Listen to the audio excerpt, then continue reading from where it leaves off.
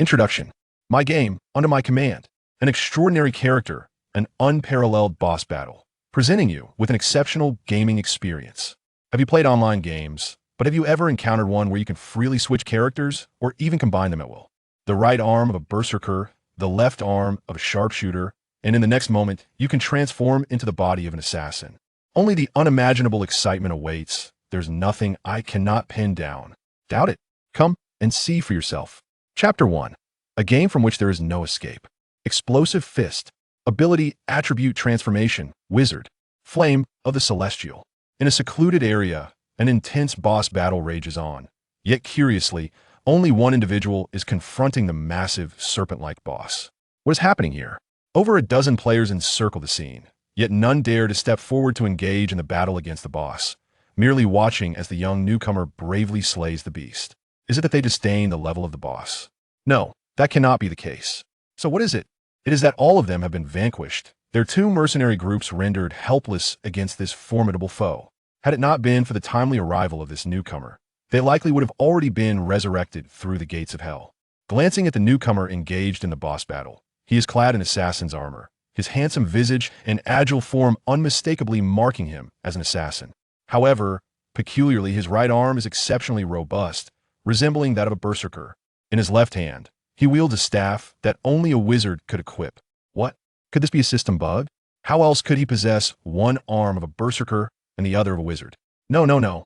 Level 5 water, elemental spell, Abyss of Ice. The newcomer suddenly unleashes a new skill, and though the creature's level is not displayed, its health bar reveals 200700. Is he attempting to finish off the giant serpent with this strike?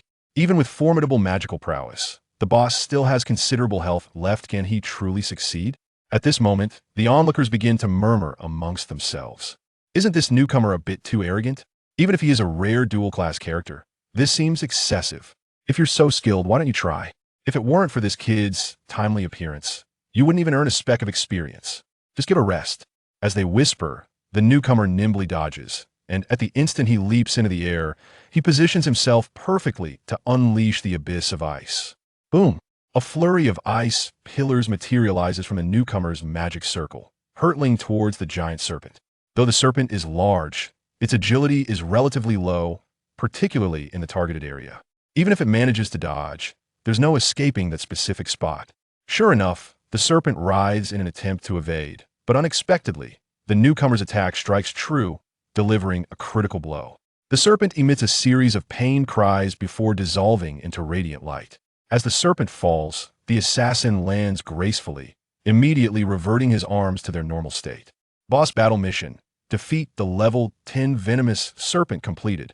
As this mission was undertaken by both the Ice and Fire mercenary groups, the experience shared is 30, and the items obtained are Venomous Fangs X6, Serpent's Gall X1, and 800 gold coins as the player who delivered the final blow was the newly joined Death Knight. He receives 40 experience, no items, and 200 gold coins. Following the conclusion of the boss battle, a game assistant interface appears before the players, displaying the rewards earned. After a melodic voice announces the rewards, beams of golden light descend, enveloping those who participated in the boss battle, signifying the acquisition of experience. Once the rewards are clarified, two young male players step forward from the group, one a swordsman and the other a warrior. They are the leaders of the two mercenary groups, Yuwood of the Ice Mercenaries and Jihan of the Fire Mercenaries. Approaching the dual-class character known as the Death Knight, Yuwood speaks first. Thank you immensely, Death Knight, for your assistance. Without you, we would have been utterly defeated. The Death Knight replies, expressionless, it was nothing I simply couldn't stand by. Well, Yuwood thinks better of continuing to pursue a conversation with a newcomer. This is the reward for the boss battle. As a token of gratitude, please choose one item. I only want the Serpent's Gall. The Death Knight answers coldly. This Yuwood hesitates, knowing that the drop rate for the Serpent's Gall is exceptionally low. Only 1 in 100 attempts yields success. While it may lack practical value, its collectible worth is significant, and selling it could fetch a handsome price. With such meager rewards, if he gives away the Serpent's Gall, it would mean. At that moment, Yuwood, still in doubt, receives a private message from Jihan. Let him have it, we can challenge him later to reclaim it. Fine. Closing the private message window, Yuwood opens the inventory on the virtual screen and hands the Serpent's Gall to the Death Knight. I hope we can collaborate again in the future. As the Death Knight departs, Yuwood makes one last attempt to build rapport. The Death Knight, unperturbed, leaves the area and returns to the first level of City of Hope, where he intends to rest and organize his skills and items. He accesses his detailed personal page to scrutinize. Character name, Death Knight. Character type, composite character. Character level, LV1. Character health, 400,400. Character mana, 350,350. Character equipment, excellent quality gear. Character items, health potions X15, mana potions X20, serpent's gall X1. Skill points 10. After a brief glance at his basic information, the Death Knight closes the page, sitting on a bench, gazing helplessly at the azure sky. His name is Chunqing, the son of a renowned gaming company in the country known as JV, and he is currently immersed in a game called Imperial Play, which was developed by his father. Just a week prior, this virtual online game, straddling the realms of AI and VR, was released, and in an unexpected turn of events, his father, the board member of JV Group, entered the game for performance testing, only to fall into a coma, leaving his consciousness trapped within the virtual world.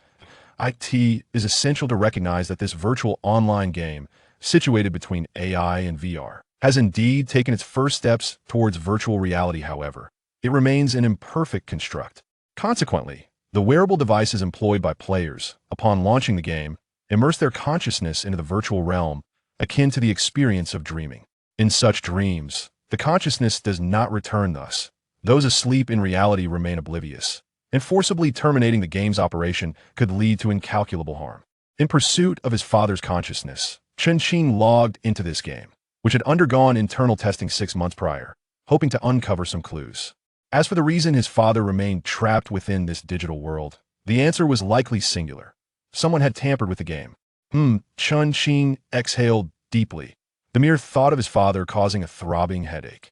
In moments like these, he often resorted to this method of alleviation. That's enough for today, he remarked, glancing at the virtual interface, which indicated he had been logged in for 23 hours. Since his login yesterday, he had not exited even once it was time to take a break. I shall continue tomorrow. Navigating to the settings on the virtual page, he sought the option to log out, as this was the place to switch accounts. Log out. Without a second thought, he tapped the bottom option, confident from his previous experiences during the internal testing that he would manage this easily. Yet, nothing happened.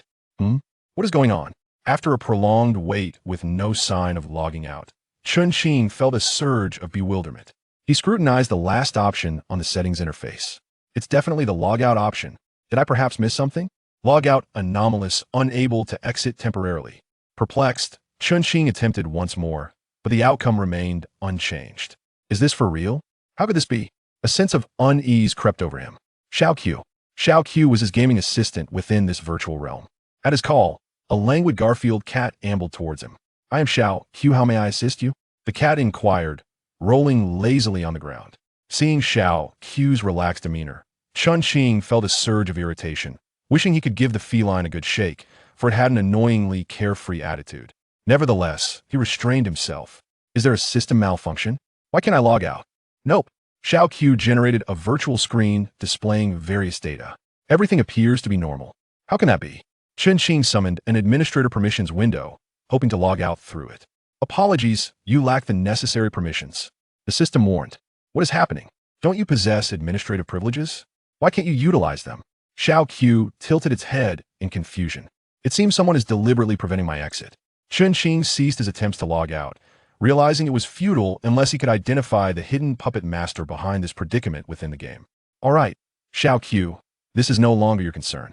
Slowly, Garfield cat Xiaoqiu rose from the ground and wandered off into the distance, soon vanishing from sight. It appears my journey within this game has only just begun. Chapter 2. An unexpected challenge. Since exiting was not an option, I might as well engage in this game fully. With a cold smirk, Chunqing closed all the windows he had just opened. Even though he recognized his inability to log out, his purpose for entering was singular, to search for his father. Since I cannot log off, I shall adhere to the game's timeline. Casting a glance at the azure sky, the sun still shone brightly. It was already 3 o'clock in the afternoon game time, with a little while left before dusk. This provided Chunqing an opportunity to reacquaint himself with this online game he had nearly abandoned for half a year. Had it not been for his familiarity with the game, he would not have intervened to assist the 2 mercenary groups. His motivations were twofold. Firstly, having leveled up by defeating the local low-tier monsters for several hours, he sought a challenge in the form of a boss. Secondly, and perhaps most significantly, he had become so estranged from the game that he had forgotten even the most basic skills and combat techniques, necessitating a swift reacquaintance, which explained his immediate engagement in skill conversion. To be candid, Chun-Shing felt relatively satisfied with this online game.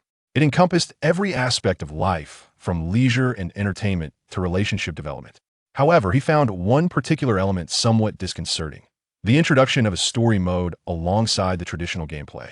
This story mode resembled the narrative arcs found in single-player games, with the entire experience segmented into levels. Currently, Chun-Shing could see that there were already 50 levels available. Conventionally, incorporating single-player game levels into an online environment would be deemed a significant faux pas, as some players, upon completing them, would immediately uninstall the game. Yet now, Chun-Shing found it perplexing. Even though the option to team up for story mode existed, it still felt somewhat unorthodox. Nevertheless, he opted to enter the story mode, as an inexplicable urge compelled him to do so. He was currently situated in the first level of the story mode. However, he had yet to conquer the boss in this layer. The one he had just fought in the outskirts was merely a secondary mission boss. For reasons unknown, the difficulty of the story mode surpassed that of traditional modes. As for why the ID Death Knight bore different basic attributes than other players, one must remember it had existed during the internal testing phase. Death Knight, who have you angered now? Someone has sent you a challenge. You should take a look. You wouldn't want to be defeated without knowing your opponent. Xiao Q teased, its fluffy tail swaying playfully as it approached Chun-Shing. You lazy fat cat, Chun-Shing retorted in frustration. Do I need you to remind me of notifications? I can check for myself. Regarding Xiao Q, Chun-Shing felt utterly helpless. Well, to clarify, this was a special pet created for him by his fiancée, Chu Baier, during the internal testing phase. Who could have anticipated that it would remain in the game upon public release? The cat's personality was largely based on the whims of Chu Baier, which left Chun-Shing feeling rather exasperated. However, who would send me a challenge? I have barely logged in for a day. Chun-Shing chuckled ruefully. Could this be real? On the very first day, he faced a challenge. What would the subsequent days hold? Calmly, Chun-Shing accessed the virtual system interface, locating the messages section. Indeed, there was an unread notification waiting for him. Why hesitate? Hurry up and take a look. Garfield, the cat known as Q, had once again found itself rolling on the ground. Observing that Chun-Shing was not in a rush to open the message, but rather hesitating, it tilted its head, adopting a mocking expression as if enjoying a spectacle. Chun-Shing shot a glare at Garfield Q before calmly proceeding to open the message. I am Jihan, the leader of the Fire Mercenary Corps. We met earlier this morning, and I challenge you not for any trivial reason, but for the Mamba gland you possess. If you have the courage, accept this challenge. If you lack the fortitude, then hand over the Mamba gland obediently. Otherwise, I shall continue to issue challenges until you relent. Ding. System notification. Level 2 Jihan has issued a challenge to you. The challenge is set for 8 p.m. at the central square of the first floor. Please choose to accept or decline. Having just read this new message, Chun-Shing was caught off guard as the challenge interface manifested before him. Observing the screen and then glancing back at the message, Chun-Shing couldn't help but let out a bemused sigh. Is this kid out his mind? Challenging me is one thing, but for a measly Mamba gland? Does he not fear the embarrassment of making a fool of himself in public? You think everyone's face is as thin as yours, like dumpling skin? You need to find a secluded spot for a kiss, while others have faces thicker than your shoe soles. Garfield Q continued its teasing with a sly grin. Lower your voice. But how do you know? I kiss. Chun-Shing glanced around, relieved to find the area nearly deserted. Otherwise, he would surely be. Meow. Garfield Q let out a triumphant meow. To his astonishment, Garfield Q had emitted a genuine cat's meow. Could it be true? This cat, known for its silence, had finally spoken. Was it simply our pride? I know many things, Garfield Q boasted. Well, I'm off to sleep now. I'll return to witness the spectacle tonight. Just make sure you don't get yourself killed. You. In a fit of anger, Chun-Shing inadvertently pressed the accept button. Instantly, a system notification appeared. You have accepted the challenge. Please arrive at the designated location at the specified time. Failure to appear will be considered a forfeiture. System notification. The Mamba gland required for determining the outcome has been deducted by the system and will only be redistributed upon the conclusion of the challenge. Chun-Shing had intended to hesitate and decline, But after hearing the system's notification, he suddenly realized that this decision was indeed correct, despite his frustrations with the system and the challenge's rules. Well then, I might as well return to the inn and allocate some skill points. Chapter 3: The Final Opportunity. The Pact of 20 Layers. When Chun-Ching first embarked on this game, he had already secured a room in the inn on the initial level, intending to have a space to prepare before engaging in battles or after concluding them. Indeed, despite being within a virtual realm, the passage of time instills a sense of reality, as this world closely mirrors the essence of real life. Were it not for the ties that bind him to the real world, there were moments when he genuinely yearned to dwell within the confines of this game. Upon returning to his inn room, Chun-Ching eagerly summoned the skill allocation page. With a soft chime, a floating diagram illustrating the skill networks materialized before him. Given that he had chosen the story mode, this skill network was naturally designed in accordance with the schematics typically found in single-player games. The skill network indicated that Chun-Ching's abilities were categorized into 3 tiers, from 1 to 3. Each profession harbored 3 levels, with no more than 3 skills available for acquisition at each level, totaling 12 skills, excluding hidden and initial skills. As a composite character, his skill network diverged from those of ordinary players. Notably, this game delineates 7 primary professions: warrior, swordsman, berserker, gunslinger, assassin, along with 2 supportive roles: the mage and the priest. However, due to the nature of his composite character, there were limitations not only in the time required for character transformation, but also in the selection of roles, particularly the priest, whose primary function is to provide healing assistance. The mage's skills also encompass supportive healing. Thus, to prevent any overwhelming advantage, the priest's abilities were curtailed. Previously, Chun-Ching had already acquired the Berserker's fundamental skill, Explosive Fist, along with 2 beginner skills from the mage, Inferno Phoenix and Abyssal Ice Depths. Therefore, it was prudent for him to explore the skills of other roles at this juncture. This notion was not lost on Chun-Ching. In the upper right corner of the skill network, the display indicated that he currently possessed 10 skill points, allowing him ample opportunity for thoughtful deliberation before making his selections. After a brief glance at his skill network, Chun-Ching fell into contemplation. If memory served him correctly, his opponent was likely a warrior, while his fundamental role, note 1, was that of an assassin. In terms of sheer strength, he feared he would struggle, yet in close combat, his damage output would be relatively low. It appeared that he required a ranged attack skill to effectively counter this challenge. Chun-Ching navigated to the Gunslinger's skills. Upon opening the section, he immediately acquired the beginner skill, 100 Steps Ascend. As he delved deeper, he discovered a level 2 version of the same skill. Ding! The skill 100 Steps of Flight at level 2 has been unlocked. The prerequisites include reaching level 4 as an ordinary sharpshooter and acquiring 40 skill points. For the composite character, the requirements are to attain level 2 with 10 skill points necessary. You have now met the conditions. Shall you proceed with the unlocking and acquisition? Strange. Am I not still at level 1? How could I have met the requirements? Chun-Ching scrutinized his basic information section, clearly indicating level 1. How could the system suggest that the conditions were fulfilled? It is merely due to your status as a beta player. Are you not aware that beta testers enjoy additional perks? This was the voice of Garfield. Yet, curiously, he did not make an appearance this time, instead communicating solely through the system. Acquire. Ignoring Garfield's remarks, Chun-Ching directly clicked to unlock the skill. Beep. The system announced that the Death Knight had successfully acquired the 2nd level of the sharpshooter skill, 100 Steps of Flight. Remaining skill points, 0. After unlocking this skill, Chun-Ching subsequently unlocked the initial skills of other professions. Once he completed this task, he closed the page.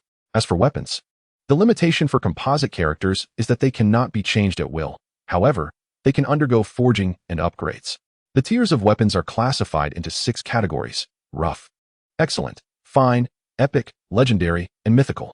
In comparison, the armor sets are more numerous and include Wanderer set, Brave set, Agile set, Enchanted set, Elf set, Holy Spirit set, Blessed set, Resilient set, Dragon Scale set, and Sacred set.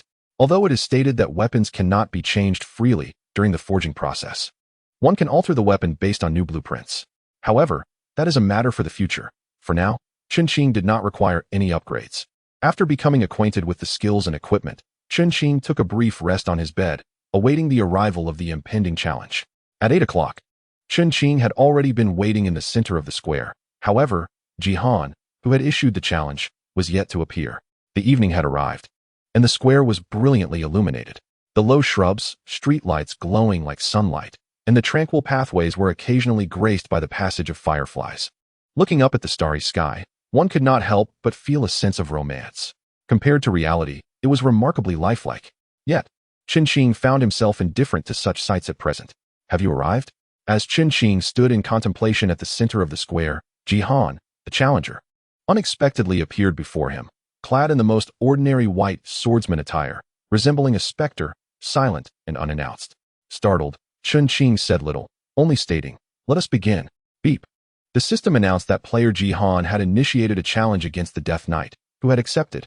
The challenge would commence 3 seconds after the system notification concluded. As the challenge was initiated within the city, both players were safeguarded by the system. Any player who perished during this duel would be unconditionally resurrected with full health. No experience points or rewards would be granted for this encounter. The challenge was set to commence in 3 seconds. Just as the system's announcement concluded, a virtual arena materialized at the heart of the square, the ground transforming into an ocean while the sky above morphed into the vast expanse of the galaxy. In an instant, it felt as though they had transcended the first level and entered the cosmos. 3, 2, 1. The challenge officially began. Skill transformation, marksman. As the countdown initiated, Qin was already engaged in a character transformation. Just as the countdown reached its conclusion, his ability transformation was completed. Let me witness the swiftness of a swordsman. Qin scoffed, raising his left hand, which had morphed into a silver-armored giant gun, and aimed at Jihan, who had appeared 100 meters away due to the rules of the challenge. With a decisive pull of the trigger, a beam of white light surged forth from the muzzle, hurtling towards Jihan. Yet, Qin was not idle. He swiftly transformed his character into that of an assassin, employing the assassin's acceleration skill to dash towards Jihan. "Humph, is this all you're capable of?" Jihan stood motionless, maintaining his composure even as the white beam approached him. However, in the very next moment, just as the beam was about to strike, Jihan leaned slightly, evading the attack with remarkable agility. Then, as he observed Qin rushing towards him, a smile crept across his face. What? How is that possible? How could he evade so swiftly? Qin, initially puzzled by Jihan's nonchalant stance, was taken aback when he witnessed Jihan's deft dodge. He had never anticipated such an evasion under those circumstances.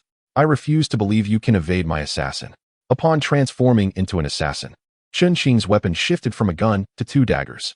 Given the assassin's agility, he was confident that he would vastly outperform the swordsman who had evaded his basic attack. Assassin's first skill, Bloodblade. Without hesitation, Qin activated his first skill as an assassin from a considerable distance away from Jihan. Having already been swift due to his acceleration skill, the addition of the assassin's first skill further amplified his speed. However, this came at a cost. His mana was rapidly depleting, dropping from 350 to 180. If he did not quickly use a mana potion to replenish his resources after executing the assassin's skill, he would find himself with little mana remaining. Qin moved with extraordinary swiftness, his speed escalating from 5 meters to 10 meters per second.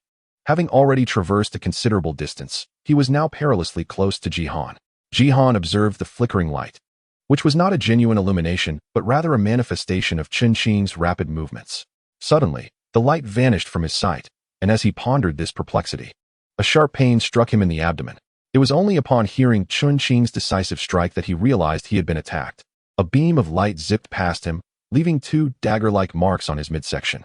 The light descended not far from Jihan, and then Qin's figure appeared, slowly turning his back towards him. Having just executed the attack, Qin generously utilized a mana potion, even though he still possessed 100 mana. The transformation of abilities commenced. Gunslinger, Berserker.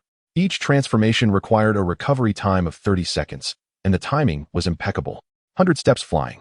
As a primary skill, it required merely 0.2 seconds of charging time. Qin, unwilling to grant Jihan a moment's respite, unleashed the attack immediately after the charge was complete. He leveraged the fleeting time afforded by the assassin's aid to dash towards Jihan once more. Boom. The skill detonated, and a figure surged forth. Explosive fist. A resounding crash echoed, and a silhouette was sent hurtling away. After the explosion subsided, the individual at the epicenter suddenly displayed a full health bar. Astonishingly, he was at full health. A disheveled swordsman emerged, tousled hair and all. Indeed, it was Jihan. But how was this possible? How could a level 2 swordsman achieve such a feat? Who are you? At that moment, Qin found himself on the ground, his health and mana both dwindling to 10. He could scarcely believe it, unable to accept that this individual could be the one behind it all. Ha ha ha! Jihan approached Qin, suddenly erupting into a maniacal laugh that instilled terror within him. Quite intriguing, truly intriguing. A Death Knight, a composite character of mere level 1, has managed to draw out my health. I never expected this.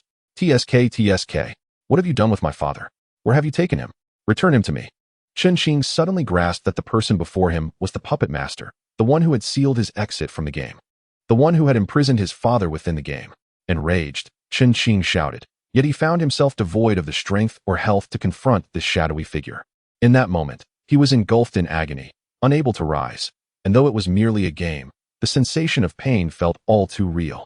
Thus, he could only lie on the ground. Oh, your father? How would I know where your father is? I have long since forgotten. However, should you manage to triumph over me, perhaps I might recall a fragment or two. Ha! Let us engage once more. Chen attempted to rise again, only to be forcefully kicked down by Jihan. Do not waste your efforts. It is impossible for you to defeat me now, Jihan proclaimed, standing dominantly over Chen. What do you think of this? I shall grant you another opportunity. When you reach the 20th level, challenge me once more. If you prevail, I will divulge the secrets you seek. Should you fail, I regret to inform you, Death Knight, that you shall remain trapped within this game forever. Jihan pressed down on Chen with force, taunting him. What say you, Death Knight? Speak up. A sinister and triumphant smirk crept across Jihan's face. A visage so unbearable it provoked an irresistible urge to strike him. With great difficulty, Chen responded, seemingly drained of all his strength. Well then, farewell. Next time. I might not choose this character. Ha! Jihan vanished. The challenge concluded. The challenge had ended, with the challenger victorious and the challenge defeated. The Death Knight gained 1230 experience points, 1000 gold coins, and 10 skill points. Congratulations to the Death Knight on achieving level 3. This time, it was Chen who laughed. As the challenge mode exited, the surroundings swiftly reverted to their original state. The familiar square and the first level remained. Yet now there lay a composite character, the Death Knight, still sprawled on the ground. What is this, Death Knight? Is this all the prowess you possess? Note: basic characters refer specifically to the composite characters that players select for the first time. The system defaults to these basic characters, allowing for character swaps and combinations based upon them. Chapter 4. A hero's rescue. A rotund feline approached him. Indeed, it was none other than Garfield. The cat sauntered over to the fallen Chen, sat down, licked its paws, and continued to mock. Humph. Do not forget, you have a 20-level battle agreement with the Overseer. You have not exhausted all your chances, yet why do you appear so utterly defeated, lying there like that? You fat, lazy cat. Chen summoned the last vestiges of his strength to retort. Who says I am defeated? Have you not seen how much health I have left? I did not look, the cat replied nonchalantly, continuing to groom its fur. Then you, hero, ought to take a glance. Oh, the cat pulled up Chen personal information, only to find the following. Health, 2500, mana, 1420. You're not dead yet? The cat pondered, closing the information window with its paw. Wait, after the challenge mode ends. Should you not return to full health? Why have you not?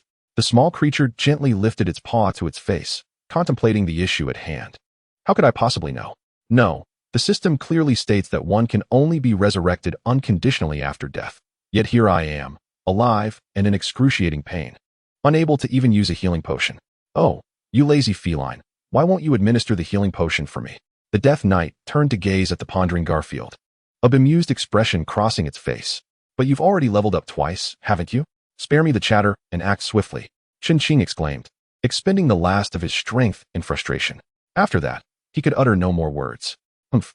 If it weren't for the fact that you were on the brink of demise, I wouldn't even bother with you. The small creature rummaged through Chen inventory and applied the healing potion. A radiant light enveloped Chen, and when he checked his health, it had returned to full. He rubbed his arms, wincing in pain, and couldn't help but remark, is this game designed to feel this real? The small creature snorted in response, saying, if someone like you were to play a game directly, heh. The small one chose not to elaborate further, instead letting out a peculiar, cold chuckle.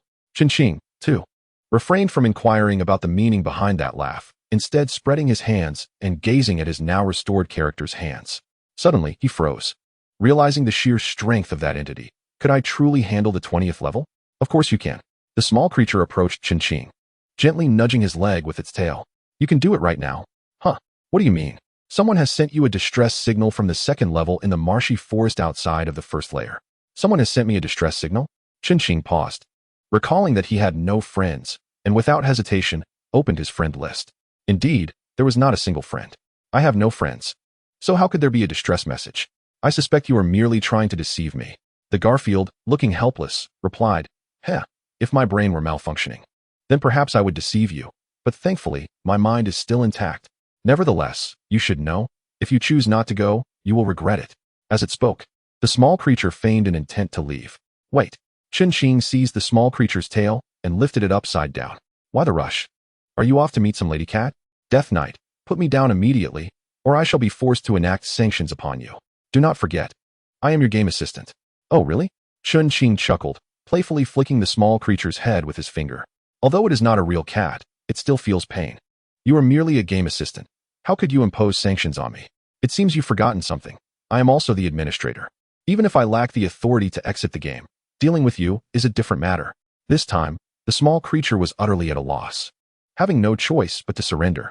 All right, I concede. But tell me, what did you mean when you said I would regret not going? Chen-Qing interrogated. Oh, hurry up. If you don't go now, you'll run out of time. I'll tell you more on the way, said Xiaohu, a sudden anxiety evident in her voice as she addressed Chen-Qing. All right, I'm on my way, Chen-Qing replied, tossing the Garfield cat into the air before darting off in a flash. Hey, wait, I have acrophobia, the cat exclaimed, just as it was plummeting, and unexpectedly. Its tail was yanked painfully, its body being lifted by someone. You're torturing me, Death Knight. Indeed, it was Chen-Qing who had suddenly returned. Just as he had taken a few steps, a thought struck him. What if this hefty cat was deceiving him? After some deliberation, he decided to take it along. That way, even if it tricked him, it wouldn't matter, and he could. Well, you know. Thus, he hurried back, grasped the cat's tail, and flung it onto his shoulder before setting off with urgency. Despite having just endured a physically exhausting challenge that made him somewhat resent his lack of ability, he had at least gained something valuable, a goal, a purpose to strive for. This is my last chance, the agreement on the 20th floor. I will defeat you. Chen-Qing sprinted at full speed, nearly breaking the 100-meter record. Along the way, Garfield lounged comfortably on his shoulder and remarked, to be honest, the one who sent you the distress signal is a girl. Otherwise, would I let you go? Oh, is that so? Then I owe you my gratitude. Chen-Qing scoffed. Running in the game is wonderful. No matter how fast I go, I feel breathless. Though tiring, hurry and restore my mana. Without mana, I'm risking my life here. All right, I'll open your inventory and give you some. No, I want you to use the system. Aren't you the game assistant? Can't you sanction me? If that's the case, stealing a mana potion from the system should be a piece of cake for you. Aye. A blue light enveloped Chen-Qing, and his mana was fully restored. Consider yourself lucky this time, the cat said with a hint of resignation. Throughout their journey, they encountered hardly any formidable foes, dispatching the minor monsters in just a few strikes. Finally, they arrived at the destination, the swamp forest, the second checkpoint. Upon arrival, Chen-Qing slowed his pace, uncertain of the whereabouts of the girl who had sent the distress signal, and the map remained unexplored and therefore inaccessible. Hey, fat cat, where is she? Help! Is anyone there? Please save me. Well, this time, there was no need to ask. Chen-Qing moved towards the sound, and as he drew closer, his eyes widened in surprise. Indeed, she was a beauty. With a graceful figure, her curves accentuated by the assassin's armor, she appeared even more alluring. However, blocking her path was a robust, overweight wolf with silver fur, known as the Phantom Howling Wolf, at least level 10. Be cautious, the cat cautioned. A level 3 character dares to confront one exceeding level 10?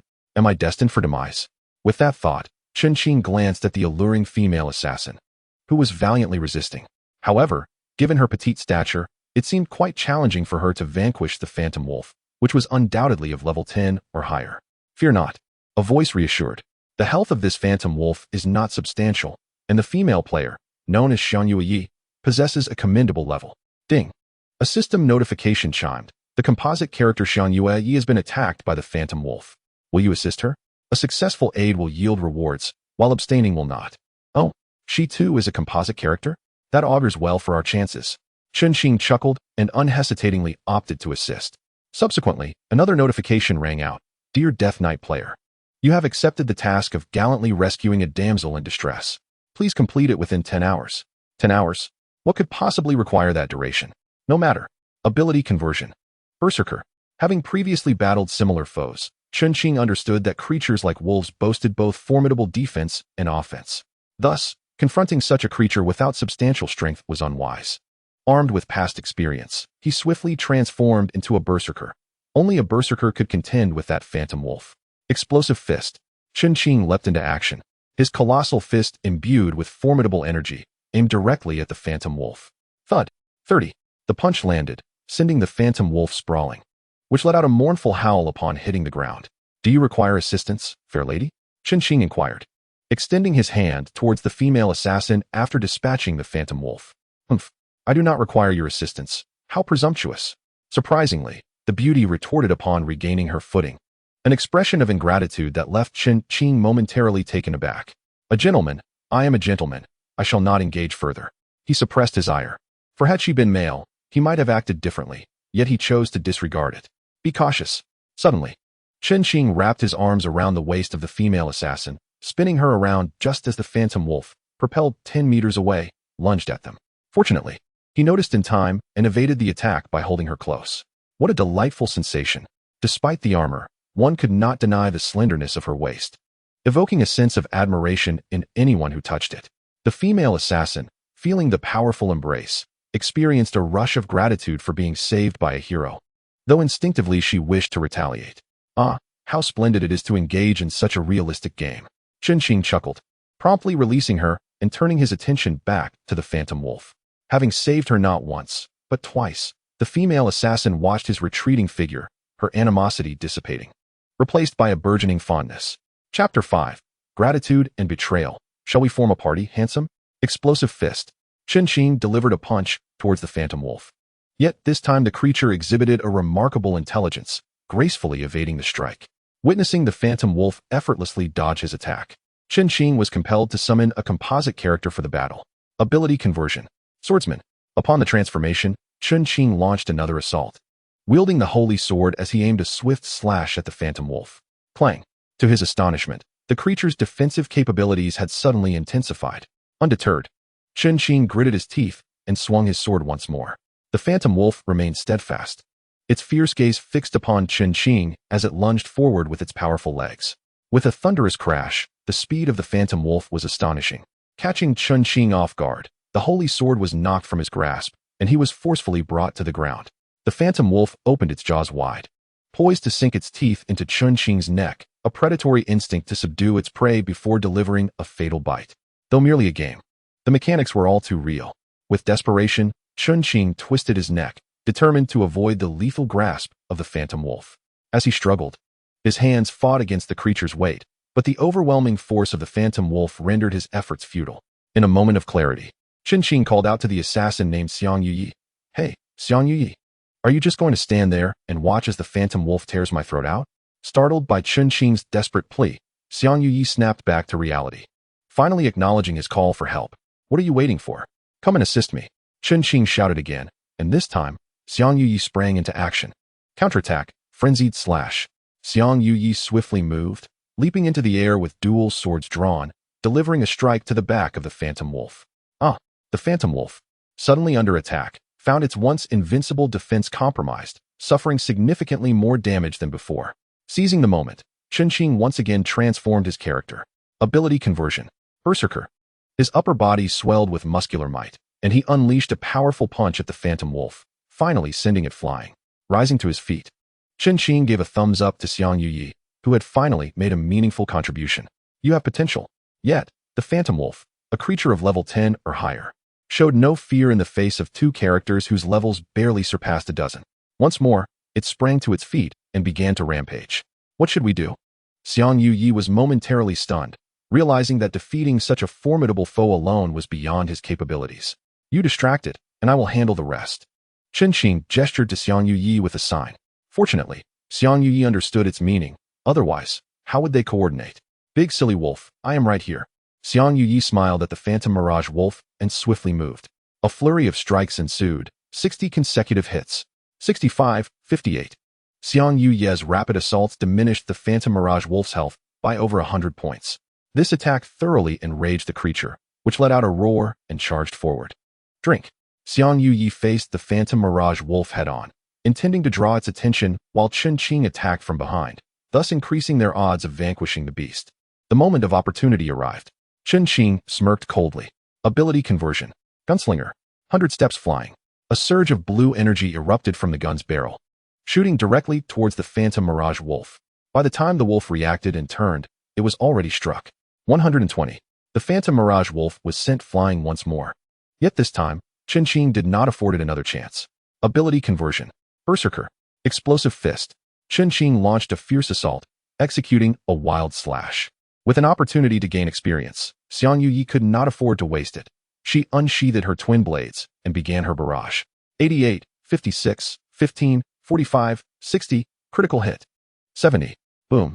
Death. The system announced that the phantom mirage wolf had been successfully slain. As both of them had delivered the final blow, they received a shared experience of 350, 256, leading to a successful level up. Following the upgrade, a bounty of rewards dropped. 750 gold coins, 20 magic crystals, a dozen health and mana potions, and a sinister wolf fawn. Well done. Xiang Yuyi smiled at Chen Qing, her enchanting laughter stirring the hearts of all nearby men. Thank you for the compliment, Chen Qing replied with a smirk, a green glow emanating from him as he reverted from his berserker form back to his original assassin role. He slowly raised his right hand, intending to collect the spoils from the phantom mirage wolf. Wait. Just as Chen Qing's hand was within 3 feet of the loot, Xiang Yuyi's face darkened as she coldly exclaimed, "What? Does Ms. Xiang also desire these items?" Chen Qing paused, then withdrew his hand and smiled at her. Humph. Xiang Yuyi crossed her arms, pointing at the pile of dropped items. That loot is mine. All right, how about 3 for you and 7 for me? Chen Qing extended 3 fingers, fully aware that without Xiang Yuyi's assistance, defeating the phantom mirage wolf would have taken him considerably longer. Thus, it was only fair that a portion of the spoils belonged to her. Humph. Xiang Yuyi clearly disapproved. Are you trying to beg? The young lady before you is not so easily trifled with. Do you think you can dismiss me with such a paltry offering? Not a chance. Very well. How do you propose to divide it? Chen Qing has never been one to haggle with women. After all, it is merely a few gold coins. Take them, if you must. As for my suggestion, how about this? You take 3, and I take 7? Upon hearing Xiang Yuyi's words, Chen Qing scrutinized her from head to toe. Are you attempting to rob me?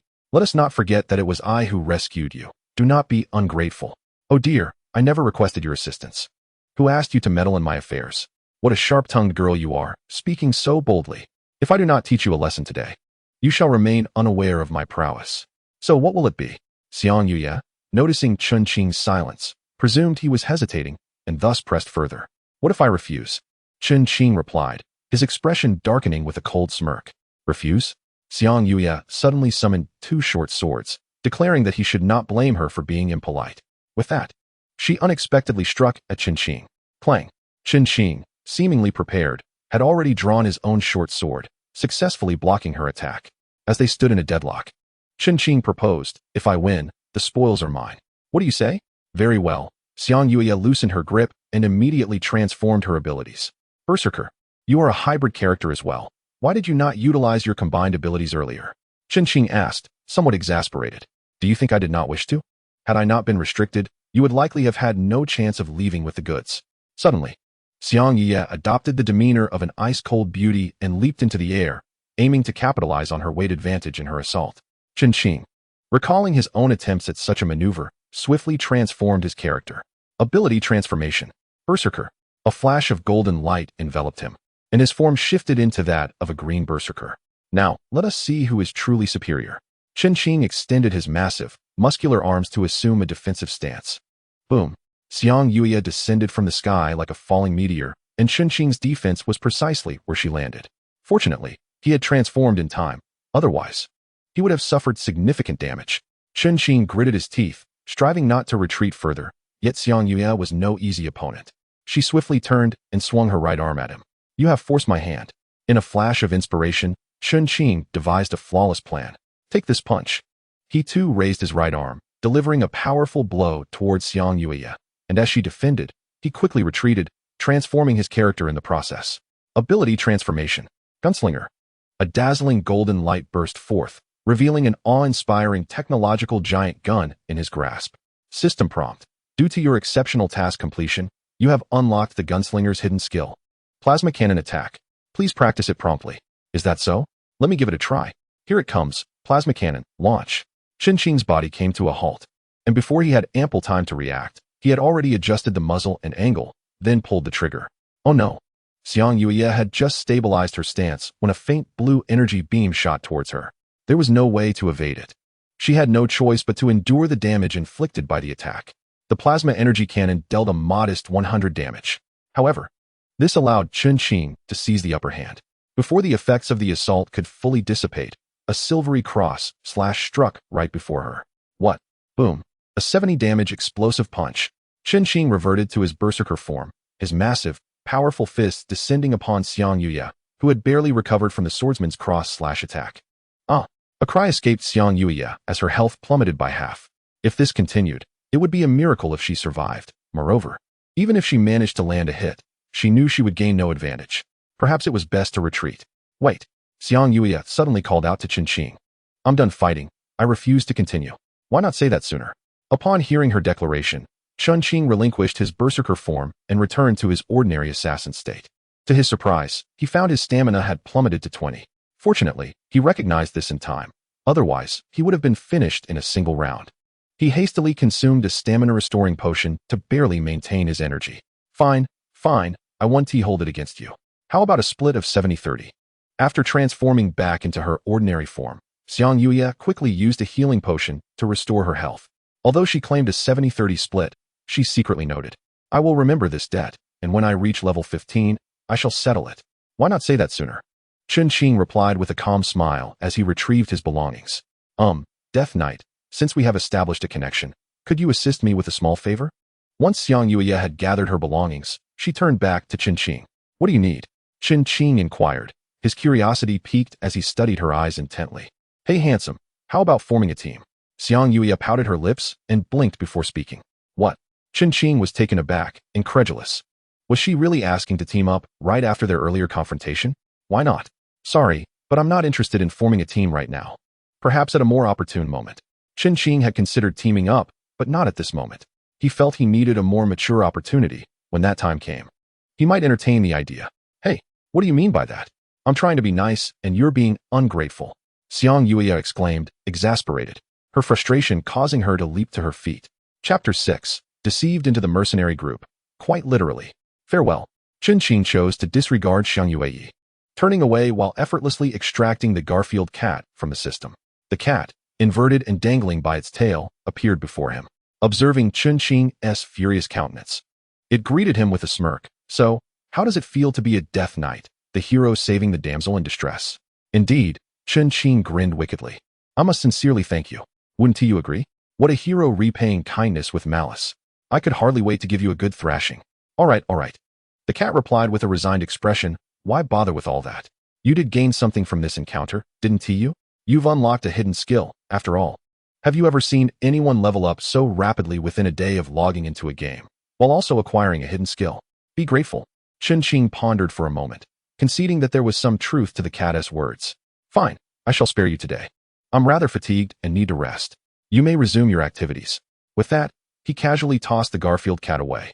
Hey, why do you keep mistreating me? The cat exclaimed as it soared backward.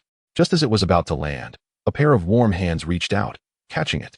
Indeed, the owner of those hands was none other than Xiang Yuya, who had just experienced the irony of repaying kindness with malice and was now eager to team up with Chun Qing again. The cat, comfortably nestled in Xiang Yuya's embrace, made no attempt to struggle, as if it were quite familiar with her. Is it possible for me to avoid this task? That rascal Death Knight always mistreats me, the cat lamented, tilting its head with a pitiful expression towards Xiang Yuya. What do you think? Xiang Yuya gently stroked the cat and chuckled. Very well, the cat sighed, recognizing the unwavering determination in Xiang Yuya's eyes, understanding that bargaining was futile. I suppose I shall continue. Encountering both of you is indeed unfortunate. With that, the cat leaped from Xiang Yuya's arms, wagged its tail at her, and returned to the system once more. The night in the swamp forest was eerily quiet. The following day, when Chun Qing groggily awoke, it was already 10 in the morning. He rubbed his head vigorously, unable to recall how he had returned home the previous night. After a brief moment, as he regained his senses, he suddenly realized that his stomach was growling incessantly. Although the food in the game wasn't real, the sensation of hunger was unmistakable. With a resigned sigh, Chun Qing retrieved his assassin's armor from the inventory and donned it before stepping out of his room. Good morning, Death Knight. Would you care for something to eat? Despite being a humble inn, the proprietor, a robust middle-aged man, surprisingly possessed some culinary skills in French cuisine. Thus, this modest three-story inn also offered a selection of simple French dishes. The relentless pangs of hunger assailed Chen, leaving him with no choice but to pat his stomach and inquire, "Very well, my good sir, what delicacies do you offer?" Although a virtual menu typically materialized in restaurants for the sake of convenience, Chen found himself too lethargic to summon that dialogue box, thus opting for a direct approach. "Ah, Death Knight, I possess all the French cuisine you desire. From caviar to roasted meats, what would you fancy?" came the enthusiastic reply. "In that case, I shall have a serving of caviar, 4 slices of toast, and a glass of red wine," Chen declared, subsequently locating a seat to await his meal's arrival. As he reflected on the events of the previous night, he pondered why the health of that phantom wolf was so diminished. With my level barely surpassing 5, how could I inflict such considerable damage? It seemed rather peculiar. A system prompt interrupted his musings. "You are purchasing caviar, toast, and red wine at the establishment. Your order is complete and ready, totaling 333 gold coins. Please confirm your payment. Upon confirmation, your food will materialize before you." Without a second thought, Chen confirmed his payment, the system's notification jolting him from his reverie. A sudden flash of light illuminated his table, and before him appeared a plate of exquisite caviar, 4 slices of toast, and a glass of red wine. It appeared that there was nothing amiss in this game. The food was on par with that of the outside world. Chen devoured his meal voraciously, perhaps too starved to exhibit decorum. Just as he finished the caviar and prepared to savor the wine, he halted abruptly, gazing at his reflection in the glass. He found himself reminiscing about shared meals with his parents at home. Yet now, his father lay in a coma, and he was ensnared within this game. "When would the joyous moments of your return? I shall defeat you," he vowed, referring to the unseen puppet master, whom he would henceforth denote with the initials M.B. "I will not falter in the challenge of the 20th level." Chen clenched his fists, his spirit ignited once more. Though the emergence of M.B. had taken him by surprise, he had not anticipated encountering them on the very first day of the game. Yet, some events leave no room for preparation. This holds true for both the game and reality. Even now, at this very moment, it seemed Chen had yet to recover from the confrontation and subsequent defeat he experienced that night. Perhaps he truly needed time to comprehend the chasm that lay between himself and M.B. After downing the last sip of wine, he exited the warm haven of the inn. The streets bustled with life, and for a moment, Chen found himself at a loss as to his next course of action. Still immersed in the shadows of his failure, he desperately needed to awaken from this stupor. Otherwise, he would forever remain unable to vanquish M.B. What conditions must be met to unlock the final challenge of the first level? Chen opened a virtual dialogue box and addressed the absent game assistant, Garfield. To conquer this level, 3 conditions must be met. However, due to the Death Knight, you have not yet discovered the Lord's Chamber. Thus, you can only proceed to unlock the first condition. A soft voice emerged from the virtual dialogue box. "Very well. What is the first condition?" Chen inquired. "Join a mercenary guild or form a party of 5.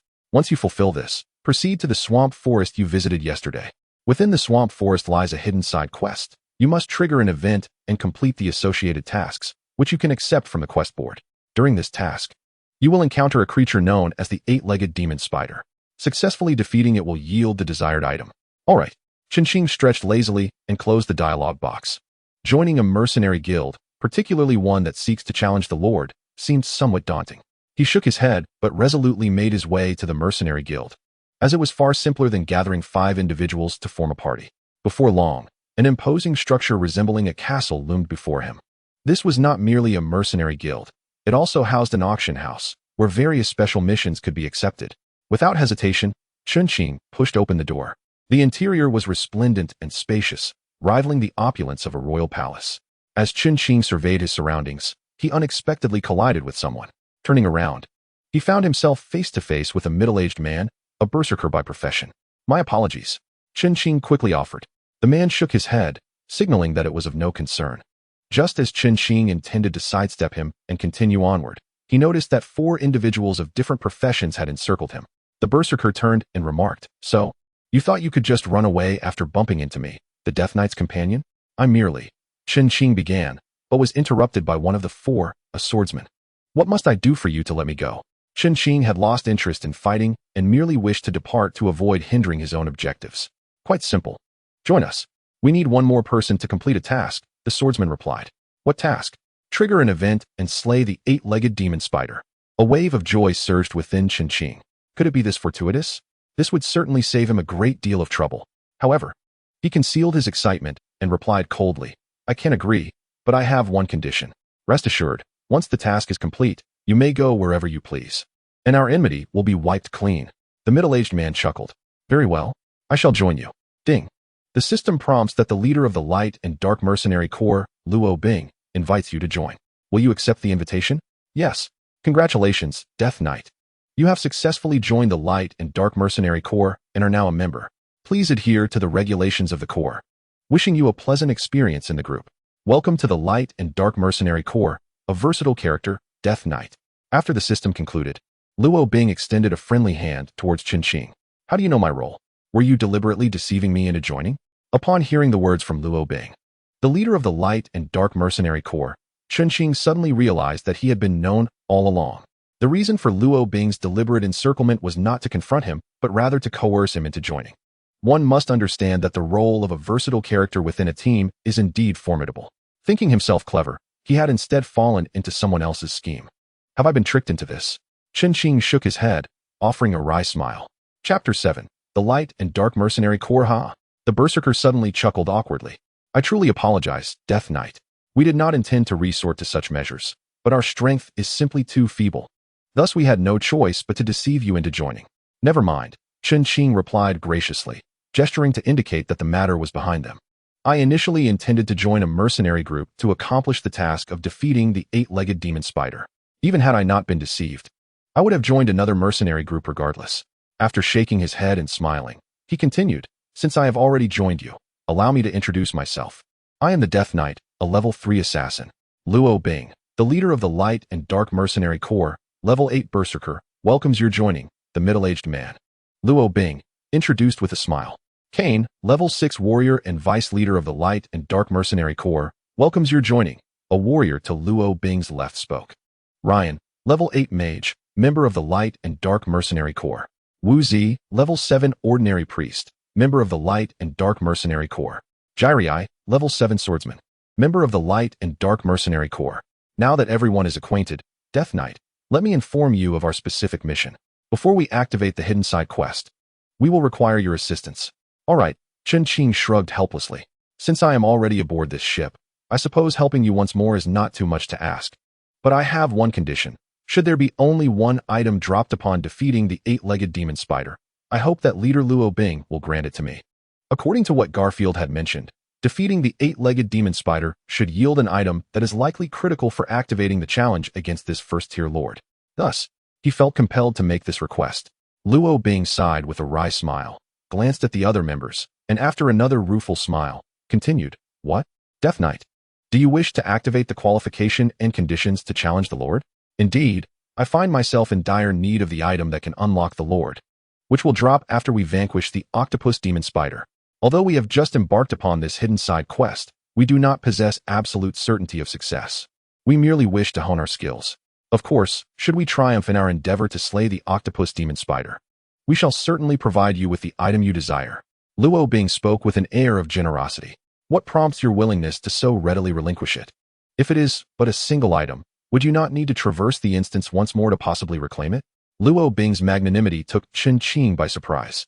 He truly did not anticipate such openness from Luo Bing. Fear not. Luo Bing surveyed the faces of each individual before continuing with satisfaction. We are not in haste to conquer the level. We are a team, and our collective benefit must take precedence. Currently, our team exhibits an uneven distribution of levels. Thus it is imperative that we assist one another in leveling up. However, Death Knight, I sense a fervent eagerness within you to conquer this challenge. I am uncertain of the reasons behind your urgency, but I recognize that you harbor your own thoughts and tales. Therefore, irrespective of what item we ultimately procure, I shall ensure you receive what you seek. Thank you. Chen extended his hand and grasped Luo Bing's firmly, expressing profound gratitude for his understanding. I am equally delighted to join your ranks. Ding. The system notified, you have joined the Light and Dark Mercenary Corps. Please refrain from exiting the task before completion, or you shall face appropriate penalties. Ding. The system further announced, the Light and Dark Mercenary Corps has accepted a hidden side quest.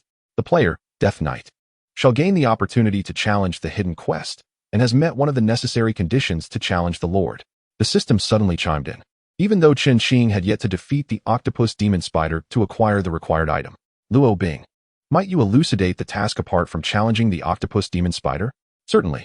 We have been commissioned by an employer to venture into the misty forest surrounding the swamp forest to locate a resurrection herb.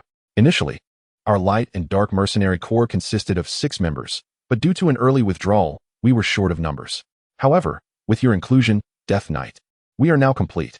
Luo Bing paused before continuing. Thus, do you comprehend? The location we seek is a map that only manifests upon acceptance of this commission.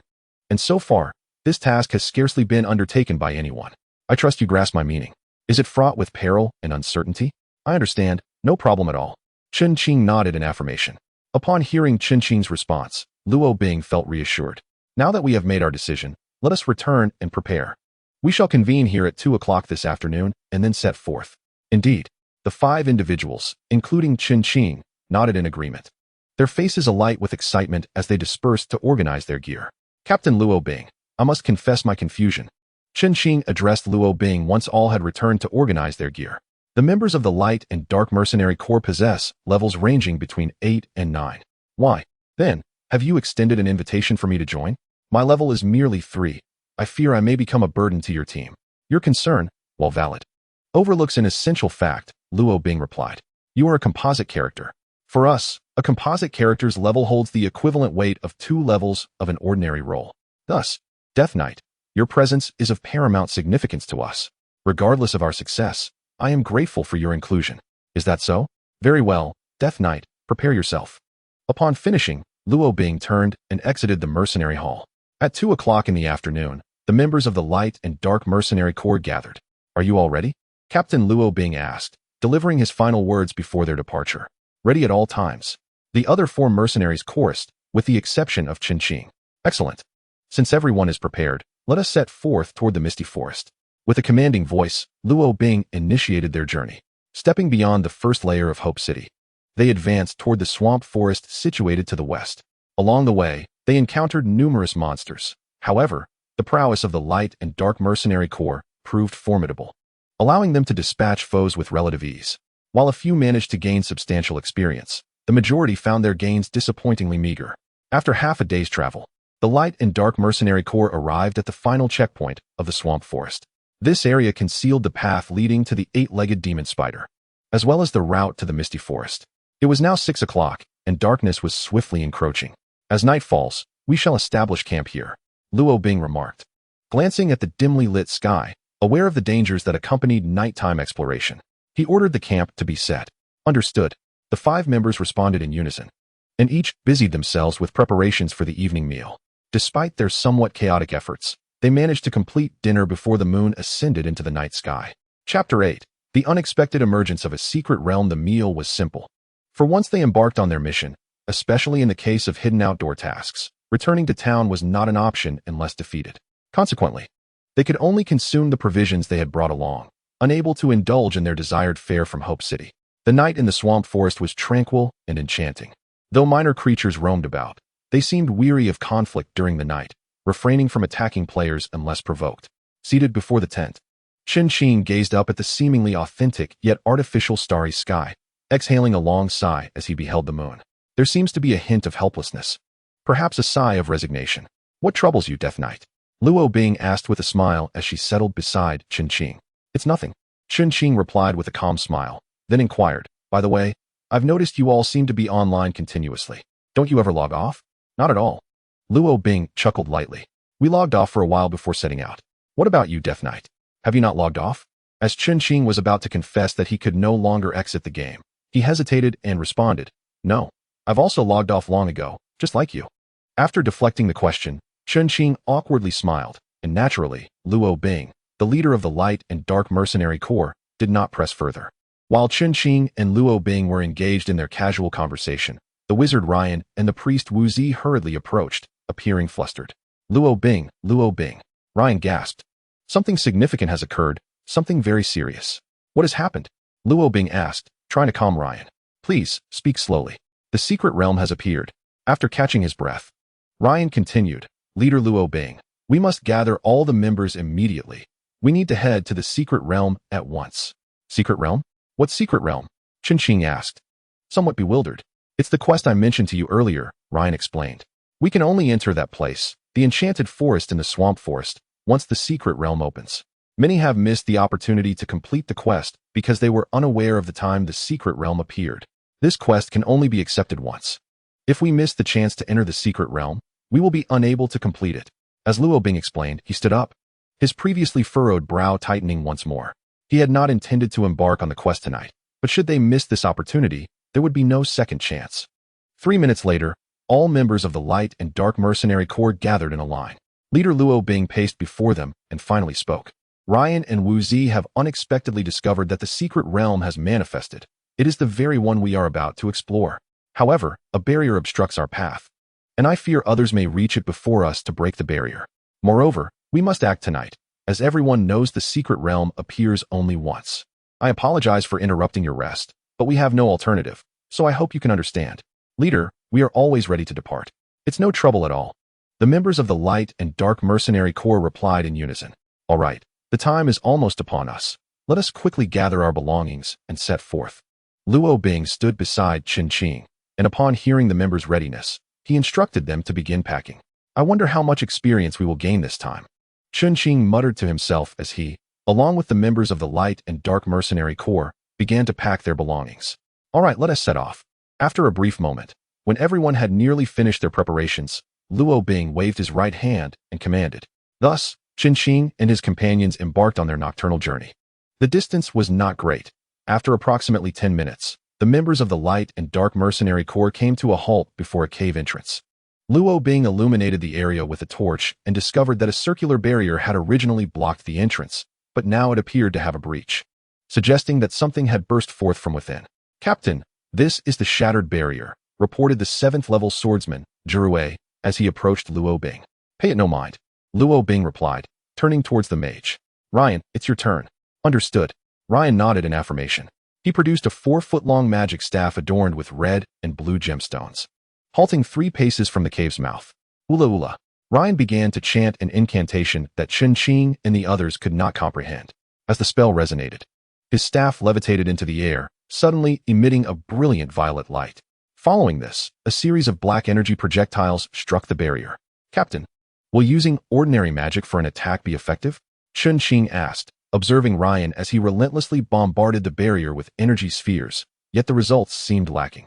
I have previously commissioned inquiries about this place. Here, only magical energy attacks are effective. All other forms of assault are rendered immune. That is why I called upon the mage, Ryan, Luo Bing explained, occasionally glancing between the determined Ryan and Ching's expression. I see now, Captain. I understand your intent. Ching pondered for a while before grasping why no one else had ventured here. Oh, is that so? Luo Bing inquired, intrigued. Do share your thoughts. It's quite simple. Since a magical attack is required to breach the barrier, it follows that any mercenary group must possess a mage. However, mages are exceedingly rare and highly sought after. Thus, finding a mage to join a team is a daunting task unless the remuneration is substantial. As for those mercenary groups that already have a mage, I surmise that they would not be concerned with such a meager reward. After Ching finished speaking, Luo Bing chuckled and glanced at Ryan's progress, noting that the barrier had already been breached by 1/3. Death Knight, your analysis is astute. Typically, mercenary groups with mages are among the most formidable, and their objectives are to challenge formidable lords directly. Moreover, the appearance of this task is time-sensitive. If the opportunity is missed, there will be no second chance. Captain, Mage Ryan has suddenly ceased his magical assault, he said, turning to Luo Bing. Ryan, what is amiss? Luo Bing hurriedly approached Ryan, casting a questioning glance at him before looking back at the energy barrier. The leader, with my magical attack. I can only shatter the barrier to this extent. The remaining third is beyond my current capabilities. Ryan gazed at the nearly shattered barrier, feeling a sense of guilt as he spoke. I'm sorry, I couldn't complete the task. Is that so? Luo Bing remarked, observing the barrier. If we were to employ a different form of attack, could we not breach the remaining third of the barrier?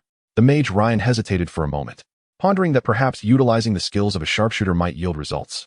Yet where could one find a sharpshooter? His words left every member of the Light and Shadow Mercenary group exchanging glances, save for Ching. Allow me. Just as everyone had momentarily forgotten Ching's identity as a hybrid character, He shook his head and stepped forward. This was the moment he was most needed, and he could not neglect his pivotal role. System prompt. You have triggered a hidden side quest. Please choose to accept or abandon. Of course, I accept. Ability transformation. Sharpshooter. Under the watchful eyes of all the mercenaries, Qinqing seamlessly transformed into a fully equipped sharpshooter. How did I not realize? I completely forgot. We have a newly joined hybrid character, the Death Knight. It dawned on Luo Bing as he witnessed Qinqing's transformation. Although their mercenary group lacked the sharpshooter class, they possessed a Death Knight capable of transforming into any role. Death Knight, it's up to you. Luo Bing nodded at Qinqing, who smiled in return. Then raised his right arm, now transformed into a technologically advanced silver giant gun, as the other members created space for him. 100 steps, soaring 2, energy charge. Buzz. This was Qinqing's first time employing the 100 steps, soaring 2 skill, and as he activated it, he noticed that his arm displayed 5 segments, each representing the amount of energy charged. Once all 5 segments were filled, it signified that the energy was fully charged. Surprisingly, this level not only altered the skill, but also slightly modified his weapon. Energy fully charged and ready to fire. Upon hearing the system prompt, Qinqing decisively pulled the trigger. Boom. A beam of energy surged toward the energy barrier, dealing 700 damage. The barrier emitted cracking sounds, yet it remained partially intact. Ability transformation. Berserker. Without hesitation, Qinqing instantly transformed into a berserker and unleashed a fiery punch at the barrier. 250. The barrier groaned under the strain, producing a severe cracking sound, and finally, with a resounding crash, it shattered completely. System prompt. Hidden side quest successfully completed. The Death Knight will receive 20 gold coins and 100 experience points. Swish. A flash of light passed, and Qinqing's role reverted to that of an ordinary assassin. Well done, Death Knight. Luo Bing smiled at Qinqing. Chapter 9. The disappearance of the priest, the hidden emergence. Qinqing, however, felt no pride. He merely smiled in acknowledgement before stating earnestly, since the barrier has been successfully lifted, we should proceed swiftly to complete our task to avoid any unforeseen complications. Indeed, the Death Knight is correct. Let us enter without delay. Luo Bing concurred, nodding in agreement with Qinqing's suggestion. With a wave of his hand, the entire light and dark mercenary corps entered sequentially, with Qinqing being the last to cross the threshold. The entrance resembled a portal. Upon passing through, Qinqing and his companions found themselves in a dense, eerie forest. The mist enveloped the area, imparting an air of mystery, and the gentle breeze kept the fog lingering. Why does this place differ so markedly from the outside? Qinqing first gazed at the pitch-black sky, then turned to look back at the portal, his mind beginning to ponder. What you may not know, Death Brother, is that this space is known as a transmutation space. From the outside, the entrance appears to be a cave, but in truth, it could lead to a forest or a desert. Such uncertainty is the essence of transmutation space. The usually reticent mage, Ryan, suddenly struck up a conversation with Qinqing. Is that so? Qinqing responded as they walked. Are there many spaces of this type? Not at all. Such spaces only manifest upon accepting a hidden quest. These quests can be awarded to multiple mercenary groups, so we must complete our task before the others do. After sharing this information, Ryan fell silent, as if the words were a directive he had been given. And having fulfilled his duty, he chose not to speak further. Qinqing felt a sense of helplessness, but had no choice but to hasten to keep up with the group. Captain, how much longer must we go? The level 7 swordsman, Yuri, paused, gazing vacantly at the seemingly endless path. Luo Bing, I have a feeling that something is amiss here. Vice Captain Kane echoed his concern. At that moment, the entire light and dark mercenary corps came to a halt. Luo Bing remarked, I have previously accompanied other mercenary groups into such spaces, and each time has involved considerable challenges, either encountering unfamiliar monsters or facing immediate threats. Yet, this time, we have traversed without incident. As those words left his lips, Luo Bing glanced at his comrades and suddenly realized that their numbers seemed insufficient. Something is wrong with our numbers. Luo Bing exclaimed. Who is missing? Ryan? Kane? Yuri? The members looked around, checking on each other. Qinqing, however, was not in a hurry to identify who was absent. He was contemplating when the missing individual had disappeared or why they had vanished so suddenly. It is Uzi. The priest Uzi is missing. Vice Captain Kane counted the heads and ultimately discovered that priest Uzi was the one who had vanished. Everyone, stay vigilant. As soon as the Vice Captain Kane's words fell, the Captain Luo Bing became visibly anxious. The priest Uzi could not have vanished without a trace. It was highly probable that he was concealing himself. What should they do? Stay vigilant, everyone. Luo Bing commanded sternly. Suddenly, Chen Qing noticed something akin to a vine stealthily approaching him from behind the mage Ryan. It appeared that the mage was completely oblivious. Be careful, Chen Qing shouted, urging Ryan to evade the impending ambush. However, time was of the essence. No sooner had Chen Qing spoken than the previously sluggish vine surged forward, ensnaring the mage with the swiftness of lightning. What is that? As the team members came to their senses regarding the attack, Chen Qing sprang into action. His agile form surged forward, and with a fierce cry, he wielded his short sword against the vine. With a swift motion, the sharp blade severed the vine, causing the cut portion to rapidly retract. The speed of its withdrawal was so swift that neither Chen Qing nor the others could comprehend what had transpired. By the time they realized it, there was nothing left of the vine, save for the small segment that had been severed. What in the world is that? Let me burn it. The mage Ryan exclaimed with disdain as he tossed the small piece of the vine to the ground. He then retrieved his staff, preparing to unleash a fire element spell to incinerate it. However, before he could enact his spell, the lightning-fast Chen Qing snatched the vine away. What are you doing? Ryan reprimanded. That cursed thing nearly cost me my life. I must burn it to relieve my anger. After seizing the vine, Chen Qing abruptly threw it to the ground, only then realizing that it was covered in numerous thorns. In his haste, he had neglected to notice, and without protective gloves, he sustained injuries from the prickles. Ryan, do not burn this vine. It could prove invaluable to us. Despite the wound on his right hand, Chen Qing remained resolute in persuading Ryan. Upon hearing Chen Qing's words, Luo Bing quickly added, Ryan, listen to the Death Knight. Understood. With the captain's command, Ryan refrained from further protest and complied. Suddenly, Chen Qing's injured right hand transformed into a pale, dark hue. He had not anticipated that the seemingly innocuous vine was, in fact, highly toxic. It was clear that it was no ordinary plant. Death Knight, how do you fare? Both Vice Captain Kane and Captain Luo Bing approached Chen Qing, concern etched upon their faces. It's nothing, merely a slight poisoning, Chen Qing replied, repeatedly waving his right hand in hopes of dispelling the venom. Yet, he had forgotten that they were in a virtual game. Such methods would not suffice to cure him. If only Priest Wuzi were here, with his abilities, he could undoubtedly heal you, Luo Bing said, retrieving a bottle of purple potion from his inventory. It was an antidote capable of remedying all ailments. Let us try this antidote. As Luo Bing spoke, she poured a small amount into her palm. This was something I had purchased at a considerable expense, something I could hardly bear to use myself. However, today I shall make an exception. After all, the priest, Wuzi, has gone missing. Thank you, Captain, Chen Qing expressed his gratitude, suddenly recalling Luo Bing's words about Wu Zi's disappearance. I understand now. The priest has been poisoned, Chen Qing exclaimed loudly, realizing why it was Wu Zi who had gone missing. Why? The other members of the team gathered around, intrigued by what this newcomer had to say. Death Knight, do you truly know why Wu Zi has vanished? Luo Bing questioned, her skepticism apparent. Of course. The priest's abilities lie in restoration and supportive healing. Consider the implications when a team loses its priest. What do they fear most? Chen Qing did not provide a direct answer, but instead introduced a critical topic. What do they dread the most upon losing their priest? Luo Bing paused in her task of pouring the potion, raising her gaze to both Vice Captain Kane and Chen Qing, hoping to glean some insight.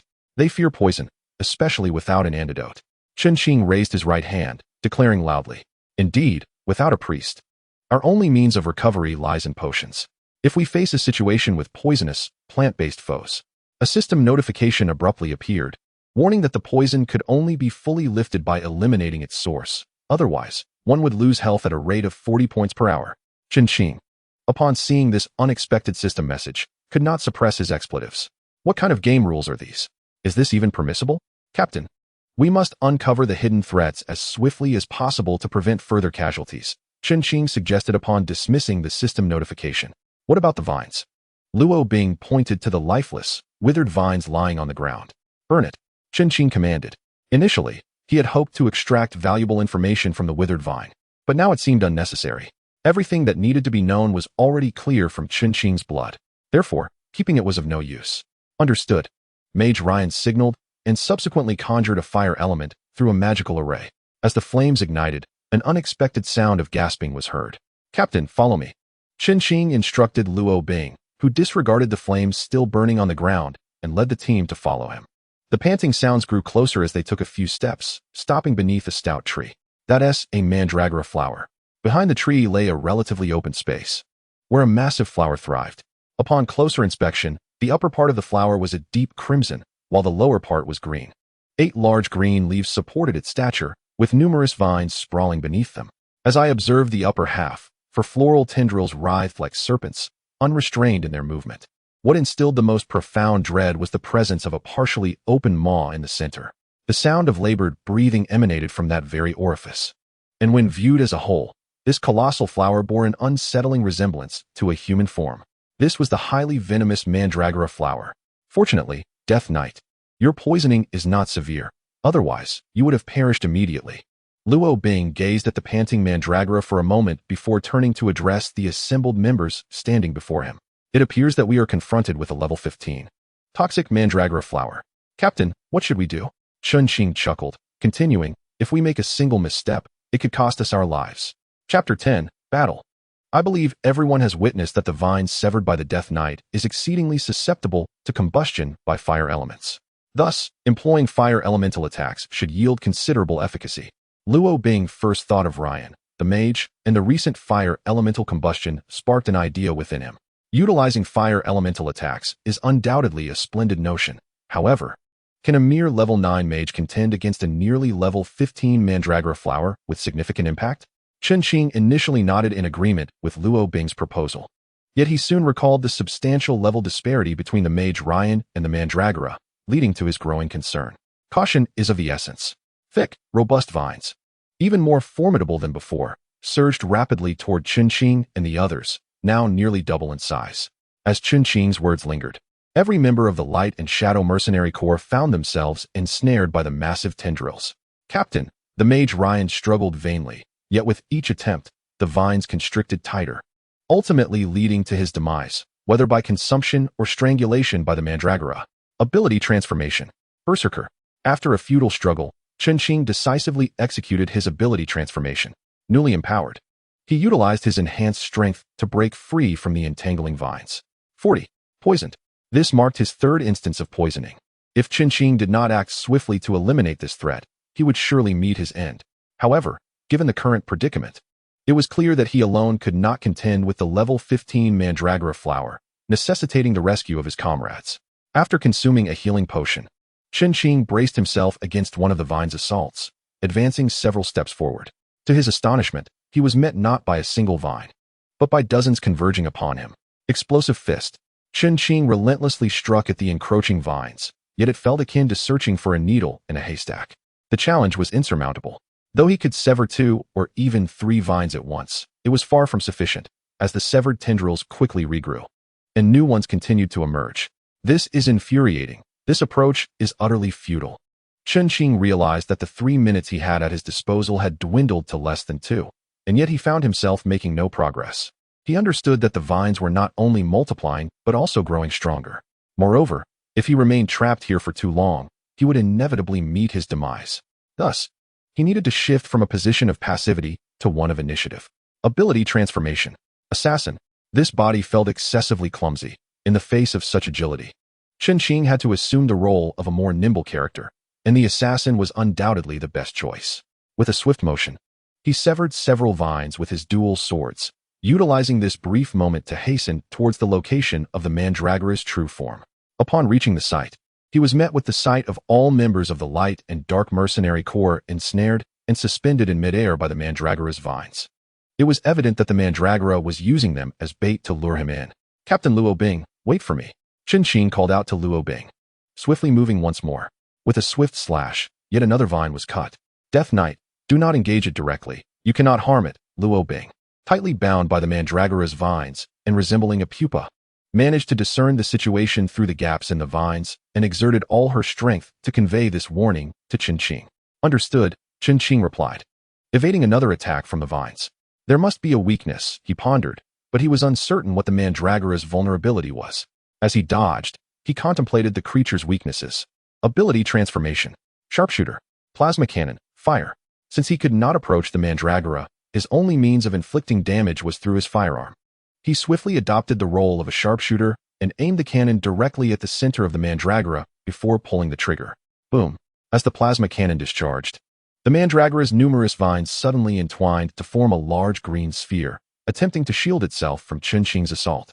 The green sphere, resembling the maw of a monstrous beast, opened wide to ensnare the energy projectile within its core. Trapped like an animal in a cage, the energy orb bounced frantically within the sphere until, after several violent collisions, both the green sphere and the energy projectile erupted in an explosion. Swish! Chen Qing continued to pull the trigger, merely changing his aim to various directions. Bang! The subsequent energy projectiles he fired were also thwarted by the vines, exploding and dissipating into nothingness. Death Slash! The character swiftly transformed into an assassin, and a flurry of sword lights danced through the air, severing the vines that ensnared the members of the light and dark mercenary corps. Chen Qing landed gracefully, flashing a smile at Luo Bing, signifying his plan's success. This feint was executed with exquisite precision. Cross slash, explosive fist, fire elemental magic attack, rampaging greatsword slash. The members of the light and dark mercenary corps began to fend off the relentless onslaught of green vines. Chen Qing leaped into the air, aiming to strike from above. But the Mandragora, though lacking vision, was acutely aware of Chen Qing's movements and immediately commanded the vines to ensnare him, effortlessly slicing through several vines. Chen Qing's advance did not falter. However, despite his speed, he could not match the swiftness of the Mandragora. 4 green vines emerged from the shadows, ensnaring his shoulders and suspending him in midair. Death Knight, my brother has arrived. The level 7 swordsman, Jirue, charged in with his colossal sword, disregarding Luo Bing's warnings. Unfortunately, he failed to notice the vines at his feet and soon found himself ensnared. Damn these vines! How could they appear so suddenly? Chen Qing's shoulders were first bound, then his arms, and just as he began to curse, 2 fireballs arrived just in time to incinerate the vines that entangled him. Splendid! Chen Qing gestured to the mage Ryan, then descended to the ground. It was at that moment he noticed the 8 leaves of the Mandragora writhing on the ground, seemingly absorbing something. Ah, so that's how it is, Chen Qing exclaimed, realization dawning upon him. It was indeed the 8 leaves beneath it that allowed the Mandragora to control the vines incessantly. I have a plan. As he dodged the attacking vines, Chen Qing's mind raced. Since the Mandragora relied on these leaves for sustenance, he would sever its lifeline. Ability conversion. Mage. Chen Qing's eyes sparkled as he donned the mage's attire, marveling at how dashing he appeared in the robe. With a flourish of his right hand, an unsightly 4-foot magic staff materialized in his palm. Too ugly, Chen Qing muttered, bemused by the subpar novice equipment. Nevertheless, he set aside his qualms about its appearance and unleashed fireballs through the magical staff. Boom, boom, boom. Several fireballs hurtled towards the Mandragora's 8 leaves. Yet even its weakest points were shielded by vines. This was the nature of the Mandragora.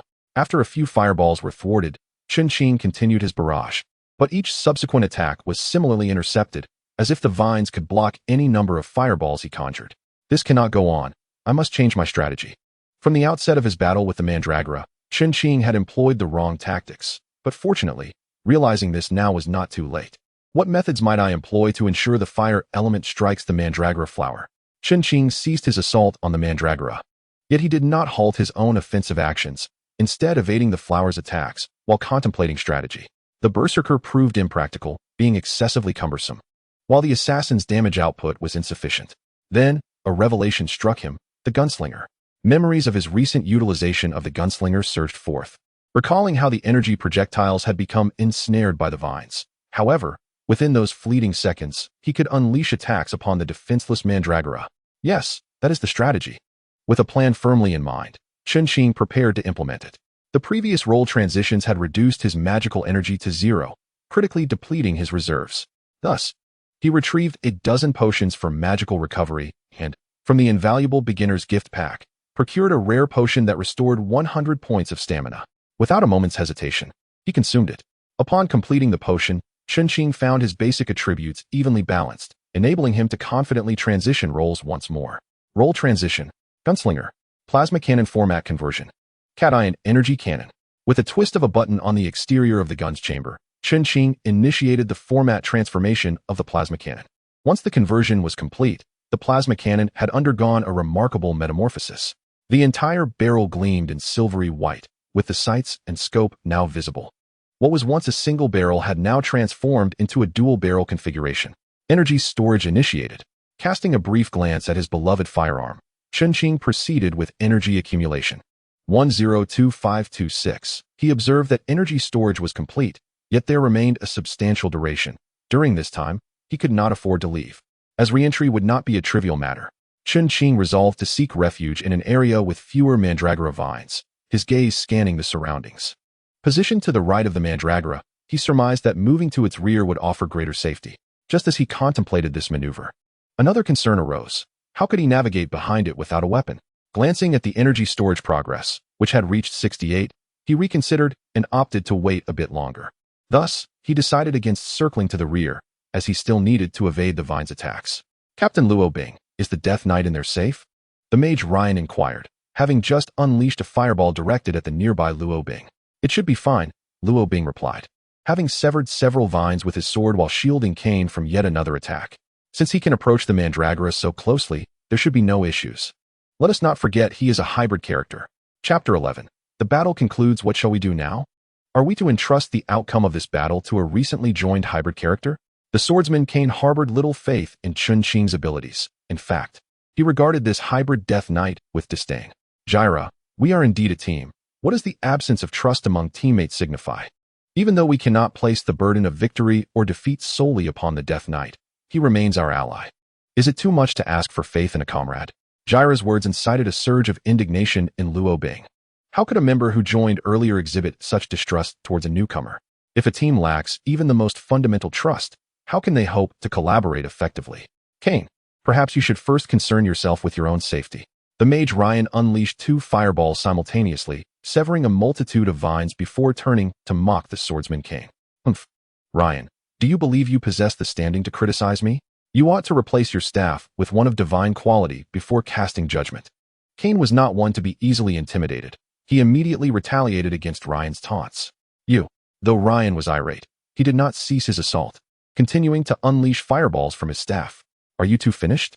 Luo Bing could no longer tolerate the incessant bickering between Ryan and Kane. Their quarrel seemed endless, and the timing was particularly poor, considering they were amidst a battle. Fortunately, the creature did not directly attack them. Otherwise, they would be oblivious to their impending doom. If you wish to complete this mission, focus on slaying the monsters. Luo Bing's voice rose in frustration. The two ceased their verbal sparring, wielding their massive sword and staff to relentlessly hack at the vines. Energy fully charged. 100. Ready to fire. After a prolonged period of evasion, Chun Qing finally heard the system's notification. Looking at his right arm, he saw the energy meter clearly displaying the number 100. Taking a deep breath, he exhaled quickly. After such a long wait, it was finally time to retaliate. Without hesitation, Chun Qing raised his arm, preparing to fire. Cat-Ion energy cannon, lock on. Through the sight of the plasma cannon, Chun Qing aimed. He was momentarily startled by the comprehensive data displayed within the scope. Distance, temperature, calibration, and myriad other statistics were all visible. Elevate by 10 degrees. Just as he was about to focus, the system prompted him with the next step. Following the instructions, Chun Qing adjusted the angle upward by 10 degrees. Please move the cannon's muzzle 45 degrees northeast for final targeting. The system prompted again. Northeast, 45 degrees move. Chun Qing shifted his arm to the specified angle. Upon completing the movement, the sight confirmed that the targeting was complete. With the aim directed at the upper part of the mandragora flower, pull the trigger to fire. Come on, I have awaited this moment for far too long. A smile crept across Chun Qing's lips as he prepared to fire. He immediately squeezed the trigger, and a golden beam of energy erupted from the cannon's muzzle. Whoosh! Dozens of vines coalesced into a sturdy vine shield, shielding the 8 leaves from Chun Qing's assault, while simultaneously revealing the very position of those leaves. A subtle smile graced Chun Qing's lips as he recognized that his current level was woefully inadequate to inflict significant harm upon the mandragora flower. His previous success in wounding it had been solely due to a fortuitous clash of attributes and the flower's insufficient defenses, perhaps informed by past experience. The mandragora flower resumed its staunch resistance. Seizing this moment, Chun Qing swiftly transformed his role, ability conversion activated. He became a magician. While the mandragora flower remained preoccupied with its defenses, he began to conjure the fire elemental array. Fire elemental array, blaze of Brahma. Boom. A circular array manifested, followed by a roaring inferno erupting from the ground. The flames surged with astonishing speed, engulfing the area beneath the mandragora's leaves in less than 3 seconds. As a plant, the mandragora was particularly vulnerable to fire, and this toxic flower was no exception. The moment it encountered the flames, all its vines recoiled in an urgent bid to extinguish the fire. Captain, look, the vines have retracted. Could it be that the Death Knight has succeeded? The magician Ryan exclaimed with fervor, unleashing fireballs in a relentless barrage. Just as he prepared to cast another fireball, he noticed that the surrounding vines had indeed withdrawn. "It's the fire," exclaimed Luo Bing, gazing intently at the billowing smoke ahead. "Quickly, follow me. The time for a decisive battle has come." With that, Luo Bing dashed in the direction of the retreating vines. "We're coming too." The Vice Captain Kane nodded in agreement. "Death Knight, brothers are here to aid you." "Hold on," Ryan shouted, raising his magic staff high. "Holy Swordsman Cross Slash." To avert further poisoning, Chun Qing transformed into a swordsman, wielding his cross sword to strike at the very center of the Mandragora flower. This strike merely inflicted a slight injury upon the Mandragora, yet despite its desperate condition, several vines continued to lash out at Chun Qing. "Light and Dark Mercenary Corps, charge!" Luo Bing declared as he confronted the Mandragora flower, launching an immediate assault. Explosive Fist. With a surge of fury, Luo Bing delivered a powerful punch to the Mandragora, 70 magic damage. Cross Slash, 55 damage. Great Sword Slash, 66 damage. As Chun Qing swiftly distanced himself from the Mandragora flower, the members of the Light and Dark Mercenary Corps unleashed a vigorous onslaught. Divine Power Cannon. A resounding hum echoed as the mercenaries surged forward, and suddenly, a beam of energy shot in from a distance. 700. This energy beam had singularly obliterated a level 15 Mandragora flower. If that were the case, the one who unleashed this beam must possess a level exceeding 20. Who is it? Everyone was in search of the source of the energy beam, yet nothing was found. Luo Bing and his companions felt a growing trepidation. If there truly existed a character of level 20 or higher in this vicinity, they would likely face new dangers.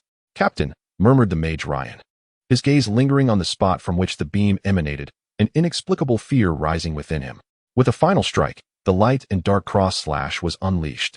Critical hit. 380, 80, 70, 60, 100. Critical hit. 250 boom. The body of the mandala flower finally collapsed, exploding as if rigged with a timed bomb. Swish, swish, swish, swish, swish, swish. 6 beams of golden light shimmered simultaneously upon each member of the Light and Dark Mercenary Corps. Levels 4 or 5. Due to Chun Qing's longer duration in slaying monsters, he garnered the most experience, leaping 2 levels instantly. Mage Ryan, level 10. Swordsman Yuri, level 10. Captain Luo Bing, level 10. Vice Captain Kane, level 10. However, the other members were not so fortunate. Most only received enough experience to ascend 1 or 2 levels, with few reaching 3. The system prompted, "You have completed the quest, successfully slain the mandala flower, and advanced to level 5.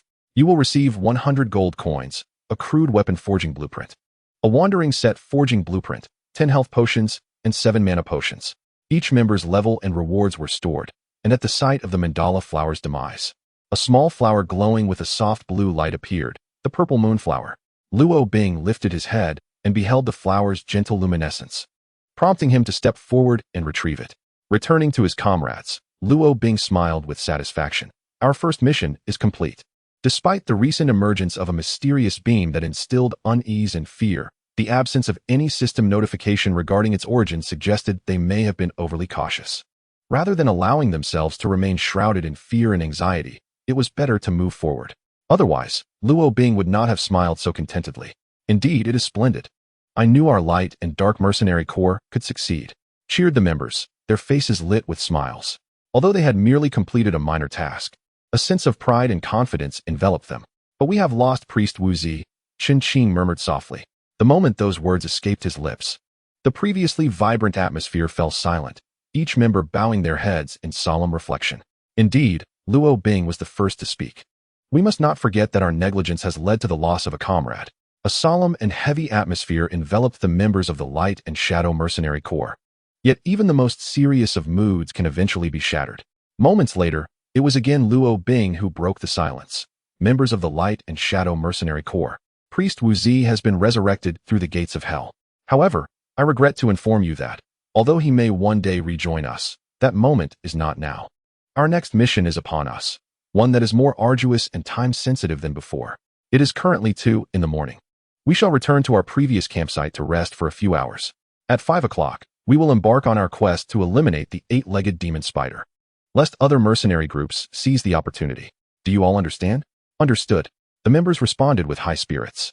Despite having recently endured a fierce battle and the loss of their priest, Wu Zi, their sorrow was fleeting. The victory they had achieved in battle served to lift their spirits above the grief. A golden teleportation array illuminated nearby, capable of transporting them back to the city or to the site of their former campsite. However, without the command of Captain Luo Bing, none dared to teleport back independently, for they all recognized that the welfare of the team was paramount. One by one, they stepped into the teleportation array, with Chun-Ching being the last to enter. Just before stepping in, he suddenly paused, sensing a mysterious aura in the vicinity. Indeed, he recalled that during their encounter with the Mandrake, someone had delivered the fatal blow to it. No, perhaps it would be more accurate to say that this strike could have completely vanquished the Mandrake. If one individual could effortlessly dispatch a foe nearing level 15, what must their own level be? Yet, why was there no notification regarding this enigmatic individual? Logically, that person should be acknowledged as a participant in the battle, deserving of their rewards and recognition. Typically, a system announcement would appear at the conclusion of a team battle, granting rewards to all contributors, regardless of the damage dealt. But now, even the relevant individual was absent from the records, leaving an unsettling feeling in the air.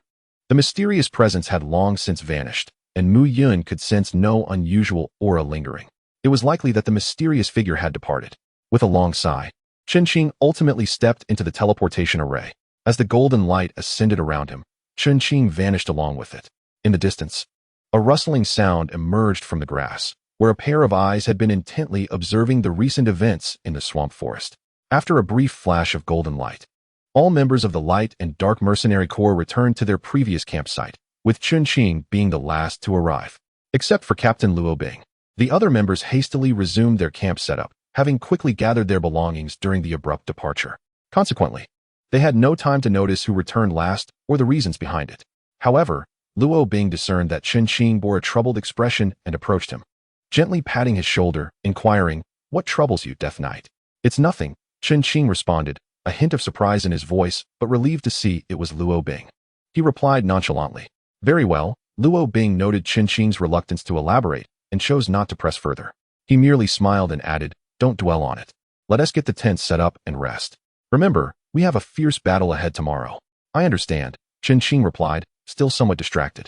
Luo Bing likely guessed the reasons for Chun-Ching's last arrival and his preoccupied demeanor, yet he refrained from addressing it openly in front of the mercenary team. This was a matter he had contemplated while still in the secret realm. The tents were quickly erected, and without much conversation, everyone crawled inside to sleep. Having just endured an exhausting battle, how could they resist the call of slumber? Throughout the night, the moon shone brightly.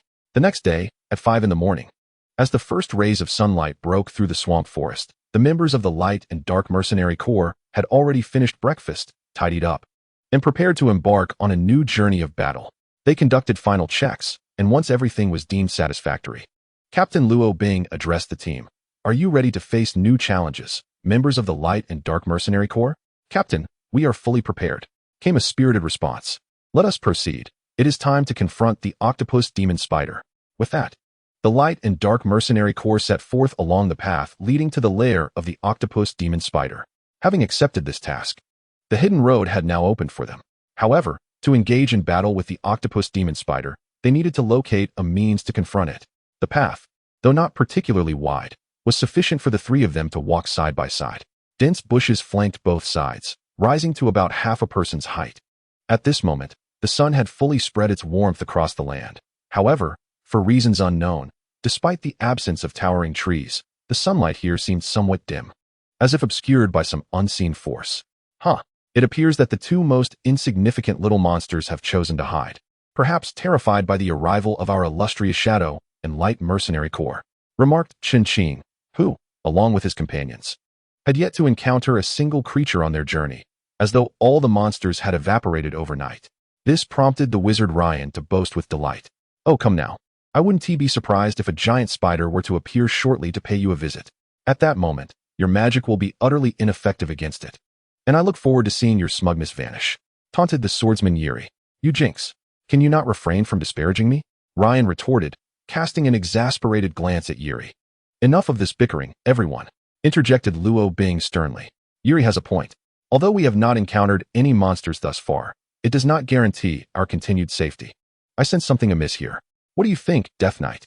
"Indeed, there is something peculiar about this place," replied Chun-Ching, revitalized after a night's rest. His focus sharpened. He too felt an unusual atmosphere, not only in the natural surroundings, but also in the strange presence behind them. Suddenly, just as they were pondering the absence of even the most basic of creatures, a sweet, plaintive cry for help resonated from a distance. Someone is in distress.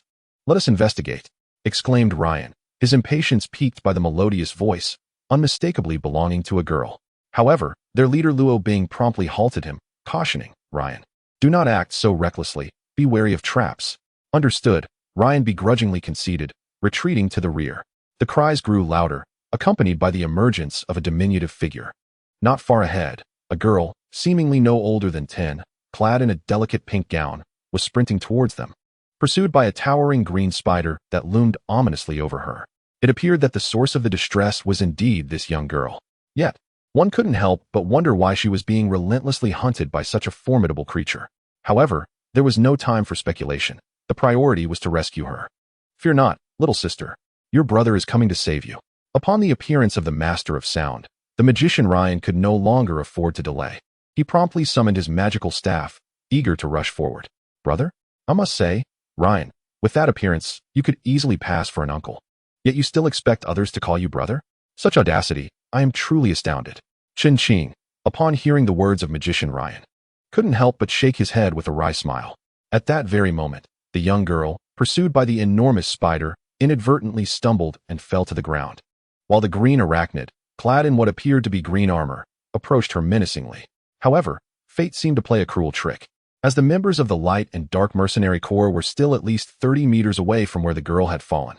Even with a teleportation spell, they would likely arrive too late, especially since magician Ryan still needed to run toward her. Don't! The green spider leaped in front of the girl, brandishing its massive front pincers, as if the prey were already within its grasp. As she observed the corrosive liquid dripping from the spider's jaws, the girl let out another piercing scream.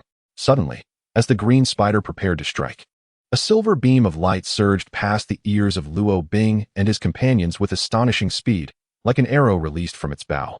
Before they could comprehend what had transpired, a resounding explosion echoed through the air. Clearly, the beam had targeted the green spider. Without hesitation, the beam struck the arachnid, sending it hurtling away from the fallen girl. A few drops of green blood splattered onto the ground, prompting the system to announce that the green spider had lost 100 health points. In a flash, another figure shot past Luo Bing and his companions with the same swiftness as the earlier beam. What just happened? Who was that? The sudden appearance of the silver beam had left magician Ryan momentarily stunned, and the subsequent figure's speed only compounded his bewilderment. He turned, puzzled, and asked, Who just stole my thunder? Who else could it be?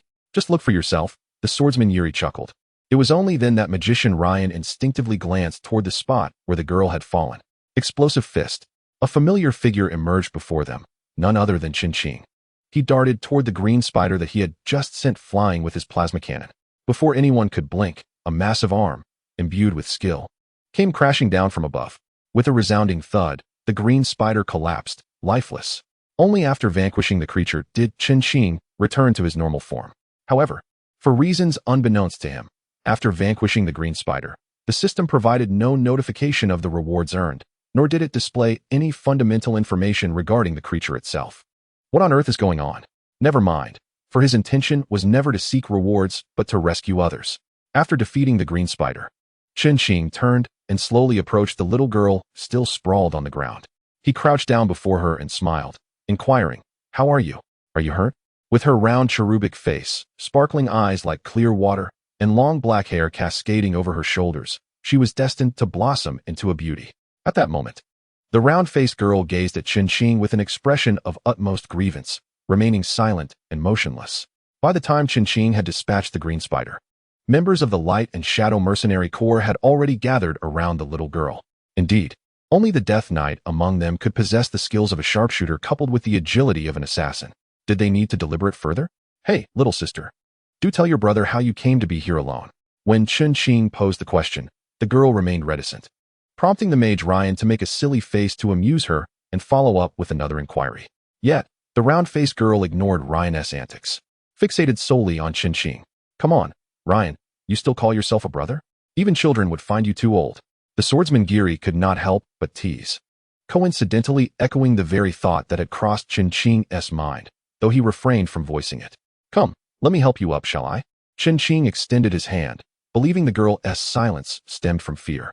Unexpectedly, she suddenly spoke. Death Knight brother, I twisted my ankle and can't stand. Hey, the little girl can talk. Then why were you ignoring me earlier? Upon hearing her voice, Ryan became irate and snapped at her. I'm scared. To Ryan's surprise. Upon witnessing his fierce demeanor, the girl immediately displayed an expression of sheer terror, inching closer to Chen Qing. Enough, Ryan. Don't frighten her. The leader, Luo Bing, reproached Ryan sharply as he saw the girl was on the verge of tears. Then just don't scare her. Ryan sulked and distanced himself from the little girl. Would it be all right if I carried you? Then you can tell me what happened, okay? Chen Qing spoke gently to the girl. Okay, thank you, brother. The girl sweetly expressed her gratitude and opened her arms, signaling her readiness to be embraced. Don't touch her. Just then, a sharp cry rang out from behind the members of the Light and Shadow Mercenary Corps. The crowd quickly turned to ascertain the cause of the commotion.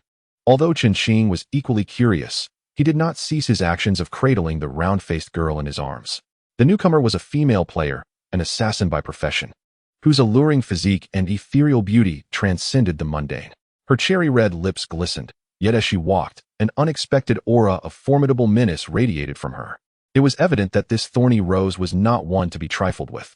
Indeed, the visitor was none other than the player, Xiang Yue, whom Chen Qing had previously rescued, only to later have her attempt to form a party with him. All members of the Light and Dark Mercenary Corps were captivated by the stunning figure, while Chen Qing had already lifted the round-faced girl into his embrace. Stand aside. Xiang Yue's cold command startled the onlookers, causing them to part as if they were marionettes. As Chen Qing noticed Xiang Yue striding towards him, he could only muster a resigned smile. Xiang Yue, what brings you here? He inquired, his tone tinged with exasperation. However, Xiang Yue did not address his question. Instead, upon seeing him holding the girl, her expression shifted to one of astonishment and fury. Did I not tell you not to touch her? Why have you taken her into your arms? Are you seeking death? You're the one seeking death. Xiang Yue, I implore you to leave me be. Stop pursuing me to form a party. Chen Qing lamented, overwhelmed by the absurdity of his predicament. What sins did I commit in my past life to deserve this? I saved a girl like her. What a curse. No, I warned you not to touch her. Do you realize she is cursed? If you lay hands on her, you will. Before Xiang Yue could finish her warning, the round-faced girl's expression morphed into one of eerie vacancy, as if she were under some nefarious influence. Then, unexpectedly, she opened her mouth wide. Heaven knows why it had suddenly grown so large, and bared a pair of fangs akin to those of a spider, lunging towards Chen Qing's neck. My neck. The suddenness of the attack took Chen Qing completely off guard. Pain surged through his neck, causing his body to weaken and his grip to falter, allowing the spider girl to tumble from his embrace. Death Knight. Death Knight. A system notification echoed in his mind, declaring, your current status is poisoned. Please seek an antidote promptly. Chapter 14. Poisoned. Antidote. The system's alerts followed in quick succession, and due to the poison's effects, Chen Qing's complexion turned pale, and his lips took on a purplish hue. The sensations of poisoning engulfed him, inducing a wave of dizziness as his body succumbed to weakness and collapsed to the ground. The members of the Light and Dark Mercenary Corps encircled him, with the leader, Luo Bing, repeatedly calling out his name, desperate to rouse him from his stupor. Fortunately, the round-faced spider girl, after being cast aside by Chen Qing, regained her composure, her countenance returning to normal, with both her gaze and eyes reflecting a serene state. Ejected from the gathering, she stood at a distance, observing Chen Qing sprawled on the ground, yearning to utter something, yet each time words lingered on the tip of her tongue, she hesitated, overwhelmed by a sense of helplessness. In her despair, she contemplated slipping away unnoticed. Hey, where do you think you're off to, little girl? A voice called out, halting her escape. It was Xiang Yue, who had also found herself outside, having spotted the round-faced spider girl attempting to flee. I am scared, the spider girl stammered, lowering her head, her cheeks flushed with embarrassment. I truly didn't mean to. I never expected to bite my Death Knight brother's neck. I swear, it was unintentional. Tears began to well up in her eyes as she spoke. All right, I understand this isn't your fault, but right now, you are the only one who can help your Death Knight brother. Xiang Yue's demeanor softened unexpectedly, and she smiled gently at the round-faced spider girl. Really? Can I actually save him? The spider girl's face lit up with astonishment and disbelief. Just then, Xiang Yue noticed Chen Qing's health points, which astonishingly remained at 10,550. Goodness, were the members of this Death Knight's party utterly foolish? Despite his health steadily dwindling, they hadn't even considered using an antidote. Even if a standard antidote might not be particularly effective, surely a healing potion could be employed? If this continued, he would truly be beyond salvation. After uttering this, Xiang Yuye turned towards the group encircling Qinqing, unsure whether they were deliberating on how to save him or merely watching the Death Knight succumb to his fate. If you continue to surround him like this, the Death Knight will indeed become a true Death Knight. Upon hearing her words, the 5 or 6 individuals fell silent and hastily parted to allow Xiang Yuye and the round-faced Spider-Girl passage. I'm thoroughly exasperated with you all. What are you doing just standing there, watching the Death Knight perish? Do you think this is reality? A mere shake and he'll awaken? Brothers, this is a game. Xiang Yuye exclaimed with an exasperated shout, beckoning the round-faced Spider-Girl to follow. Humph. We've tried every antidote without success. What can a mere assassin player like you possibly do? The mage Ryan sneered, scrutinizing Xiang Yuye with disdain. However, Xiang Yuye knew she had no time to engage in banter with Ryan.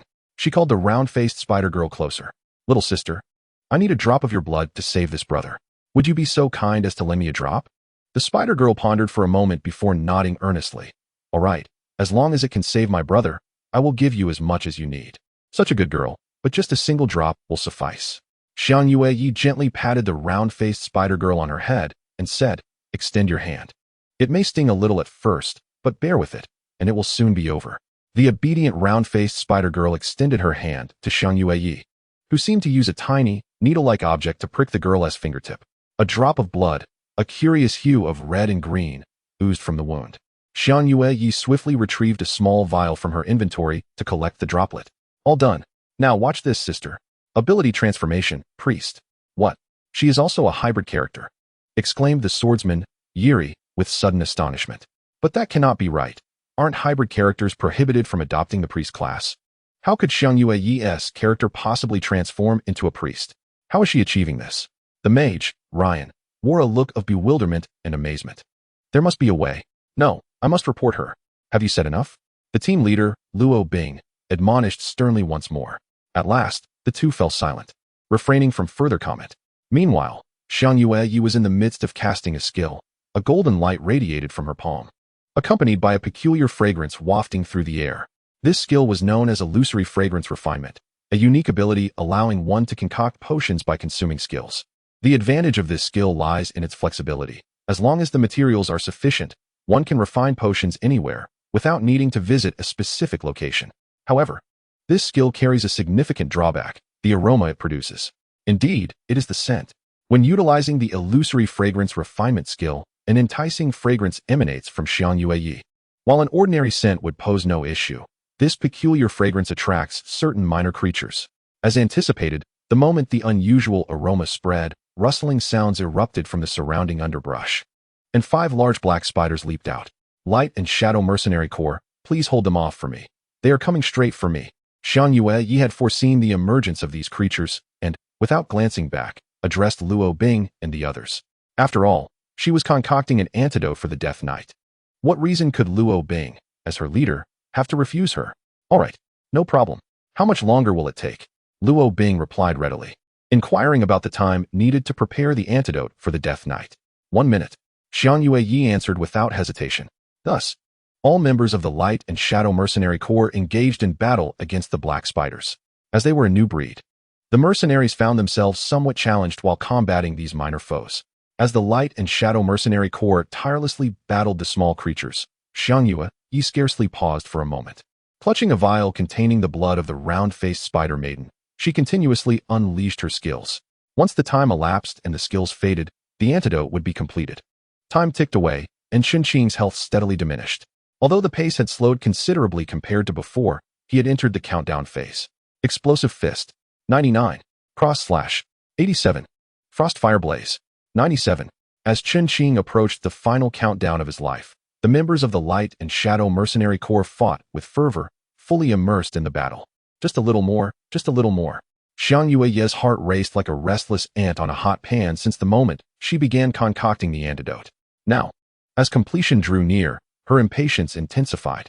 Finally, with a triumphant cheer from Xiang Yuye, the concoction of the antidote was successfully completed. 1,550.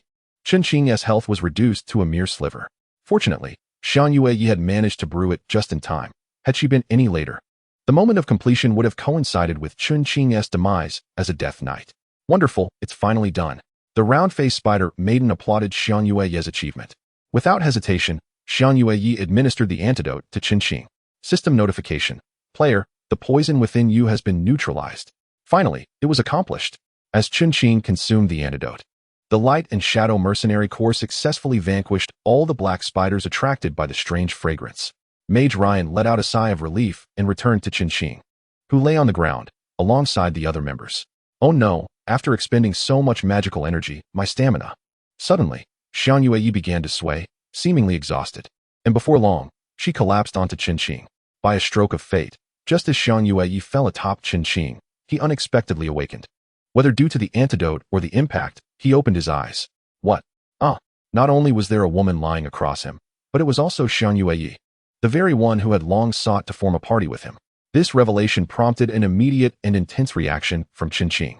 He jumped up, though he still managed to help Xiang Yue to her feet. Is everyone all right?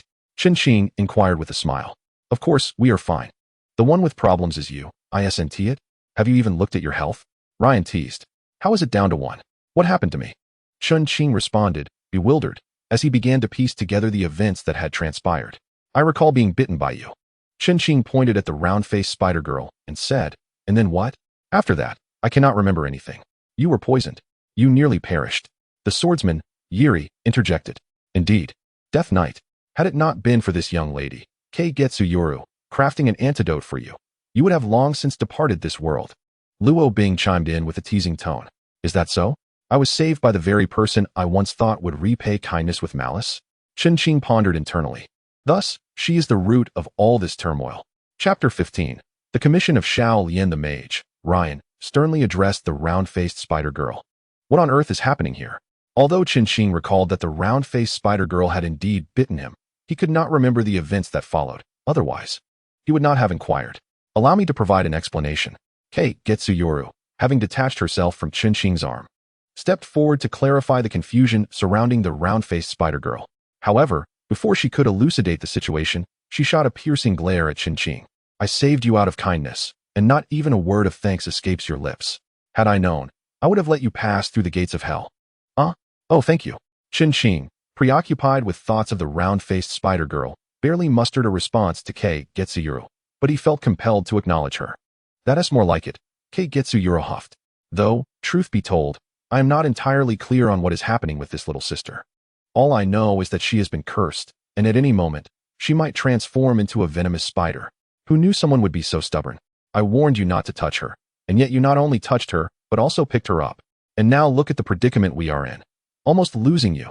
Qin Qing felt a mix of helplessness and grievance. Come here, little sister. Could you please tell your sister what has happened?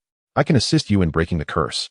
Keigetsu Yoru gently inquired as she crouched before the round-faced spider girl. Really? Sister, can you truly help me lift the curse? The round-faced spider girl beamed with excitement upon hearing Keigetsu Yoru's offer. Well, my name is Xiao Lian. I don't belong to this layer. My home is on the 20th layer. However, I accidentally wandered out to play and was captured by the spider lady. The 20th layer? The spider lady? Are you serious? It seems no one has yet conquered the 20th layer. Upon hearing Xiao Lian's words, Qin Qing and the others realized that this little girl was indeed remarkable. They should have anticipated this, as it seemed implausible for a player character to be merely a girl of tender years. The spider lady has cursed me. Anyone who comes close to me will find me transformed into a spider, ready to inflict harm upon them. After being bitten by me, the player, despite being swiftly subdued, cannot completely rid themselves of the poison unless they defeat the Spider Queen to lift the curse afflicting me. Xiao Lian stated methodically. So, where exactly is the Spider Queen? Is she the boss of the first level? Qin Qing speculated. He glanced at his status bar, and indeed, the previously vanished poison state had reappeared. Fortunately, the antidote concocted by Xiang Yue had slowed his health deterioration. Otherwise, who knows how rapidly his health would have plummeted. Yes, the Spider Queen is indeed the boss of this first level. The curse she cast upon me was intended to compel me to bite players like you, hindering your progress and challenging her. Xiao Lian continued. Then why were you being pursued by that green spider? Asked Luo Bing, the leader of the Light and Shadow Mercenary Corps, with keen interest. Do I really need to explain? That hideous green spider must be enamored by Xiao Lian's beauty. Ryan the mage interjected unexpectedly. Cough, cough. Ryan, you should be more mindful in your speech. She is merely a young girl in her teens. How can you say such things? I believe that Green Spider simply wishes to devour her to gain experience points. Jian Shiji Rue chimed in. It seems that only these two in the entire Light and Shadow Mercenary Corps have such loose tongues, remarked Xiang Yue, exasperated by their antics. Xiaoyan, pay them no mind and continue with your story. Actually, I have been searching near the 8-legged demon spider for a player willing to accept my quest to lift my curse. However, for reasons unknown, every time someone accepted my commission, they quickly abandoned it. Out of desperation, I fled to seek other players who might accept my request, only to find that the 8-legged demon spider sent that green liquid spider after me to capture me again, Xiao Yan said, a hint of sorrow creeping into her expression. Don't worry, Xiao Yan. This time, someone will definitely accept your request and succeed. Xiang Yue grinned slyly, pulling Chun Qing close. This fellow is currently poisoned. Although he is not in immediate danger, rather, he cannot die just yet, so you should entrust your quest to him. He will fulfill your commission without fail. Hey, Xiang Yue. We don't seem that close, do we? Could you please let go of me? Chun Qing replied coldly. Why are you being so rude? If it weren't for me saving you, you would have perished long ago. Now I'm helping you find a way to completely lift your poisoned state. And you still dare to be rude to me? Humph, I won't bother with you. Xiang Yue pushed Chun Qing away and left without a backward glance. What a fiery temper she has. Hey, Death Knight, are you not going to chase after her? Ryan the mage teased, if you don't hurry, you'll lose sight of her entirely. The decision to pursue or not is solely mine. I am acutely aware that should you dare utter another word, the fate that befell the green liquid spider will be yours. Chun Qing declared sternly, subsequently diverting his attention to the cursed Xiao Yan. You, the wizard. Ryan hesitated, while Luo Bing seized the opportunity to place her arm on him, urging, do not meddle further. Very well, very well. The wizard Ryan, though visibly reluctant, finally relented. He retreated to a clean spot and plopped down, humming a tune to amuse himself. Dear Sister Xiao Yan, rest assured, I shall fulfill your request. However, could you enlighten me as to whether my acceptance of your commission grants me the right to challenge the Lady Spider or merely the 8-legged magic spider? Never mind. Let the fleeting moonlit night depart. It is for the best. What is paramount now is to ascertain certain details regarding the challenge of the Lord. Thus, Chun Qing inquired gently, not wishing for the young girl to spiral into madness and transform into a great spider that might bite him. After much contemplation, Xiao Yan finally spoke. To challenge the Lord, that is, the Lady Spider, several conditions must be met. The first condition is to defeat the 8-legged magic spider to obtain a magic web and then to accept my commission. Only upon fulfilling these two requirements can one unlock the right to challenge the Lady Spider. However, the prerequisite is to locate the Lord's chamber. I see. So must I fulfill any tasks or conditions, or even commissions, to challenge the 8-legged magic spider? Ding. I am Xiao Yan, cursed by the Lady Spider. Death Knight, will you accept my commission to rescue me from her grasp? Please choose, accept or decline. A system prompt suddenly appeared, detailing Xiao Yan's request. Naturally, Chun Qing had no reason to decline. Accept. Chun Qing lightly tapped the virtual screen to confirm. Ding. Dear player, the Death Knight. You have accepted Xiao Yan's commission to rescue her from the clutches of the Lady Spider. As you have met the conditions to commence battle, please choose to accept the challenge against the 8-legged magic spider. Will you challenge? Challenge. Congratulations. You have preemptively met the qualifications to unlock the chamber and engage in the challenge. Please locate the Lord's chamber once all conditions are fulfilled, at which point you may proceed with the battle strategy. The task countdown begins. 235-92400. Very well. Dear Sister Xiao Yan, once I complete the challenge against the 8-legged magic spider, I shall seek the Lord's chamber. Then, I will vanquish the Lady Spider and lift your curse. Chun Qing affectionately ruffled Xiao Yan's hair and smiled. Thank you, dear Death Knight brother. Xiao Yan beamed with happiness. I shall await your triumph over the 8-legged magic spider. Remember, the abdomen of the 8-legged spider is its most formidable part. After uttering these words, Xiao Yan suddenly stood to the side, motionless and expressionless, a question mark hovering above her head, as if awaiting the arrival of someone. The Death Knight reassured, Fear not. You shall lift the curse upon Little Lotus. Luo Bing cast a glance at Little Lotus, who had become immobile, before moving closer to Chun Qing to offer comfort. Very well. Without further ado, let us set forth. Chun Qing nodded thoughtfully and addressed Luo Bing. Indeed, brothers of the Light and Shadow Mercenary Corps, it is time for us to advance. Luo Bing called out to the members of the Corps, who responded with vibrant enthusiasm, their voices rising in unison, and thus, The Light and Shadow Mercenary Corps embarked once again. As they prepared to depart, Chen gazed into the distance, seemingly awaiting someone. Yet, after a brief moment, he shook his head and joined the group. In truth, their encounter with Little Lotus, who had been pursued by the green liquid demon spider, had proven fortuitous. Otherwise, Chen would likely have had to complete several tasks to unlock the necessary conditions.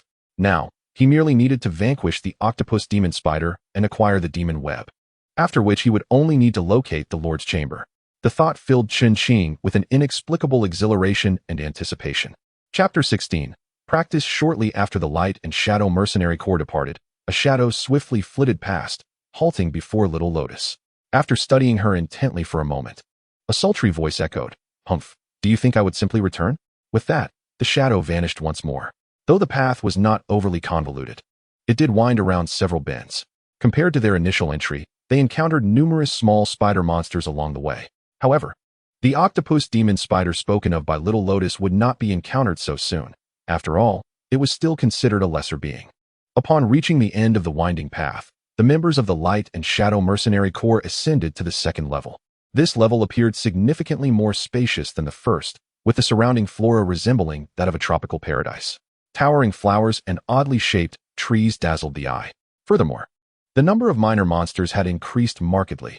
In addition to the spider creatures, carnivorous plants and similar beings were now within sight. While some of these minor creatures did not initiate attacks, there were occasions when they were compelled to strike first. With Luo Bing leading the way and Chen close behind, they continued down the path, which seemed to lead directly to the lair of the octopus demon spider they sought to eliminate. After walking for less than 3 minutes, they found themselves confronted by a few colossal, walking carnivorous plants, exuding an air of, "This road is mine, and this tree is mine, should you wish to pass. Prepare to pay the toll. Shall we practice our skills against a couple of minor foes before battle?" Chen mused. It was undoubtedly the wizard Ryan, the ever-ambitious one, who would take the lead in this encounter. The members of the Light and Darkness Mercenary Corps halted approximately 5 meters from the two man-eating flowers. But the mage Ryan eagerly volunteered to make the first move. Before Captain Luo Bing could utter a word, Ryan had already begun to unleash his spell. A fire arrow. A circular magic circle materialized before Ryan, inscribed with perplexing runes that suddenly blazed to life, transforming the entire array into a brilliant crimson hue. In an instant, countless arrows rained down upon the man-eating flowers. Seeing the spectacle, Chen, filled with newfound confidence, smirked and summoned his twin daggers. He dashed forward, targeting another colossal man-eating flower. With a fierce shout, slash, 2 beams of light flashed, and the flower before him lost nearly 200 points of health, sent sprawling several meters away as if struck by a home run. "Is that all you can do, casting spells from a distance?" Chen taunted. Noticing Mage Ryan still stationary, engrossed in his incantation. Frustrated, he charged forward once more. "That damned Death Knight, relying on his hybrid abilities only to mock me. Humph. What is so great about being a hybrid? If I had seized the opportunity back then, this Light and Darkness Mercenary Corps wouldn't even need you." Mage Ryan felt a surge of indignation but was powerless to counter it. While mages are not strictly support characters, their attacks are predominantly long-range. And given his relatively low level, he would need time to achieve a swift kill on a minor foe. The man-eating flower, having been struck by Chen, staggered but quickly regained its footing. Such is the resilience of plants, with roots so numerous and powerful that they stabilize their form with ease. However, being struck had ignited its fury. Its large mouth oozed corrosive liquid, embodying a voracious desire to devour. Yet, what did it matter if its appearance was grotesque and menacing? Chen paid it no heed. "Ability conversion, Berserker," he declared. "I shall not rest until I tear you apart." He sprinted forward, leaping into the air when he was less than half a meter from the flower. Explosive Fist. Seizing the opportunity, he unleashed this skill directly into the flower's gaping maw. In midair, he resembled a meteor, enveloped in flames as he descended. Perhaps due to his recent level up, this fiery manifestation was significantly more potent than his previous spells. With a resounding crash, 190, it struck like a fiery orb, scorching the edges of the flower's maw, leaving charred marks. Nonetheless, the man-eating flower remained undeterred. Its formidable mouth was designed for consumption. Now, having just unleashed the skill Explosive Fist, Chen found himself ensnared within the cavernous maw of a man-eating flower. Countless teeth were dislodged by his powerful strike, falling within the monstrous mouth. Had it not been for his timely intervention, he would have surely been perforated by those jagged fangs. Seizing the opportunity while the creature was momentarily dazed, Qin pressed on, wreaking havoc in its mouth. After a flurry of chaotic strikes, accompanied by the sound of shattering, the man-eating flower disintegrated into countless fragments, scattering like leaves in the wind. Task accomplished. Despite the tumult, he had triumphed, and a satisfied smile graced his face as he rubbed his sore shoulders, preparing to return to his comrades in the light and dark mercenary corps. Noticing Luo Bing offering him a thumbs up, Qin felt a swell of pride. However, at that moment, a series of swift whooshing sounds erupted from behind Luo Bing and the others, as if something had been catapulted through the air, hurtling directly towards them. Suddenly, several translucent yet remarkably sturdy threads, reminiscent of spider silk, ensnared Luo Bing and her companions. What is happening? Qin halted in confusion, utterly perplexed, unaware that a similar thread was swiftly approaching him from behind. Death Knight, be careful. Ryan, the mage who had just vanquished another man-eating flower, rushed forward without a moment's hesitation, shoving Qin out of harm's way, only to find himself ensnared by the very spider silk that threatened Qin. Ryan? Only after being pushed did Qin realize the gravity of the situation. He turned around, horrified to see Ryan bound by the spider silk. Just as he was about to speak, another thread lunged towards him. However, having learned from the previous ambush, Qin was prepared.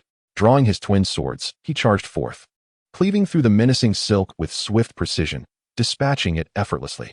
Luo Bing, I'm coming to rescue you. After neutralizing the thread, Qin immediately pivoted to aid Luo Bing and her companions, already ensnared. Yet, the threads seemed to have anticipated his arrival, retracting suddenly and taking the captives with them. Death Knight, we are counting on you. As Luo Bing was pulled backward along with the retracting silk, Qin barely had time to react before the members of the light and dark mercenary corps vanished from sight. Everything unfolded so abruptly. Qin found himself grappling with the disarray of thoughts as the ordeal concluded. Could it be the work of the octopus demon spider? After Qin regained his composure, he suddenly began to ponder. In an instant, he sensed an unsettling atmosphere around him, as if something lurked in the shadows, watching him intently, causing an inexplicable discomfort. Where have your companions gone? Just as Qin was scanning his surroundings to ascertain the presence of others, a sultry, enchanting voice resonated from behind him. Who? The sudden voice startled Qin, who had been deep in thought. He quickly turned around, instinctively raising his voice in a sharp reprimand. However, upon facing the source of the voice, he found not a monster, but the ever-persistent Xiang Yuyi, and his taut nerves instantly relaxed. What again, you? Are you trying to give me a fright? Xiang Yuyi, unrelenting, retorted. Why fear, if you have committed no wrongdoing? Or did you perhaps engage in something dubious just now? After teasing Qin, she couldn't resist a smile. But speaking of which, where did your companions disappear to? Surely they haven't fled in fear? No, I distinctly remember not seeing them when I arrived. Hey, Death Knight, what on earth is happening? How would I know? Qin replied, visibly reluctant. They were bound by spider silk. I suspect it was the work of the octopus demon spider. I must go rescue them. You may do as you wish. With that, Qin continued down the narrow path, which appeared to lead to a conclusion. As he uttered this, Xiang Yuyi, seemingly with premeditated intent, followed closely behind. Why are you following me? Qin asked, glancing around nervously, wary of a potential ambush from the octopus demon spider. His tone tinged with annoyance. What else? Of course, to slay monsters. Chapter 17. The appearance of the octopus demon spider. Fine, if you wish to slay monsters. That is of no concern to me. Just please do not hinder my efforts in this endeavor. Oddly enough, this path seemed to have reached its terminus, and there was no entrance to a third layer. Logically, this should have been the lair of the octopus demon spider. Why then was there no sign of it? Hey, this is the end of the road. It appears the creature you seek, Death Knight, is not here, Xiang Yuyi remarked, following Qin to the path's end, her surprise evident as she spoke. At that moment, Qin turned around, scanning for any conditions he may have overlooked that would explain the absence of the octopus demon spider. Hey, Death Knight, I am speaking to you. Are you listening? Seeing that Qin ignored her, Xiang Yuyi became increasingly dissatisfied and voiced her irritation. Be cautious. As Xiang Yuyi felt anger at Qin's disregard for her, Qin suddenly lunged towards her. His speed was astonishing, and the incident occurred so abruptly that both Xiang Yuyi and Qin found themselves tumbling into a patch of grass. What are you doing? Xiang Yuyi, pinned to the ground by Qin, wore an expression of dissatisfaction. Her displeasure stemmed not only from being taken advantage of, but also from her curiosity about why this Death Knight had rushed at her without cause. Qin, however, did not rush to explain. As they fell, he quickly regained his footing. Upon glancing back at the spot where Xiang Yuyi had stood moments before, they discovered a large spider web woven from countless strands of silk. It did not take long for Xiang Yuyi to notice the web, and as she comprehended its sudden appearance, the realization dawned on her. She had been saved by the Death Knight. Suddenly, as Xiang Yuyi pondered Qin Shing's unexpected intervention, a multitude of spider threads surged toward them with alarming speed. Phoenix of Fire, the man who had just rescued her, now donned in the garb of a mage, unleashed his spell, engulfing the area in flames as fire elemental magic surged toward the advancing threads. Hey, what are you dawdling for? Hurry up and help me. Qin Shing's urgent voice broke through her thoughts. I'm coming. What's the rush? Xiang Yuyi quickly rose from the ground, responding with reluctance. Ability Conversion Mage. Dance of Fire. Countless fireball-like projectiles followed suit, racing forward. With a series of crackling sounds, the spider threads were reduced to ashes. Observing the charred remains of the threads, Qin Shing chuckled softly, not too shabby. However, it seems this battle will require your cooperation. What do you mean? I have no intention of teaming up with someone like you. Xiang Yuyi scoffed as she returned her magic staff, standing beside Qin Shing. Oh really? If that's the case, then why has someone been eager to form a team with me? Qin Shing replied nonchalantly. It's my first time hearing of teaming up without engaging in battle. He glanced at Xiang Yuyi, adopting an indifferent demeanor. Even if I wanted to avoid collaborating with you, it seems that won't be possible this time. Although this task was assigned to the Light and Dark Mercenary Corps, it now falls upon us to complete it. What on earth are you talking about? I don't understand a word. Xiang Yuyi inquired, perplexed. Just take a look for yourself, Qin Shing said suddenly, pointing ahead. Observe closely. Before them lay a terminus. Indeed, at the end of this narrow path, there flourished countless towering and peculiar flora, while the ground was a chaotic tangle of weeds, seemingly devoid of anything extraordinary. However, when Xiang Yuyi vigorously rubbed her eyes and gazed once more at that place, it underwent a breathtaking transformation. Before her, there were no longer any lofty trees or grand flowers. Instead, it appeared as a vast canyon. The surroundings had lost all semblance of what she had previously observed. Now, only a barren expanse of desolate terrain remained. On either side of the canyon, there seemed to sprout a few plants, with several objects dangling from them that resembled fruit. Yet, as Xiang Yuyi marveled, questioning whether her eyes were deceiving her, she discerned that these objects were not fruit at all, but rather cocoons encased in spider silk. The only feature distinguishing them from typical cocoons was their size. These white husks were as large as a person. Could it be that within those cocoons were none other than the members of the Light and Dark Mercenary Corps, Luo Bing, Ji Rui, Ryan, and Kane? Qin Shing, seemingly possessing the ability to read minds, instantly grasped Xiang Yuyi's thoughts. But wait, shouldn't spiders ensnare their prey within a grand web? How illogical it was to suspend them over a cliff. Were they to be dried out before being devoured? Xiang Yuyi tilted her head, a perplexed expression gracing her features as she queried. Xiang Yuyi, you haven't done something like this before, have you? Otherwise, how would you know what this octopus demon spider is thinking? Are you implying that I am a spider? You? Heh, still a black one. Does that make me a black widow? How dare you insult me today? I shall seek vengeance. With that, Xiang Yuyi assumed a stance, as if she intended to deliver a beating to Qin Shing. I didn't say that. You said it yourself, all right? Qin Shing clarified, while making a hasty retreat. Hey, you two, are you so leisurely? Engaging in idle chatter while that octopus demon spider is watching you? Garfield Xiao finally emerged, utterly awestruck by the antics of Qin Shing and Xiang Yuyi, unable to bear it any longer as he cleared his throat. What did you say? Octopus demon spider? Where is it? The sudden appearance of Xiao halted the playful exchange between Qin Shing and Xiang Yuyi, both now fixated on him.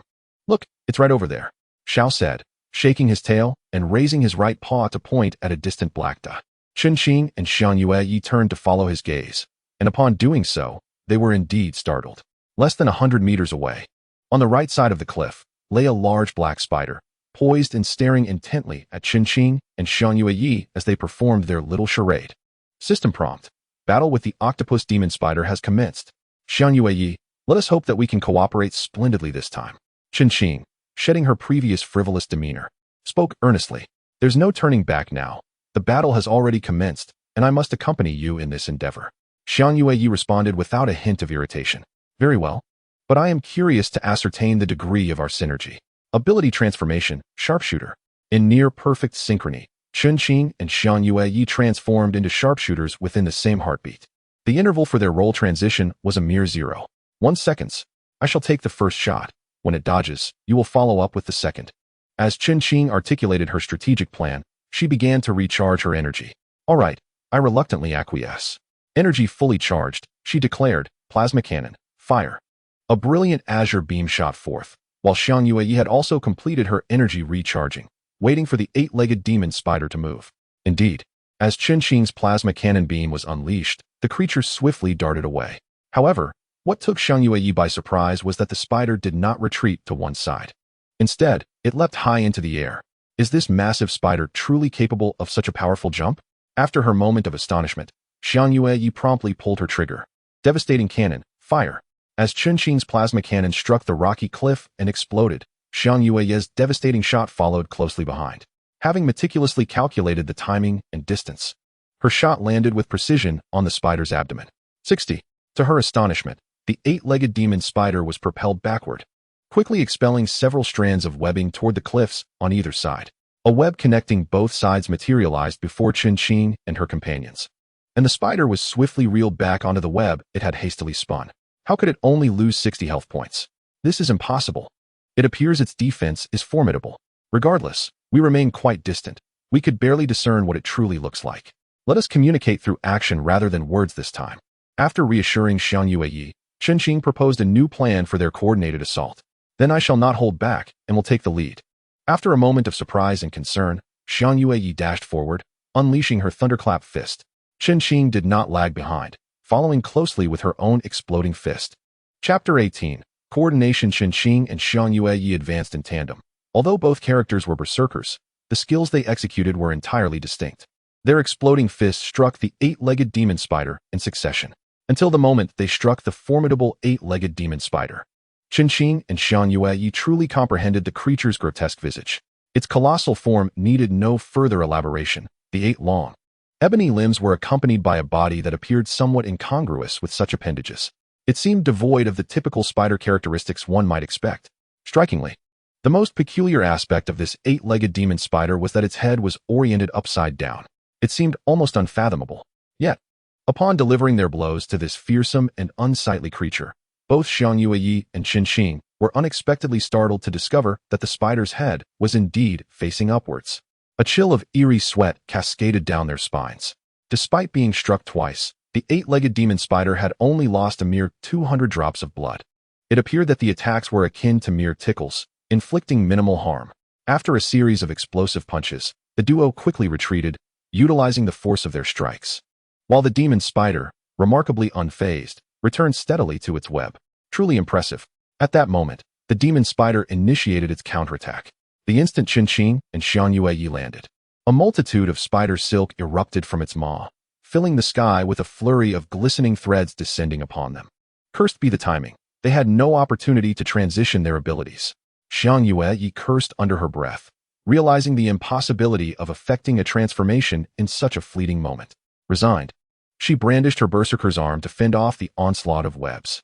What if they executed a combined transformation? 3 minutes each, totaling 6 minutes. Surely that would suffice to vanquish this beast, provided their coordination was impeccable. Although Qin recognized that a full ability transformation was unattainable at this juncture. Given that the cooldown had not yet elapsed, a combined transformation remained a viable option. The only drawback was the limitation of 3 minutes, after which they would be unable to transform for an extended period. So be it, they would take the plunge. Without hesitation, Xiang Yue acquiesced to Qin's proposition. Ability combination, Mage, Gunslinger, Berserker, let us commence. Ability combination, Gunslinger, Swordsman, Mage. Qin promptly executed the ability combination, and in an instant, they completed their distinct transformations. At that moment, their bodies were nearly enveloped in spider silk. They struggled to rid themselves of the sticky strands, yet the webs clung stubbornly, proving difficult to remove. After a fervent struggle, their efforts culminated in failure. Fiery rebirth. Spider silk fell like raindrops, abundant and relentless. As long as the source remained, the threads would never cease. Thus, Qin unleashed the spell of a magician, and after a conflagration, a vast expanse of spider silk was reduced to ashes. Yet, the silk continued to arrive with unflagging enthusiasm. Seizing the moment, Qin approached the eight-legged demon spider. With a significant portion of the silk obliterated, he swiftly summoned Xiang Yue, and the two aimed to exploit this opportunity to charge directly at the eight-legged demon spider. However, before they could make their advance, The eight-legged demon spider itself descended from above. A mass of brown matter plummeted from the sky, revealing the very creature they sought to vanquish. It seemed this beast was all too willing to meet its demise. Very well, I shall oblige. Chun-Qing smirked, gripping his sword tightly as he dashed forward, intent on delivering a decisive blow. Suddenly, a cloud of black mist erupted from the mouth of the eight-legged demon spider. What on earth? Is this creature's master an octopus? How could it expel such vapor? Beware, Death Knight, Xiang Yueyi warned, sensing the ominous turn of events. Though she had not yet charged at the eight-legged demon spider, she quickly discerned its position as the strange mist emerged. Without hesitation, she dashed toward it. Poisoned. The black mist dissipated, and the eight-legged demon spider's health plummeted by nearly 200 points. Yet, in her haste, Xiang Yueyi was unwittingly bitten. 2 small puncture wounds appearing on her hand. The system promptly indicated her status, poisoned. Although Chun-Qing initially found himself disoriented by the black mist, he eventually located the eight-legged demon spider's position and unleashed a flurry of strikes, revealing the previous data. Xiang Yueyi, are you alright? After this wave of attacks, Chun-Qing and Xiang Yueyi retreated to a safer distance from the eight-legged demon spider. Concerned for her well-being, he inquired about her injuries upon realizing she had been poisoned. It was evident that relying solely on himself in this battle would prove quite challenging. Having an ally would enhance their chances of victory. I'm fine. Although the eight-legged demon spider is venomous, it won't lead to immediate death. After using an antidote, I can endure for a while, Xiang Yueyi replied, consuming a vial of antidote to stabilize her health temporarily. However, the eight-legged demon spider showed no signs of granting them respite. Once again, dozens of robust strands of spider silk surged toward them at an alarming speed. Truly a stubborn creature. Enraged, Chun-Qing swiftly turned and unleashed his skills against the multitude of thick spider silk. The fiery onslaught of the elemental attacks surged forth in waves, and just when Chun-Qing believed victory was at hand, he turned around only to discover that the incoming spider silk was immune to his efforts. It seemed as though it were entirely impervious to his spells, inflicting not a scratch. Dodge. Unbeknownst to Chun-Qing, Xiang Yueyi, with unwavering resolve, sprang to her feet and dashed towards him. Previously, they had enacted a tale of heroism, but the roles had now reversed. In a graceful pirouette, it was Xiang Yueyi's turn to bear the suffering meant for Chun-Qing. Alas, the fearsome eight-legged demon spider showed no mercy.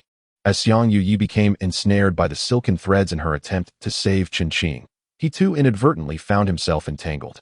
Thus began a dire struggle that could very well spell their doom. Ah, the pain. Why is it so unbearable? Xiang Yueyi's health dwindled to 2,500, while the Death Knight remained an imposing 105,470. Chun-Qing was taken aback to find that the spider silk was laced with venom the moment they were bound. Countless thorns erupted from the silken strands. Armor proved futile against such relentless assaults, as those barbs pierced through even the most formidable defenses, embedding themselves deeply into flesh. Though Chun-Qing was likewise ensnared, it was only by a few strands. Enduring the excruciating agony, he forcefully broke free from the bindings and brandished his sword to sever the threads, ensnaring Xiang Yueyi. Indeed, while the spider silk was immune to magical attacks, it was utterly vulnerable to physical strikes, and soon enough, the threads lay severed at his feet. To thwart another ambush from the eight-legged demon spider, Chun-Qing decisively pulled the trigger, releasing beams of energy that temporarily alleviated the threat. They had come perilously close to death this time. The wretched eight-legged demon spider must be vanquished. Observing her dwindling health, Xiang Yueyi felt despair wash over her, hastily retrieving several potions to stave off the impending poison. What shall we do about the Death Knight? Its health remains a complete mystery, and despite our desperate efforts, we have barely reduced its vitality by 500. At this rate, not only would they fail to rescue their comrades, but they too might end up as desiccated husks. Indeed, its defenses are formidable. What can be done? Does it truly possess no weaknesses? Chun-Qing felt a headache brewing. Then it struck him. Xiao Yin had once mentioned that the eight-legged demon spider's body was incredibly robust, meaning its defenses were exceptionally high. If that is the case, we can target its 8 legs. Legs? Xiang Yueyi was engulfed in confusion, pondering how they should proceed. What if its claws regenerated swiftly? Would they not sprout anew almost immediately? Xiang Yueyi, I require your cooperation. After a brief silence, Chun-Qing flashed a confident smile at Xiang Yueyi. How shall I cooperate? She inquired. It is quite simple. Utilize your sharpshooter skills to shatter all of its claws to the best of your ability. If your suspicions hold true and new claws spring forth rapidly, I will be close enough to deal another blow with this sword. The remainder shall be left to me. Is that agreeable? Xiang Yue asked, a hint of concern in her voice. There is no time to waste. We have less than a minute remaining, and the poison afflicting us is yet to be addressed. With our health steadily declining, it must be done this way, so let us commence. Qinqing urged. Plasma cannon, fire. As Qinqing charged forth, Xiang Yue followed closely. Pulling the trigger, the beam of light initially trailed behind Qinqing but, in the next instant, surged ahead at remarkable speed, striking the 8-clawed demon spider first. However, the creature was not blind. Sensing the imminent impact of Xiang Yue's beam, it leapt to evade. Boom. Just as the 8-clawed demon spider successfully dodged Xiang Yue's attack, another beam arrived, striking its 8 claws. The drastic reduction of nearly 100 health points elicited a pained howl from the creature. Although not all 8 claws were severed, the first 4 had lost nearly 2/3 of their length, causing it to lose its balance and grip, ultimately plummeting from the precipice. An opportunity had arisen. Qinqing smiled as he unleashed another skill with his sword, preparing to strike from beneath the 8-clawed demon spider. Since Xiaolian had previously mentioned that the creature's most resilient area was its body, its 8 claws must be quite fragile. If he could ascend along the claws to strike at its underbelly, it might just be a fatal blow. With this thought in mind, Qinqing approached the 8-clawed demon spider, ready to execute his plan. Yet, he was taken aback. Indeed, it was as he had surmised. While its body was as impenetrable as a fortress, the spider's claws were exceedingly fragile, and once damaged, they could swiftly regenerate. A faint blue light glimmered beneath the 8-clawed demon spider, as the claws severed by Xiang Yue's plasma cannon began to regrow at an astonishing pace. In a mere fraction of a second, they returned to their original size. The regeneration of 1 claw took approximately 2 seconds, and all 4 claws restored in no more than 8 seconds. In other words, at the very moment when the sword in Qinqing's hand descended, the severed limbs of the octopus demon spider were simultaneously restored. Is this for real? Must it be so uncanny? Witnessing the rapid regeneration of the spider's severed limbs stirred a well of emotions within Qinqing. Was it truly necessary for his words to hold such prophetic weight? It seems he should consider a future as a seer, for this vocation appears both effortless and lucrative. Thus, he resolved. Wait, what was he deciding? After all, he was here to save lives. How should he proceed? Just as the sword in Qinqing's hand was about to fall, he abruptly began to ponder this dilemma. If this continued, he might very well allow the octopus demon spider to escape right before his eyes. What to do? However, altering the trajectory of his attack seemed improbable. Alas, he decided to take the plunge. Sword demon slash. In the next moment, his strike materialized as anticipated, coinciding with the octopus demon spider's attempted escape. A flash of sword light emerged, and several spider limbs fell once more before Qinqing.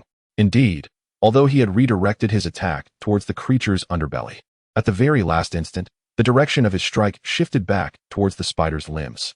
Even with a slight deviation, it was unavoidable. Perfection was a tall order when one alters course so suddenly. Nevertheless, Qinqing successfully severed the first 3 limbs of the octopus demon spider. Once again, having its limbs severed, the octopus demon spider evaded by soaring into the air, only to come crashing down once more. But that was not the end. Thunderclap fist. The sudden upgrade in skill prompted Qinqing to decisively unleash a powerful strike from the air. Unbeknownst to him, at the very moment he executed the thunderclap fist, a shadow from across the way also released the same skill, albeit with a stark contrast, while Qinqing's thunderclap fist shimmered in silvery brilliance. The mysterious figures was a deep, dark brown. The interplay of black and white merged together, reminiscent of the yin and yang of Taiji. Upon merging, the 2 skills were unleashed in unison, and from a bird's eye view, both Qinqing and the mysterious figure vanished from sight, replaced by a striking black and white Taiji symbol hurtling towards the octopus demon spider. Skill fusion, Taiji burst fist. A familiar voice resonated in Qinqing's ear. What? Skill fusion? He mused internally as the skill erupted in a magnificent explosion. Boom. Death. A sudden blaze of white light obstructed Qinqing's attempt to discern the events unfolding below. He could merely sense a force cradling him, guiding him away from the blinding radiance and back to the ground. Exhaustion washed over him as his feet touched down. The fatigue surged within him, overwhelming his strength. Unable to endure any longer, Qinqing collapsed onto the ground, only to be met with another resounding explosion. Congratulations to the player Death Knight. Congratulations to the player Xiang Yu for successfully slaying the octopus demon spider. Congratulations to the Light and Dark Mercenary Corps for completing the mission to challenge the octopus demon spider. The Death Knight receives the following rewards: 796 gold coins and ascends to level 7. Xiang Yuyi receives 796 gold coins and ascends to level 11. The Light and Dark Mercenary Corps receives 200 gold coins and the item Octopus Demon Web. As the light dissipated, the Octopus Demon Spider had vanished. Hearing the system's announcements, Chen Qing suddenly realized that his ability combination had been disengaged. To his astonishment, his mana value stood at 300. How could this mana possibly be negative? What was going on? Xiang Yuyi? Chen Qing inadvertently glanced towards the spot where the Octopus Demon Spider had been slain and spotted a female player lying there. Who could it be but Xiang Yuyi? Could it be that the girl who had just unleashed the Thunderburst Fist alongside him was indeed her? Muttering to himself, Chen Qing quickly scrambled to his feet and stumbled towards where Xiang Yuyi lay unconscious. Xiang Yuyi, are you all right? He called out, positioning himself before her and shaking her vigorously. Suddenly, she awakened and promptly delivered a resounding slap to his face. How dare you, you filthy scoundrel! Were you plotting something untoward against me? Xiang Yuyi stood up, arms crossed, wearing a triumphant grin, clearly pleased with her earlier action. In fact, that slap had sent Chen Qing flying nearly 5 meters away. The fiery sting of pain radiated across his face as he stood up, seething with anger, ready to confront her. Yet, he restrained himself. Are you out of your mind? I merely wanted to check if you were dead. What could I possibly want from you? This is a game, for heaven's sake. True, it is a game, she retorted boldly. But do you not know that this game allows for marriage and consummation? Huh, what? Consummation? Chen Qing was taken aback, left in disbelief. Is that true? How was I unaware of such a feature? My father should have informed me beforehand. Otherwise, I wouldn't have received that slap. With a heart full of grievances, Chen Qing had to keep them bottled up inside. Fine, I'll concede that it was my mistake. All right, it is not the first time I have embraced you, so why such a strong reaction? You managed to send me flying 4 or 5 meters away. You truly are impressive. Upon hearing Chen Qing mention that this was not the first time he had held her, the face of Xiang Yuyi turned a shade of crimson, alternating between red and pale, ultimately settling into a deep blush. By the way, since it was you and I who unleashed that Thunderburst Fist skill together, how did it ultimately transform into a Taiji diagram? Can skills actually upgrade and merge? Chen Qing recalled the Taiji diagram that had suddenly appeared when he executed the new skill, prompting his curiosity. To his surprise, Xiang Yuyi wore a bewildered expression, stating, I have no idea what happened either. However, I seem to have heard a voice, something about skill fusion. Hey, have you ever seen skills being used in such a manner? I haven't, but I have heard of combined ultimate techniques. Chen Qing began to ponder the single-player games he had played before, recalling a skill known as a combined ultimate technique, leading him to speculate. Surely not. A combined ultimate technique should involve 2 distinct skills that can complement and merge into one. Yet, the skills we unleashed were identical. Both were Thunderburst Fist, so how could it possibly be a combined ultimate technique? Xiang Yuyi shook her head in disagreement. Never mind. The most important thing is that we managed to slay the 8-legged demon spider. However, its health was quite mysterious, consistently displayed as a question mark. Had it not been for that Taiji diagram that directly reduced its health by over 2,000 points, we might still be uncertain of the outcome. Chen Qing reflected. Nevertheless, if it weren't for our perfect cooperation, we might not have resolved this so smoothly. To express my gratitude, I will consider your suggestion about forming a party if you wish to team up again. Hey, Death Knight, could you two refrain from flirting and focus on rescuing us first? Chapter 20. Departure. Luo Bing's voice suddenly echoed in their ears. Upon hearing it, Chen Qing remembered that the members of the Light and Dark Mercenary Corps were still trapped in cocoons made of spider silk. Although they had vanquished the 8-legged demon spider, it did not imply that the cocoons would disappear as well. To liberate all the members of the Light and Dark Mercenary Corps, they needed to break through the outer layer of silk. I nearly forgot. After hearing Luo Bing's call, Chen Qing slapped his forehead as if in a gesture of apology. The members of the Light and Dark Mercenary Corps are still waiting for me to rescue them. However, it seems none of the characters can fly, right? They are suspended at such a high altitude. How am I supposed to bring them down? Fear not, Sharpshooter, who said rescuing someone requires the ability to fly. Although they might feel a bit of pain upon falling, those cocoons made of spider silk appear quite thick. They should be fine, shouldn't they? Xiang Yuyi cast a reluctant glance at Chen Qing as he proposed his method, seemingly bemused that such a simple query warranted external consultation. Thus, with a hint of disdain, Xiang Yuyi remarked, this approach is quite commendable. It aligns perfectly with my recovery. Ability transformation, Sharpshooter. 100 steps to soar. Qing rapidly squeezed the trigger multiple times, adjusting the gun's aim with precision as several beams of light surged forth. The spider cocoons, suspended by the 8-legged demon spider along the sheer cliffs, fell in succession, responding to the onslaught. However, just as Qing anticipated, he would need to advance and tear through the thick strands of silk for Luo Bing and the others. The descending cocoons unexpectedly split open, revealing familiar heads emerging. As the cocoons lost their efficacy, Luo Bing and his companions managed to escape unscathed.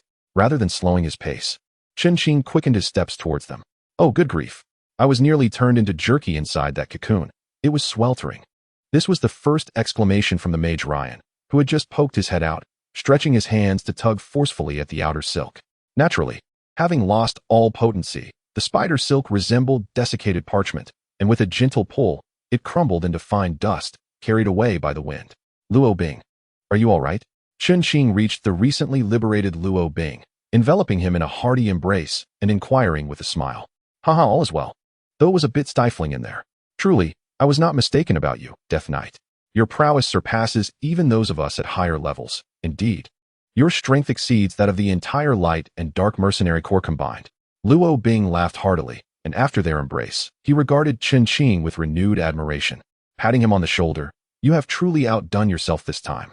As Luo Bing and Qing reminisced, other members of the Light and Dark Mercenary Corps emerged from their cocoons, making their way towards Luo Bing. Everyone, are you all unharmed? Luo Bing inquired, his heart swelling with relief as he beheld his intact comrades. Fear not, Captain. We have all returned unscathed. Yuri, the swordsman, spoke on behalf of the rest of the Corps, adding, Death Knight, we owe you our gratitude. Without your intervention, we might have already crossed into the gates of hell. It was nothing. I merely fulfilled my duty, Qing replied with a calm demeanor. Very well, our mission has been successfully accomplished. We shall address other matters upon our return to Hope City.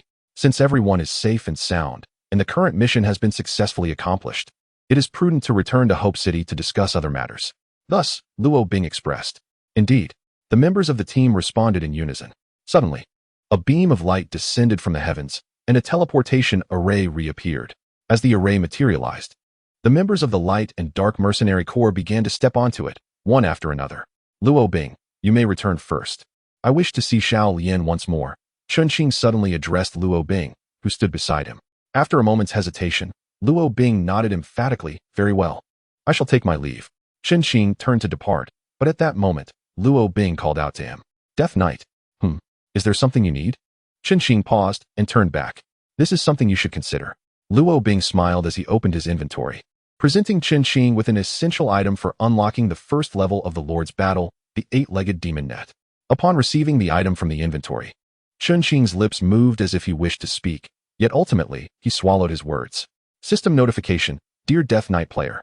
You have been removed from the Light and Dark Mercenary Corps by the leader, Luo Bing. You may choose to apply for rejoining.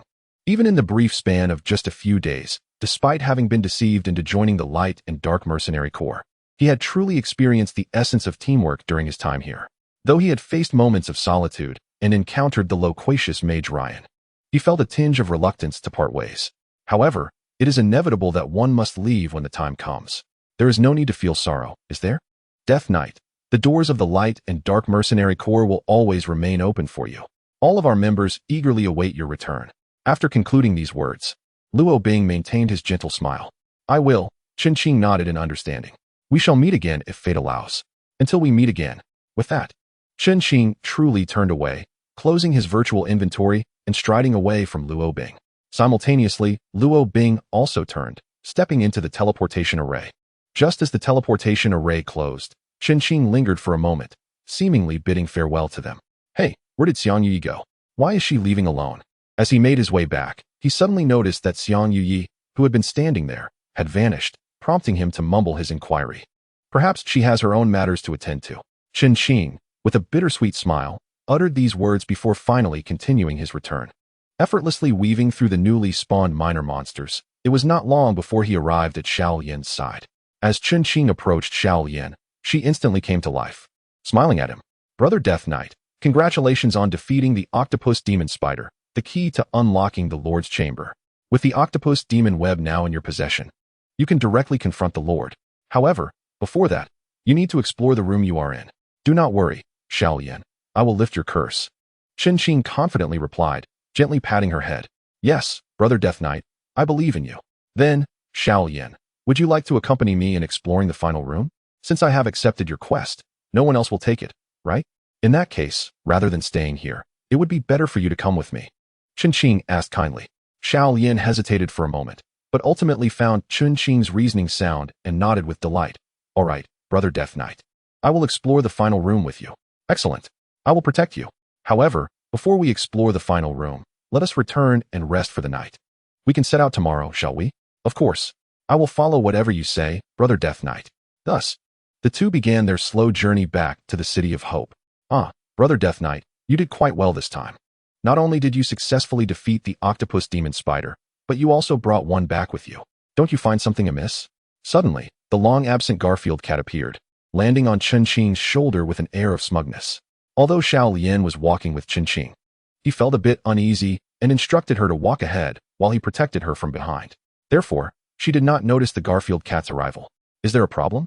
Qin responded, still perplexed, as he genuinely did not understand the meaning behind Garfield cat's words. Is your head all right? You call yourself an online gaming expert. Garfield cat wanted to scold Qin, but feared another bout of mistreatment, so he refrained. How would you know? Come on. With a player like you who is so abnormal, how could you be an expert? What kind of online game would that be? I ask you, can your characters traverse freely? Jumping from the 20th level to the 1st, escaping from the Lord? What's impossible about that? As long as it's a special quest or storyline, Qin began, but then realized, wait, that doesn't seem quite right. Even if it's a special task. Did the system give you any hints? It's strange for someone to carry a quest around so freely. Chapter 21. Beginning to explore the room. So, your implication is that Xiao Yan is not a normal character? What sort of character could she be?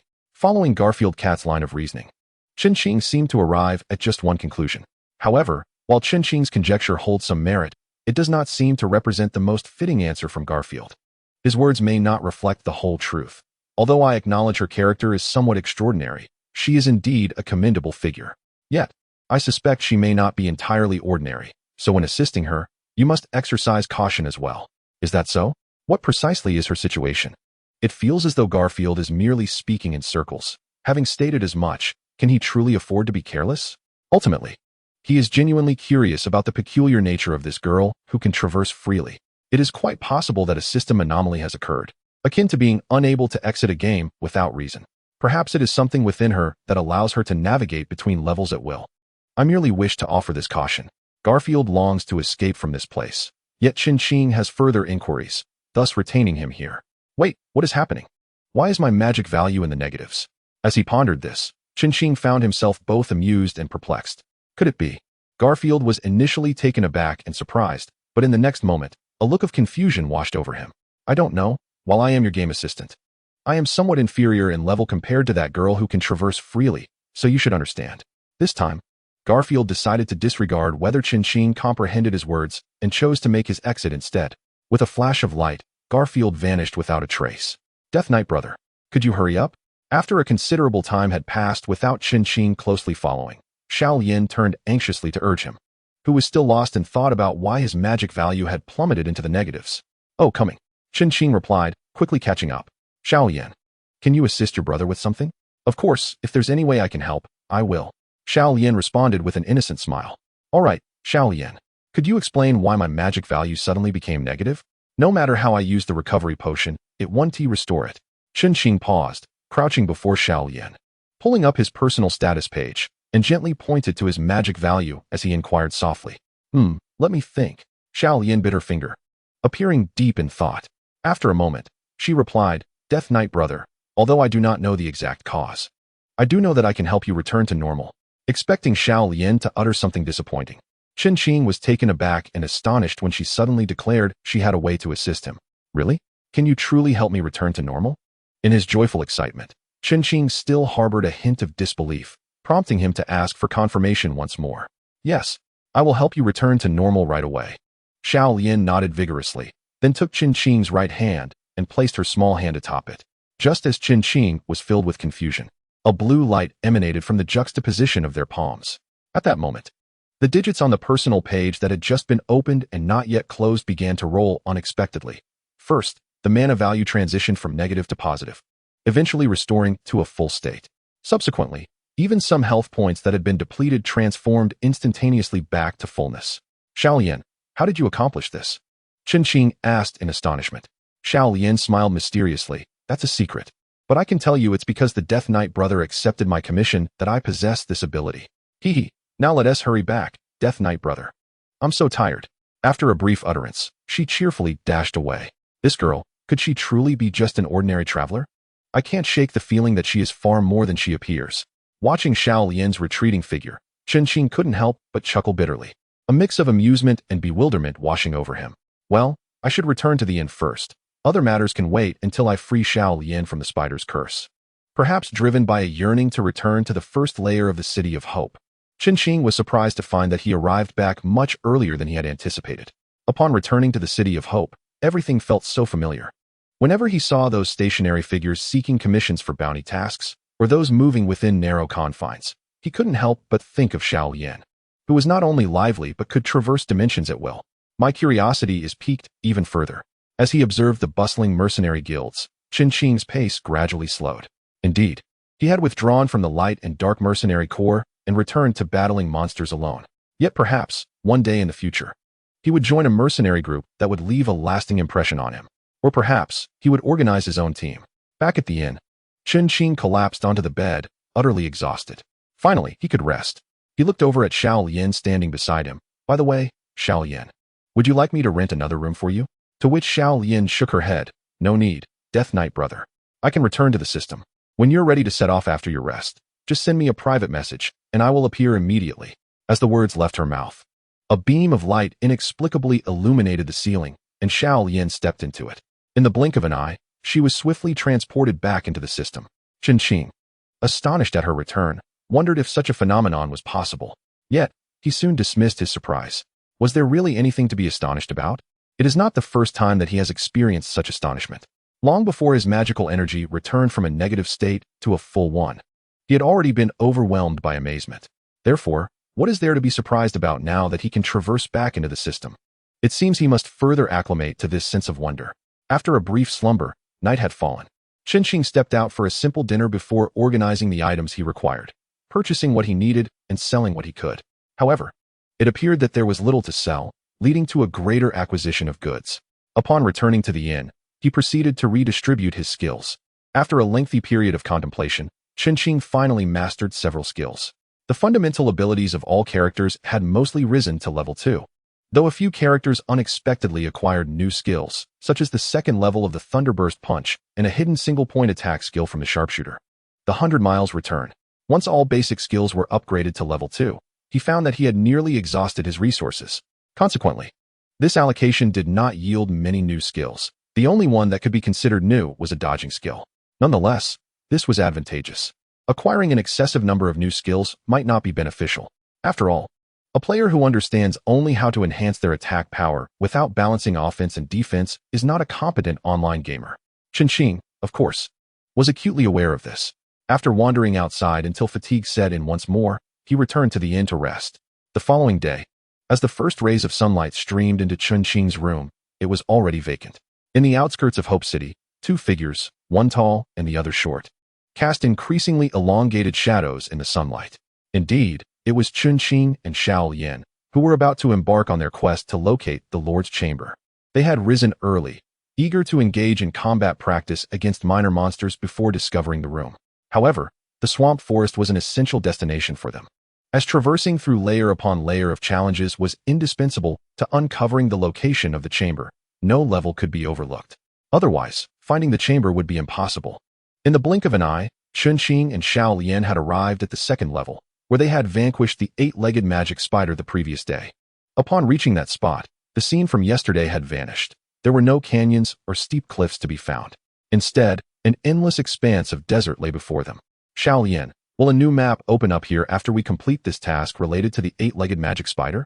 Although Xiaolian had not previously visited this location, Chen Qing surmised she must be aware of the opening of the new map. Indeed, but the prerequisite is that players must defeat this challenge. Those who have not accepted the task cannot unlock these new maps. Xiaolian explained with great enthusiasm.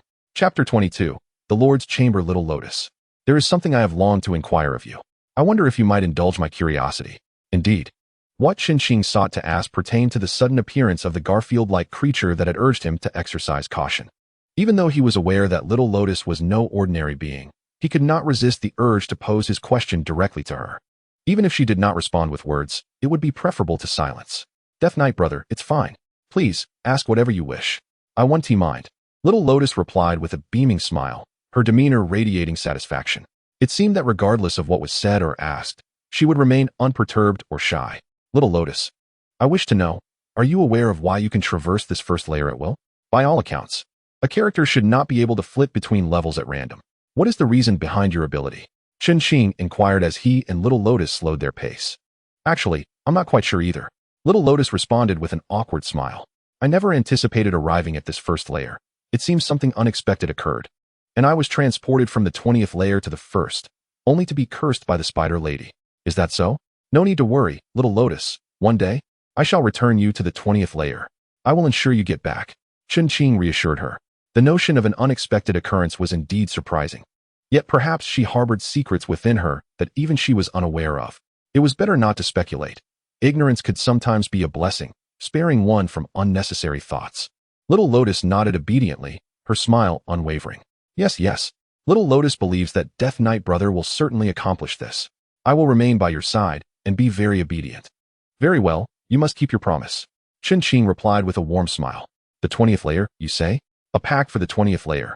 A battle for the 20th layer. How could I not seize this final opportunity?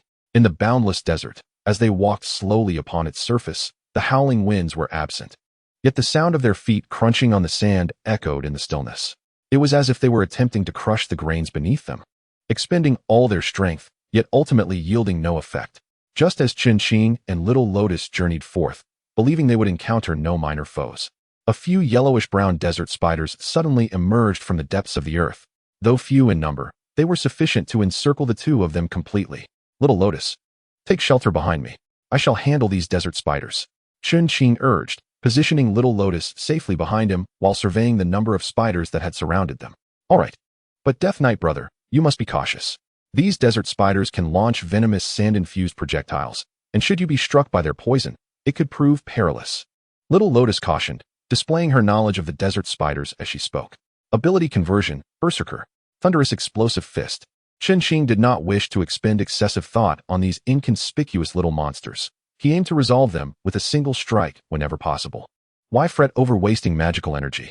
As soon as the skill was unleashed, Qinqing's body moved swiftly, for his primary class was that of an assassin, known for unparalleled speed. Thus, with the Thunderclap Fist, a skill lasting merely 8 seconds, he managed to circle and strike each of the desert spiders.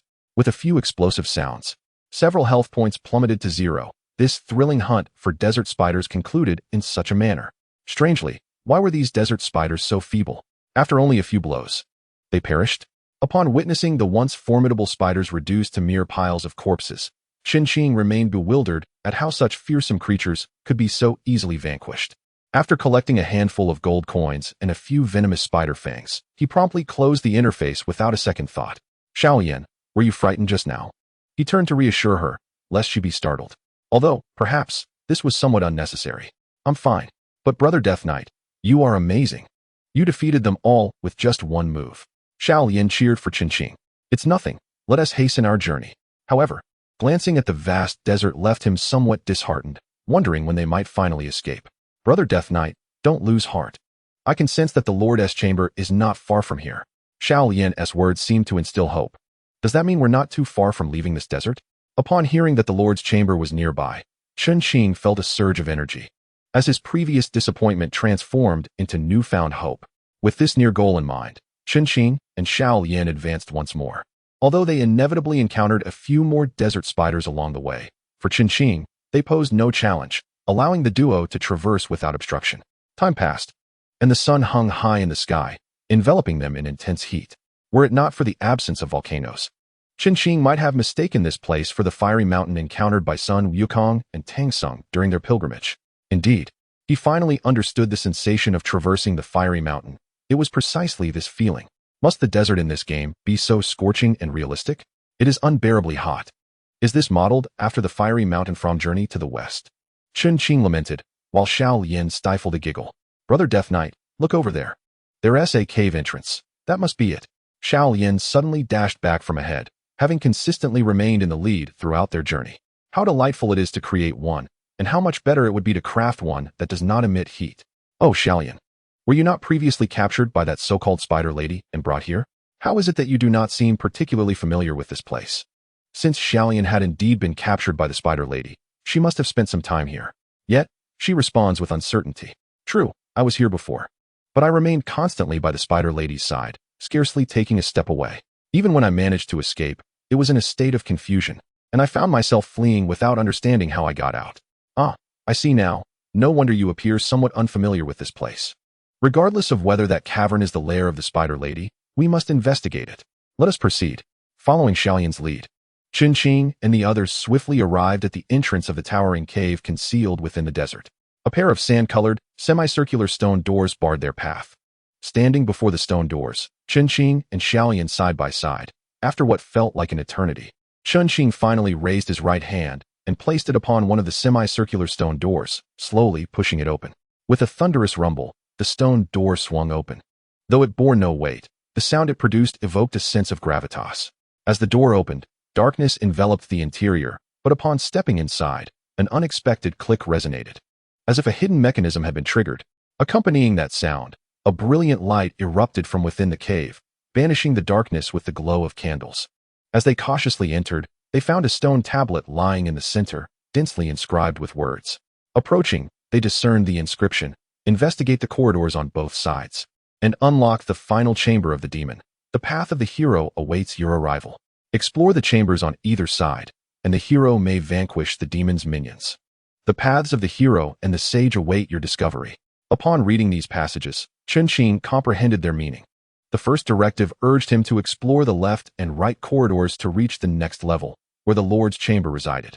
The second was similar, yet it emphasized the necessity of vanquishing the minions on either side. Qin Qing raised his gaze to survey the surroundings, and indeed, a narrow pathway appeared before him, indicating that the corridors referred to were indeed present. Without further hesitation, Qin Qing proceeded down the left corridor. However, he did not intend to confront the demon's minions. Rather, he sought to challenge the ultimate spider lady directly. Despite the multitude of minor adversaries lurking in the corridors on either side, for Qin Qing, they were merely a means to hone his skills, requiring little time to dispatch. After investigating the crystals on both sides, a sudden, thunderous sound erupted from an unknown source. It appeared that the grand door leading to the final boss room had swung open. Qin Qing hastily emerged from the right corridor and ahead.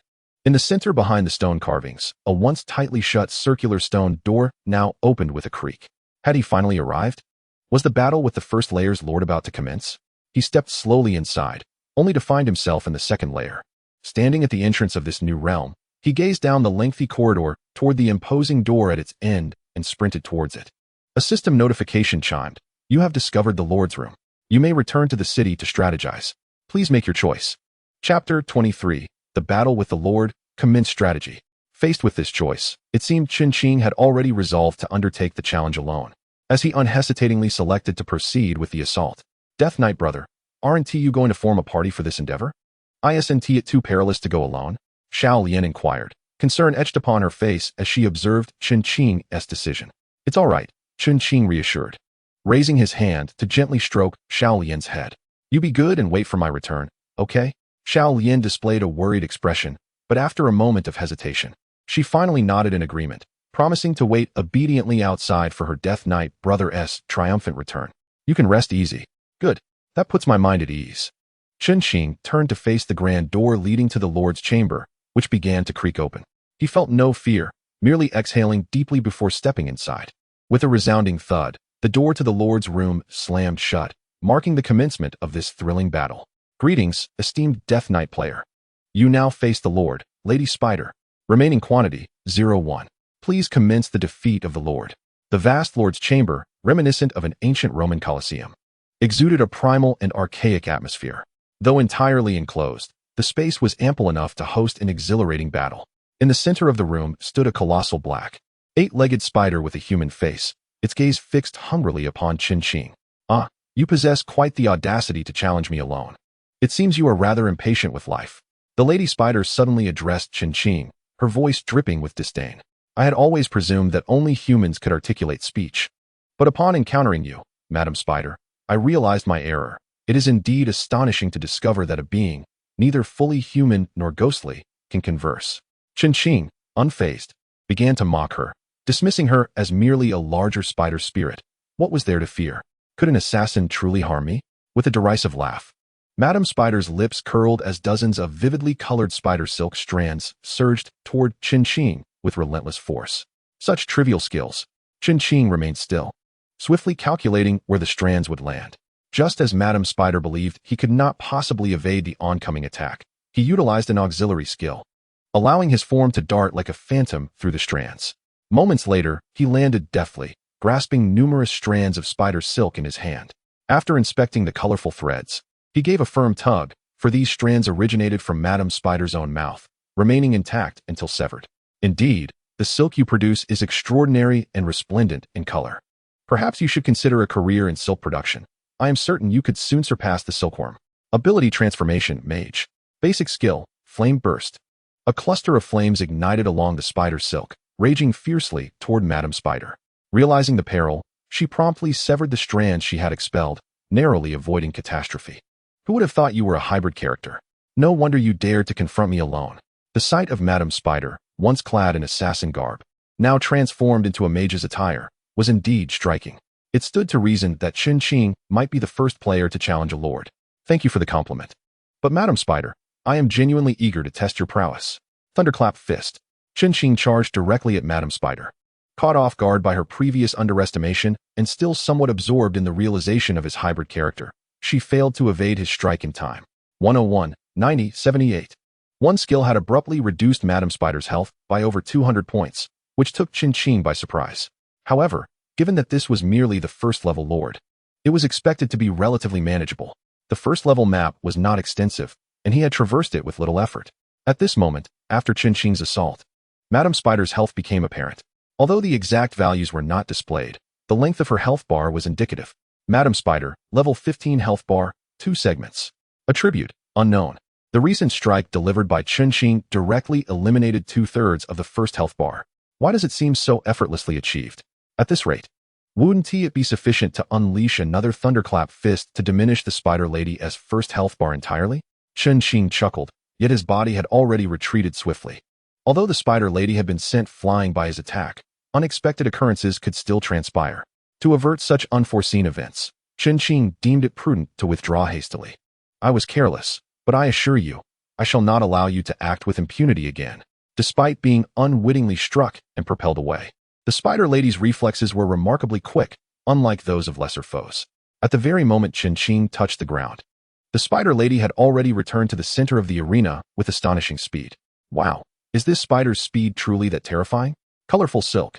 This time, the Spider Lady was undeterred and launched another barrage of spider silk toward Qin, an overwhelming wave that seemed unending. Wait a moment. Does your lord announce the names of their ultimate moves? This is illogical. Upon hearing the Spider Lady proclaim the name of her ultimate move, Qin nearly believed he was watching a fantasy drama. Typically, only hints regarding such moves would be provided. Now she was outright declaring it? The freedom afforded to the game's bosses was quite excessive, it seemed. What? You didn't know I adore the legend of the white-haired sorceress? I relish declaring my ultimate moves. What can you do about it? The Spider Lady exclaimed angrily, yet the vibrantly colored spider silk continued to pour forth from her mouth. Given the sheer volume of silk this time, Qin could not possibly catch and incinerate it all, so he could only evade deftly. Fearing that these strands might be laced with venom, gradually, the Spider Lady ceased her silk spitting, and upon surveying the Lord's chamber, it was astonishing to find no chaotic strands of spider silk. What was this? Indeed, there were 4 large spider webs, one in each cardinal direction. The webs crafted from colorful silk appeared quite dazzling. Naturally, Qin found himself ensnared amidst these 4 webs. However, he regarded the webs with disdain. Do you truly believe such flimsy constructs can trap me? Just as Qin was about to undergo a transformation in abilities and prepare to unleash his fire element skill, an oddly shaped spider web materialized before the Spider Lady, who stood confidently at its center. A melodious tune suddenly filled the air, and soon, the 4 massive spider webs began to resonate with the enchanting music, creating an atmosphere of surreal beauty. However, the music, which was so soothing and delightful, rendered Chun-Qing utterly motionless, even causing the fire element skill he had just acquired as a newly transformed mage to vanish involuntarily. It was the first time he encountered a skill that could inhibit his movement. How infuriating! What is happening? Why can I not move? The enchanting melodies continued to resonate in his ears, yet his body gradually transitioned from a state of sluggishness to complete immobility. Indeed, this captivating music was not played by anyone else but the Spider Lady herself. At that moment, she stood upon a peculiar web resembling a grand instrument, wholly engrossed in plucking the strands of the web with her 8 spider legs. The other 4 webs acted like amplifiers, incessantly magnifying the music she produced.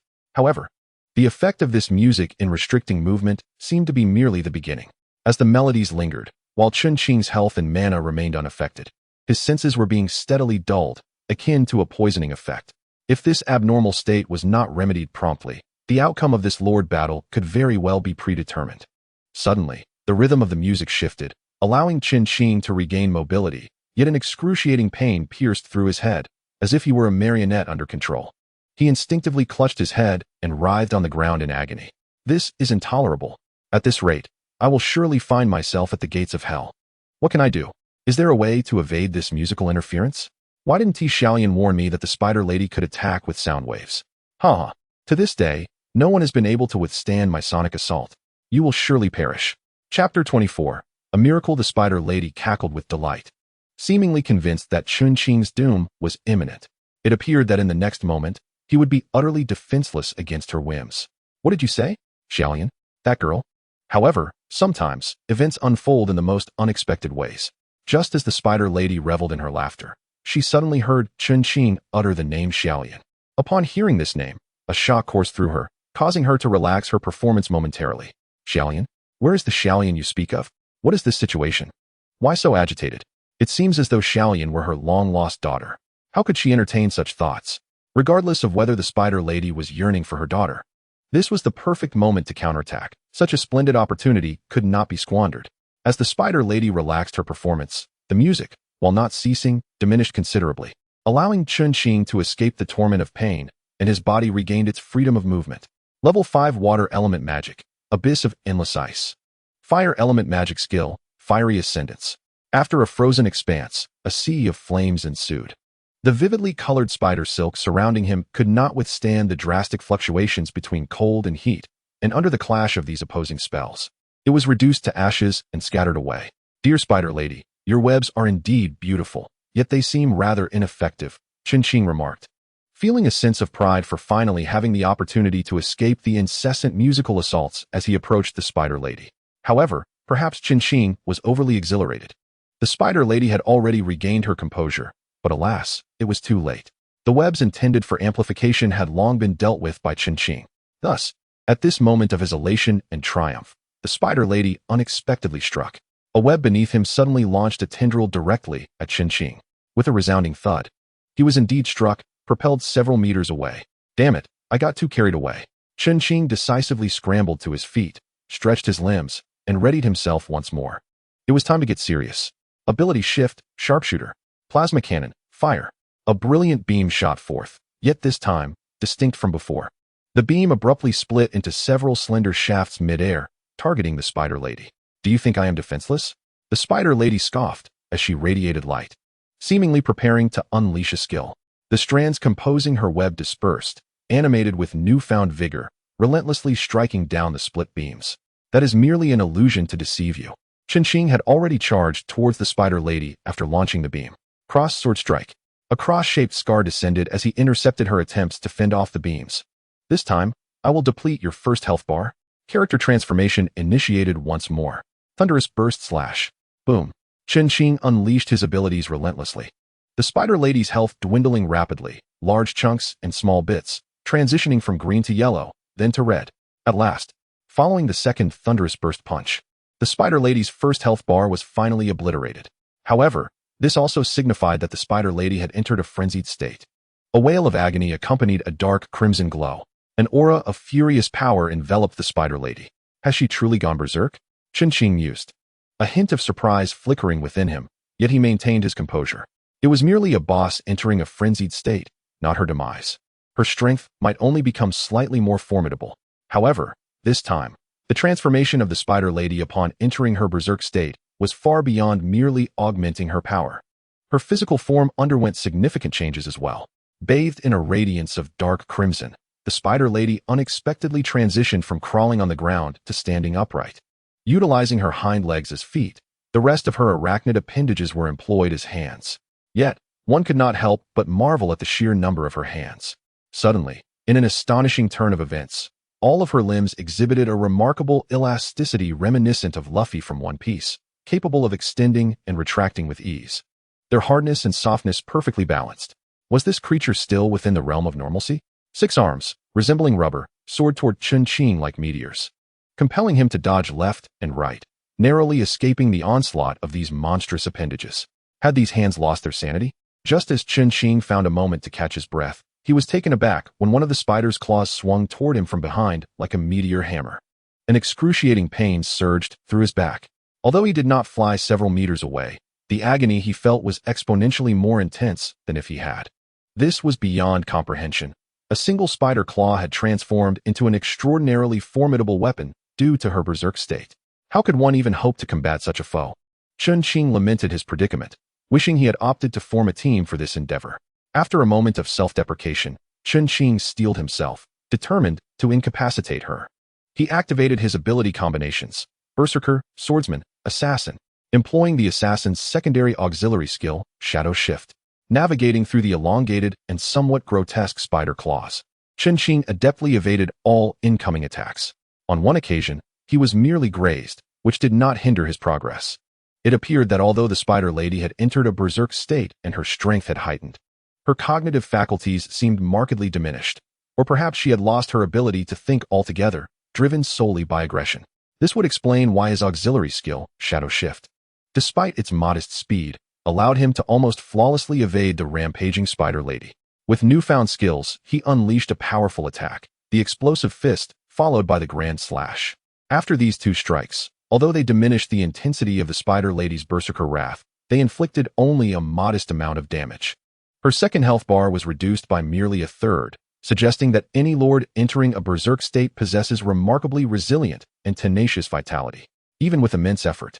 It seems that the health bar will not diminish significantly. Alas, it appears that even entering a combination state fails to inflict substantial damage. Furthermore, my time and the ability to switch characters are limited. How frustrating. If only Luo Bing and the others were here, I could accomplish this with ease. Even if it's not Luo Bing, having a team would suffice. I can sense the impending challenge, yet I find myself devoid of solutions. If this continues, the 3 minutes will swiftly elapse, while the enraged Spider Lady retains a considerable amount of health. Though Chun-Ching momentarily halted his assault, he did not retreat but instead evaded in proximity to the Spider Lady. I implore you, is it possible to take the risk of reinitiating a character combination? Have you lost your mind? Garfield Xiao bellowed within the system at Chun-Ching. Your tone suggests that it could indeed be feasible, does it not? Chun-Ching discerned the subtlety in Garfield Xiao's words, realizing the certainty in the response. It is indeed possible, albeit perilous. Moreover, should you forcibly execute the switch this time, a particular character skill or transformation may be prohibited for a period thereafter. However, on the other hand, although you are an administrator and lack the authority to exit the game, altering certain commands should still be within your capabilities, correct? If you modify the commands, I believe there should be no issue. That was close. While Chun-Ching conversed with Garfield Xiao, he narrowly avoided being struck by a meteor hammer, his reflexes serving him well. But I cannot make the changes. Why don't you do it?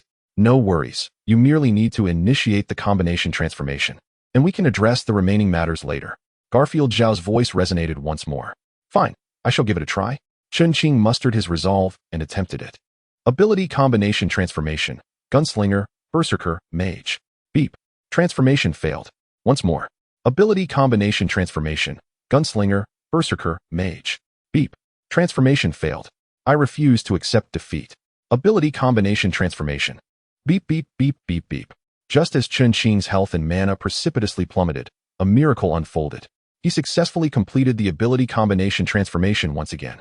However, following this enforced transformation, do you truly have the confidence to annihilate this Spider Lady in one fell swoop? Bear in mind, this is a violation of protocol, and time is already scarce. You have less than 50 seconds remaining. 50 seconds? That is ample time. A hint of a reckless grin suddenly appeared at the corner of Chunqing's mouth. Before I conclude this battle, allow me to first eliminate these pesky spider limbs. With a sudden leap, he transformed into a shadow, captivating the attention of the spider lady and her rubbery, retractable spider limbs.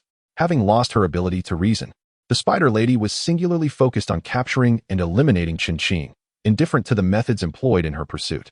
Although her 6 spider limbs were numerous and agile, should they all converge upon Chunqing while he deftly evaded their grasp, it was likely she would fall victim to his cunning strategy. Were it not for the auxiliary skills that a mage possesses, far surpassing those of an assassin, Chunqing might not have opted for the mage class during this intricate transition. Even without wings, he could still leap gracefully into the air and descend flawlessly. Under Chunqing's deliberate enticement, the spider limbs indeed followed him, weaving in a chaotic dance. Amusingly, the spider lady's limbs were overly agile, moving in synchrony as if each possessed its own consciousness. In mere seconds, these limbs intertwined into an enormous sphere, reminiscent of all octopus tentacles bound together, forming a round, bloated mass. It appeared that the drawbacks of the spider lady's frenzied state far outweighed its advantages, yet such was her design. With a fiery incantation, a colossal fireball descended upon her, reminiscent of her spider limbs. However, this time, the fireball radiated an intense heat, reducing everything in its wake to ashes, leaving no trace of burning time. Plasma cannon, fire, thunderous burst fist, a beam of light, and a figure surged directly into the fireball. The fireball swelled larger and descended at an accelerating pace, until suddenly, a beam of light erupted from within, piercing through the fireball with unstoppable force. Upon the emergence of this luminous pillar, the fireball unexpectedly detonated, showering the surroundings with small flames, reminiscent of falling snow. At last, the familiar figure appeared, Chunqing, wielding the thunderous burst fist, charged towards the spider lady. As anticipated, the beam had struck her first, inflicting pain upon the spider lady, who was now bereft of her limbs. Even with their regenerative capabilities, she still had to endure the agony she was now facing. Critical hit, 785. A radiant glow, akin to a sword piercing through darkness, illuminated Chunqing, yet his skills and magical energy were already depleted. Nevertheless, the spider lady remained unvanquished. As if absorbing all the forces of the cosmos, the sight of the thunderous burst fist's explosion reverberated once more with a resounding blast. 1076. With a sudden cough, a mouthful of blood erupted from Chunqing's lips. Though merely a game, the vivid imagery and realistic effects were undeniably present. His health points dwindled to a mere 0. 5. What could possibly account for that? Meanwhile, the widow spider was not faring much better, her health standing at an astonishing 101,999, nearly 2,000 points. And this was merely the first level. If such was the case now, how formidable would the final boss's health be, potentially reaching 11 digits? Ding. Time's up. Dear Death Knight player, your combination state has expired. You will revert to your basic character form, and your health is about to deplete. Please consume potions for recovery. Your mana has been exhausted, and you should promptly use a mana potion for restoration. As Chunqing's combination state came to an end, he could no longer bear the fatigue and collapsed to the ground. Although his mind remained alert, his physical strength had been entirely drained, and he felt utterly powerless to rise again. Curse it, just a tad more. If only he had held on a little longer. Gazing at the newly regenerated spider limbs of the widow spider, Chunqing realized his demise was inevitable. The widow spider laughed maniacally as she slowly approached the Death Knight, who was now merely a few meters away from death's grasp. Each step she took echoed not as her footsteps, but as the harbinger of death drawing near. The sound of hell's gates creaking open. Suddenly, as Chunqing closed his eyes in preparation for resurrection through the gates of hell, the heavy door to the Lord's chamber swung open once more. A figure, ghostly in nature, appeared before him. You shall not harm my brother, the Death Knight. Was that voice from Shaolien? But how could she be here? There was no reason for her presence. Yet another voice soon followed. Shaolien, step back and let your sister handle this creature with less than 10 health points. 10 health points? Really? Little girl, you better see clearly. My health is still full. The widow spider sneered. Xiang Yueyi? Shaolien, what is happening? This curse, it ends here. A desperate cry erupted from Shaolien, as a brilliant light surged forth like a torrent of countless soldiers rushing towards the widow spider. Ding, ding, ding. Victory. Congratulations, player Death Knight, for successfully defeating the Lord Widow Spider, lifting the curse from Shaolien, and completing the quest, earning gold. Chunqing, however, was already beyond hearing. His health had plummeted, and he succumbed to unconsciousness. Time passed, and eventually, A door within the Lord's chamber swung open, a door that had never appeared before. The system notification chimed. The second level has been unlocked. In the Hope City Inn on the first level, Chun-Qing's room flickered intermittently with dazzling lights of various colors. The Death Knight possesses a health of 670, and a mana of 520, with physical status at full capacity and all other conditions normal. Brother Death Knight, please awaken, Xiao Lian implored, standing vigil by Chun-Qing's bedside, while behind her stood the similarly classed character, Xiang Yueyi. After gazing at Chun-Qing for some time, Xiang Yueyi finally prepared to step outside. Sister Xiang Yue, where are you going? Xiao Lian inquired, turning upon hearing the movement. Xiang Yueyi smiled gently. Sister has matters to attend to. You stay here and keep Brother Death Knight company. But I cannot bear to part with you, sister, Xiao Lian lamented. Rising and walking to Xiang Yueyi, tears glistening in her eyes. I wish for you to stay. Please. Dear silly sister, why are you crying? Xiang Yueyi chuckled, affectionately stroking Xiao Lian's hair. We will have opportunities to meet again. Do not weep. Then, may I make a pinky promise with you? Of course. Xiang Yueyi extended her finger, and Xiao Lian mirrored her gesture, the two intertwining their pinkies in a promise. Yet, Xiang Yueyi ultimately departed. Upon exiting, Xiang Yueyi wore an expression of astonishment as she suddenly called out, Xiao. The game pet assistant, originally belonging to Chun-Qing, unexpectedly leaped onto her shoulder. What do you want? Xiao queried nonchalantly. Do you know the origins of that Xiao Lian? Xiang Yueyi asked directly. I do not. Why do you ask about her all of a sudden? That little girl isn't even by your side. What concerns you? The cat, Garfield, lazily licked its paw and responded. She is exceedingly peculiar. Despite being merely a character, she can roam and traverse freely. Truly remarkable. Xiang Yueyi mused, resting her chin on her hand. You've noticed as well? I've long warned the Death Knight to exercise caution, but it appears she poses no threat to him, Garfield proclaimed with a hint of pride.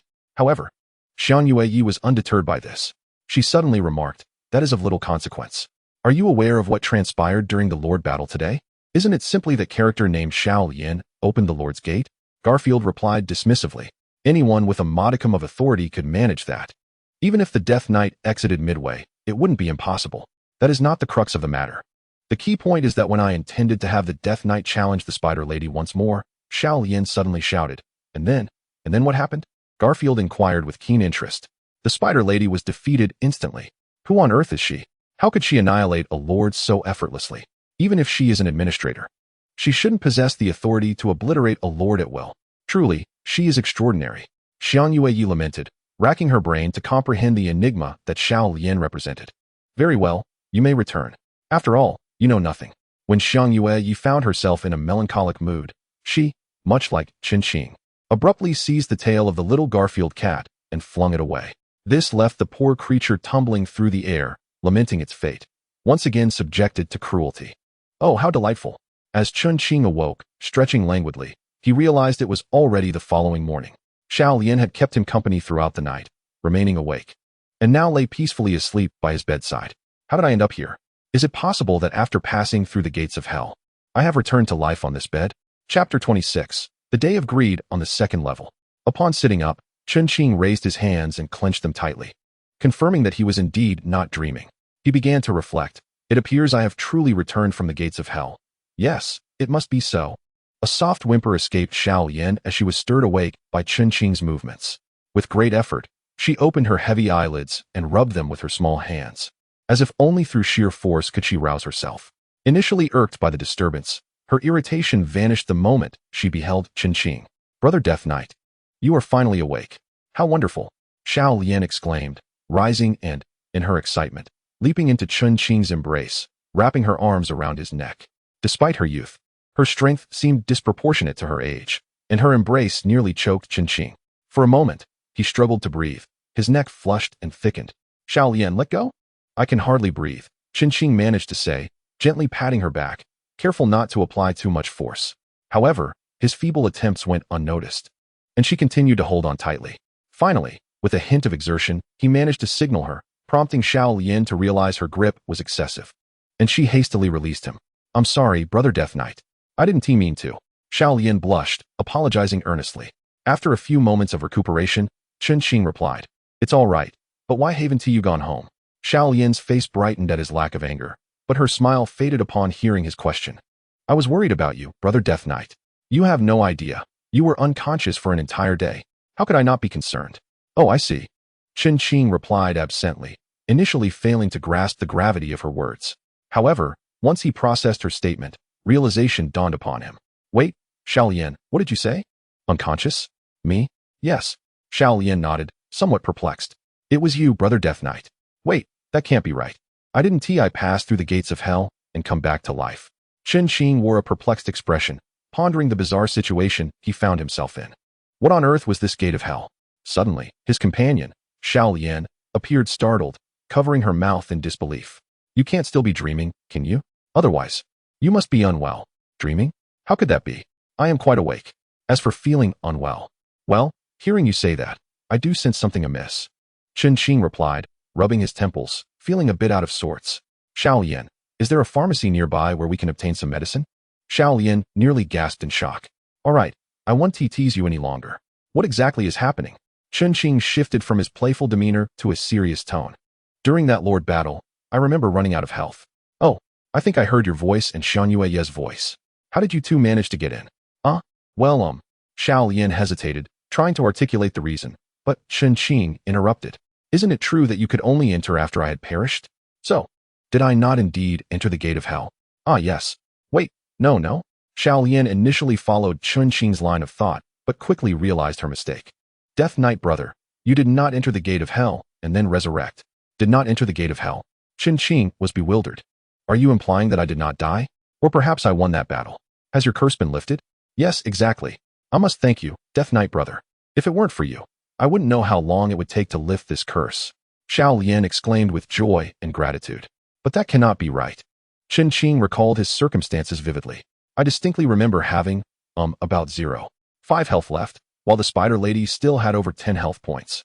I was out of stamina to fight, so why did I emerge victorious?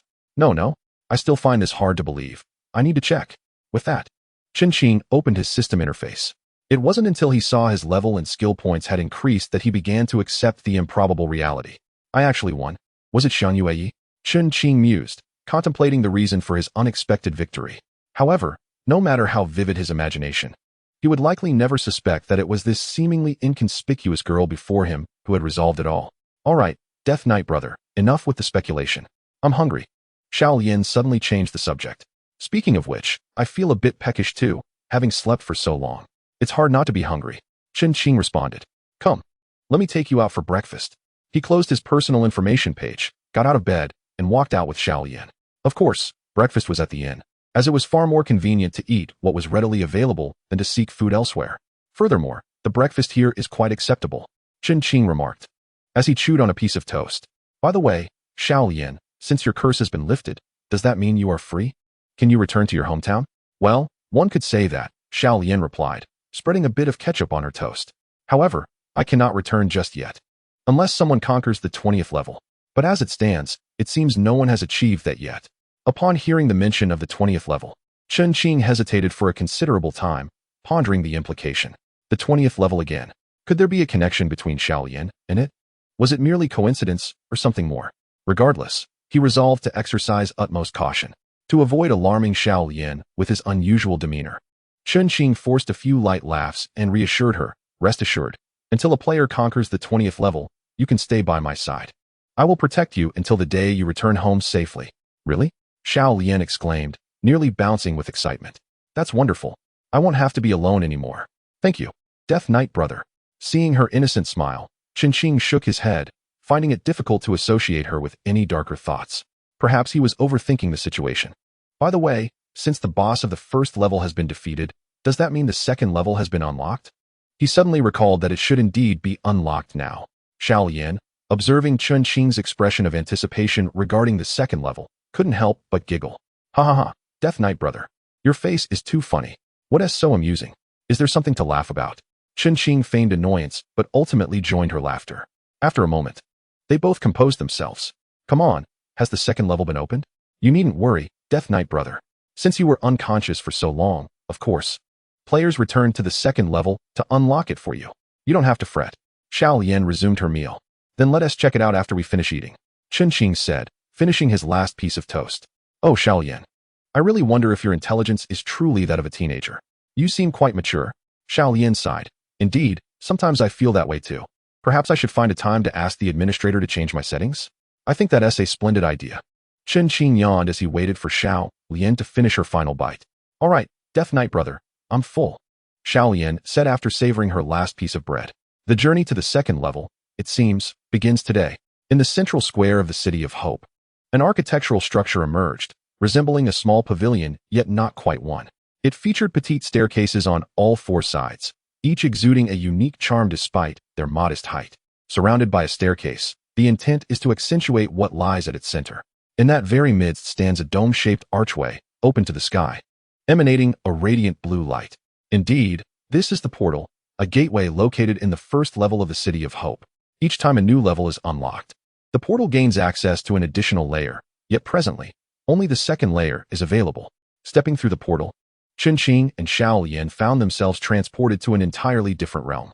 Before them, a selection of text materialized. Please choose. Return to the first level of the City of Hope. Use the portal to teleport without hesitation. Chen Qing opted to utilize the portal. However, beneath this choice lay a submenu. Please select the teleportation level. First level of the City of Hope, second level of Greed's Day. The remainder remained obscured. Greed's Day? How intriguing. I am quite eager to explore. Chen Qing selected the second level, and with a flash of light, they departed from the temporary teleportation space. Arriving at the second level of Greed's Day. How beautiful. Chapter 27. Let us go fishing. A magnificent lake unfolded before their eyes, surrounded by verdant hills and crystalline waters. The weather was splendid, with white clouds drifting across the azure sky, and a gentle breeze occasionally caressing them. Lying beneath the shade of a tree, gazing through the leaves at the blue sky and white clouds, would undoubtedly evoke a unique sensation. This second layer, Greed's Day, lacked a town. Thus, if they desired rest, it would be prudent for Chen Qing and his companions to return to the first level of the City of Hope. Nevertheless, although the second level of Greed's Day did not feature a town, numerous neatly arranged small inns dotted the expansive lakeside, complete with weapon shops, item stores, and other establishments found in the City of Hope. If the first level of the City of Hope could be likened to a home, then the second level of Greed's Day might be considered a resort. At this moment, many players who had previously unlocked this level were already savoring life here. Each layer's starting point is referred to as a circle, wherein every player within this circle is afforded protection, whether one intends to challenge another or engage in combat. Such occurrences are simply impossible. Naturally, the presence of minor monsters is also absent here. Gazing at the vast lake, shimmering under the sunlight, and surveying the surroundings, one could easily mistake this place for a paradise. Indeed, immersed in the grind of monster hunting and level grinding, the chance to relish such leisurely surroundings is rare.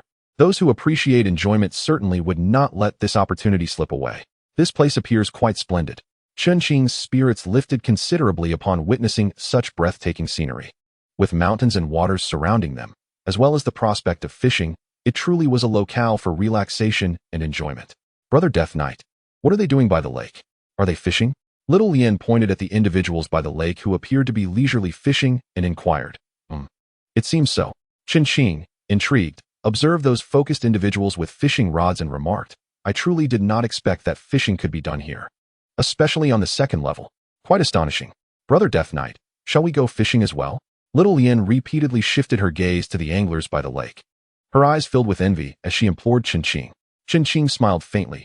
You, a mere teenager, wish to fish? Aren't you afraid of being dragged into the water by a fish? How could that be? Little Lien blushed and retorted, they are very strong. And there are no sharks here. Besides, I want you, Brother Death Knight, to fish. Me fish? Chen Qing questioned, puzzled. What would you do then? Eat. Little Lien answered innocently. You fish, and we shall roast and eat it. Chen Qing chuckled, somewhat exasperated, but I don't believe I possess any cooking skills. If I haven't learned, how can I roast fish? Should we eat it raw? Oh, I don't care. I simply wish to go fishing. Brother Death Knight, you ought to take a break anyway, so let us go. Little Lien began to plead. All right, I will accompany you, Chen Qing conceded, unable to resist her charm. After finding a path leading across to the other side, Chen Qing and Little Lien began to stroll leisurely along the trail. Although the distance was not great, there was no need to hurry. Their leisurely walk resembled more a father-daughter outing than that of siblings, despite Chen Qing appearing somewhat youthful. Before long, they reached the opposite shore, where a delightful fishing supply store awaited, filled with all manner of fishing paraphernalia. Since Chen Qing lacked any fishing gear, He had no choice but to spend some gold coins on necessary items. After purchasing a fishing rod and bait, Chun-Ching and little Lien found a suitable spot, nearly devoid of other fishermen. To protect themselves from the sun, they rented a large umbrella. A deck chair was quickly unfolded, and it felt less like fishing and more like sunbathing at the beach. Having prepared the bait and found the right angle, Chun-Ching cast the fishing line with vigor. With a mindset of mere amusement, he did not wish to endure the tedium of waiting for a fish to bite. He placed the fishing rod on the stand and reclined comfortably in the chair, closing his eyes in blissful relaxation. Though little Lien lay on a smaller deck chair, she did not indulge in the same enjoyment as Chun-Ching. Instead, she fixated on the fishing rod, seemingly anxious not to miss the moment when a fish would tug on the line, unaware that Chun-Ching was obliviously relaxed. Little Lotus, there is no need to look anymore. It has only just been cast out. It will take a while for the fish to bite. Do not be impatient. Chun-Ching observed little Lotus, who was intently gazing at the lake, then reclined again and spoke to her. That may not be the case. What if a fish bites? If you do not reel it in quickly, it might escape. Little Lotus, undeterred by Chun-Ching's words, remained steadfast in her watch over the lake. Very well. In that case, keep a close watch, and if anything stirs, do alert your brother immediately. Chun-Ching did not press her further. Since little Lotus wished to focus on the lake, he would allow her to do so. He himself felt a bit drowsy and thought it best to rest. However, he pondered why he always felt an overwhelming fatigue upon arriving at the lakeside or the second tier of Greed's Day. Just as Chun-Ching was contentedly closing his eyes, preparing for a brief nap, the surface of the lake, where he had cast his line, suddenly erupted with numerous small bubbles, as if many fish had taken the bait. Could it be that all these fish are biting at once? How astonishing! Brother Death Knight, Brother Death Knight, there's a bite. Look, a fish is on. Seeing the multitude of bubbles emerging from the lake, little Lotus, initially skeptical, jumped from her lounge chair and rubbed her eyes vigorously to confirm her sight. After ensuring she was not mistaken, she excitedly rushed over to Chun-Ching and shook him awake from his hazy slumber. Huh, what? Fish? Is it true? Chun-Ching could not have fallen asleep so quickly. In fact, he was already waking up as little Lotus excitedly proclaimed that there was a fish on the line, muttering in disbelief to himself. Then, pushed by little Lotus, he quickly sprang from the lounge chair. Wow, there really is a fish on the line. Initially reluctant to believe, Chun-Ching was compelled to accept the reality upon witnessing the bubbles at the spot where his hook had sunk. Brother Death Knight, what are you waiting for? Reel it in. Otherwise, it might not just be a fish that escapes. You could lose your fishing rod as well, urged little Lotus, pushing him along. The fishing rod, resting on the rod holder, appeared almost as if it possessed a life of its own, leaping in response to the tugging of the fish. Fortunately, each time it nearly leaped off the holder, it would return to its place in the next moment. Otherwise, no matter how many rods he had, they would surely have been dragged away by the fish by now. Upon hearing little Lotus's encouragement, Chun-Ching snapped back to reality, realizing the situation. He promptly dashed to the fishing rod, grasped it firmly, and yanked it upward. After all, Chun-Ching was the son of a prominent company. What leisure activities had he not experienced? Even the seemingly mundane activity of fishing, which can often be tedious and monotonous, was something he had learned. Now, with his experience, he deduced that since the bubbles had been rising for so long, the fish had surely bitten the hook long ago. There was no need to test the waters any further. Hence, the most prudent course of action would be to simply pull it out. Yet, what manner of fish was this? Why did it possess such formidable strength? Could it be a particularly large specimen? When Chun-Ching attempted to raise the fishing rod, he was astonished to find that he could not budge the fish that was already hooked. In fact, he almost felt as though he might be pulled into the water himself. Was this a fortuitous start? To catch such a sizable fish on his very first cast. Imagine what might happen if he cast a few more times. Wait, no. He needed to focus on bringing this fish in first. Brother Death Knight, what's wrong? Why aren't you reeling in the fish? Xiao Lian inquired, observing Chun-Ching's peculiar actions with curiosity. I wish I could, but it seems to be a rather large fish, and it's incredibly strong. I can't manage it. Chun-Ching explained, straining against the rod. Really? Let me help you. Upon hearing that it was a big fish, Xiao Lian could hardly contain her excitement as she rushed to Chun-Ching's side, eager to assist in reeling in the catch. It's so heavy.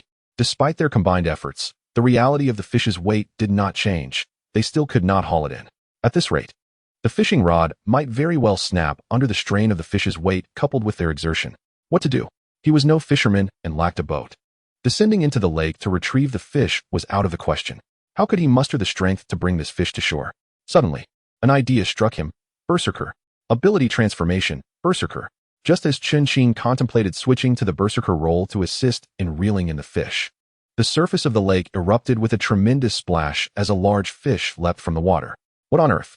Chapter 28. The fragrant moonlit night caught from the lake. Observing the large fish that had suddenly emerged from the lake, Chen Qing felt a sense of incredulity akin to a celestial collision. How could this be? It was utterly beyond belief. Xiao Lian, who stood beside him, shared in his astonishment. Both were mesmerized by the sight of this extraordinary fish. A large fish. A fish that could stand upright? How could that be? Impossible. Wait. Was there really a fish that stood upright? Could it be a mermaid? But what lay before them was not some mythical creature. Instead, it was a female player clad in a revealing swimsuit, equipped with professional diving gear. Although she sported merely a diving mask, the swimsuit accentuated her figure in a remarkable manner. The curves she displayed were unparalleled, far surpassing any other attire. In her hand, she seemed to wield a familiar fishing hook. To everyone's astonishment, it was indeed a person. While fishing, instead of reeling in a catch, they unexpectedly drew forth a young woman. Moreover, her figure and facial features appeared strikingly familiar. It was Xiang Yueyi, the very individual whom Chen Qing and his companions had inadvertently hooked from the lake, now stood before them. Chen Qing was utterly flabbergasted, caught between laughter and disbelief. Sister Xiang Yueyi, how could it be you? Where are the fish? What happened to the catch that my brother, the Death Knight, and I had? Little Lian, whether intentionally or naively oblivious to the situation, innocently inquired of Xiang Yueyi, standing in the lake. Xiang Yueyi cast aside her fishing hook and began to remove her diving mask, tossing it carelessly onto the shore. With a faint smile, she replied to little Lian, "Dear Lian, your fishing hook didn't actually catch any fish." "Really? Is that true?" Upon hearing Xiang Yueyi's response, little Lian's face fell in disappointment. "How could this happen? My brother, the Death Knight, clearly cast the hook again. What on earth did we catch?" "You caught me." Xiang Yueyi responded with a sardonic grin. It was quite painful. "You know what? No way." Little Lian instinctively covered her mouth in surprise, and after a moment, she cautiously lowered her hand to ask, "But Sister Xiang Yueyi, you weren't injured, were you?" "Not really." Xiang Yueyi suddenly extended her hand towards Chen Qing. "What are you doing?" Chen Qing, arms crossed, gazed at Xiang Yueyi standing in the water, perplexed by her gesture. "What else? Pull me up. Hurry." Xiang Yueyi shot him an exasperated glance before urging him again. "Can't you get up on your own? Please, can't you see how high the distance is between the shore and the water? Even if I wanted to get up, it's simply impossible." Xiang Yueyi pointed to where Chen Qing stood and then to her own position. "Is it?" It was only when Xiang Yueyi made that remark that Chen Qing suddenly realized the surrounding embankment was indeed much taller than he had imagined. Jumping down might seem easy, but ascending from any spot using just his own strength appeared truly unfeasible. Unless, of course, he attempted to climb from the comparatively lower dock. "All right then." Chen Qing reluctantly squatted down and extended his hands towards hers. After a vigorous struggle, it took all of Chen Qing's might to finally pull Xiang Yueyi from the water. "Hey, are you serious? Swimming in the lake?" "No, wait, diving. Now that's quite a rarity. It seems like we should apply for protection for such an unusual species." Chen Qing teased, observing the splashes on the surface of the lake. "You think I wanted to dive?" Xiang Yueyi shook off the droplets from her hair and explained. "If it weren't for my inability to locate the entrance to the next level, would I have dived into the lake searching for fish or shrimp?" "What do you mean? How could you not find the map for the next scene?"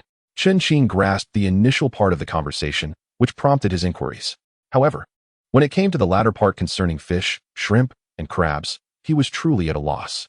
I, too, was unaware of the situation as Xiang Yueyi retrieved a towel from her inventory and began to dry herself. I spent an inordinate amount of time searching for the entrance to the next map, only to later discover that this new map required activation. The condition for activation was to locate a piranha in the greedy lake and eliminate it. "Hey, Death Knight, where are your eyes wandering?" "Nowhere." I was merely astonished that swimwear was actually for sale. Chen Qing sheepishly diverted his gaze and responded naturally. "Is that so?" I can't shake the feeling that there's a rather lecherous individual sneaking glances at my wonderfully curvaceous figure. After all, the intensity of that lascivious gaze was truly overwhelming. Xiang Yueyi retorted, unwilling to back down. "To be honest, Death Knight, rather than diving in the lake like me, you should be the one to admire my prowess. Shouldn't you? Go ahead and fish, yet somehow you managed to reel me in as well."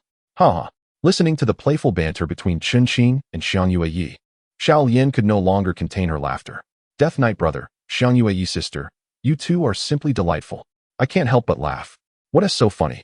What is amusing about this?" Every time I encounter this fellow, something goes awry. Either I'm unlucky, or he is. After drying off, Xiang Yue retrieved her assassin's outfit from her inventory and donned it without hesitation. Don't you need to take off your swimsuit? Qin could not help but inquire as he watched her dress. Mind your own business. It'll disappear on its own. Once she was properly attired, Xiang Yue stretched her limbs and asked, aren't you going to the piranha to unlock the next map instead of sunbathing here? I'd like to go, but someone else has already beaten me to it, hasn't he? Found it yet? At that moment, Xiao Yin cast her fishing line back into the lake, perhaps hoping to catch the fish she had long desired. Humph, is there anything in this world that I cannot find? However, I simply cannot engage it in combat down there. I'm not a fish and cannot breathe through gills. There's no way I could fight it in the lake. Xiang Yue pouted, her expression fierce. And what of it now? Qin suddenly inquired. Oh, never mind. It has probably escaped by now. It matters not. Today is a perfect opportunity to rest. How about sunbathing together? With that, Qin reclined on the lounge chair, not even bothering to look around as he settled down. Who wants to sunbathe with you? Boring. Despite her words, Xiang Yue walked over to Qin's side and retrieved a lounge chair she had prepared long ago from her inventory. Such mundane matters would not pique the interest of our Miss Xiang, would they? Yet here she lies beside me. Upon witnessing Xiang Yue produce a reclining chair, Qin could not help but tease. Ah, how uncomfortable this is. Xiang Yue, still clad in her assassin garb over her swimsuit, felt the discomfort keenly. After much deliberation, she ultimately decided to shed her attire, reclining on the chair in her swimsuit, exclaiming, I take pleasure in this. What concern is it of yours? Qin chuckled with mischief, yet his gaze was captivated by Xiang Yue's alluring figure. Thankfully, there was no Dragon King present. Otherwise, you might have found yourself as the Dragon Mother. Dragon Mother? Death Knight, do not overstep. Xiang Yue retorted, her cheeks flushed with indignation. Death Knight brother, hurry over. Another fish is hooked. Come save me, or I shall be dragged away. While Qin jested with Xiang Yue, Xiao Yin sensed another tug on her line.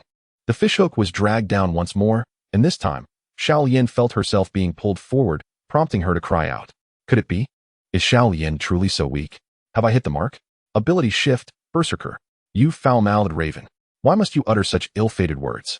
Go swiftly and rescue Xiao Yin. Xiang Yue followed suit, initiating her ability shift.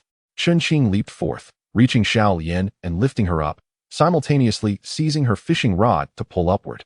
Xiang Yue, come catch Xiao Yin. I wish to see which mermaid we have caught this time. As Xiang Yue approached, Qin deftly pushed Xiao Yin into her embrace before focusing intently on reeling in the line. The lake erupted in a cacophony of splashes, yet no signs of life emerged, causing a sinking feeling in Xiang Yue's heart as she exclaimed, could it be a piranha? What in the world is this? It is stronger than you. The rod grew heavier in her hands, yet the creature below showed no inclination to surface. What could this mysterious catch be? Death Knight, I shall assist you. After setting Xiao Yin down, Xiang Yue realized that it would be difficult for Qin to pull the creature from the lake alone. So she stepped forward to lend her aid. With the combined efforts of Qin and Xiang Yue, the burden of the catch lightened. Just as they prepared to make a final effort to draw the unknown entity from the lake, a tremendous splash erupted, and the rod suddenly lightened as a colossal fish leapt from the waters. Chapter 29, Let Us Roast Fish. Indeed, it was an immense fish.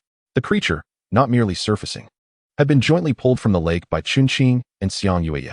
It was grotesquely ugly, covered in scales, with a grayish-white body that resembled being smeared with a heap of white ash. The enormous mouth of the grotesque fish clung stubbornly to the hook, which had long lost its bait, or perhaps it could be said that little Lien had never placed any bait upon it at all. Heaven knows why this hideous creature remained so fixated on the hook. Time seemed to stand still as the abominable fish leapt from the water. It was as if time had deliberately frozen, allowing Qin, Xiang Yue, and little Lien to fully comprehend the true appearance of this fish. Upon witnessing this creature, the astonishment of Qin and Xiang Yue far surpassed the surprise Qin felt when he first laid eyes on Xiang Yue.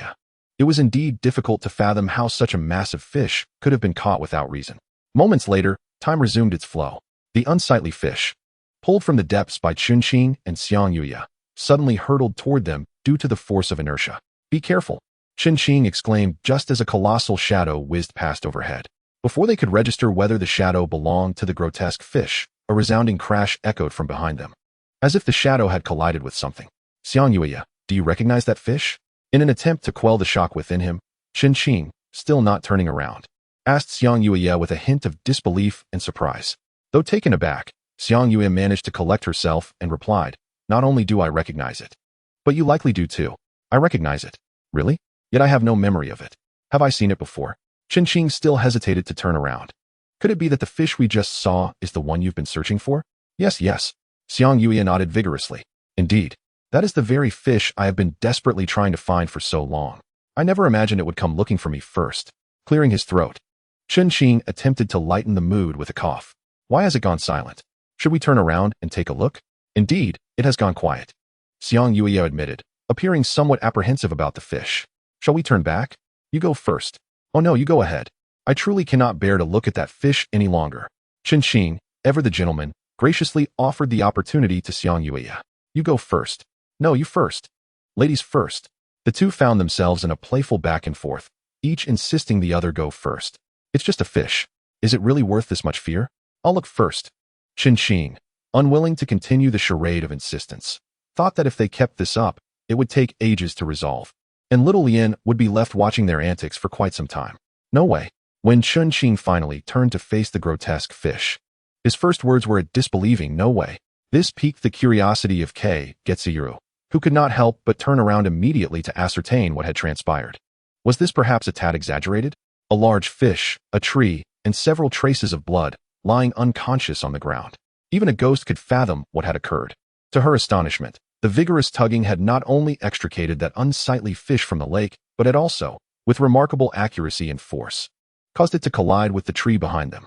One must understand that the impact from the inertia was no trifling matter. It was fortunate that the fish had not been killed upon impact. At this moment, the grotesque fish lay motionless beneath the tree, appearing as if it had truly perished. A system notification chimed. "The map fish has appeared. Please choose to accept or decline the mission to slay the map fish." "Accept." "Hey, Death Knight." Kei Getsuyuru whispered as she observed Qingqing slowly approaching. "Is the fish dead?" "Yes, yes. Death Knight brother, is it dead?" "If the fish is dead, can we roast it?" Little Lien chimed in, seemingly most concerned with whether they could cook the map fish after it had perished. "Eat, eat, eat. All you think about is roasted fish. Can't you see the Death Knight is busy?" Kei Getsuyuru scolded, giving Little Lien a light tap on the head. "Sister Kei Getsuyuru, don't you want to eat roasted fish?" Little Lien pouted, somewhat displeased, yet she showed no signs of relinquishing her quest. If a hard approach wouldn't work, then she would resort to a softer tactic, attempting to breach Kei Getsuyuru's mental defenses first. However, Kei Getsuyuru was not easily swayed by Little Lien's schemes. "Shoo, keep your voice down. If that map fish isn't dead, it could cause trouble. Being this loud might wake it." "It's not dead," came Qingqing's latest intel from ahead. Indeed, while the map fish had been knocked by the earlier inertia, it was not dead, merely rendered unconscious. As expected, the map fish lay on the ground, beneath the tree, mouth agape and eyes wide, still alive despite being out of water. A normal fish would not perish immediately after leaving its aquatic environment, and this was no ordinary fish.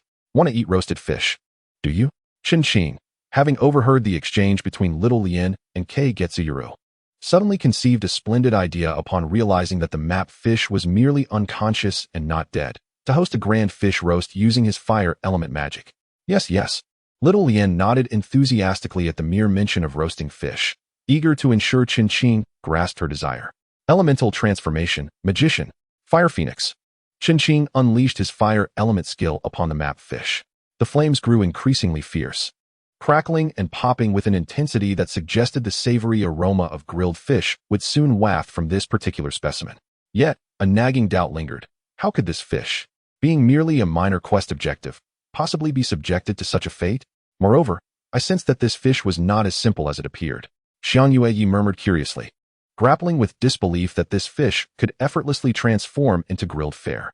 Indeed, in the very next moment, the map fish, on the brink of being cooked, suddenly sprang to life.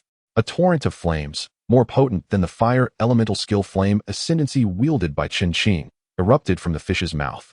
Fortunately, Qingqing, with remarkable agility, retreated swiftly upon sensing something amiss. "Huh, I knew it. This fish was certainly not so straightforward. Ability transformation, sharpshooter," she declared, a triumphant smile illuminating her face as she turned to Qingqing. "What good is that now?" "Too little, too late," Qingqing retorted, exasperated. Before focusing on the task at hand, plasma cannon, fire. At that moment, Qingqing's earlier fire elemental spell, flame ascendancy, had nearly dissipated. and even the flames spewed by the map fish had diminished significantly. Now was the opportune moment for Qinqing and his companions to clearly observe this peculiar, fire-breathing map fish, as well as for Qinqing to unleash his plasma cannon to inflict maximum damage upon it. A series of beams erupted forth in rapid succession, each striking the fish with explosive force. Yet, the damage inflicted was disappointingly minimal.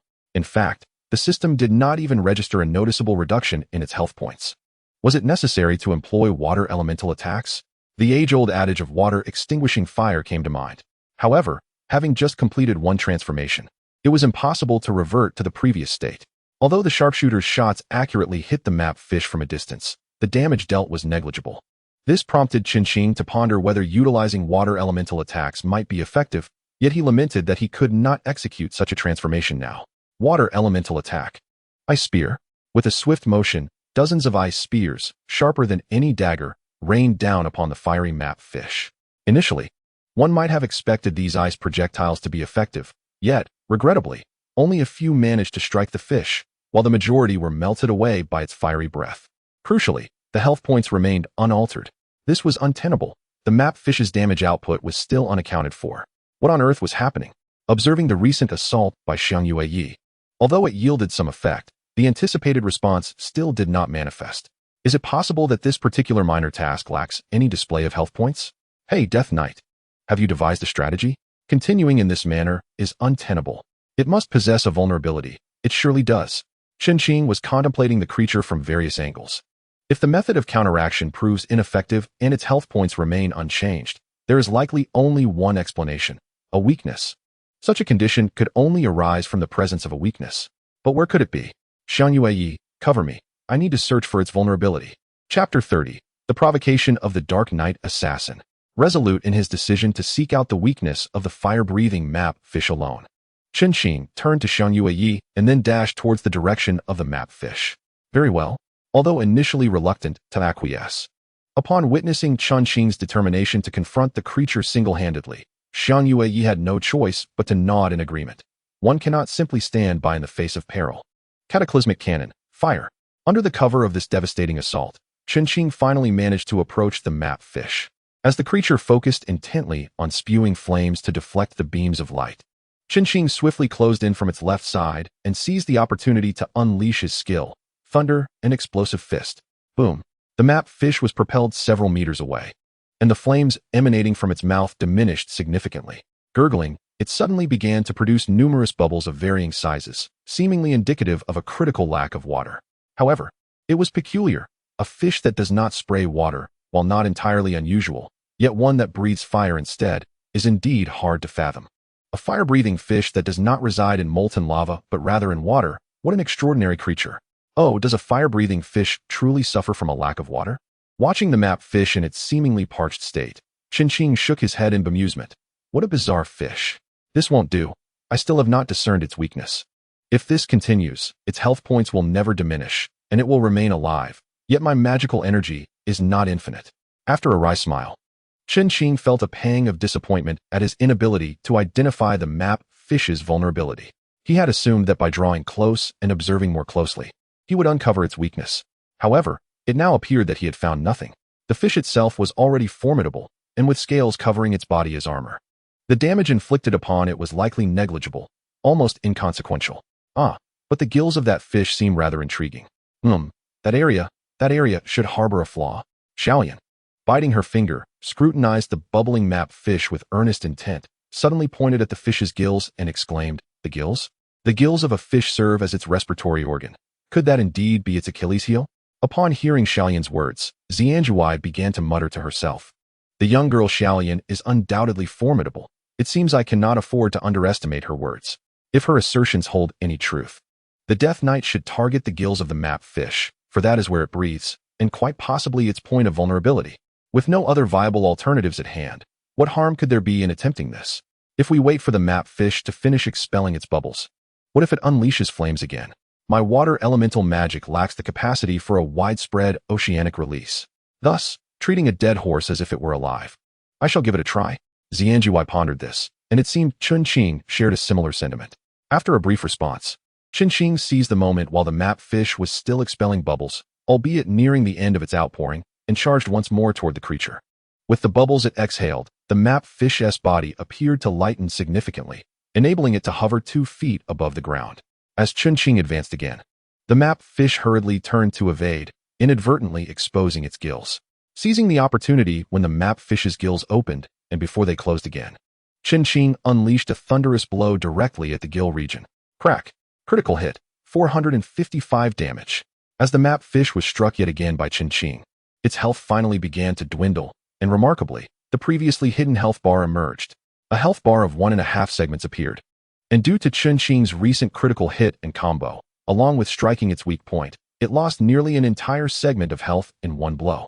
Now, the map fish had just over half a health bar remaining. Following this series of blows, the map fish expelled even more bubbles. Not solely due to the assault on its weak point, but also because it had been on land for some time, severely dehydrated and naturally expelling bubbles incessantly.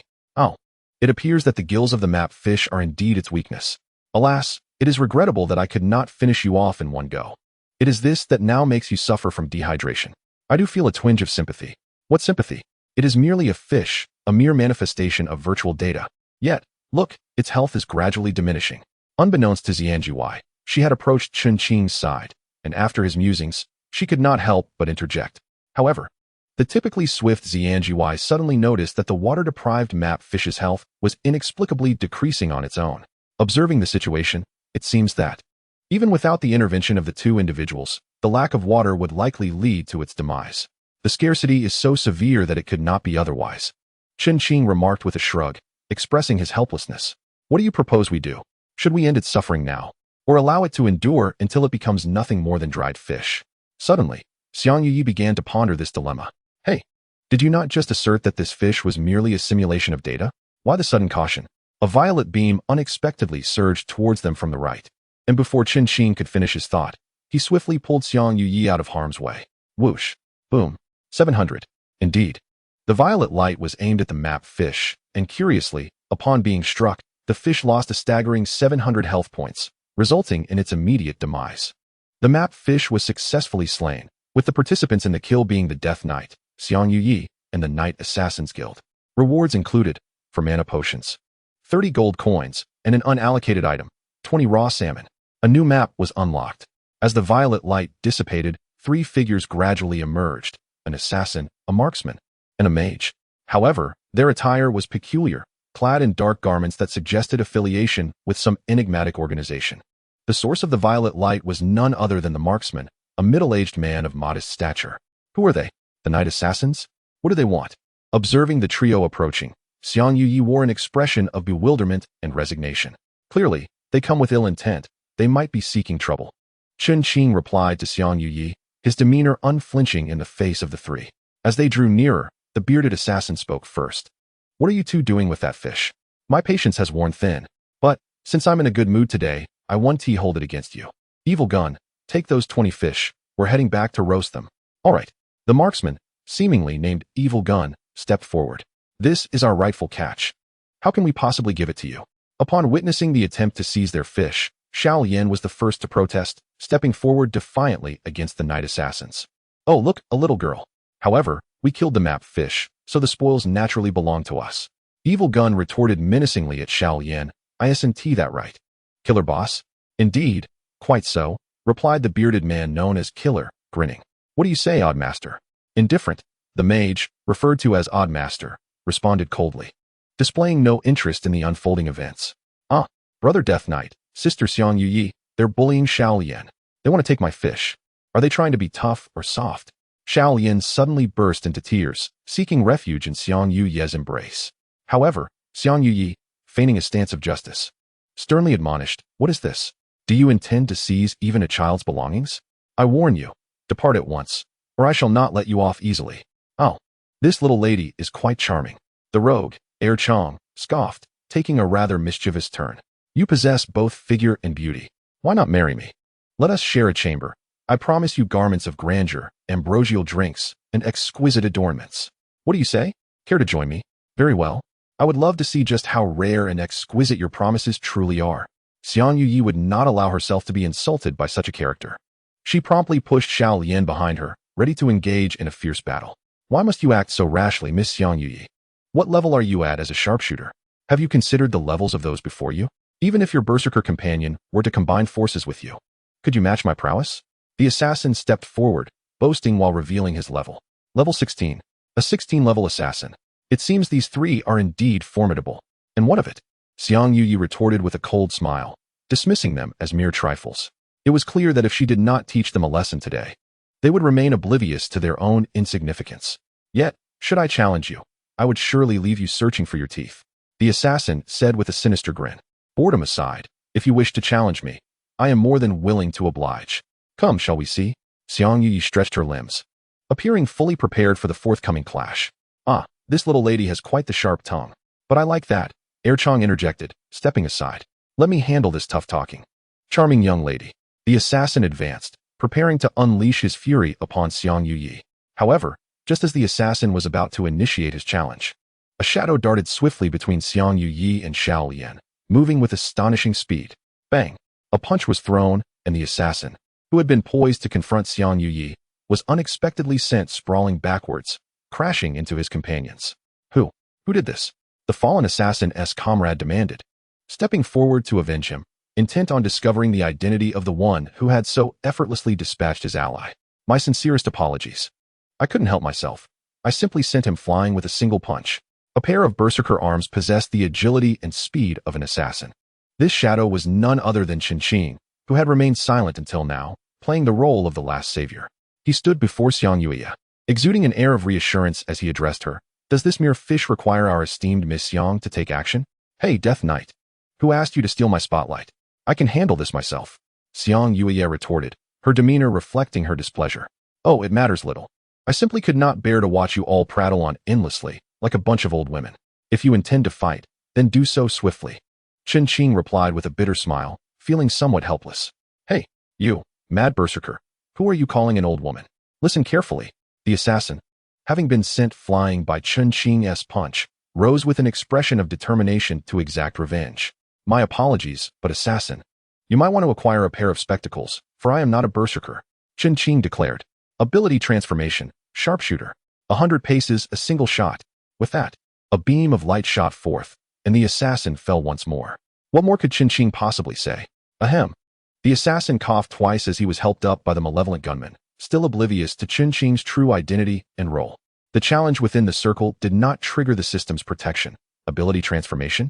A composite character? This seemed rather intriguing, mused the previously silent mage, who suddenly began to chuckle to himself.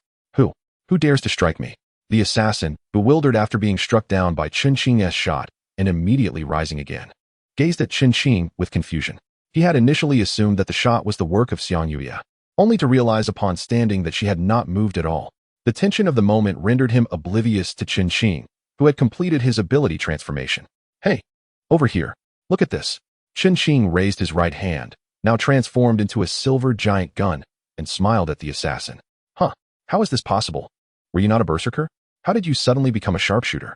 The assassin stared in disbelief at Qin, who had instantaneously changed roles. And what of it? Qin lowered his arm, once more aiming his gun at the assassin. Have you not noticed that your health points have diminished? Health points? Upon hearing Qin's words, the assassin quickly glanced at his health bar, and indeed, as Qin had stated, his health had indeed decreased. How did you accomplish this? This should be within the circle, under system protection. How could you injure me without being restricted by the system? How is this possible? Panic, doubt, and anxiety surged within him, leaving the assassin flustered and unable to think clearly. I do not wish to proceed in this manner, Qin remarked, but your provocations have reached an absurd level that I can no longer tolerate. Bang! The trigger was pulled once more, and a beam of energy surged forth, striking the assassin's body directly. Is that all you are capable of? What significance does your level 16 hold? It appears I must demonstrate how a player below level 10 can utterly dominate one of your rank. With a combination of abilities, the Berserker and Swordsman emerged. And you? Qin pointed at the malevolent gunner. Thunderclap fist. With a leap, his right fist ignited into a blaze. Instead of targeting the assassin or the gunner, he directed his attack at the ground between them. The energy from the skill manifested as an immense, invisible hand, forcefully propelling both adversaries toward the sorcerer monster's side. It was only upon witnessing Qin's transformation of abilities that the previously arrogant assassin comprehended the truth. Qin was no ordinary character. but rather a rare composite character of legend. Boss, save us. The assassin cried for help, reduced to a state of helplessness as he lay at the feet of the sorcerer monster. Umph, you two brainless fools should consider yourselves fortunate to be alive. Must I clean up your mess as well? The sorcerer coldly retorted, though he was already preparing to act. Withdraw staff. Allow me to engage with this composite character.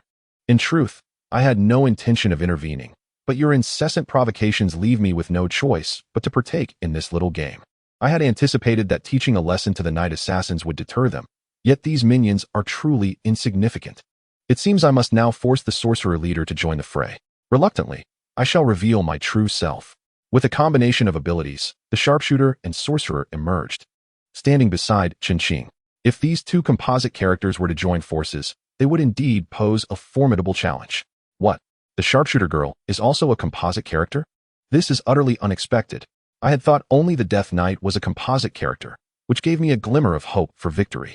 Yet now another has appeared. Very well, let this challenge unfold.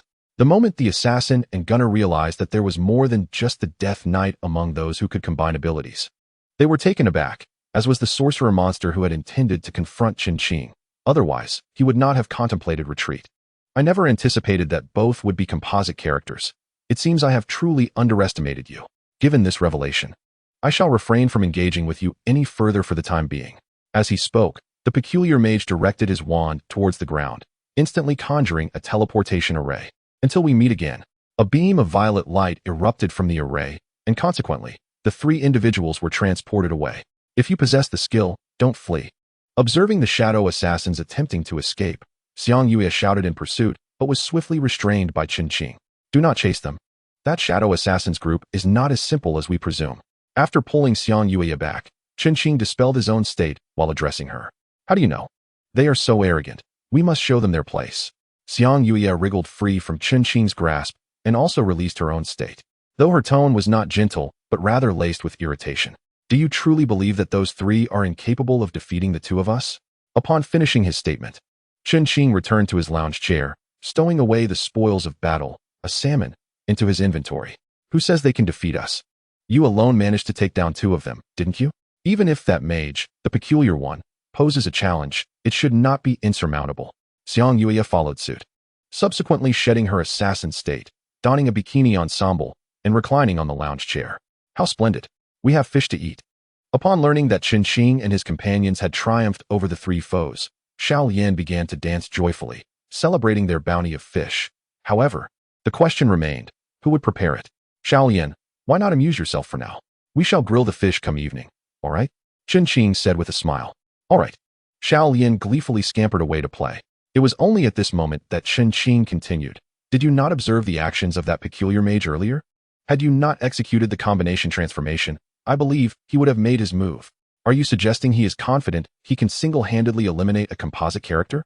It is likely, though this game harbors many hidden classes we are yet unaware of. That is undeniable. By the way, shall we grill fish together tonight? Chapter 32, Barbecue. Absolutely. Why would I decline? I also contributed to the defeat of the map fish. Xiang Yue insisted, clearly intent on claiming her share. Really? That is splendid news. Qingqing suddenly brightened, delighted that someone would finally take on the role of chef tonight. What? What did you say? Upon hearing Qingqing's declaration that someone would be cooking, Xiang Yue felt an immediate urge to leap from her lounge chair. However, considering her attire, a bikini, she opted to maintain a modicum of decorum, lest she inadvertently provide Qingqing with an eyeful. Who is cooking tonight? Once she had quelled her impulsiveness, Xiang Yue inquired with a forced smile. Of course, it is you. I lack any culinary skills. Are you suggesting you wish to eat sashimi tonight? Qingqing's demeanor was one of absolute confidence, as if he were destined to be the arbiter of this dispute. Yet, what he spoke bore a semblance of truth. Lacking in culinary skills himself, was he truly expected to indulge in sashimi? Your inability to cook is of no concern to me, the young lady retorted. My lack of culinary prowess does not imply that you share the same deficiency, does it? Suddenly, Qingqing, with an air of self-satisfaction, posed a question. I was rendered speechless by the affront, for he was not wrong. Indeed, I possess some culinary skills, although I could not conjure a grand banquet. Grilling fish was well within my capabilities. Yet, how could he possibly know of my culinary abilities? Thus, if you indeed possess such skills, do not be stingy. Even if you refuse to grill for me, surely you could prepare something for Xiao Yan, correct? Therefore, Tonight's task is entrusted to you. Qing proclaimed with a sense of gravitas. Very well.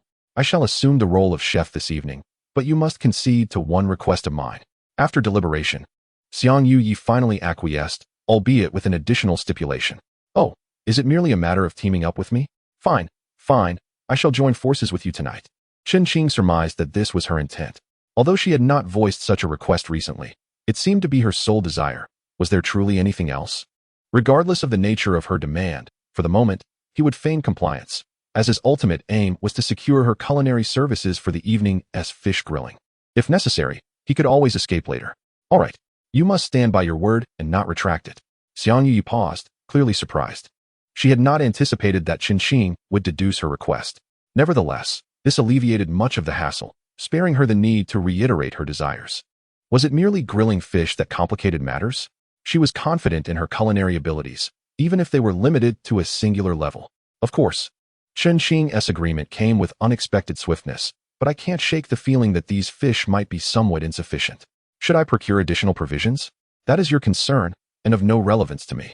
I merely need to ensure I have the necessary seasonings for the grill. Beyond that, I shall bear no further responsibility. Since she had promised to grill fish for them that evening, Xiang Yuyi naturally chose not to intervene further. She turned away, adopting a demeanor of carefree indifference. Very well, I shall attend to my tasks then. Let us not be strangers tonight. Qing descended from the lounge chair, his interest in the lakeside view waning. Oh, and do not forget these 20 salmon I'm passing on to you for this evening. Understood. Xiang Yuyi accepted the 20 salmon tossed her way, stowing them in her inventory without a glance.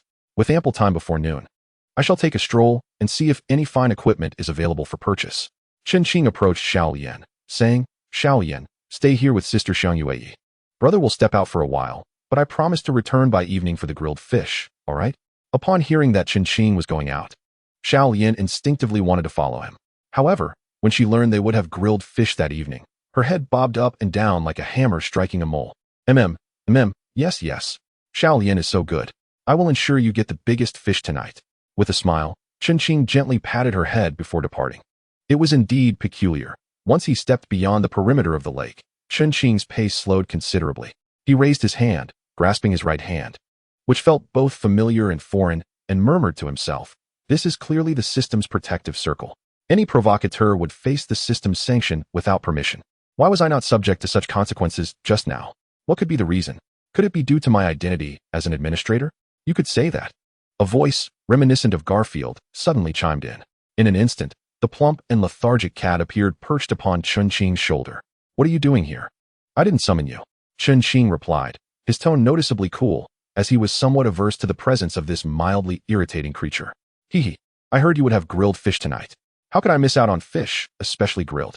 That's why I'm here, Garfield exclaimed, his voice dripping with anticipation. Is that true? Do game assistants also require sustenance? This is the first time I've encountered a game assistant that eats. Qing feigned ignorance, inquiring further. Oh, I don't care. I want to eat, and it's not like you'll be the one grilling it. Even if you refuse me, Sister Xiang Yuyi will surely provide. With a huff, Garfield continued, by the way, what you mentioned about being protected within the circle does not apply to you, because the provocation originated from the other party. Thus, regardless of your status as an administrator, you can challenge and attack them unconditionally. That is true. After all, my administrator privileges are limited, if not entirely unusable. It's unlikely that's the reason, Qing mused. Forget it, it's all resolved now. However, he suddenly paused for a moment. By the way, do you know if there exists a mercenary group in this game that specializes in undertaking assassination missions? How would I know? Garfield raised a paw to his mouth, contemplating before arriving at a conclusion. This game has such a high degree of freedom, with almost no significant restrictions. What can't you do? As long as it pertains to the game's elements and map scenes. Therefore, I cannot provide a precise answer. Are you suggesting you might have encountered one? I'm not certain, Qing replied, lost in deep thought. Yet, I can't shake the feeling that those three who claim to be from the Dark Knight Assassins are far from ordinary. However, the release of this game has not been long, so it is unlikely that there will be any disarray among the teams. I sincerely apologize, but I cannot provide an answer. Well, if there is nothing else, I shall take my leave. What brings you out here? I merely wish to inform you that I, too, shall be dining on grilled fish tonight. All right, farewell. With that, Garfield promptly dove into the system. This hefty feline truly leaves one at a loss for words. Qing couldn't help but chuckle while scolding it, then chose to ignore the cat, and continue on his solitary journey. For nearly an entire day, apart from having lunch, Qin traversed between the weapon shop, accessory shop, potion shop, and item shop until he acquired what he desired. Oh, by the way, he also ventured to the nearby market to procure some vegetables for grilling. I can hardly believe there is still a market.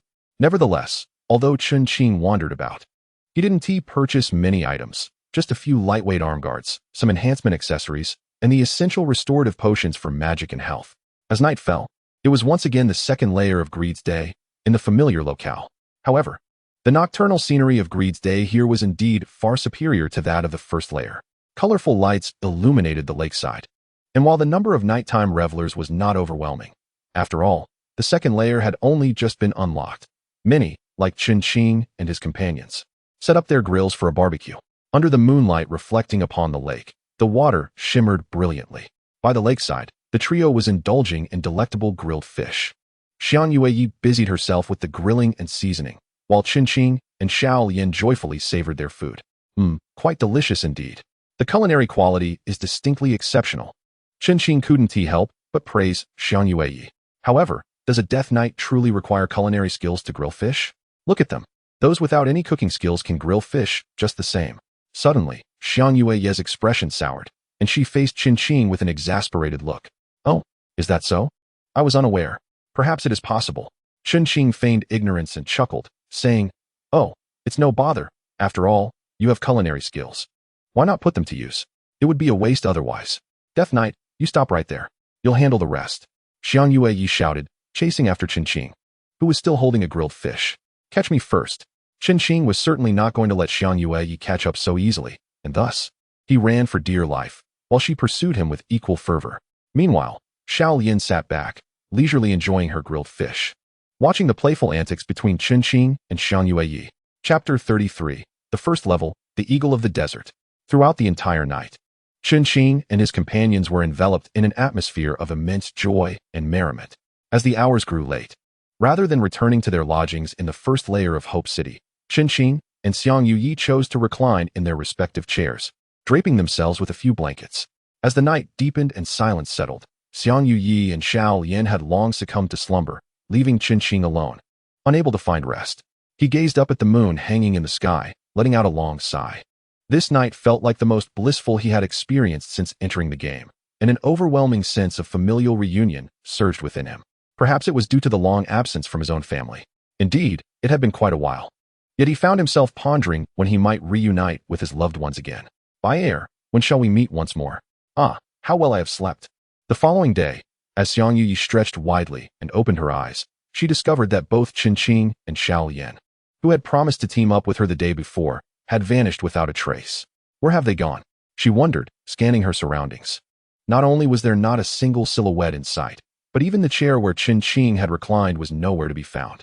After an exhaustive search yielded no results, Xiang Yue finally realized that she had been deceived by Qin. You wretched Death Knight. Do not let me lay eyes on you again, she shouted across the lake, her voice resonating up to the heavens, startling even the birds soaring through the sky, causing them to momentarily forget their ability to fly. Second layer of Greed, first challenge, Desert Eagle.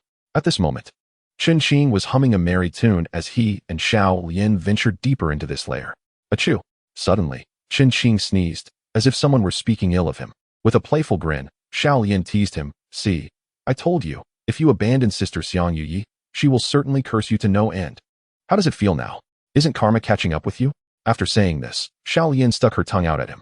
You mischievous girl, Qin replied, feigning indifference. Who says Sister Xiang Yue is cursing me? Perhaps she is merely thinking of me. What do you know? Hee. What if Sister Xiang Yue is right behind you now? What would you do? Xiao Lian pretended to turn around to feign seeing Xiang Yue, attempting to frighten Qin. Impossible. Xiao Lian, do not jest with me. After having so much fun last night, she may not even be awake yet. Unless she sprouts a pair of wings, there is no way she could come here. But that is an impossibility. Come on, we should hasten and explore the map. Qin seemed to have anticipated Xiao Lian's trickery, displaying neither fear nor concern, and eloquently articulated his reasoning, leaving Xiao Lian speechless. To his surprise, the Death Knight brother proved to be quite astute, which was rather disappointing. After realizing that his scheme had been uncovered by Qin, Xiao Li pouted, displaying a momentary displeasure. However, it was not long before she regained her vibrant energy. That said, Death Knight brother, didn't you promise Sister Xianyue last night? Why are you still unwilling to team up with her? Xiao Lian lifted her gaze to Qin Qing, who wore a heavy expression. I am uncertain. Perhaps I have yet to decide on forming a solo team, was the only response Qin Qing could muster.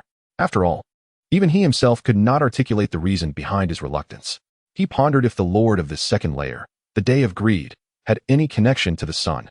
Xiao Lian was equally perplexed, as she had never been to this place before. Yet, given the vastness of the desert, it should indeed be related to the desert. Shuntia? She dashed ahead of Qin Qing, then fell behind, seemingly trying to ascertain whether there were any other sights to behold. Desert eagle, cobra. These are creatures frequently found in the desert, so it stands to reason that the game might design similar creatures or even use these animals as minor foes. Qin Qing mused aloud.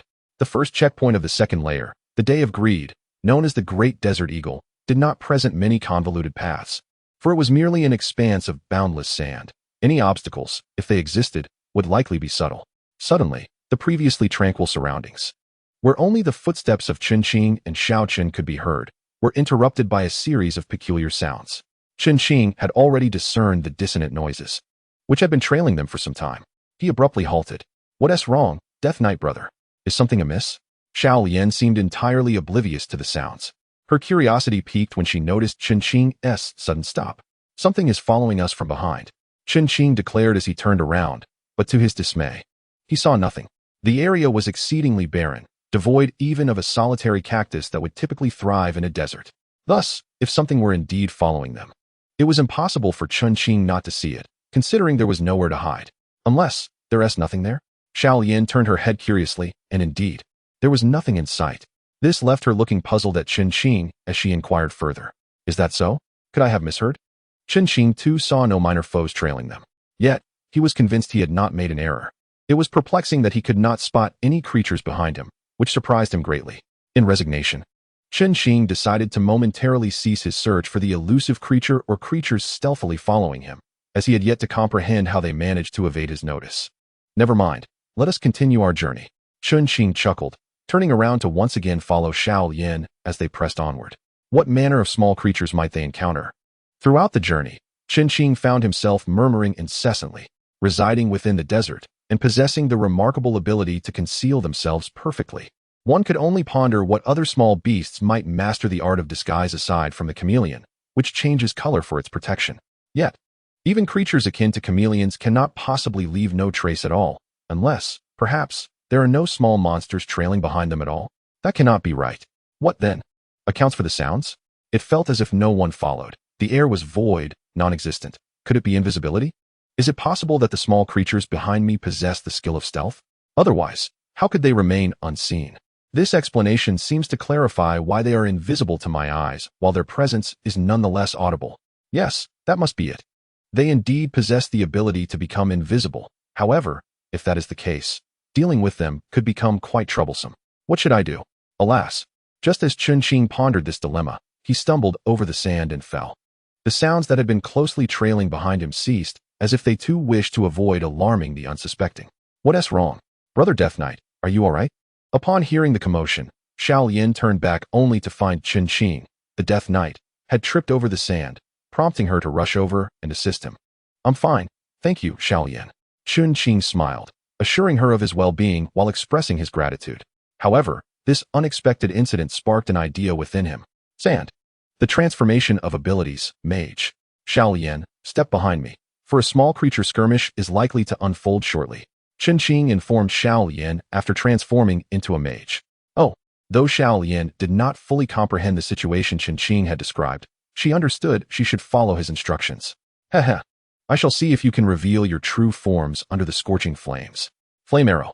A fiery red magic array gradually materialized beneath Qin Qing's feet as his wand sparkled. For beams of red light shot forth from the wand, transforming into 4 flaming arrows that soared towards the north, south, east, and west. The reasoning behind this was simple. Qin Qing feared that when he unleashed the skill flame of the phoenix, the concealed creatures might escape. Thus, he first launched the 4 flame arrows, intending for them to trigger the skill when he released it, ultimately connecting the 4 cardinal directions. In this manner, those invisible creatures would be unable to flee. The moment had arrived. As the fire element skill was unleashed, the fiery celestial being emerged. A torrential rain of flames, akin to a multitude of arrows, relentlessly descended upon the square ensconced by the blazing projectiles. Boom, boom. Wave after wave fell, scattering across the ground in a spectacle reminiscent of celestial maidens scattering flowers. Yet, alas, what Qinqing dispersed was not blossoms but flames. The fire that landed upon the earth ignited with a crackling ferocity that left onlookers in awe. Hiss! Echoes of anguished cries soon emanated from within the confines of the fiery square, accompanied by the sounds of chaotic scurrying. Indeed, the 4 fiery arrows erupted in flames, merging into a singular inferno. Beneath the raging fire, Qinqing and his companions discerned several serpentine figures. Chapter 34. The collapsing ground, are they cobras? Observing the serpentine creatures dancing amidst the flames, Qinqing could not suppress his curiosity. Judging by their appearance, they were likely serpents, but whether they were cobras remained uncertain. Regardless of their identity, Qinqing was aware that these serpentine creatures had been stealthily trailing him, possessing the ability to become invisible. Had it not been for his fire element spell, which rapidly heated the sand beneath, these creatures would likely have remained concealed. Wow, there are indeed small monsters following us. Upon witnessing the small cobra-like creatures emerge from the fire's baptism, Xiao Yan exclaimed, her excitement palpable, as she had never truly believed that such creatures could be trailing them. Had they not manifested due to the flames, she might have remained oblivious. Indeed, Xiao Yan, it is merely that these cobra-like creatures possess the ability to become invisible. It is no fault of yours that you could not perceive them. Qinqing gently reassured Xiao Yan, glancing at the creatures that were nearly consumed by the flames. Oh, they can become invisible? How fascinating. Yet, Xiao Yan suddenly pointed towards a massive creature within the inferno, addressing Qinqing, who had just turned back, saying, that one. What is it? That one. What? Qinqing, observing Xiao Yan's face filled with terror, felt a wave of confusion wash over him. He could not comprehend what she was referring to, nor was he aware of the unfolding events. However, all his bewilderment would be resolved the moment he turned around. As he pivoted, a colossal creature, engulfed in flames and resembling a gigantic serpent, emerged from the fiery array of arrows he had conjured. It bore an imposing visage. With a single horn atop its head, a unicorn fire serpent materializing before him. What is happening? How could such a massive unicorn serpent suddenly appear? Qinqing, amidst his astonishment, felt a sense of bewilderment. After turning around, he wished to convey something to Xiao Yan, seemingly inclined to inquire if she was aware of the situation. Yet, Xiao Yan herself was equally perplexed. She shrugged her shoulders, expressing her complete ignorance. Could it be that the cobras the Death Knight had just incinerated were their offspring? Or perhaps this colossal fire serpent materialized after they had perished, refusing to close their eyes? Alas, how did this tale entwine itself with ancient ghost stories? This was not a narrative adapted from Chinese mythology or tales of the supernatural. How could the notion of restless spirits suddenly arise? Xiao Yan, please don't frighten me. Why is there a restless spirit in the midst of battling monsters? However, I suspect it is highly likely connected to those previously invisible cobras. Naturally, Qinqing could not fathom that the minions just consumed by flames could resurrect and transform into such a formidable beast. Brother Death Knight, it's moving. Xiao Yan exclaimed as the fire serpent suddenly began to advance towards them. Never mind. This snake appears incredibly powerful. We should flee. Without a second thought, Qinqing scooped Xiao Yan into his arms, disregarding the chaos unfolding behind them, and recklessly sprinted forward. Brother Death Knight, haven't you always sought to vanquish monsters? Why are we running now? Xiao Yan, cradled in his embrace, glanced back at the relentless pursuit of the fire serpent and couldn't help but question him. Panting as he ran, Qinqing replied, while that may be true, I can't shake the feeling that this fire serpent is no ordinary foe, and its ferocity is alarming. In the face of such danger, it's prudent to avoid confrontation unless absolutely necessary. Hurry, Brother Death Knight. It's gaining on us.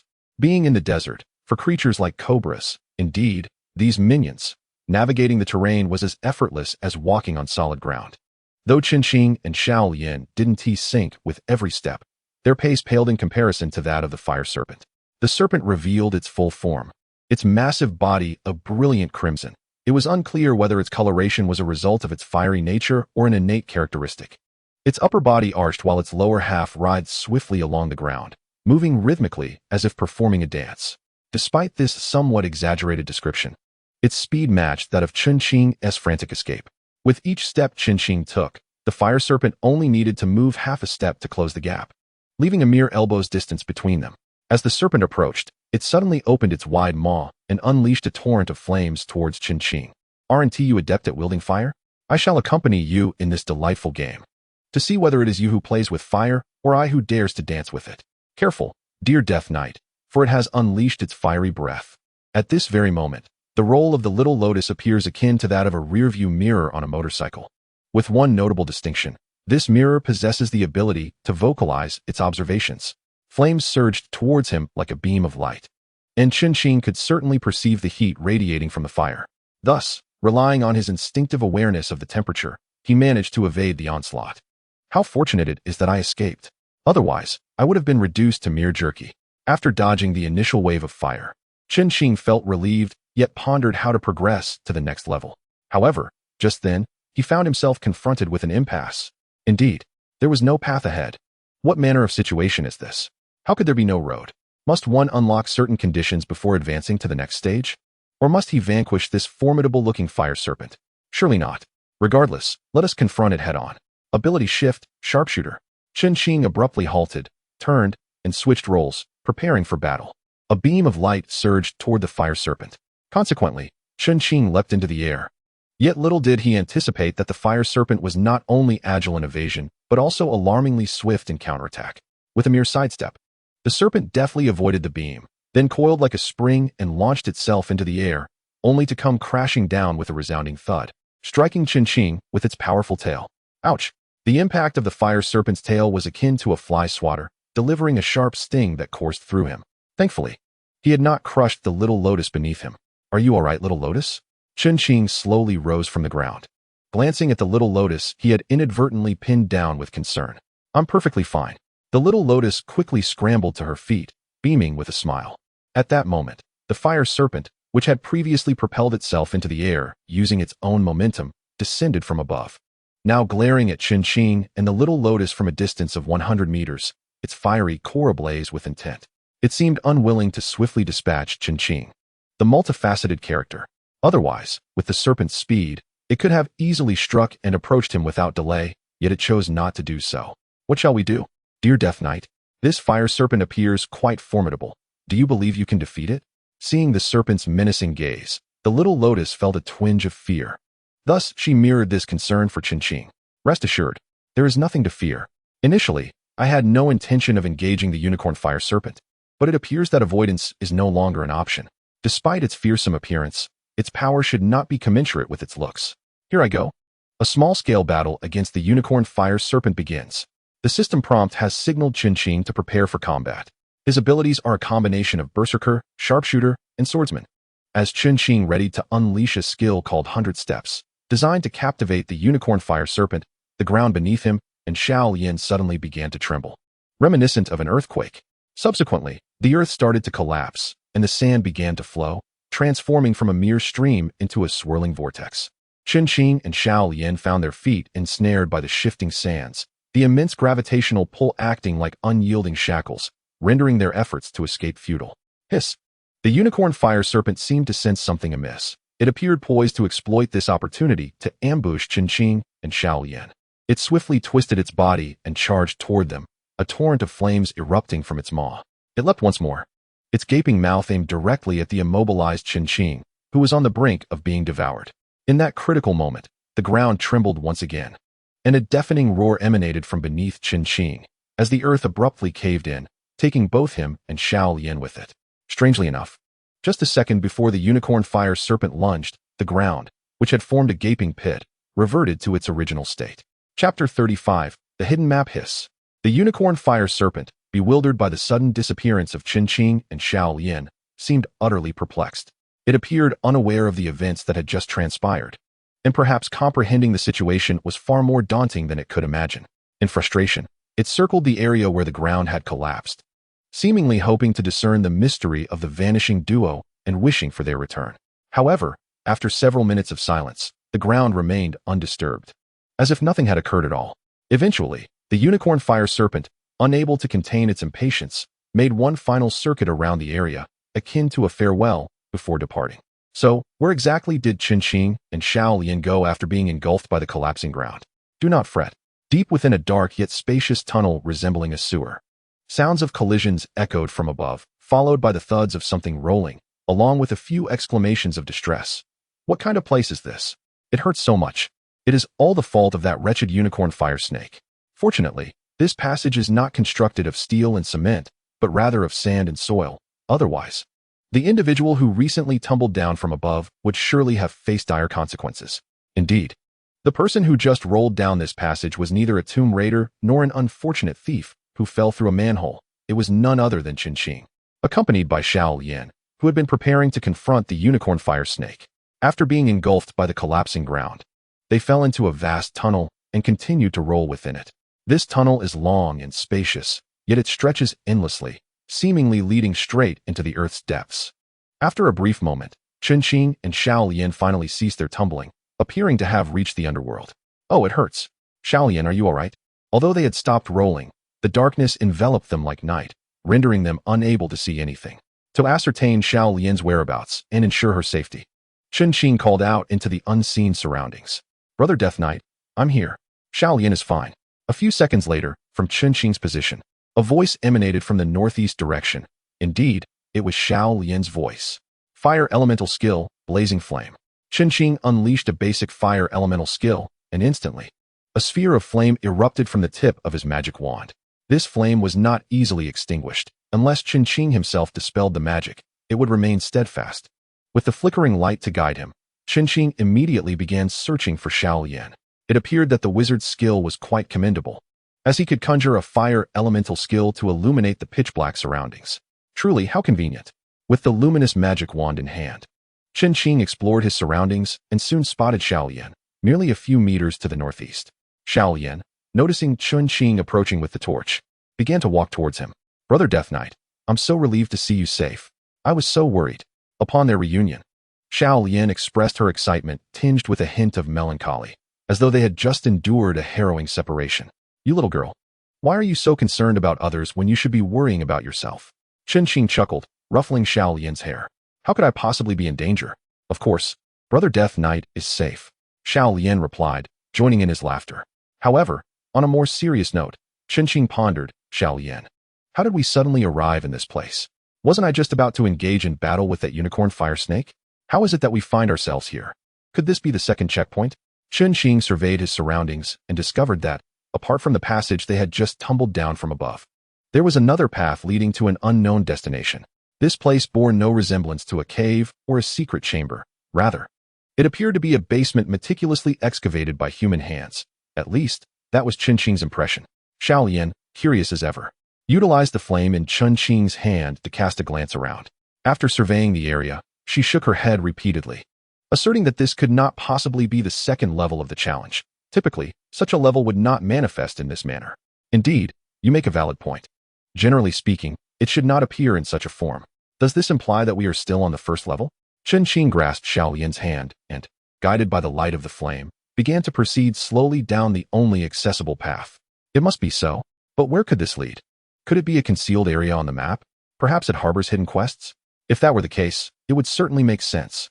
As they rounded a bend, they found themselves on a lengthy stretch of straight path, allowing them to temporarily set aside thoughts of what to do should they encounter a fork. I believe, as you, my brother the Death Knight, suggested, this place must indeed be a hidden map. I surmise that the ground which previously collapsed has likely restored itself by now. Xiao Lian occasionally glanced at Qin, though she remained vigilant of their surroundings. If only that were true. Qin suddenly smiled joyfully, contemplating the possibility of uncovering some treasures within. Isn't that how it often goes in games and dramas? Hee, Brother Death Knight. It seems you have indulged in your fair share of such games and shows. It's acceptable, Qin replied absently. Yet he pondered why this place stretched on for so long without revealing any chambers filled with buried treasures. Suddenly, Qin halted, feeling a touch fatigued from holding his magic wand aloft. Stretching his limbs, he remarked, "Oh, holding this wand has made my arm quite sore." A faint sound suddenly echoed from somewhere nearby. What was that sound? Qin mused, scanning the area to identify the source of the noise. However, before he could pinpoint its origin, a voice resonated. With a whoosh, as this sound reverberated, torches on either side of Qin flared to life. It appeared that those torches, mounted on the walls, had been ignited due to a mechanism inadvertently triggered by Qin. From behind him to the front, and extending far into the distance, The darkness that had enveloped them just moments ago was now illuminated by a radiant glow. However, it was only when enveloped in light that Chen Qing truly comprehended the nature of his surroundings. On either side lay a series of prison cells, not of modern design, but rather rudimentary enclosures constructed of wooden pillars reminiscent of ancient times. These cells extended along the path, seemingly stretching endlessly on both sides. This, however, was not the most astonishing aspect.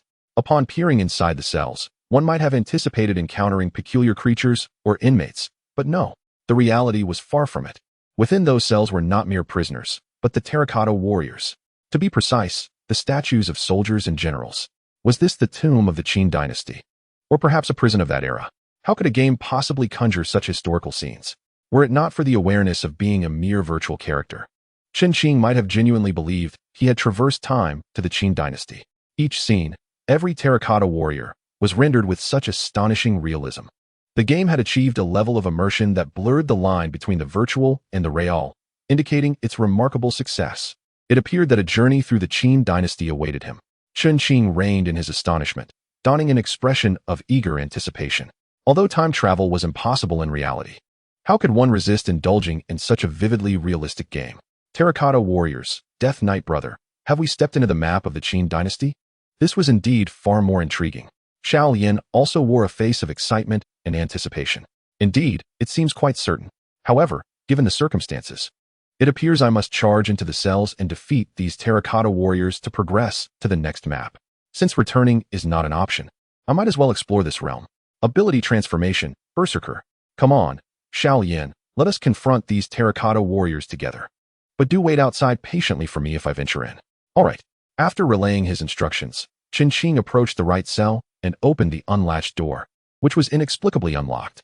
Inside, 9 immobile soldier statues stood in perfect alignment, seemingly lifeless. However, the moment Chen Qing stepped inside the cell, every soldier statue sprang to life.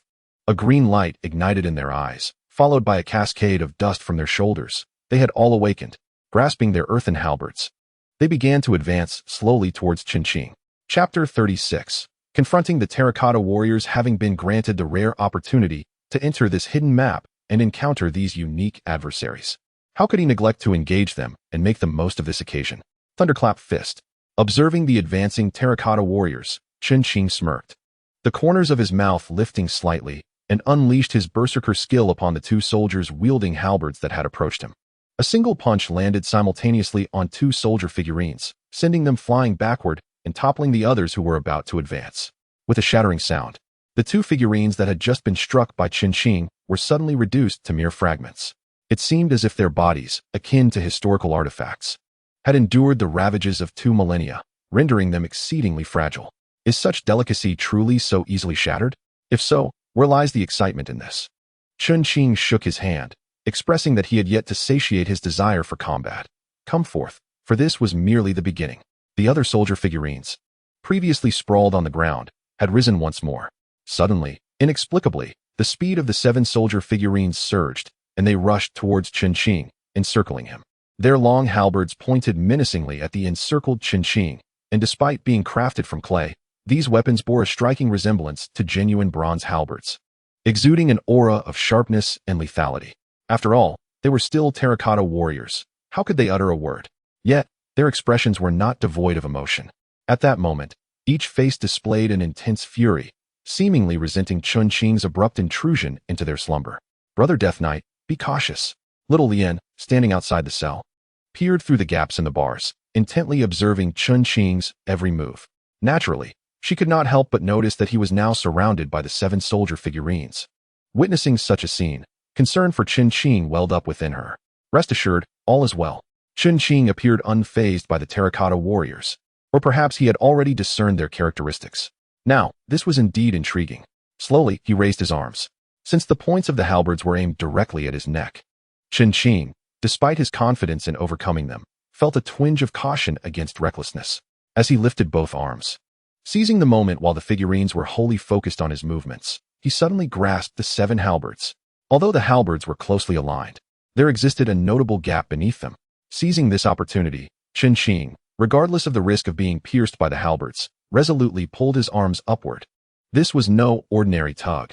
Through the spaces between the weapons, he forcefully consolidated his grip. After all, these implements were but clay. Thus, as Qin began to swiftly gather the weapons, countless of them were undoubtedly shattered by his berserker strength. Wow, Brother Death Knight, does it not hurt you? Outside, witnessing Qin recklessly gather the long spears into his embrace, despite the peril of being pierced by them, Xiao Yin found it almost unbelievable. Amidst her astonishment, she could not help but inquire further. The terracotta warriors, too, seemed unable to fathom Qin's audacious act, as their weapons were drawn close to him. They frantically attempted to pull back their long spears, striving to free themselves from his grasp. It must be said that the strength of these earthen constructs was indeed formidable. 7 of them together almost succeeded in tearing Qin apart. With a sudden surge of power, Qin's arm exerted itself fiercely, and the sharp-tipped weapons he held were no more. They had been crushed to dust. One cannot deny the astonishing might of this berserker. However, despite his immense strength, Qin lacked the protection of armor, and as a consequence, he suffered the loss of over 160 drops of blood. Yet, this sacrifice was arguably worthwhile. Had he not acted thus, he would have been pierced like a sieve by the spears of his assailants. Initially feeling a tinge of boredom, Qin found amusement when surrounded by the terracotta warriors, yet he soon realized he was ensnared in a predicament, with several long spears poised threateningly at his neck. Had he known his arrogance would lead to such awkwardness, he might have chosen differently. Just then, Xiao Yin uttered a remark, and in a bid to prevent her from rushing in out of concern for him, as well as to extricate himself from this perilous situation, Qin had no choice but to take a bold risk. Fortunately, as he had surmised, these spears were not unlike any other weapon. After all, clay was still clay. This game had indeed not deceived us, the erudite players. Thankfully, the terracotta warriors were crafted in accordance with historical artifacts, made of earth. Had they been fashioned from iron or bronze, the outcome might have been dire. Death Knight, you have perished. Please pass through the gates of hell to resurrect. Wishing you a pleasant game. Such could have been Qin's fate.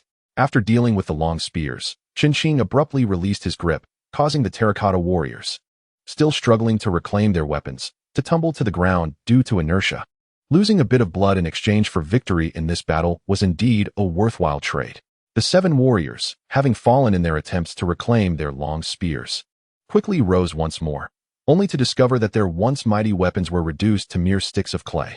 One could imagine that had these terracotta warriors possessed the ability to speak, they would be vociferously cursing their misfortune. Observing the lone warrior still clutching a stick, Qin could not help but feel a mix of amusement and exasperation. Nonetheless, regardless of the absurdity of the situation, it was time to bring this episode to a close. Qin suddenly leaped from the ground, raising his iron-like fist and striking fiercely at the nearest terracotta warrior. Without unleashing any skills, it was merely a physical assault. Bang! Crash! Yet, astonishingly, even though this was merely a conventional physical attack devoid of any skills, it pierced through the terracotta warrior's body. The warrior then collapsed as if it had lost its most vital support, crumbling into a heap of debris. Confirming his speculation, Qin faced the remaining terracotta warriors with absolute ease. The other 6, though armed with muddy sticks, were all dispatched by him within a minute. Boom! Crash! With one punch, the 9th terracotta warrior fell, disintegrating into a pile of rubble. Qin landed gracefully, shaking his slightly aching hand. Phew, finally resolved. It truly took considerable effort. Wow, Brother Death Knight, I knew these minions would pose no challenge for you. It seems that I was right. After the 9th terracotta warrior was vanquished, Xiao Yin rushed into the cell, cheering as she spoke to Qin with exuberance. Really? Qin replied with a wry smile. But why do I feel as though you're merely flattering me? Speaking so lightly, shall we switch places next? You tackle the remaining terracotta warriors while I await your triumphant return outside? Oh dear, Brother Death Knight, you just love to tease. No wonder you intentionally left Sister Xianjiwai behind. Were you afraid you wouldn't dare to bully me then? Xiao Yin laughed, her words slick and playful. You little rascal. How did you come up with that? Qin shook his head, chuckling again. Am I truly frightened of you? Come, let us see what the next terracotta warriors have in store. Exiting the right cell, Qin stood in the corridor, gazing ahead. Goodness. It seemed there was more than one cell awaiting him. I mean, how can there be so many? Should we just leap over? This feels a bit excessive, doesn't it? I have no idea. How could I possibly know if these terracotta warriors in the cells are ones you must confront, Brother Death Knight? However, it is quite likely that several of these cells contain what you need to investigate, which would unlock the next door. Xiao Yin assumed the role of a strategist, slowly analyzing the situation for Qin. Though these terracotta warriors were merely made of clay, if I were to face so many, my hands might swell uncontrollably. No, I must devise an alternative method to deal with these terracotta warriors. Chen began his self-analysis. The sharpshooter approach would not suffice. The distance was too short for that. And there was no chance for an external attack. The mage also seemed ineffective. If their movement speed were to suddenly increase, there would hardly be time to react. Sigh, what should I use? A swordsman. Xiao Lian suddenly uttered 2 words. The swordsman can wield a sword, thus negating the need for fists. This is quite remarkable. I had not anticipated that you would consistently surprise me with such ingenious ideas. Clearly, brother did not bring you here in vain. Chen remarked with a quirky smile. Let us proceed with the swordsman. Ability transformation, swordsman. Death's holy sword. Why has this sword changed its name? Chapter 37, The Key. Chen gazed curiously at the sword in his hand, unable to restrain his inquiry. However, before Xiao Lian could utter a word, he quickly added, never mind. A name change every now and then is rather refreshing. Let us set aside that thought. We must first eliminate those terracotta warriors in the adjacent cell. Upon opening the cell door, it was as if the scene had replayed itself in a DJ view, identical to the first time he had entered. Yet this time, with his role transformed into that of a swordsman and his weapon exchanged for a sword, dealing with the earthen terracotta warriors was a trivial endeavor. 3 minutes later. All done. Upon exiting, the only words Chen expressed to Xiao Lian were these 3. Brother Death Knight, how did you manage to finish so swiftly? Watching her brother vanquish monsters from outside, Xiao Lian bore an expression of excitement, tinged with a hint of lingering desire for more. What can I say? These terracotta warriors are crafted from clay. Naturally, they crumble easily under a strike. Chen regarded the Death's holy sword, which had inexplicably changed its name, feeling an unquenched thrill of battle. After all, it was a rare moment of exhilaration, yet all the terracotta warriors had been defeated, although there were still numerous cells remaining. Opening one after another would surely become laborious and lackluster. By the time he unlocked the next cell, the thrill of combat would have faded. It was far better to experience a satisfying bout all at once. Xiao Lian, do you not find it odd? As they advanced through the expansive, brightly lit corridor, Chen broached a question that had been on his mind, yet forgotten. What seems strange? Xiao Lian inquired, as Chen often left his thoughts hanging midway, compelling her to prompt him further. Why are those terracotta warriors confined within cells? Isn't it peculiar? Cells typically house prisoners, yet these warriors are neither criminals nor, in a certain sense, they represent the soldiers of Emperor Qin. While that is understandable, what truly baffles me is the nature of this situation. After voicing his query, as Chen and Xiao Lian approached the next cell, they discovered that it did not contain terracotta warriors at all, but rather skeletal soldiers clad in armor and wielding polearms. What is the meaning of this? Why have they transformed into skeletons? Chen sighed. Never mind, Xiao Lian. Wait here for a moment. I shall first deal with these skeletons before we discuss anything further. Upon entering, it appeared that the strength of these skeletal soldiers was not particularly formidable, or rather, they bore a striking resemblance to the clay figurines that Chen had recently battled. Possessing almost negligible damage potential, in a matter of moments, they were vanquished. However, despite their low damage output, the incessant reassembly of these skeletal warriors after being dispersed proved quite vexing, almost infuriating. Chen shared this sentiment, yet he resolved to take decisive action, incinerating them entirely to ensure they could not reconstitute themselves. Indeed, these skeletal soldiers were far more troublesome than the clay figures. They nearly drove him to the brink of exasperation. The cycle of disintegration and reformation left him contemplating the absurdity of his situation. Chen weariness was evident upon his face. Yet, upon witnessing his exasperation, Xiao Lian could not suppress her laughter. What are you laughing at? Do I appear amusing? Chen lacked the energy to be angry. Even if he did, it was unlikely that Xiao Lian would be intimidated. She would likely find amusement in his frustration. Realizing this, he decided to refrain from feigning strength. Not at all. Xiao Lian managed to stifle her mirth. It just brings me joy to envision the Death Knight brother being driven to frustration by those remarkably resilient skeletal warriors. With that, she erupted into another fit of laughter. Chen could only shake his head in resignation. This little girl. Never mind, I shall remain silent. All right. I shall cease my laughter. Nevertheless, Death Knight brother, your demeanor was truly quite comical, Xiao Lian asserted, attempting to contain her amusement. I must seek out the game character designer. It is imperative, Chen declared suddenly, much to Xiao Lian's confusion. The game character designer? What do you intend to do? Death Knight brother? She inquired, perplexed by his sudden statement. I aim to alter your physical age to that of a young woman in her early 20s. What? No, please. Death Knight brother, you don't harbor any improper intentions. Do you? Improper intentions are absent, yet I have entertained the notion of giving you a good thrashing for quite some time. How can a mere child, scarcely in her teens, possess more wisdom than a mature young woman? At times, conversing with you feels akin to engaging with someone of my own age. Rather than a naive girl, it is rather difficult for me to reconcile the fact that you are just a young girl, oblivious to many things.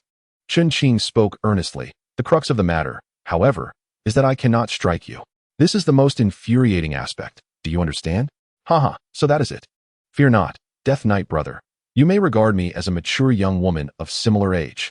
At times, little Lotus herself feels that her persona is somewhat askew. With a trace of a smile, she then spoke earnestly. Well, I suppose I shall regard you as a mere young girl in her teens. Chen Qing conceded at last. Reflecting on his own state of mind, he pondered how he had been so misguided as to engage in battle alongside this girl, whose thoughts and persona seemed so disproportionate. Especially on the 20th level. Had he known her mindset was so misaligned, he would never have willingly kept her by his side. Can one fathom the sensation of conversing with someone perceived to be of a similar age, only to glance down and behold a still youthful visage? Was I truly speaking with this little sister just moments ago? By the way, little Lotus, you have yet to answer my previous question. Why are these terracotta warriors confined in this cell? Brother Death Knight, little Lotus mused. I believe the concept of this prison may differ greatly from what exists in our minds. She articulated her thoughts. In other words, this may not be a genuine prison. It could very well be another locale. However, given its spaciousness and relative luxury compared to ordinary prisons, could it be the mausoleum of Qin Shi Huang? Oh dear, how has a simple game turned into an adventure akin to tomb raiding? This is neither Tomb Raiding Chronicles nor Ghost Blows Out the Light. How has it suddenly transformed into a quest for a royal tomb? It's hard to say. Yet it seems likely that this map draws inspiration from the subterranean chambers of the Qin Shi Huang mausoleum. Only this could explain why it resembles a tomb so closely. As this game is neither a tomb raiding adventure nor an exploration of the Qin Shi Huang's burial site. In that moment, little Lotus appeared as a living encyclopedia, surpassing even the game assistant, Garfield, in her vast knowledge. It seems you possess quite a wealth of information, Chen Qing remarked with an odd smile as he continued forward with little Lotus. Eventually, after approximately 10 minutes, Chen Qing and his companion had vanquished the terracotta warriors and skeletal soldiers in both the left and right cells. They arrived at the two final cells, and ahead lay what seemed to be the next level, though a bronze door stood firmly shut. Above the door, there were two recessed shapes, one resembling the moon and the other the sun. It appeared they would need to find keys in the shapes of the moon and the sun to unlock this bronze door.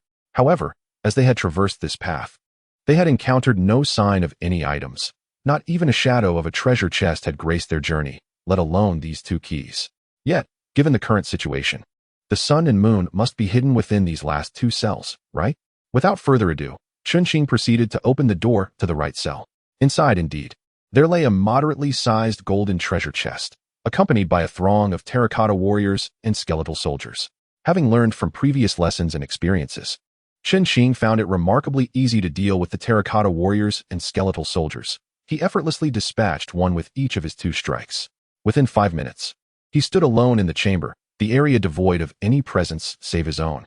Upon opening the treasure chest, he discovered a bronze key shaped like the sun, which, upon being placed in his backpack, was accompanied by a system notification indicating that the item could neither be sold nor used.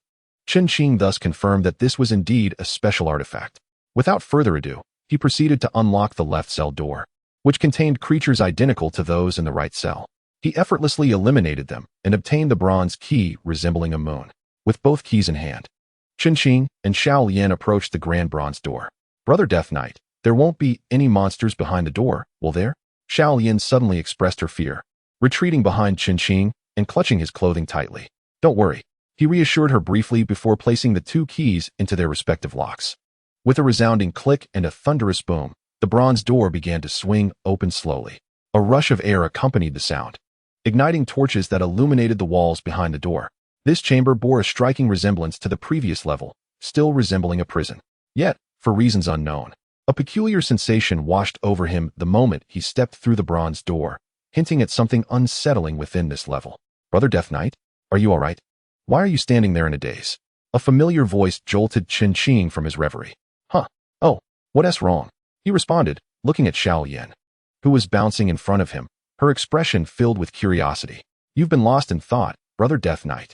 I've called for you for ages. What were you thinking about? Xiao Yan tilted her head, intrigued by his apparent distraction. Really? Have I zoned out? Qin replied with a wry smile. Yes. Didn't you know? Xiao Yan pressed further, her curiosity piqued. It's nothing. I was just contemplating some matters. Let us not dwell on it, and focus on completing this level. Qin deftly redirected the conversation. However, even he was unaware of what had transpired moments ago. Had Xiao Yan not mentioned his distraction, he might have remained oblivious to the fact that he had indeed lost focus. What exactly had happened to him just now? How could one suddenly lose focus? What had just crossed his mind that he could now recall not at all? Was it merely the peculiar feeling emanating from this place? Alas, pondering it further would yield no answers. It was best to first confront the adversaries ahead. Approaching the prison door, Qin prepared, as always, to open it and engage the minor foes within. However, just as he was about to turn the handle, he abruptly halted his actions. Was there an issue? Was something amiss? Indeed, Qin sensed a distinct difference, though it was not discovered within this very moment.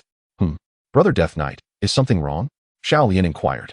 Noticing Qin's sudden stillness, her concern prompting the question.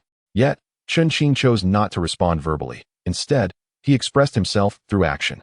He stepped back, peering through the gaps between a few pillars. Indeed, the terracotta warriors inside bore a significant disparity from those in the previous level, which he had overlooked in his prior passage. He had not truly observed this area closely, but a fleeting glance had sparked a realization that something was indeed amiss with the warriors. Rows of neatly arranged terracotta soldiers wielding long halberds appeared unremarkable at first. Yet they were no longer the fragile earthen figures of the initial stage. Fully armed and crafted entirely of bronze, these statues stood before him. While uncertain if they were indeed bronze, one could clearly ascertain they were no longer made of clay. From clay to bronze, could even the materials undergo an upgrade? This detail was not the crux of the matter. What truly mattered was Qin's odds of effortlessly defeating these bronze warriors. Brother Death Knight, what are you looking at? Aren't they just terracotta warriors? Why do they seem different? Xiao Yan observed as Qin leaned closer to the prison's exterior, scrutinizing the figures within. Yet, Qin remained silent, prompting Xiao Yan to inch closer in curiosity. Upon closer inspection, it became evident that one could not simply disregard this change. How could it be? How could they be different? If so, Brother Death Knight, does that mean? Fear not, little one. I am a composite character, after all. Even if others struggle against them, do you truly doubt my abilities? Qin replied, turning to smile at Xiao Yan before affectionately ruffling her hair. Without waiting for her to utter another word, he ventured inside alone. Creaking, the prison door swung open as Qin stepped lightly into the chamber. This space was several times larger than that of the initial level, more expansive than before. Yet the bronze warriors standing within had not increased in number due to the room's vastness. In the initial stage, there were 9 bronze warriors, yet in the subsequent phase, their number astonishingly dwindled to 6. However, this alteration may serve a beneficial purpose, as the absence of several warriors alleviates numerous complications. Suddenly, with a sharp click, a mechanism was triggered, and the eyes of the 6 bronze warriors standing there gleamed to life. They were all activated, maintaining their previous stance with halberds in hand. They began to advance steadily towards the intruder, Qin, their movements synchronized and rhythmic. It seemed they intended to maintain this formation of 2 rows and 3 columns as they approached him. Bronze warriors, you say? To prevent being crushed by their metallic might, I shall first ascertain the extent of their hardness. Grasping the death sword firmly, Qin resolutely unleashed his first skill. All swords returned to 1. The death sword blazed with brilliance as the skill erupted, conjuring a circular formation resembling a magical array above the sword, radiating a vibrant purple light. Countless small swords emerged from the array, hovering in the air. With a mighty leap, Qin aimed his strike at the first bronze warrior to his right. Just as his sword was about to descend, the hovering small swords transformed into brilliant light and fused into the death sword. Once the sword absorbed all the luminous energy, it shone with an intense brilliance before he swung it down. 0. What? How could this be? Staring at the displayed value, Qin was taken aback. How could it be that not a single drop of blood was shed? This was illogical. As he hesitated, pondering whether to strike again, a long halberd suddenly lunged towards him. 77. The halberd nearly pierced through Qin's armor. Fortunately, although he felt a twinge of pain, the reduction in health was minimal.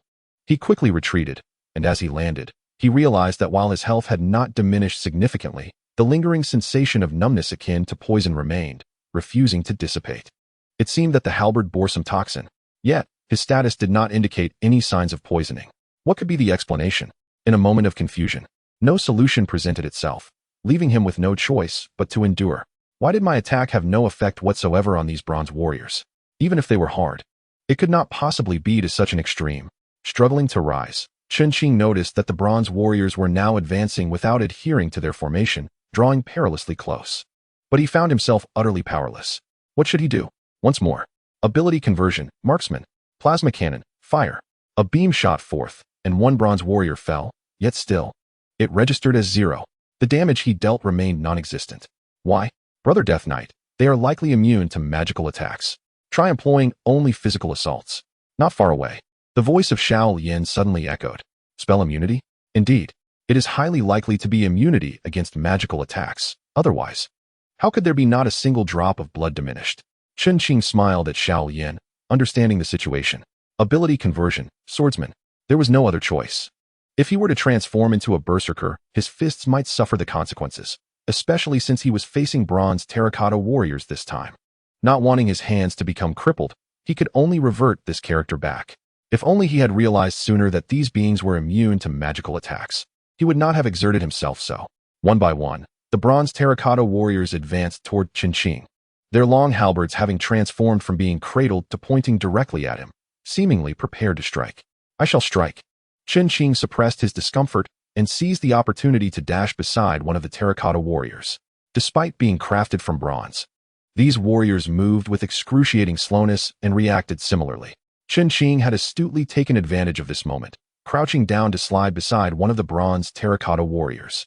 With a single stroke of his sword, Chunqing's hands trembled, yet he did not suffer from the impact. However, the health of the bronze terracotta warrior began to wane. Just as Chunqing was about to rejoice in his success, a long halberd came crashing down toward him. Fortunately, he had heard the sound of the attack, and, in the split second before being struck, he managed to evade the blow. That was close. Yet, continuously dodging and attacking was not a viable strategy. I must devise a plan to separate them. After evading that attack, Chunqing decisively retreated. Despite the 6 bronze terracotta warriors being neatly arranged, their sluggish movements meant they almost advanced in unison. He had nearly been struck precisely because of this. Chapter 39, General Meng Tian of the Tomb Guardians. However, it seemed there was no better solution at hand. I could only proceed with a combination transformation. The beam emitted by the sharpshooter would be sufficient to disperse them. Without further ado, I combined the transformations, sharpshooter, swordsman, and assassin. I needed to utilize the sharpshooter to scatter these nearly clustered bronze terracotta warriors while relying on the swift mobility of the assassin to eliminate them one by one after they were dispersed. Without the cooperation of these 3 roles, this battle would undoubtedly be arduous. Plasma cannon, multi-layered beams, fire. Raising the silver giant spear, Chunqing, fully prepared, did not hesitate to pull the trigger. A beam of light erupted forth, scattering across the sky like a celestial dance, with slender rays relentlessly striking the bronze terracotta warriors. Though these warriors moved with an unwieldy heaviness, as if burdened by immense weight, the moment they were struck by the beams, they were effortlessly sent flying, as if transformed into weightless rubber figures. Had Chunqing inadvertently discovered this phenomenon earlier, he would likely still be at a loss, scratching his head in confusion. As the light beams sent the warriors soaring, they indeed fell with a resounding thud, landing several meters away, leaving only 1 or 2 intentionally spared by Chunqing. Time was of the essence. Swiftly, Chunqing advanced, his long sword having already transformed into a pair of short blades during the intricate maneuver. If he was immune to magical attacks, it also implied that he was vulnerable to physical ones, possibly exceedingly fragile. A single blow could shatter him. Otherwise, he would not have wielded these short swords with such uncertainty. With his body airborne, Chunqing descended, and his short sword flashed violently, slicing through the neck of one bronze warrior. Crash! Bang! Critical strike! Combo! After a flurry of frenzied attacks, the bronze warriors in this vicinity were vanquished. However, as the last of the bronze figures fell, an unsettling sensation coursed through Chunqing's body. Clang! The sharp sound of metal hitting the ground echoed as he finally succumbed, collapsing to his knees.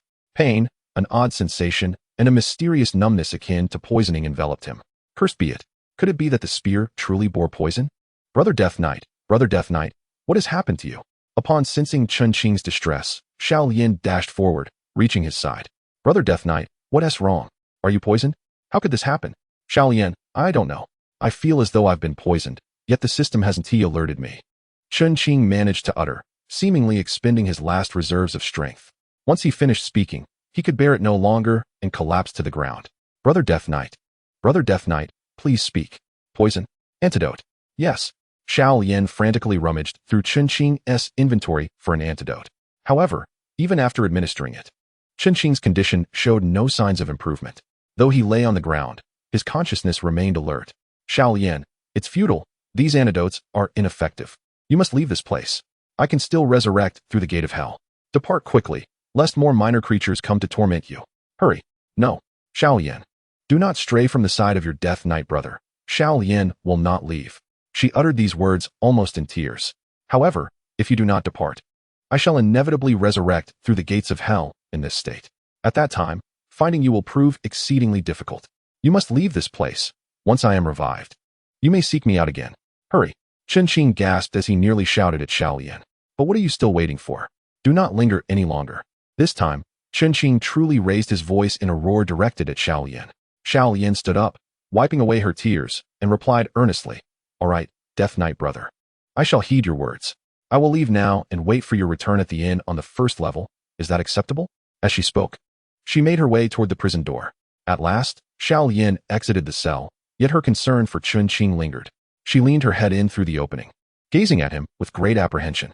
After a few glances, Xiao Lian, still with a hint of sorrow, dashed out. Cursed hidden maps, what on earth are you playing at?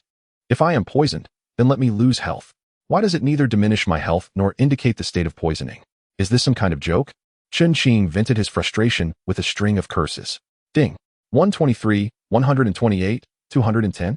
Just after Chun Qing's outburst, his health, which had previously remained unaffected, began to decrease as if in defiance of him, and the amount lost was substantial. Although this was merely the initial deduction, the health bar plummeted like a countdown timer, cascading downward in a frenzy. Are you toying with me? As he witnessed his health bar continuously depleting, Chun Qing found himself caught between laughter and tears, unsure whether to curse or to weep. Boom. The heavy sound of a door creaking open echoed from an unknown source, followed by the sound of approaching footsteps. It seemed they were coming this way. Oh no, could it be that some trouble is approaching? Even if it is not, if we wait a moment longer, it is likely that new bronze warriors will spawn here. At that point, even if my health has not been fully depleted, I may very well be turned into a sieve by those bronze warriors. Chun Qing envisioned the possible consequences. Here, take this, consume it, and you shall recover. A deep, robust voice, imbued with a certain grandeur, resonated like a specter in Chun Qing's ear. Who? The sudden voice startled Chun Qing immensely. There should be no one else here. No other players around. So, who was speaking? After steadying his racing heart, he turned abruptly, only to behold a formidable and towering bronze warrior, half kneeling beside him, extending a pill resembling a medicinal elixir. The figure before me, a terracotta warrior, exudes an air of composure, appearing almost flesh and blood. Adorned with a sword and clad in armor that seems remarkably authentic, every gesture, every subtle movement of its lips and brows is rendered with vivid realism, as if it were truly alive. Were this figure to assume a human form, it would undoubtedly be a handsome man. Yet, this unexpected terracotta warrior appears to transcend the ordinary ranks of soldiers, resembling more a general. A general? How many renowned generals were there in the Qin dynasty? Who could this be? As I gazed upon the general terracotta warrior extending a pill towards me, a sense of trepidation washed over me. After all, I was unaware of the identity of this visitor, which naturally instilled a measure of wariness within me. Curiously, after uttering its initial words, the figure remained silent, patiently awaiting my acceptance of the pill. Several times, I almost wondered if I had misheard. Perhaps this figure truly was incapable of speech. With the general warrior silent, I too refrained from speaking, and thus we lingered in this tense standoff. Yet, this could not persist indefinitely. My health was dwindling perilously close to a critical threshold, and if I did not remove the poison soon, I feared the consequences. Reluctantly, I resolved to take a chance. After all, this was merely a game. Should I perish, it would merely hasten my return. With that thought in mind, I unhesitatingly seized the yellowish-brown pill and swallowed it whole. Ding. Poison status alleviated. Health is restoring. Health has returned to full. What sort of miraculous pill is this? How could it possess such extraordinary effects? Not only does it detoxify, but it also restores full health. I must inquire where this gentleman acquired such a remarkable remedy. I ought to procure more for future needs. Excuse me, kind sir, where did you obtain this pill? Could you share the source with me, so I might acquire some as well? Upon standing, my first words were these. Since you are no longer in need, why pursue this pill? Would it not be better left for someone truly in need? The general terracotta warrior stood, responding with a gentle demeanor, devoid of anger or irritation. Ah, very well, if that is the case, I thank you for your life-saving grace. I have matters to attend to, so I shall take my leave. I had no desire to linger with this enigmatic, conversant terracotta warrior for even a minute longer, nor to exchange another word. Who knows what this being might be capable of? Should a conflict arise, given its martial appearance, I could hardly hope to match its prowess. In the art of strategy, retreat is often the wisest course. Thus, I resolved to depart. With that thought, I hastily slipped past the general terracotta warrior. However, before I could exit the cell, a chilling sword was suddenly pointed at my back. Startled, I froze in place, paralyzed by fear. If you take another step forward, you shall be deemed a tomb raider, and your fate will be execution without mercy. At last, the general terracotta warrior spoke again. Could it be? Has this truly transformed into a grave-robbing adventure? Must it play out in such a manner? However, let us return to the question at hand. Who exactly is this individual? Who is the guardian of Emperor Qin's tomb? Ah, very well. I shall not venture beyond this place. My good fellow, would you kindly sheath your sword? It is rather intimidating. Qin could only attempt to pacify him for the moment. After all, it was not every day one returned to life, and he could not afford to perish once more. Without needing to glance back, he could discern that the sword had indeed been drawn, confirming that this was no ordinary person. Truly, I, Meng Tian, have not misjudged. What? You are called Meng Tian? Chapter 40. Qin and Meng Tian. Qin was taken aback and turned to face the figure claiming to be the General Meng Tian, a warrior of terracotta. Pray tell, why can I not be Meng Tian? Is it possible that some rogue has previously impersonated me? Meng Tian, after sheathing his bronze sword, inquired. Nay, who would dare impersonate the esteemed General Meng Tian, the foremost warrior of the Qin dynasty? It seemed evident that this terracotta general truly was Meng Tian, as he himself claimed. How could Qin contradict him? After all, he had never encountered this legendary general who had succumbed to death over 2 millennia ago. Since he had never seen him, he could not possibly know what he looked like. Thus, if he claimed to be Meng Tian, then so be it. I concur. Meng Tian nodded in agreement, pondering why this formidable warrior had come to the tomb of his sovereign. Haha, General Meng, it is quite the predicament. I am uncertain of the nature of this sudden appearance of yours. Before ascertaining your true identity, I must tread carefully to avoid any unnecessary complications. Qin, wishing to establish rapport, adjusted his tone accordingly. I was simply traveling when I encountered a ferocious serpent. In my haste to evade it, I found myself blocked by the creature's swift movements. Just as I prepared to engage in a life-or-death struggle, the heavens trembled, thunder roared, and the earth suddenly split open, swallowing me whole. When I regained consciousness, I found myself here. To claim he had fallen into this place while fighting would surely invite skepticism, so he refrained from such fanciful explanations. After all, if Meng Tian were to suspect him of tomb raiding, what would become of him? Thus, he endeavored to weave a narrative that would convince Meng Tian of his innocence. Oh, is that so? It appears you are no ordinary warrior. You possess extraordinary qualities. Meng Tian remarked. Your flattery is undeserved. Therefore, I assure you, General Meng, I am certainly not here to plunder the royal tomb. Qin expressed his gratitude, but hastily clarified that he was not a tomb raider. If you are not a tomb raider, then I shall be at ease. However, having observed your impressive skills, would you care to engage in a friendly spar with me? This may well be the very reason Meng Tian has come to this place and intervened on your behalf. Naturally, there is no issue. However, I humbly admit my lack of skill and understanding, and I kindly ask for General Meng's leniency. It seems that I cannot evade this battle, and since I owe my rescue to Meng Tian, I find it difficult to refuse. Thus, I can only brace myself and agree. The Death Knight is being modest, however. Since he has spoken thus, let us engage in a match. Regardless of the outcome, I seek only exhilaration. In the second round, I shall take my turn. If you, Death Knight, can withstand 3 of my strikes, consider it a victory for you and a defeat for me. What say you? Meng Tian appears to have already devised a strategy for this encounter, as he speaks without hesitation. Very well, please. Qin mimics the gestures of characters from classic films, clasping his hands together in salute before responding. Subsequently, the two step apart, distancing themselves within the confines of their cells. Skill transformation, swordsman.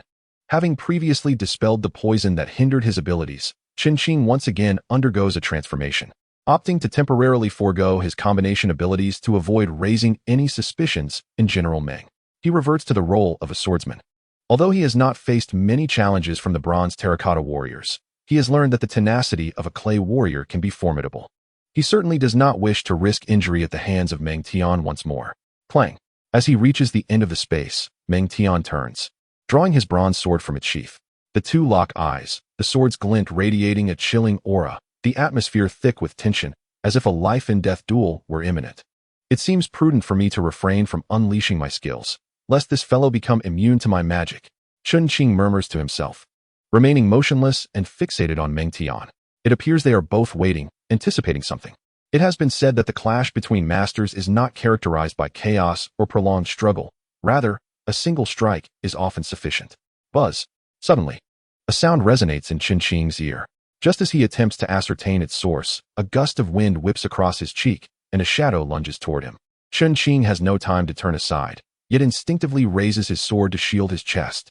Clang. The sharp, metallic sound of their blades colliding shatters the silence that enveloped them moments before. Meng Tian has indeed already appeared before him. The gust of wind coincided precisely with Meng Tian's movement. The moment the wind grazed Qin's cheek was the very moment Meng Tian's sword descended. Meng Tian's speed is astonishing, surpassing Qin's expectations. The one who strikes first holds the advantage. Well versed in the art of war, how could Meng Tian be unaware? Yet, is this fellow's speed not exceedingly swift? Although Qin was aware of the numerous embellishments surrounding historical figures, he could not shake the feeling that the persona of Meng Tian was elevated to a level far beyond mere glorification. With a wry smile, Qin acknowledged that his hands, gripped around the death sword, had been numbed by Meng Tian's formidable strike. Yet, he was grateful that he could still endure the confrontation. The Death Knight must remain focused during this duel, Meng Tian proclaimed, a hint of pride in his voice. Thank you for your guidance, General Meng. Qin replied with a smile, swiftly reversing his grip. Seizing the opportunity while Meng Tian remained locked in combat with him, he discreetly unleashed half of his skill. With a sudden burst of momentum, he leaped forward, delivering a series of rapid kicks to Meng Tian's chest. To his astonishment, even with only half of his skill activated, Qin managed to send Meng Tian flying several meters away. What on earth is Meng Tian made of? How could he be so easily dispatched? As Meng Tian remained unaware of Qin's strategic maneuver that had turned the tide, he found himself propelled through the air. Taking advantage of the moment, Qin charged at Meng Tian once more, his spirit undeterred. Skill activation, slash the heavens. A radiant golden light enveloped the death sword, and with this brilliance, Qin leaped again, striking down towards Meng Tian from mere meters above. Bang! In midair, a clash of green and gold light erupted. The two forces locked in a fierce stalemate. No way. Meng Tian possesses skills as well. If I had known, I wouldn't have bothered concealing my own. Indeed. The golden light emanated from Qin's death sword, while the green light was unleashed from Meng Tian's bronze sword. If skill activation were not possible, how could such a feat be accomplished? As the lights exploded, both Qin and Meng Tian were sent sprawling several meters apart. However, this time, Qin felt a wave of fatigue wash over him, rendering him unable to pursue any further attacks. In stark contrast, Meng Tian appeared invigorated, laughing heartily as he regained his composure. Well done, he exclaimed before charging at Qin once more. Fortunately, this time, Qin distinctly observed Meng Tian's movements. As Meng Tian approached him again, Qin was prepared to defend himself. Clang! The swords collided with a resounding noise before separating once more. This encounter was no longer a mere exchange of singular strikes. It had evolved into a vigorous duel of blades. The swords danced in a continuous rhythm of attack and counterattack. Yet no matter how hard Qin endeavored to breach Meng Tian's defenses, his every attempt was thwarted. It seemed as though Meng Tian could predict his every move and technique. I cannot afford to prolong this any further. It is time to unleash another skill. The skills were silently unleashed by Qin, and the blade of the death sword radiated brilliance once more. With a single swing, however, General Meng Tian's sword inexplicably failed to release any skills again, and instead, he was forcibly cleaved by Qin. The release of skills, after all, possesses greater power than ordinary attacks. Meng Tian's countenance darkened. Although he was merely a terracotta warrior, he bore all the expressions and emotions of humanity. Was this fellow truly that formidable? This was a skill release, yet he managed to achieve this without invoking any skills. What would happen if he actually unleashed his abilities? Chen Qing mused quietly within himself. Suddenly, Meng Tian's previously suppressed hands seemed to regain strength, lifting up relentlessly until they began to push back. Feeling the force transmitted through Meng Tian's arm, Chen Qing was genuinely taken aback. How on earth was this individual accomplishing such feats? His own body was gradually being overwhelmed, and the duration for releasing his skill was nearing its end.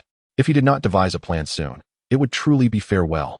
However, it appeared that Meng Tian was resolutely determined to bid farewell to Chen Qing. As Meng Tian exerted his counterpressure, he swiftly retracted his sword and struck out again. Due to the recent shift from dominance to subjugation, Chen Qing had no time to correct his posture, and thus, Meng Tian seized the opportunity to deliver another blow. Chapter 41. The Commission of the Zombie Qin Shi Huang. With a single sword strike, a streak of azure light, imbued with a hint of murderous intent, surged towards Chen Qing. The distance was still very close. Within half a second, almost the moment the sword was unleashed, Chen Qing's body was struck and propelled several meters away. Upon crashing to the ground, his body felt as though it had been brutally dismantled, causing excruciating pain. For a moment, Chen Qing experienced an overwhelming sensation of impending demise, his vision fading to black, but fortunately, he did not resurrect through the gates of hell. However, one notable aspect was that, inexplicably, during this confrontation with Meng Tian, neither Meng Tian nor Chen Qing himself had lost a single drop of blood. Why was that? If only Meng Tian had retained his blood, it would have been somewhat understandable, but why was it that even Chen Qing had not lost a drop? What exactly was this challenge between Chen Qing and Meng Tian? Cough. After being forcefully struck away by Meng Tian's sword, Chen Qing lay on the ground, taking quite some time to recover. Finally, after a couple of coughs, he slowly rose from the ground. Death Knight, how are you faring? Meng Tian, having sheathed his bronze sword once more, walked over slowly and inquired with concern. I say, General Meng, Chen Qing replied, clutching his chest and forcing a smile. Could you possibly strike a bit harder? I nearly became a cripple. With that, he gently patted his chest and then let the matter rest. With a hint of awkwardness, Meng Tian managed a smile, expressing his apologies to the Death Knight. I sincerely regret any offense caused, he stated, but at that moment, I simply could not restrain myself. I hope the Death Knight will graciously forgive my transgressions. All right, if General Meng insists, I shall take no offense, Chen Qing replied hastily, eager to decline any further competition. After all, it was merely a contest, and such moments are bound to occur. However, since you have already triumphed over me, I believe it would be best to forego any subsequent matches. Chen Qing felt that one strike had nearly been his undoing. Enduring 3 more moves from Meng Tian would surely lead to his demise. Who could fathom how much strength this man still possessed? Meng Tian hesitated momentarily, yet ultimately nodded in agreement. Since the Death Knight has expressed such sentiments, I shall not impose further. At that moment, a eunuch unexpectedly entered, his presence a curious sight.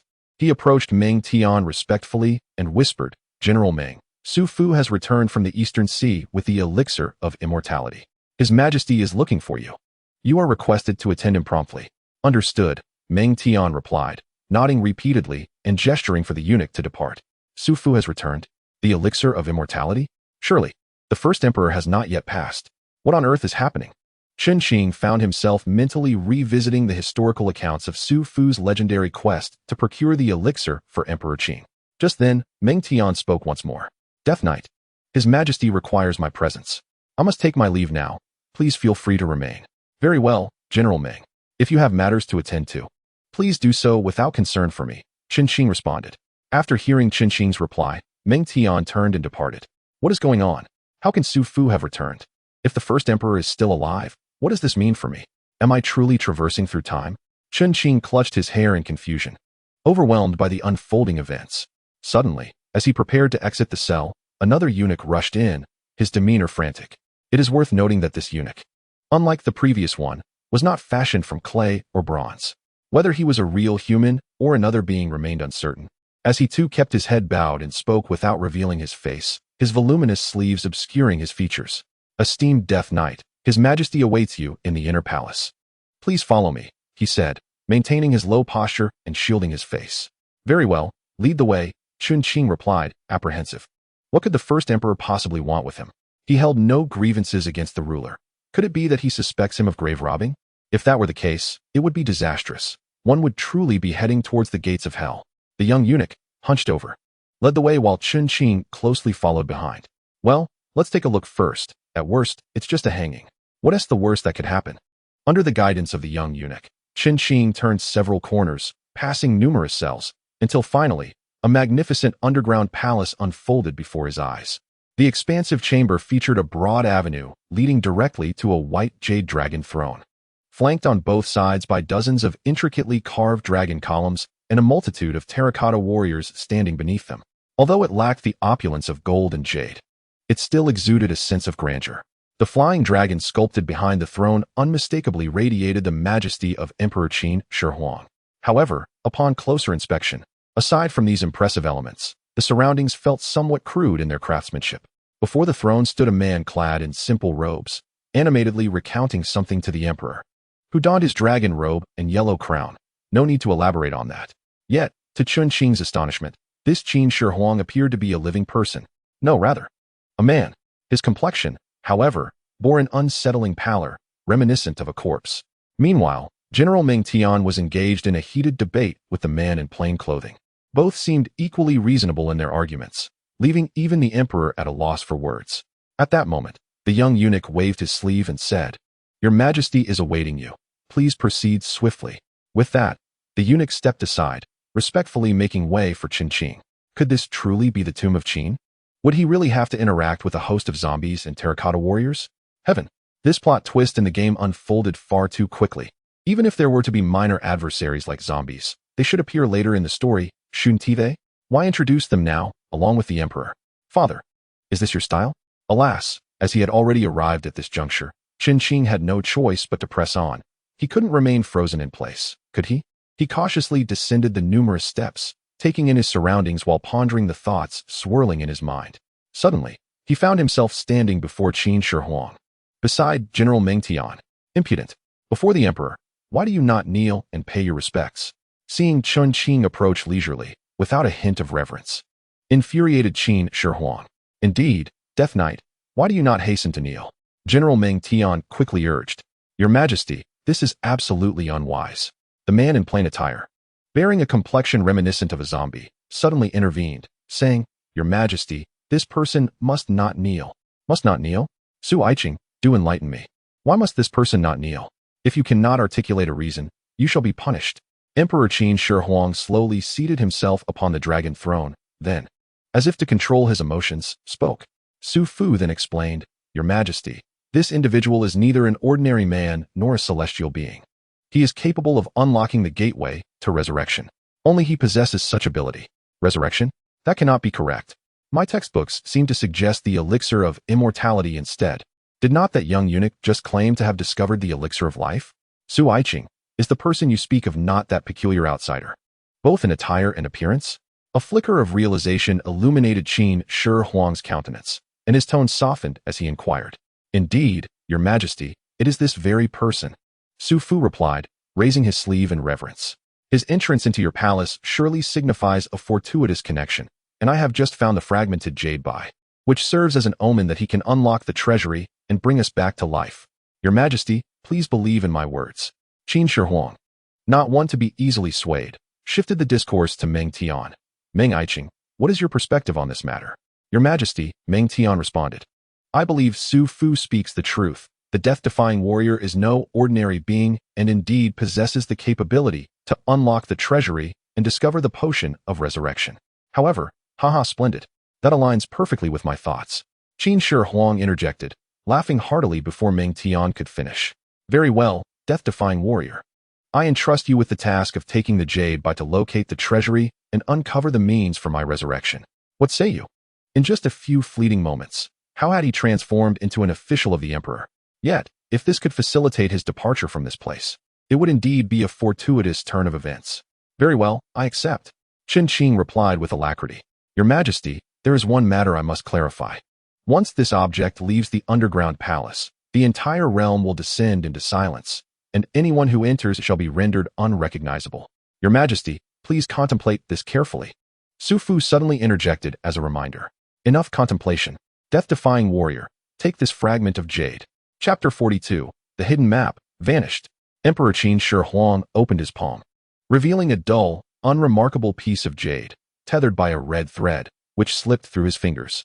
Upon witnessing this, Chen Qing paused momentarily. After all, when he had first encountered this jade, he had not perceived any extraordinary quality within it. Indeed, had he not known it to be jade, he might have confused it with an utterly mundane stone. For this jade appeared remarkably ordinary, lacking luster, devoid of brilliance, and almost indistinguishable from a common rock. Yet, paradoxically, this seemingly unremarkable stone held an extraordinary significance in the eyes of Qin Shi Huang. To him, it was a wondrous gem. Upon witnessing Qin Shi Huang presenting the jade fragment, Su Fu and his companions bowed respectfully before stepping forward to accept the piece from the emperor's hand. As Su Fu grasped the jade, he spoke with conviction. "Your Majesty, possessing such wisdom, I am confident that your grand resurrection plan will soon come to fruition." Qin Shi Huang, beaming with delight, responded, "Ah, I am grateful for your kind words, Su Aiqing. Let it be so." However, the smile of the resurrected Qin Shi Huang, transformed into a zombie, was truly a terrifying sight.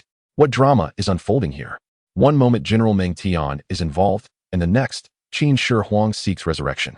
Have I become a mere player assisting in a game as storyline? Or do I bear the heavy responsibility of reviving the great Qin? Chen Qing pondered these thoughts internally. Yet before the zombie emperor, he refrained from uttering a word. It was not that he lacked courage, but rather that he preferred silence. After all, finding himself in the subterranean palace of the Qin emperor was a complete accident, and he could hardly disrupt the game's order in such confusion. The system offered no guidance, and he understood well that it was wiser to remain quiet. Once Su Fu had retreated respectfully with the jade fragment, he approached Chen Qing with both hands cupping the relic.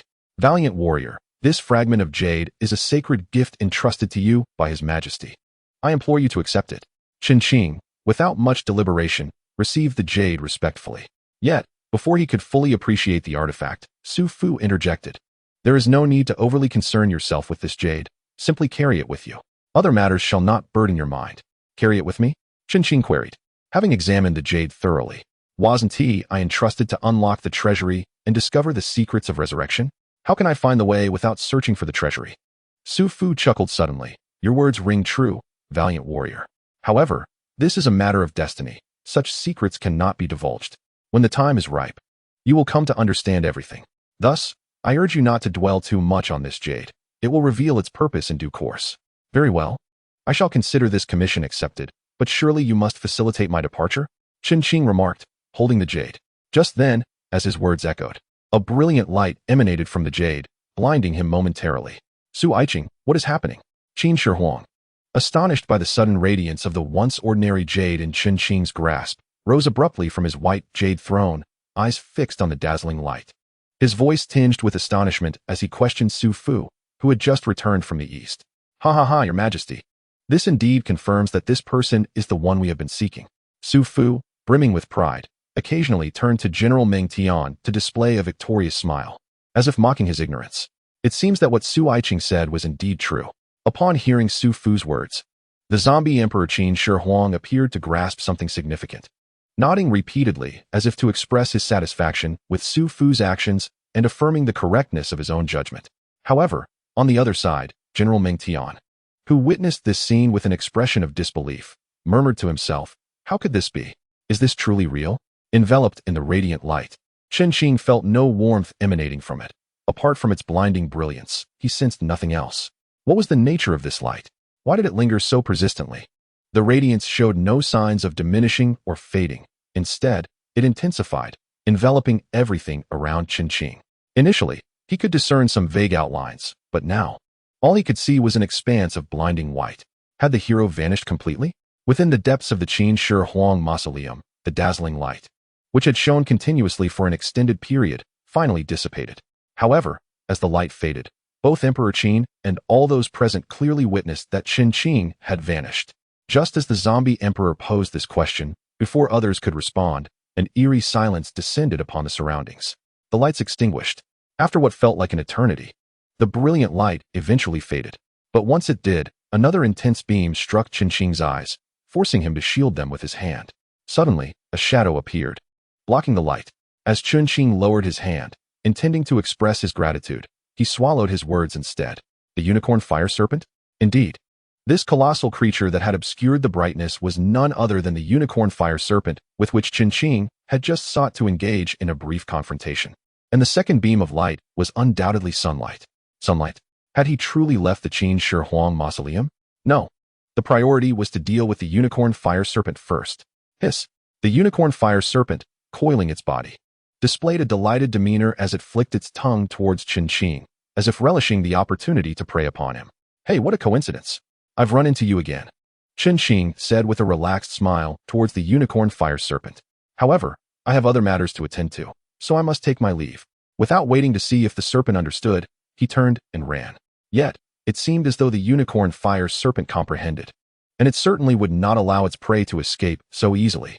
With a swift movement, it lashed its tail towards Qin. Alas, do you not fear that you might hurl yourself entirely away? Or are you oblivious to the fact that your body and your tail are one and the same? The unicorn fire serpent, should it choose to unleash its tail, would undoubtedly reveal the consequences of such an action. Yet once it does so, there is no need for further elaboration. It swiftly swept Qin aside with a sweeping motion of its tail.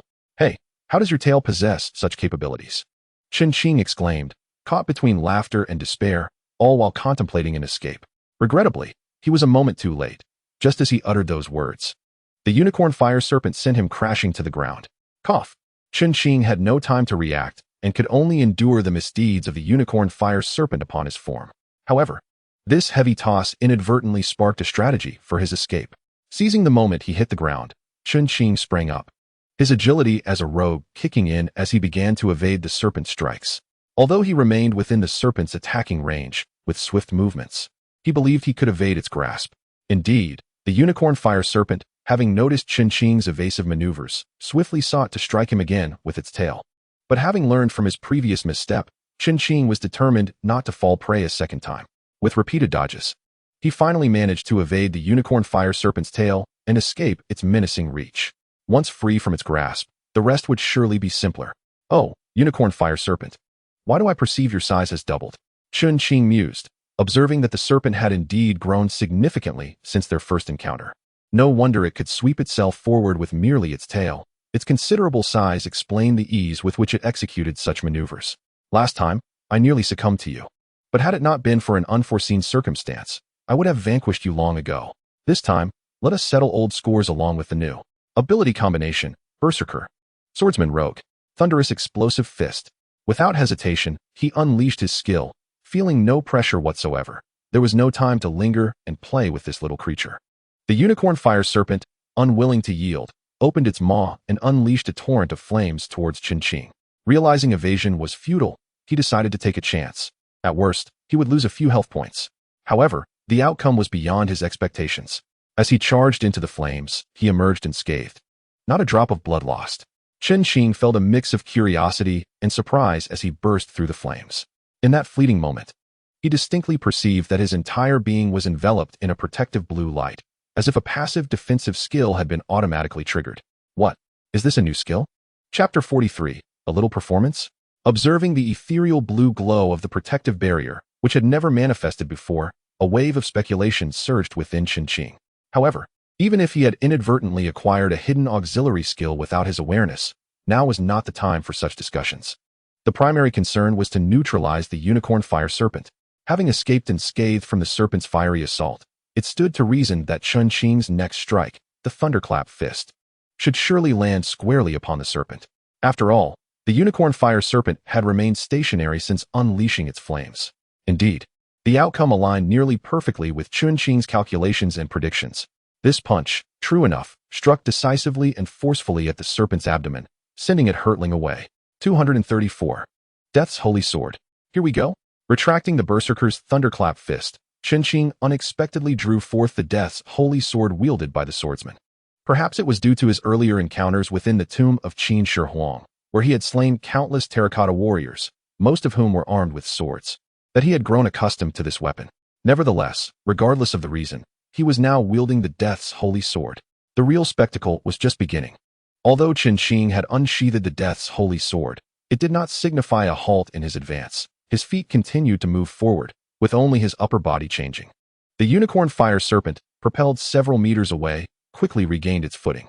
perhaps due to its sudden increase in size or its inherent agility. The serpent managed to rise from the ground within mere seconds, arching its body as it did so. Despite its quick reflexes, the lingering sensation of dizziness still afflicted the unicorn fire serpent. After all, such disorientation could not be shaken off in an instant. Flash. As Chun-Ching approached within a meter of the unicorn fire serpent, he leaped into the air, swinging his sword towards the serpent's head. Clang. Boom. 177. However, to Chun-Ching's astonishment, the unicorn fire serpent, whether dazed by the blow or simply lacking in intellect, did not evade his aerial assault. Instead, it utilized its body like a spring, contracting and then propelling itself towards Chun-Ching with a sudden burst. What does this creature intend to achieve? A clash of life and death, perhaps? Or a contest of whose skull is the hardest? Neither, it seems. What could it possibly be? Regardless, even if the horn of the unicorn fire snake were to be as impenetrable as its name suggests, it would still pale in comparison to the deathly sword wielded by Chun-Ching. The sound of the blade cleaving through the horn of the unicorn fire snake echoed in the next instant, followed by a resounding impact. Chun-Ching felt his hands suddenly weaken, yet he was unwilling to concede defeat so easily, summoning his strength once more. After this exertion, it became evident that the horn atop the unicorn fire snake's head had been severed by half, resulting in a staggering loss of over 200 drops of blood. Although he had successfully diminished the horn of the unicorn fire snake, Chun-Ching did not revel in a triumphant landing or bask in delight. On the contrary, he nearly fell prey to the very creature he sought to best. Yet that was merely a fleeting moment. With a somewhat unsteady landing and a swift pivot, he charged once again at the unicorn fire snake. However, the creature was not foolish. It would not allow itself to be an easy target for Chun-Ching's relentless assault. As he approached, it adeptly maneuvered, twisting and slithering to evade his strikes. Eager for vengeance, the unicorn fire snake opened its maw wide, lunging at Chun-Ching with a ferocious bite after his attack had missed its mark.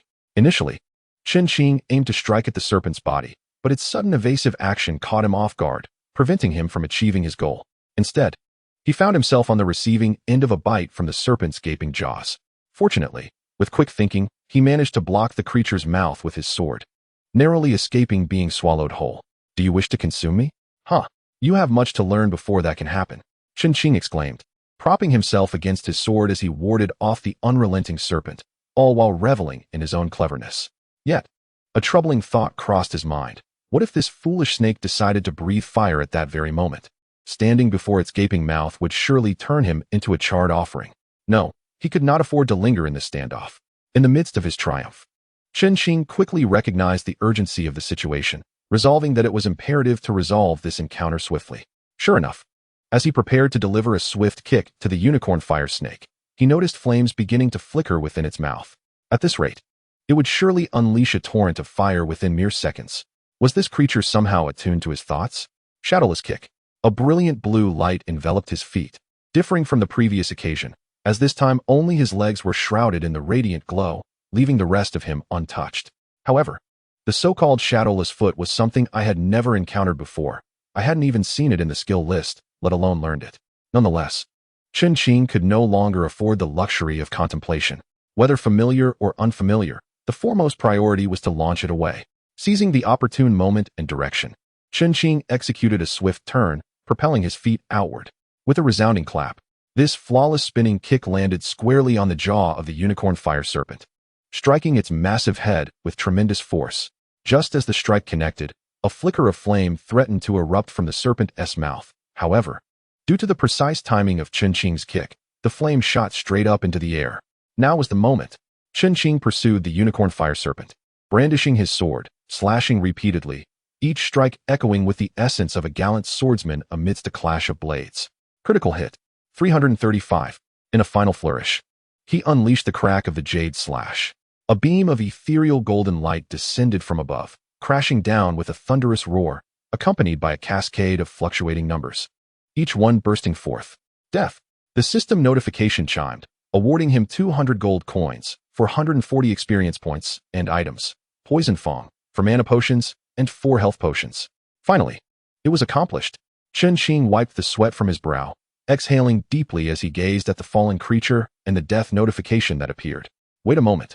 Why, after such a strenuous effort to slay this formidable foe, did I receive so little experience in gold?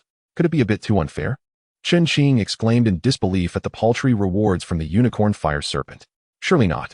It was merely an ordinary unicorn fire serpent. A voice, all too familiar, suddenly resonated in Chen Qing's ear.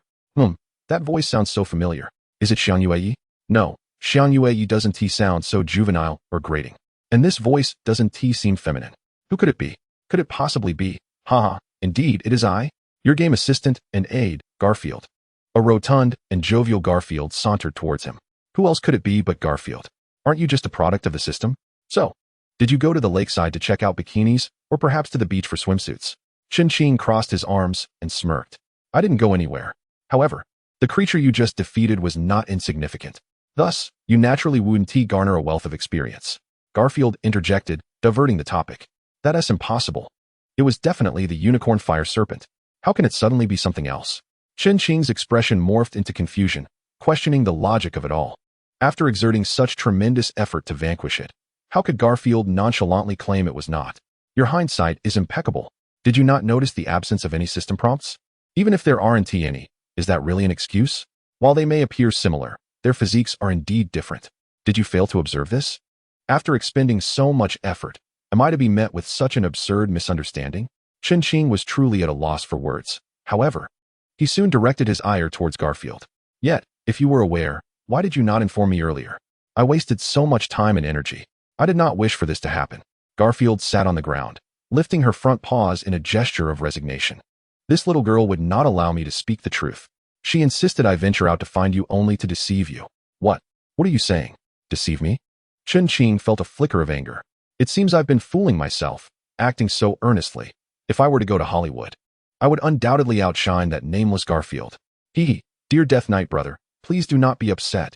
It was Little Lotus's idea. Suddenly, Little Lotus appeared from seemingly nowhere, presumably from within the system. Little Lotus? Chapter 44. Farewell, Xiang Yueyi. Seeing Little Lotus's sudden appearance, Chen Qing was both surprised and taken aback. He had assumed that after leaving the tomb of Qin Shi Huang, she would swiftly return to the first layer S and to await him. However, he never imagined he would encounter her here in such a manner. So, after noticing Little Lotus's arrival and hearing Garfield's explanation, Chen Qing began to connect the dots between Garfield and Little Lotus. Nevertheless, his speculation remained just that, speculation. Thus, his sentence trailed off, leaving the remainder to be answered by Garfield. As you can see, Garfield rose from the ground and walked over to Chen Qing, continuing. It's not my fault. I was dragged out by this little girl. Heaven knows how she figured out that finding me would lead her to you. But haha, the best is yet to come. What best? As Chen Qing was about to inquire further, Little Lotus stepped forward, her face radiant with excitement. Wonderful news, Death Knight brother. I knew you would be all right. She exclaimed joyously. How is it, Little Lotus? Did you not return to the inn on the first layer? Chen Qing redirected the conversation towards her. Your escape must have gone smoothly?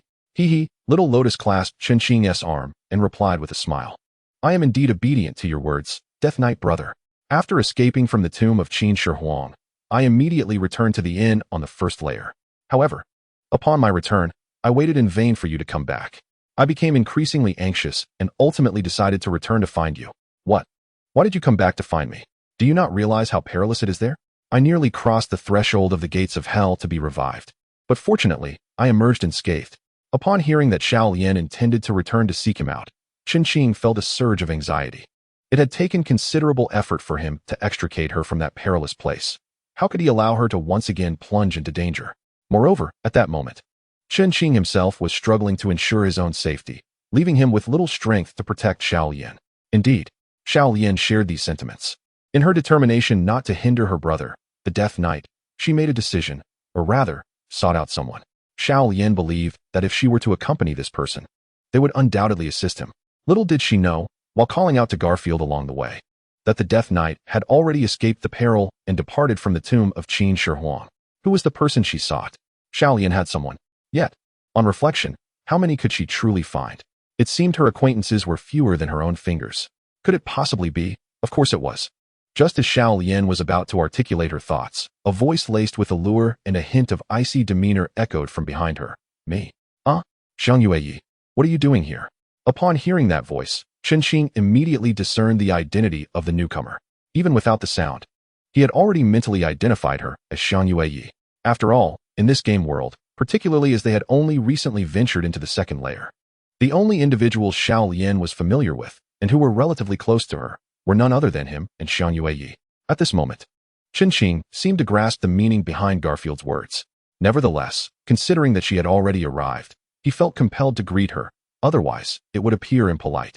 "Oh, esteemed Death Knight, I did not expect you to remember this humble lady. I thought you had long forgotten about me." Xiang Yueyi approached Qinqing, her demeanor playful and alluring. "What are you saying, Miss Xiang Yueyi? Just a few days ago, we enjoyed a barbecue together and savored your culinary skills. How could I forget so swiftly?" Qinqing responded with a smile. "Is that so? I am surprised that my culinary talents have left such an impression on the esteemed Death Knight. Truly, it is a blessing for me. Perhaps, on another occasion, I might prepare a dish for you. What do you think?" As she twirled in front of Qinqing, she inquired. "Certainly. I look forward to sampling your culinary prowess again. However, for now, I must attend to other matters," Qinqing said, stepping forward as Xiang Yueyi moved behind him. Turning to Xiao Lian, "Xiao Lian, we should be on our way." "Wait." Just as Qinqing and Xiao Lian had taken a few steps, Xiang Yueyi suddenly called out sharply, causing him to halt in his tracks. At that moment, a trident unexpectedly fell from the sky, embedding itself sharply in front of Qinqing. How could a trident fall from the heavens without reason? Indeed, it is true. For that object did not simply descend from the heavens. Rather, it was cast forth by Xiang Yueyi just moments ago. Observing the still quivering trident, Qinqing patted his chest and remarked, "Fortunately, I refrained from advancing any further. Otherwise, I would surely have met my demise. Death Knight, shall we engage in a challenge?" A figure materialized before Qinqing with an ethereal swiftness, covering the distance from behind to in front of him in the blink of an eye. How could this person possess such astonishing speed? Qinqing was still somewhat dazed, yet there was no time to linger in confusion. Xiang Yueyi drew the very trident she had just thrown and emotionlessly declared, "Let us partake in a challenge. Why must we resort to fighting? Is it truly necessary?" Qinqing chuckled, attempting to lighten the atmosphere. However, Xiang Yueyi remained unmoved by his awkward smile. "I challenge you, and I hereby issue a formal challenge." With the trident firmly in her grasp, she continued, "Should I lose this time, I shall cease to pester you and abandon any thoughts of forming a team. This will serve as a conclusion, yes? So, will you accept my challenge?" Beep.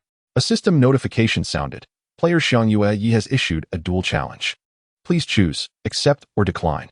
Must we truly engage in combat? Why must it come to a duel?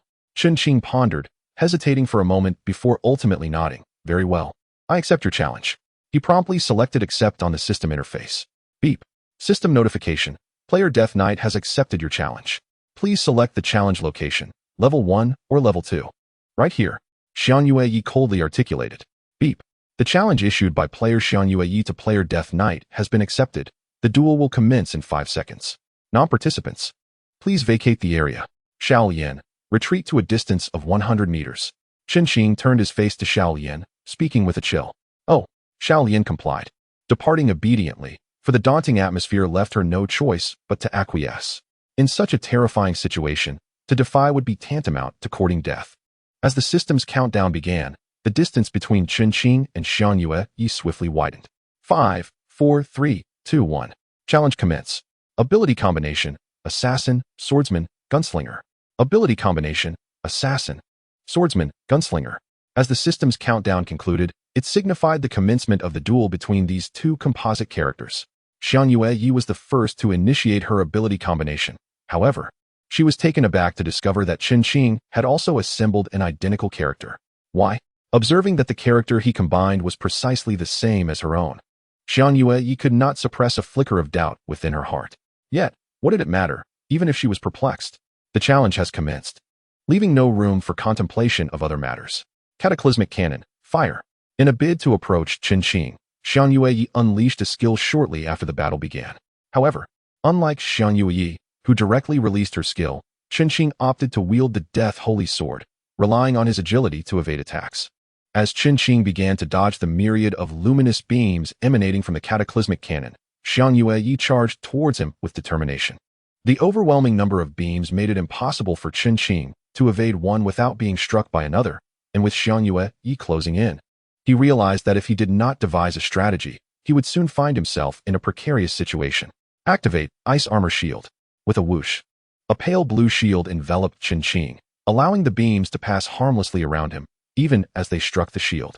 What kind of defensive passive skill is this? Why do I suddenly possess so many inexplicable auxiliary skills? Chen Qing marveled at the unexpected turn of events. Yet he had no time to ponder further as Xiang Yueyi approached rapidly. Dragon Spear Emergence. The trident reappeared in Xiang Yueyi's grasp as she unleashed a skill that drained an immense amount of magical energy. Had she lost her mind? Why was she recklessly casting skills without hesitation? The trident, shimmering with golden light, surged towards Chen Qing like a ferocious dragon emerging from the sea. Chapter 45, Death Knight. Accept my challenge. Wait, surely not. What grudge does she hold against me? Must she fight so fiercely? I merely tricked her once. As Xiang Yueyi unleashed an even more potent skill without mercy, Chen Qing found himself momentarily stunned, unable to evade the impending attack. In the next instant, as Xiang Yueyi charged towards him with Dragon Spear Emergence, Chen Qing realized that evasion was no longer an option. The attack arrived as anticipated, and Chen Qing felt as though the entire world was enveloped in golden light, accompanied by excruciating pain radiating from his shoulder. 133. What is happening? Why can I see nothing? Everything vanished in an instant. The arrival of Xiang Yueyi with Dragon Spear Emergence and the second layer of Greed Day marked the disappearance of his surroundings. Had he misjudged the situation, or bang, his body felt as though it had been struck by an unyielding metallic object, sending him flying far, far away. Then, everything returned to normal. However, when Chen Qing regained his sight, he was astonished to discover that he was now over 100 meters away from Xiang Yueyi. Moreover, the sensation of pain coursing through her body intensified. How could this be? Holding the trident, Xiang Yueyi gazed vacantly at Chen Qing, her breath coming in soft gasps. Was it due to the excessive exhaustion from her recently unleashed skill, the Trident Dragon Emergence? Or was it merely that Chen Qing had lost less than 150 health points? Perhaps it was a combination of both. However, it seemed that the latter factor weighed more heavily. Oh, my shoulder, it aches terribly. Chen Qing placed the Death Holy Sword in his left hand, freeing his right hand to press against his left shoulder, which throbbed with unbearable pain. But why? The power of the skill Xiang Yueyi had just unleashed should have inflicted more than just a loss of over 130 health points. Yet why was it so? And what of that strange phenomenon he had just witnessed? After pressing his right hand against his shoulder for what felt like an eternity, Chen Qing instinctively withdrew it when he noticed Xiang Yueyi standing there, seemingly in a daze. Should this challenge continue? Chen Qing pondered aloud. Suddenly, though only a brief moment had passed, it felt to Xiang Yueyi as if an eternity had elapsed. After a long while, she finally regained her composure, biting her lip and gripping her trident tightly before charging once more at Chen Qing. Again? Chen Qing exclaimed, somewhat taken aback. Yet he had no choice but to raise the Death Holy Sword in response. It seemed that Xiang Yueyi would refrain from unleashing any skills this time. After all, she had already expended considerable energy. Indeed, as Chen Qing had surmised, Xiang Yueyi did not invoke any skills as they clashed. The two met, and Xiang Yueyi's trident swung fiercely toward Chen Qing. Perhaps, without the use of skills, the trident was merely a simple melee weapon. Yet, its sole advantage over swords or knives appeared to be its length. Chen Qing had already anticipated the trajectory of the descending trident, and thus he moved to meet it. Clang! The sound of a crisp collision resonated as Xiang Yueyi's trident struck the Death Holy Sword, and without the influence of any skills. The confrontation now relied solely on the strength of their wielders. They remained locked in a stalemate, each striving to gain the upper hand. Death Knight, how on earth did you achieve this?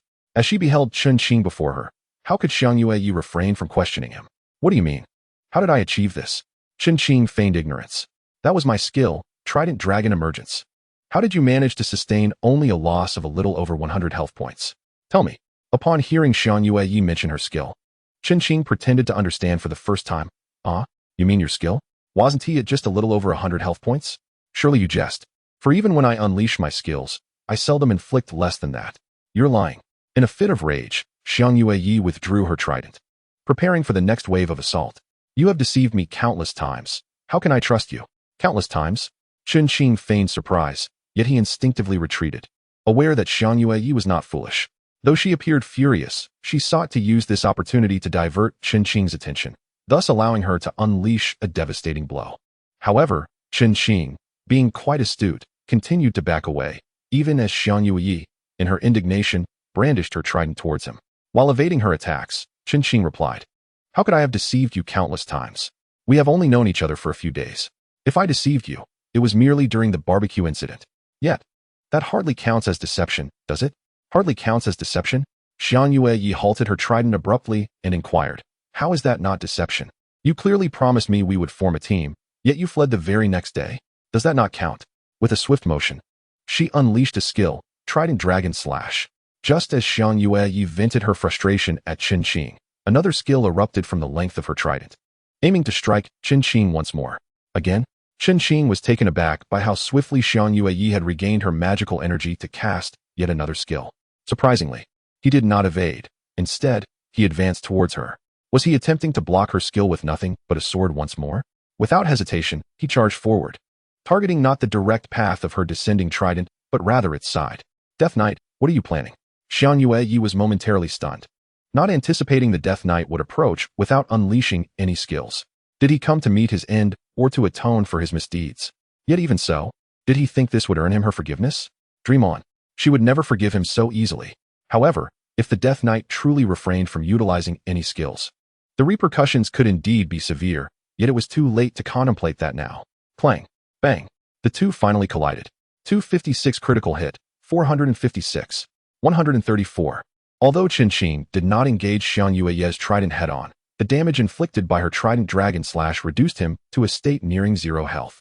While the potency of Trident Dragon Slash did not surpass that of the previously unleashed Trident Dragon out to sea, it was precisely as Xiang Yue suspected. If Qin Qing did not employ any skills, not even defensive ones, it was entirely plausible for his health to plummet to such a dire state. Now was the moment to validate her conjecture. That fellow, astonishingly, did not unleash a single skill. Why?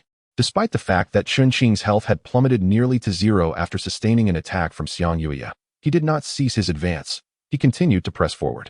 What was he truly aiming for? Following a frenzied depletion of health, Xiang Yue's Dragon Strike skill came to a successful conclusion. Henceforth, it was impossible for Xiang Yue to cast any new skills, not merely because her mana had been reduced to 0, but because time was simply insufficient. Qin Qing had already arrived at her side. The death sword glided before him, and a skill was silently unleashed. Sword Break. The blade of the death sword suddenly illuminated with a sphere of energy, as if all of Qin Qing's mana had converged upon the death sword. This radiant sphere did not, as Xiang Yue had anticipated, get hurled towards her. Rather, Qin Qing refrained from such an action, or perhaps this skill was not intended to be released in that manner. Regardless of the approach, the ultimate outcome remained. It lingered upon the sword. Break. With a resounding crack, light erupted, detonating between Qin Qing and Xiang Yue. Critical hits registered, 156, 265, 564, 232. Remaining health, 1. Following the explosion of the energy sphere, Xiang Yue was unable to evade in time, resulting in a drastic reduction of her health, leaving her with a mere drop of vitality. She was nearly on par with Qin Qing, yet this explosive attack was not solely directed at Xiang Yue. It affected two individuals, the first being Xiang Yue and the second, naturally, the initiator of the energy sphere, Qin Qing. Strangely enough, Qin Qing emerged unscathed. The blue halo once again shielded him. Thud. Xiang Yue's body fell to the ground, her trident clattering before her.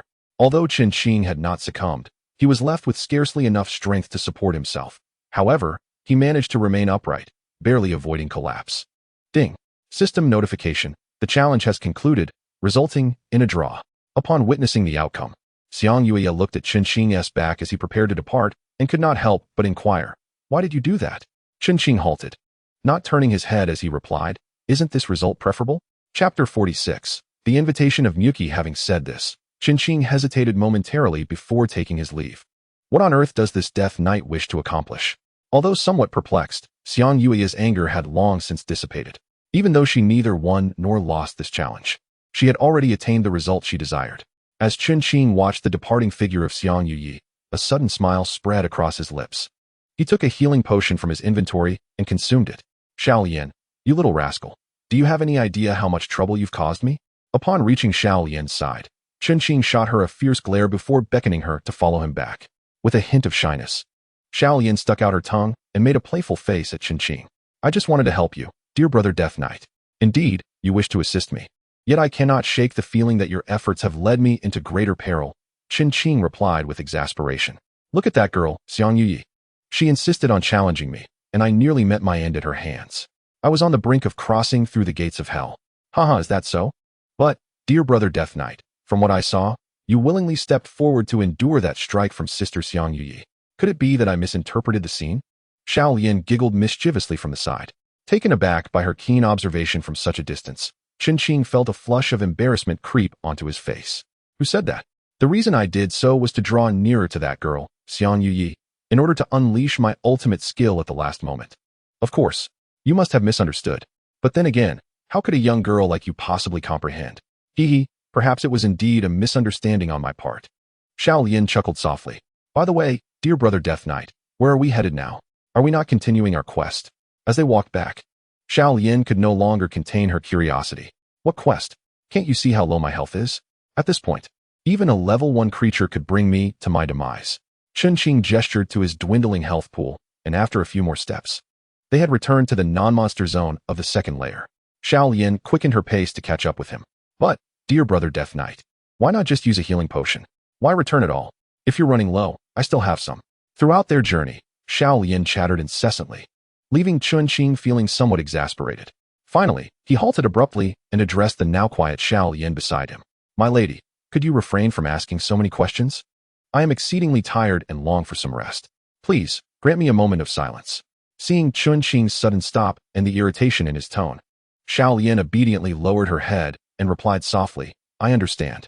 With her compliant response, Chen Qing felt a wave of relief and resumed his pace. Yet, as he turned to continue, Xiao Lian playfully stuck out her tongue at his back, pouting, if you don't want to talk, then don't. No need to be so fierce. Subsequently, Xiao Lian hastily followed Chen Qing back to the first layer of the City of Hope. Fortunately, after having warned Xiao Lian, she remained silent, granting Chen Qing a measure of tranquility. As he continued on his journey, his spirits were notably lifted. It is important to clarify that this journey does not refer to Chen Qing's path from the second level back to the first. Rather, it denotes his return to the first level's teleportation portal after passing through the gateway of the second level. Subsequently, he embarked on the journey back to the inn. Upon his arrival, Chen Qing nearly collapsed into slumber, utterly exhausted. As for Xiao Lian, he allowed her to wander freely, for it would be unreasonable to expect him to sleep soundly with her nearby. Uncertain of how long he had slept, he found himself dreaming he had returned to the mausoleum of Emperor Qin Shi Huang, where he nearly lost his life. However, the specifics of the dream eluded him, having been entirely forgotten upon waking from the fright. Wow, Xiao Lian, what are you doing here? After awakening from a nightmare, Chen Qing was startled to find another presence in the room, which was indeed the most alarming aspect of his awakening. Xiao Lian was sitting on the bed, gazing at him with curiosity. Seeing her there, Chen Qing felt a wave of confusion wash over him. Yet, Xiao Lian appeared unaffected by his shock, continuing to observe him with an inquisitive gaze, as if she were studying an unfamiliar specimen. Hey, Xiao Lian, why are you looking at me like that? Is there something on my face? Chen Qing, feeling somewhat uneasy under her scrutinizing gaze, leaned closer to her and inquired with a similar expression. No. Xiao Lian tilted her head, still regarding him with a perplexed look. I just want to know why you kept calling out for Sister Xiang Yueyi in your dream, along with someone named Chen Baier. Does that mean Sister Xiang Yueyi often reprimands you in your dreams? Oh, really? I had no idea. Chen Qing mused with a thoughtful expression. However, to prevent any misunderstandings, he quickly nodded, affirming, yes, you're right. I indeed had a nightmare, and it was about that girl. Xiang Yueyi, is that so? Xiao Lian's expression conveyed skepticism, as if she found his explanation hard to believe. Indeed. However, I think it might be due to the challenge I just had with Xiang Yueyi. Perhaps I was too invested in that encounter. Chen Qing began to analyze why he had been calling out her name. Xiao Lian's gaze shifted from one of scientific inquiry to one of renewed curiosity as she asked, by the way, Death Knight brother, what does that mean? You also mentioned 3 words I don't understand. Upon hearing the 3 French words uttered by Xiao Lian, Chen Qing genuinely felt an overwhelming urge to bash his head against a tofu block. How could he have spoken in French simply because he had a dream? What else had this girl heard? Surely, she couldn't have overheard anything she shouldn't have.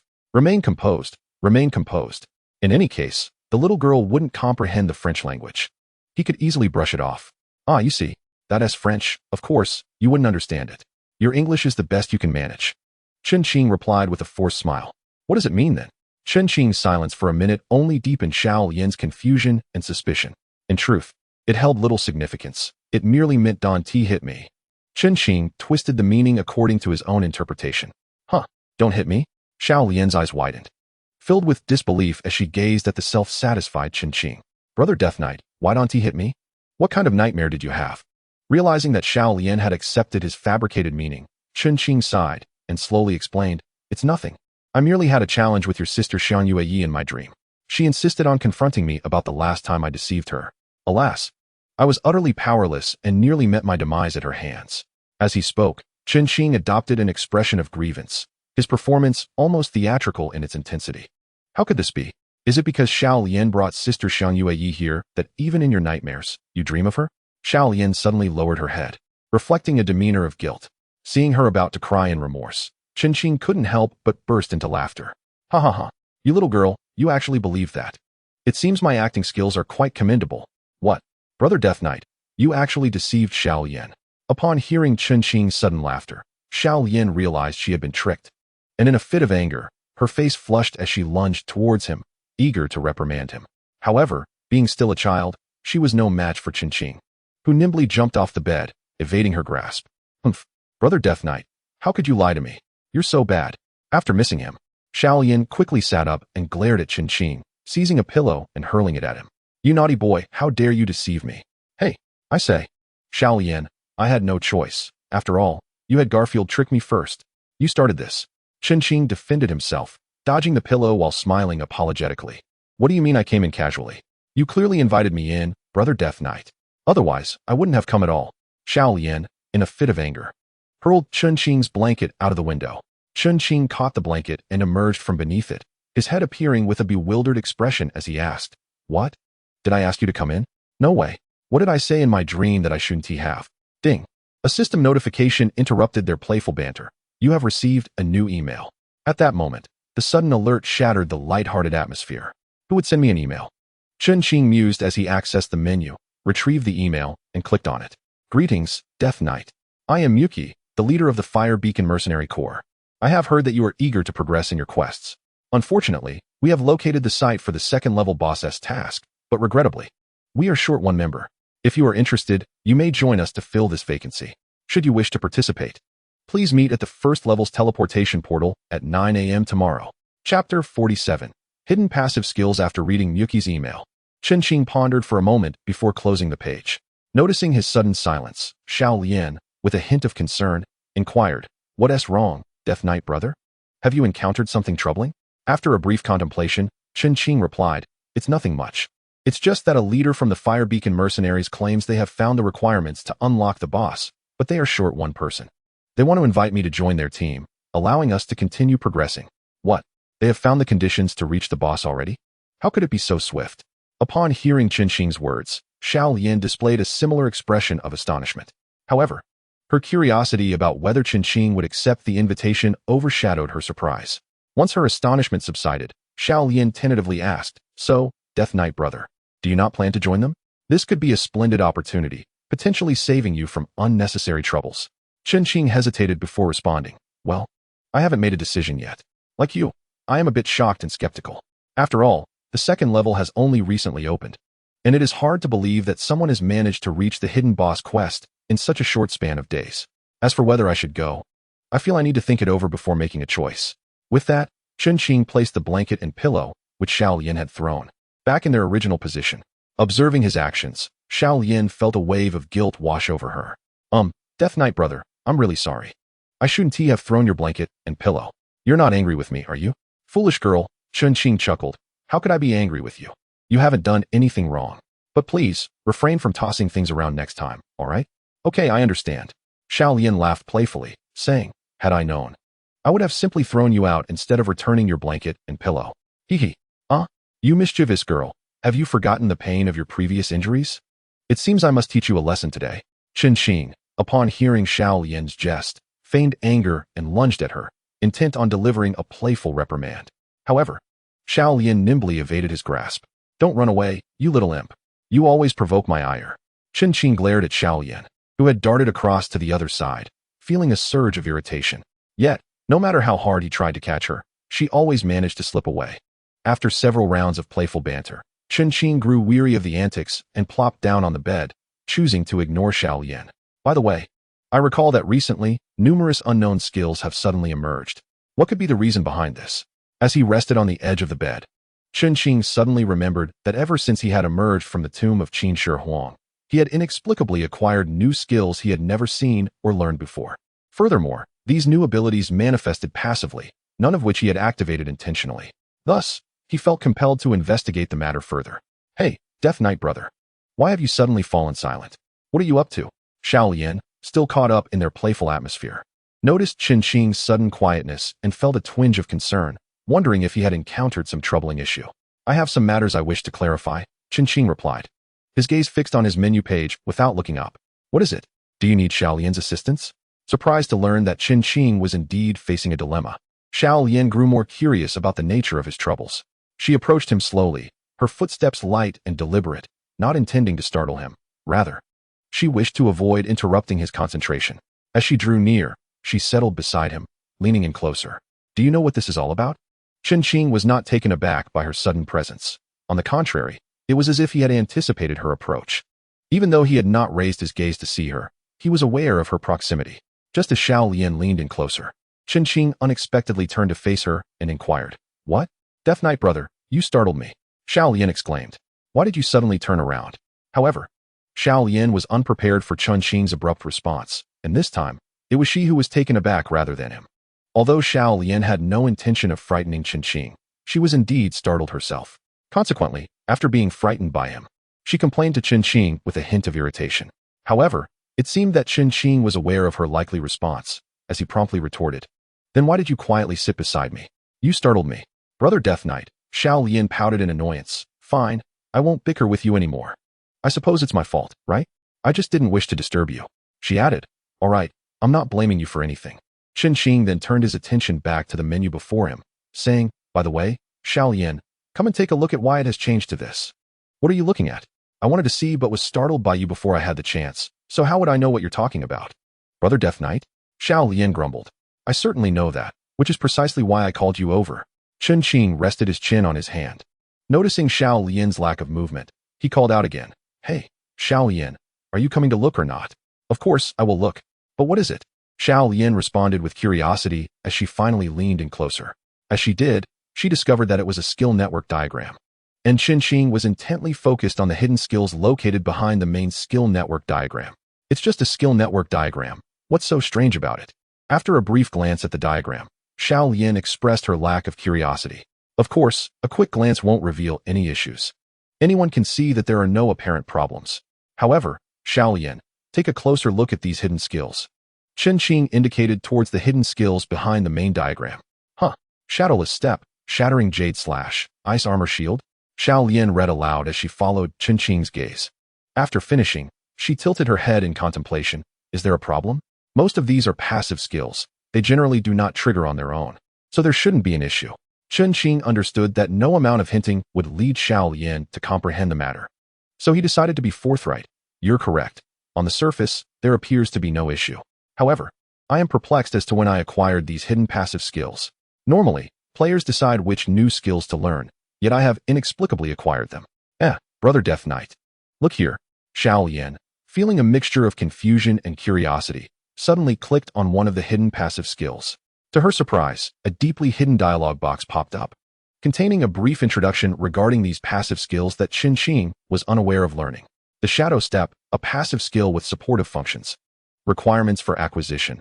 Complete the commission from Qin Shi Huang and emerge from the mausoleum. Method of acquisition, automatically learned. The Jade Split, an active skill focused on offense. Requirements for acquisition. Complete the commission from Qin Shi Huang and emerge from the mausoleum. Method of acquisition, automatically learned. The Ice Armor Shield, a passive skill with defensive capabilities. Requirements for acquisition. Complete the commission from Qin Shi Huang and emerge from the mausoleum. Method of acquisition, automatically learned. Upon unexpectedly opening the dialog box revealing these three skills, Chen Qing finally grasped the origin of these passive abilities, albeit with a hint of surprise. The Qin Shi Huang Mausoleum?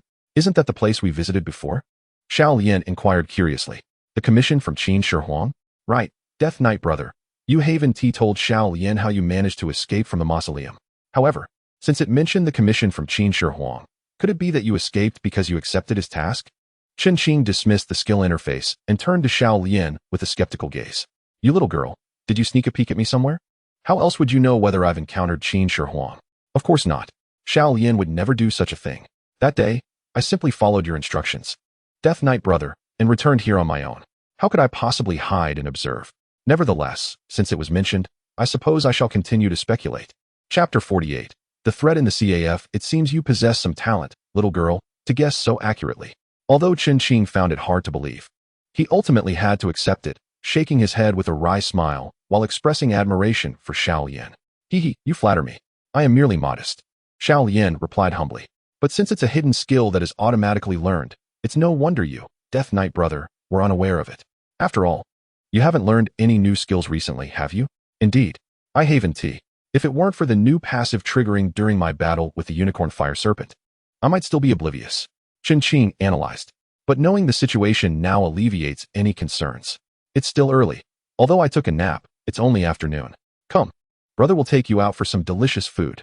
Upon hearing about the prospect of good food, Xiao Lian was naturally thrilled, jumping up excitedly. Great. There's food. What are we waiting for? Let us go. With that, she eagerly grabbed Chen Qing's arm, eager to rush out. Hey, Xiao Lian, slow down. Chen Qing was taken aback by her sudden tugging. Though her strength was not overwhelming, her urgency was palpable. Reluctantly, he sought to encourage her to take it easy and not pull him so forcefully. Upon exiting the inn, Xiao Lian stood on the street, scanning her surroundings in anticipation of Chen Qing's arrival. Previously, she had insisted on hastening Chen Qing, eager for him to emerge quickly. However, at his insistence, she reluctantly released her grasp and stepped outside. After glancing around for a moment, she pondered where they might dine since they were not eating at the inn. Left and right she looked, yet she remained uncertain about Chen Qing's choice of restaurant. Ever since he had let go of her hand, he had yet to appear, and not a single silhouette had graced her vision. Could it be that her brother, the Death Knight, was deliberately making her wait alone? Was he truly going to leave her hanging? Just as Xiao Lian was lost in her grievances, a figure suddenly materialized at the entrance. It was Chen Qing. Upon seeing him finally emerge from the inn, all of Xiao Lian's previous dissatisfaction dissipated in an instant. She rushed forward to seize his hand once more. But just as she was about to clasp it, she recalled his earlier words and hesitated, her hand hovering in midair before ultimately retracting with a hint of embarrassment. What's this? Even if you call me brother, we don't seem that close, do we? Chen Qing smirked mischievously. I can tell by your expression that you were complaining while I was still inside, weren't you? Not at all. Xiao Lian's face flushed with embarrassment. She was bewildered by how he could possibly know. How did you figure that out? Oh well, never mind. In any case, dear brother Death Knight, you must take me to eat something. Since we aren't dining at the inn, where shall we go? Chen Qing, however, deliberately withheld the information, saying, I won't tell you. You'll find out when we get there. With that, he nonchalantly strolled toward North Street, hands in his pockets, completely indifferent to whether Xiao Lian was following him. Hey, Death Knight brother, wait for me. Xiao Lian called out as she hurried after him, feeling genuinely exasperated. You don't tell anyone anything, and don't wait for anyone either. No wonder you don't have a girlfriend. What? Who says I don't have a girlfriend? Chen Qing shot her a sideways glance, grinning. You're about to have a sister-in-law, all right? How can you still claim your brother has no girlfriend? But that's irrelevant to you. Isn't it? That girl isn't even in this game. You wouldn't be able to meet her anyway. Xiao Lian wore a skeptical expression, her gaze fixed on Chen Qing. Is that true? Am I really about to have a sister-in-law? I find that hard to believe. TCH, why are you so curious about whether I have a girlfriend? Are you harboring ulterior motives toward me? Chen Qing fixed her with a decidedly cunning look. How could I possibly have ulterior motives regarding you? If anything, it seems you are the one with designs. Despite her youth, Xiao Lian exuded a surprising maturity in her thoughts. It seemed there was little she did not know. Alas, you impudent girl. Must you always engage in verbal sparring with me? Fortunately, we have arrived at our destination. Should you persist in your banter during our meal, I shall refrain from inviting you out again. Upon reaching the entrance of a CAF, Chen Qing proceeded to impart a stern lesson to Xiao Lian. Oh, I understand now. I shall remain silent. Xiao Lian replied with a playful grimace, then smiled at Chen Qing. But dear Death Knight brother, you truly know how to indulge yourself. Coming to a CAF for coffee. Quite impressive. Enough of your flattery, or you'll find yourself out of the picture. Chen Qing shot a glare at Xiao Lian before entering the CAF. After settling into a vacant corner, he ordered 2 cups of coffee and several petite cakes, of course, for both himself and Xiao Lian. Moments later, the rich aroma of coffee wafted before them, compelling Xiao Lian to exclaim, "This fragrance is indeed exquisite." Seeing Xiao Lian's sudden display of understanding, Chen Qing couldn't help but chuckle. Oh, I did not expect you to possess knowledge of coffee. Not really. It just smells pleasant. She replied with a grin. Say, Death Knight brother, you didn't bring me to the CF merely for coffee, did you? Qin took a sip of his coffee, set it down, and opened his skill diagram, replying, Indeed, how astute of you. I need to delve into the study of these skills, so if you have nothing to say, it would be best for you to enjoy your coffee and cake in silence, understood? Understood. Xiao Yin responded weakly, resigning herself to sipping her coffee. This won't do. Qin mused while studying the skill diagram. It is impossible to master all professions concurrently. Not only are skill points limited, but acquiring proficiency also demands considerable time. Given this, it is utterly inconceivable to master the skills of all these professions to a high level in a short span. Stretching languidly on the sofa, Qin speared a morsel of chocolate cake with his fork, savoring it slowly before taking another sip of coffee, continuing to ponder the dilemma. If I were to encounter a player with high proficiency in a specific profession, I would undoubtedly find myself at a disadvantage. Unless my mastery across the 6 professions were equally high, he lamented, resting his chin on his hand, lost in thought yet unable to devise a feasible solution. Should he focus on mastering a single profession? At that moment, Xiao Yin remained silent, not uttering a word in response to his musings, leaving Qin to wonder. Could it be that Xiao Yin was truly this obedient? Qin questioned himself with a hint of disbelief. However, his view was obstructed by the emergence of the skill interface, preventing him from discerning what Xiao Yin was currently engaged in. Even the act of lifting the coffee cup to drink was done purely by instinct. The unsettling feeling that something was amiss with Xiao Yin intensified within him, prompting Qin to shift the skill diagram aside in order to ascertain her activities. Once the diagram was moved, he indeed beheld Xiao Yin, though she was not facing him. Instead, she had turned to gaze in another direction, seemingly captivated by something unfolding there. Following the direction of her gaze, Qin saw nothing of note, and thus inquired, Xiao Yin, what is happening? After calling her for a while, Xiao Yin finally responded, turning swiftly to face Qin. Brother Death Knight, did you call for me? Yes. Qin took a small sip of his coffee before continuing. What are you looking at so intently? Oh, it's nothing much. There's a group called the Fiery Mercenary Corps in the southwest corner, and they seem to be having a dispute. Xiao Yin also took a sip of her coffee. The Fiery Mercenary Corps? Isn't that the same group that previously extended an invitation for me to join? What a coincidence. Are you referring to the 5 individuals, including 4 men and 1 young woman? Qin resolved to witness firsthand how this team had managed to uncover the conditions necessary to reveal the hidden warlord in such a brief span of time. Were they truly formidable or merely boastful? Indeed, although the distance is considerable, their voices are quite clear. As she spoke, Xiao Yin turned once more towards that direction. Qin, having retracted his skill diagram, promptly moved to join Xiao Yin, eager to eavesdrop on the nature of their quarrel. While listening in on others' conversations is generally deemed impolite, Qin felt compelled to do so in pursuit of greater understanding regarding the dynamics of the Fiery Mercenary Corps and to gather more information. Roy, if you dare to apply for withdrawal from the group, don't blame me for being unkind. A burly man, a swordsman bearing a scar across his face, addressed the seemingly 18 or 19-year-old blonde girl, Roy, with palpable hostility.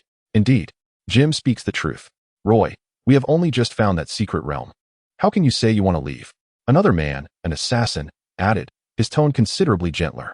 We are already short-staffed, and if you withdraw, our group will be left with no one. How are we to complete this hidden task? But we agreed upon this. I teamed up with you under the condition that once we locate the hidden realm, I would apply for withdrawal, did we not? Loy, trembling with fear, whispered her resistance, her voice quivering as she spoke. She was clad in a dress reminiscent of a cute little girl, yet it exuded an air of innocence and charm. Chapter 49. Show him some color. Once Loy articulated her thoughts, a man, a professional berserker with what appeared to be tattoos adorning his arms, suddenly erupted in rage. Loy, do not mistake our kindness for weakness.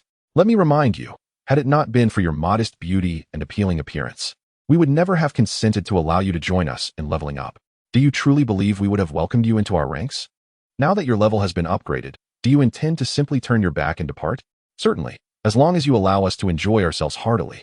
Ah, Shanmo, do not frighten Luai. She is so exquisite, so pure and charming.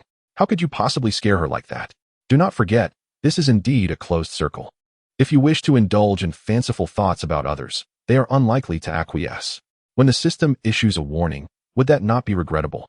The last individual, possessing a somewhat respectable appearance and a hint of the gentlemanly demeanor, was a marksman attempting to dissuade Yamaki. However, It became apparent from his dialogue that this man was even more lascivious than the Yamaki of moments prior. Old gun, what do you suggest we do? After Shanmu settled back down and stretched his limbs, he turned to the old gunman and addressed him with a mischievous grin. Miss Roy, I'm not afraid for you to hear this. You just heard Shanmu's words. If you wish to withdraw from the group, that's fine. However, you must allow us to experience the sensation of entering the bridal chamber. The old gunman leered at Roy with a lascivious smile. You despicable, shameless rogues. This is a protected domain within the circle, and you dare not lay a finger on me. Roy clutched the hem of her dress tightly, tears welling in her eyes. She never anticipated encountering such a lecherous band of rogues. Had she foreseen this, she would have refrained from joining the mercenary corps embroiled in conflict. Nevertheless, despite the verbal indignities hurled at her, she mustered the strength to speak, hoping to dissuade them from their unruly intentions. However, the response came with a smirk. Dear Loy, you are quite right. We are indeed within the confines of a protected zone. Yet, the presence of marriage and consummation here implies that we may also indulge in certain liberties with you. If necessary, we can simply choose a destination beyond the system's safeguards. Perhaps in the countryside, where no protection exists. The old gunman spoke with a brazen audacity. Upon hearing his words, Roy found himself in agreement with their reasoning. Yet he was acutely aware of his limitations as a healer, a profession ill-suited for combat. He pondered the inevitability of a confrontation, realizing that he would likely be no match for them. The thought of their potential actions weighed heavily on him. He bit his lip, tears glistening on his cheeks, remaining silent in his turmoil. In truth, we did not wish for such an outcome either. Upon encountering Roy, fear gripped him, prompting the old gun to continue his psychological maneuvering. We merely wish for you to temporarily remain with the team and assist us in completing this hidden mission. Afterward, you are free to go wherever your heart desires. Isn't this a mutually beneficial arrangement? I truly do not wish to participate in this mission any longer. Please, allow me to leave the team. Roy implored, nearly in tears. That simply cannot be. If you were to depart, how would we find someone to replace you? The old gun chuckled, adding, It seems, dear Roy, you must obediently let us enjoy this moment. With that, he reached out toward Roy's face. Suddenly, a minuscule beam of light struck the old gun's unruly hand. Ouch! Who did that? Step forward. He bellowed, leaping in pain. Fortunately, at that moment, the CAF was not overly crowded. Otherwise, the old gun might have incited the wrath of many. After a brief silence, a solitary hand was slowly raised. It was me. My apologies. I was just practicing my aim and accidentally discharged. Only one hand emerged, and with no one else stepping forward. The old gun's fury escalated as he charged toward the source. However, upon approaching, he found Chen Qing, clad in a complete assassin's garb, leisurely reclined on the sofa, while Xiao Lian was providing him a massage. Seriously?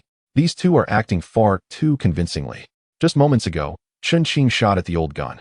And now he lies back, allowing Xiao Lian to massage him as if he were innocent. Seeing Chen Qing indulging in Xiao Lian's massage, the old gun exclaimed, You were the one who just shot me. It was I. No, it was not me. Chen Qing replied nonchalantly. My friend, why are you so irate? I already stated it was not me who fired. Would you like to sit down and enjoy a cup of coffee? If it wasn't you, then why did you raise your hand? Moreover, I distinctly saw the shot originate from your direction. There is no one else here besides you. If not you, then who? The old gun questioned, raising his own hand in defiance. Oh, is that so? Chen Qing feigned ignorance, then spread his arms wide, asking, But you see, my profession is that of an assassin, correct? You mentioned a sharpshooter, did you not? Given this, how could it possibly be me? Don't you think you're overthinking this? Enough of your nonsense. The old gun retorted angrily. I warn you to tread carefully, or I shall ensure your downfall. Oh dear, I am truly frightened. Chen Qing feigned terror. What can you possibly do? Shall we engage in a duel then? By the way, don't you think your tastes are rather peculiar? Furthermore, my orientation is perfectly normal. How could I possibly be interested in someone as twisted as you? You are courting death. In a fit of anger, the old gunman struck down with a powerful punch, only to discover that Chen Qing had vanished, leaving no trace behind. What? How could he have disappeared? Where did he go? Staring at his fist, which had merely struck the sofa, the old gunman was incredulous. He could scarcely believe that Chen Qing had managed to instantaneously elude his sight, leaving only a girl, Xiao Lian, in his stead. Old gun, what is going on? Noticing the unusual situation, the other three men stood up, directing their gaze toward him. He has gone. The old gunman replied, bewildered. Gone. The three men exchanged glances. A look of confusion etched on their faces. Hey, little girl, where did the person you just massaged go? In desperation, The old gunman turned to inquire of Xiao Lian, who remained in place. He didn't disappear. He just went to flirt with a girl. Xiao Lian pointed behind him. What? The old gunman was taken aback, but quickly turned around. Indeed, there was Qin Xing, seemingly oblivious to everything, seated beside Luo Yi, his arm around her as they chatted and laughed, an enviable scene. How could this be? How could he have moved here so instantaneously? How is it possible? The trio, Jim and his companions, also turned to look, and indeed found Qin Xing sitting next to Luo Yi, engaging in light-hearted conversation. However, they were unable to fathom how he had accomplished such a feat. Upon seeing Qin Xing flirting with Luo Yi, the old gunman rushed forward. But Jim and the others quickly restrained him. They understood that someone capable of such stealthy movement should not be underestimated, prompting Shan Mu to caution against rash actions. Sir Knight of Death, please remove your hand. She is a member of our team. Show some respect. One man stepped forward to address Qin Xing, who remained oblivious to their presence. At that moment, Qin Xing suddenly pulled Luo Yi up, embracing her and whispering in her ear, "Don't worry, trust me. I will help you escape." He then flashed a smile at Luo Yi, guiding her back to the sofa. It seemed that Qin Xing had intentionally lifted and embraced her merely to incite jealousy among the onlookers. Indeed, witnessing Qin Xing's audacity, embracing her and appearing to kiss her, though it was merely a pretense for conversation, was unbearable for the group of men who had already harbored intentions toward her. Meanwhile, Luo Yi blushed, placing all her hopes and attention on this enigmatic Knight of Death. Initially startled by the sudden appearance of this man, she found herself torn between disbelief and hope as he spoke of rescuing her. After all, her Knight of Death was merely a chance encounter. They were strangers, and she questioned why he would come to her aid without cause. After exchanging a few simple words, Qin Xing abruptly embraced himself, and it became evident that this fellow harbored ill intentions. Yet, in the very next moment of his embrace, he unexpectedly apologized, stating he was compelled to act thus and urged him to cooperate. After a brief conversation, he ultimately chose to trust him, and a peculiar fondness inexplicably blossomed in his heart. By the way, I recall that you belong to the Flame Mercenary Corps, correct? You must be Captain Miyuki, the one who recently sent me an invitation, right? Qin Xing addressed the man, a berserker by profession, who had just spoken to him. Indeed, that is I. Miyuki replied with an air of pride, oblivious to the intentions the Death Knight might have regarding his proposition. Oh dear, I truly apologize, Roy. But do you think it wise for us to undertake a quest alongside a group of lecherous men? What if we encounter a female? Wouldn't that be quite a spectacle? Therefore, Roy, let us refrain from joining them for this quest, shall we? I shall take you on a private adventure. Do you seek to challenge us? Chapter 50. Miyuki's challenge. Miyuki fixed Qin Xing with a chilling gaze, his eyes brimming with a terrifying murderous intent. As long as Roy could successfully exit your team, I believe challenging you would not be a significant issue, would it? So, shall we put it to the test? Qin Xing replied with a confident smile. Is that so? Miyuki sneered. What if I refuse to allow Roy to leave the team? Qin Xing helplessly spread his hands. Then I shall have no choice but to take her to the guild and force her to withdraw. However, given the current situation, it appears that dealing with you must come first. Upon hearing Qin Xing's words, Miyuki was naturally filled with a sense of fear and concern. Qin Xing was right. As long as they could take Roy out of here, they could force a withdrawal at the guild, and generally, the chance of success was quite high. However, it seemed that this was not the time to contemplate whether Roy would leave the team, but rather whether this Death Knight could join them for the hidden quest they were about to undertake. If they could secure the Death Knight's assistance, what difference would it make if they lost a healing priestess? Yet, the present circumstances appeared rather challenging. Haha, Miyuki suddenly laughed, hoping to ease the tense atmosphere. Death Knight, must we truly resort to drastic measures?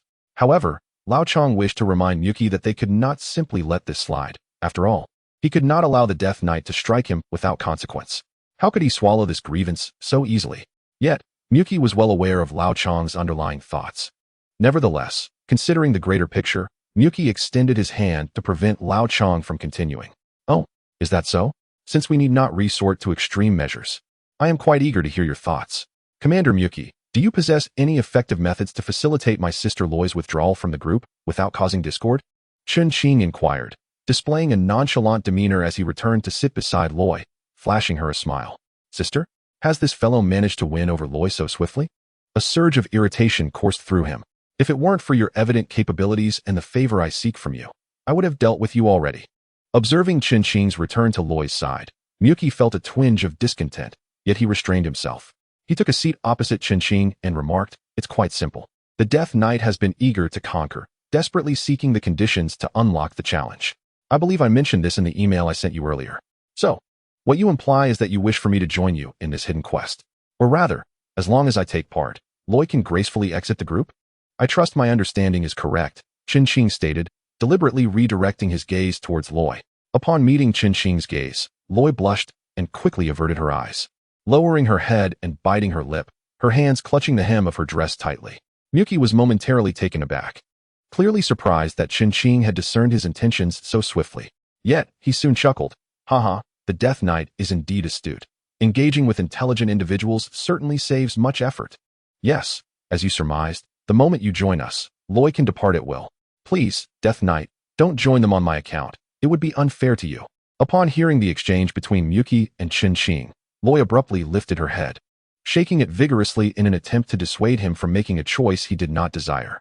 After all, there was truly no necessity for him to do so. Was there? However, upon hearing Loi's words, Qinqing merely smiled calmly and replied, "Do not concern yourself with me. I am quite all right. Besides, whether or not I join them depends on their worthiness for my inclusion." Loi attempted to continue her protest, but Qinqing gently placed a finger over her lips. "Shoo, do not worry." His sudden gesture startled Loi, leaving her momentarily speechless, as if a kiss had just been bestowed upon her. Goodness, how could I even entertain such thoughts? How utterly embarrassing. Once she regained her composure, Qinqing's finger had already retreated from her lips. Left with no choice, she opted to remain silent, simply sitting beside him as she listened to the conversation between him and Miyuki. "Death Knight, what did you mean by stating that whether you join us depends on our qualifications? Do you harbor a disdain for our team?" Miyuki was evidently incensed. Yet what did it matter to Qinqing? Unperturbed, Qinqing replied slowly, "As you have heard, it is quite literal. However, speaking of respect, I must confess I hold you all in rather low esteem. You, a group of grown men, ganging up on a young girl, attempting to coerce her into leaving her guild, is one thing, but to harbor ulterior motives towards her, oh dear, were it not for the protective system in place here, I fear this place would have already seen the rise of 4 restless spirits." "You," Lao Chong exclaimed in fury, unable to contain his anger, ready to charge forward but was restrained. "We indeed acted incorrectly in this matter, yet Death Knight, you have yet to respond to my proposal. Will you agree or not?" Miyuki's patience was wearing thin. After such a lengthy exchange, he still had not received a definitive answer from Qinqing. To claim he was not anxious would be a falsehood. "I have stated before, you must possess the qualifications for me to join. How about this? I challenge you. Of course, you may all join in. I do not mind. Should I emerge victorious against you or any of you, you will immediately allow Luo Yi to leave the guild. What say you?" Qinqing articulated his scheme slowly. "Agreed." Miyuki responded readily, but then posed a counter-question. "And if you lose, will you then obediently join us?" "Not only that," Qinqing replied confidently, "I would join you unconditionally. And Luo Yi would not have to leave the guild. In other words, should you triumph, both Luo Yi and I will join the Firestorm mercenary group. What do you think? Are you not being a tad too arrogant?" Lao Chong could not contain his ire. "And if so," Qinqing retorted with a feigned helplessness, "if you have the ability, come and knock me down." Yet, before Lao Chong could respond, Miyuki interjected, "Very well. It is settled then. Shall we commence? However, it seems rather unsuitable here. Let us step outside." Qinqing stood up, taking Luo Yi with him, and strode out first under the watchful eyes of the 4. Naturally, Miyuki and his companions followed closely behind. Once outside the CAF, Qinqing immediately withdrew his hand and apologized. "Miss Luo Yi, I sincerely apologize. I should not have touched you. I hope you can forgive me." Qinqing's sudden apology took Luo Yi by surprise. She had initially thought she was at a disadvantage, benefiting from his protection. Yet, unexpectedly, he chose to apologize, leading her to reconsider her earlier judgments of him. "Oh, no worries at all," Luo Yi replied. Her cheeks flushed as she waved her hands, indicating that it was of no concern. However, she then inquired, "Are you truly not concerned? If it comes to it, do not mind me. I could simply choose not to leave the guild." "How could that be?" Qinqing said earnestly, placing his hands on her delicate shoulders. "Trust me, you will be just fine." As he beheld the gentle, yet powerful and confident gaze emanating from across the way, Roy's mind momentarily blanked before he gradually regained his composure and nodded vigorously at Qinqing, signaling his readiness. Upon arriving at an open area, the members of the fiery mercenary corps, along with Qinqing and Roy, came to a halt. This expanse was a broad square, currently devoid of many visitors, rendering it an ideal locale for the impending challenge. "Let us proceed here," Chun-Ching suggested to Muchi. Very well, Muchi responded, having surveyed the surroundings before consenting. Now, Chun-Ching, please step back a bit, he instructed Roy, and then turned to Muchi, inquiring, how would you like to engage in this contest? Will it be a solo endeavor, or shall everyone except Roy join forces? Upon hearing Chun-Ching mention the possibility of a collective effort, Muchi suddenly waved his hand, stating, no need for that. Since it was I who extended the invitation for you to join us, it is only fair that I face you alone, is it not? Chun-Ching smiled faintly. That works for me. The challenge is straightforward. Victory is determined when one side's points drop below 100, or if one party is eliminated. After all, within this circle, even if one were to be defeated, the system would not allow true passage into the cycle of reincarnation, would it? Indeed, as you say. Old gun, please step back. Do not interfere with my duel. Muchi stretched his limbs before addressing the group behind him. Muchi, shall we join forces?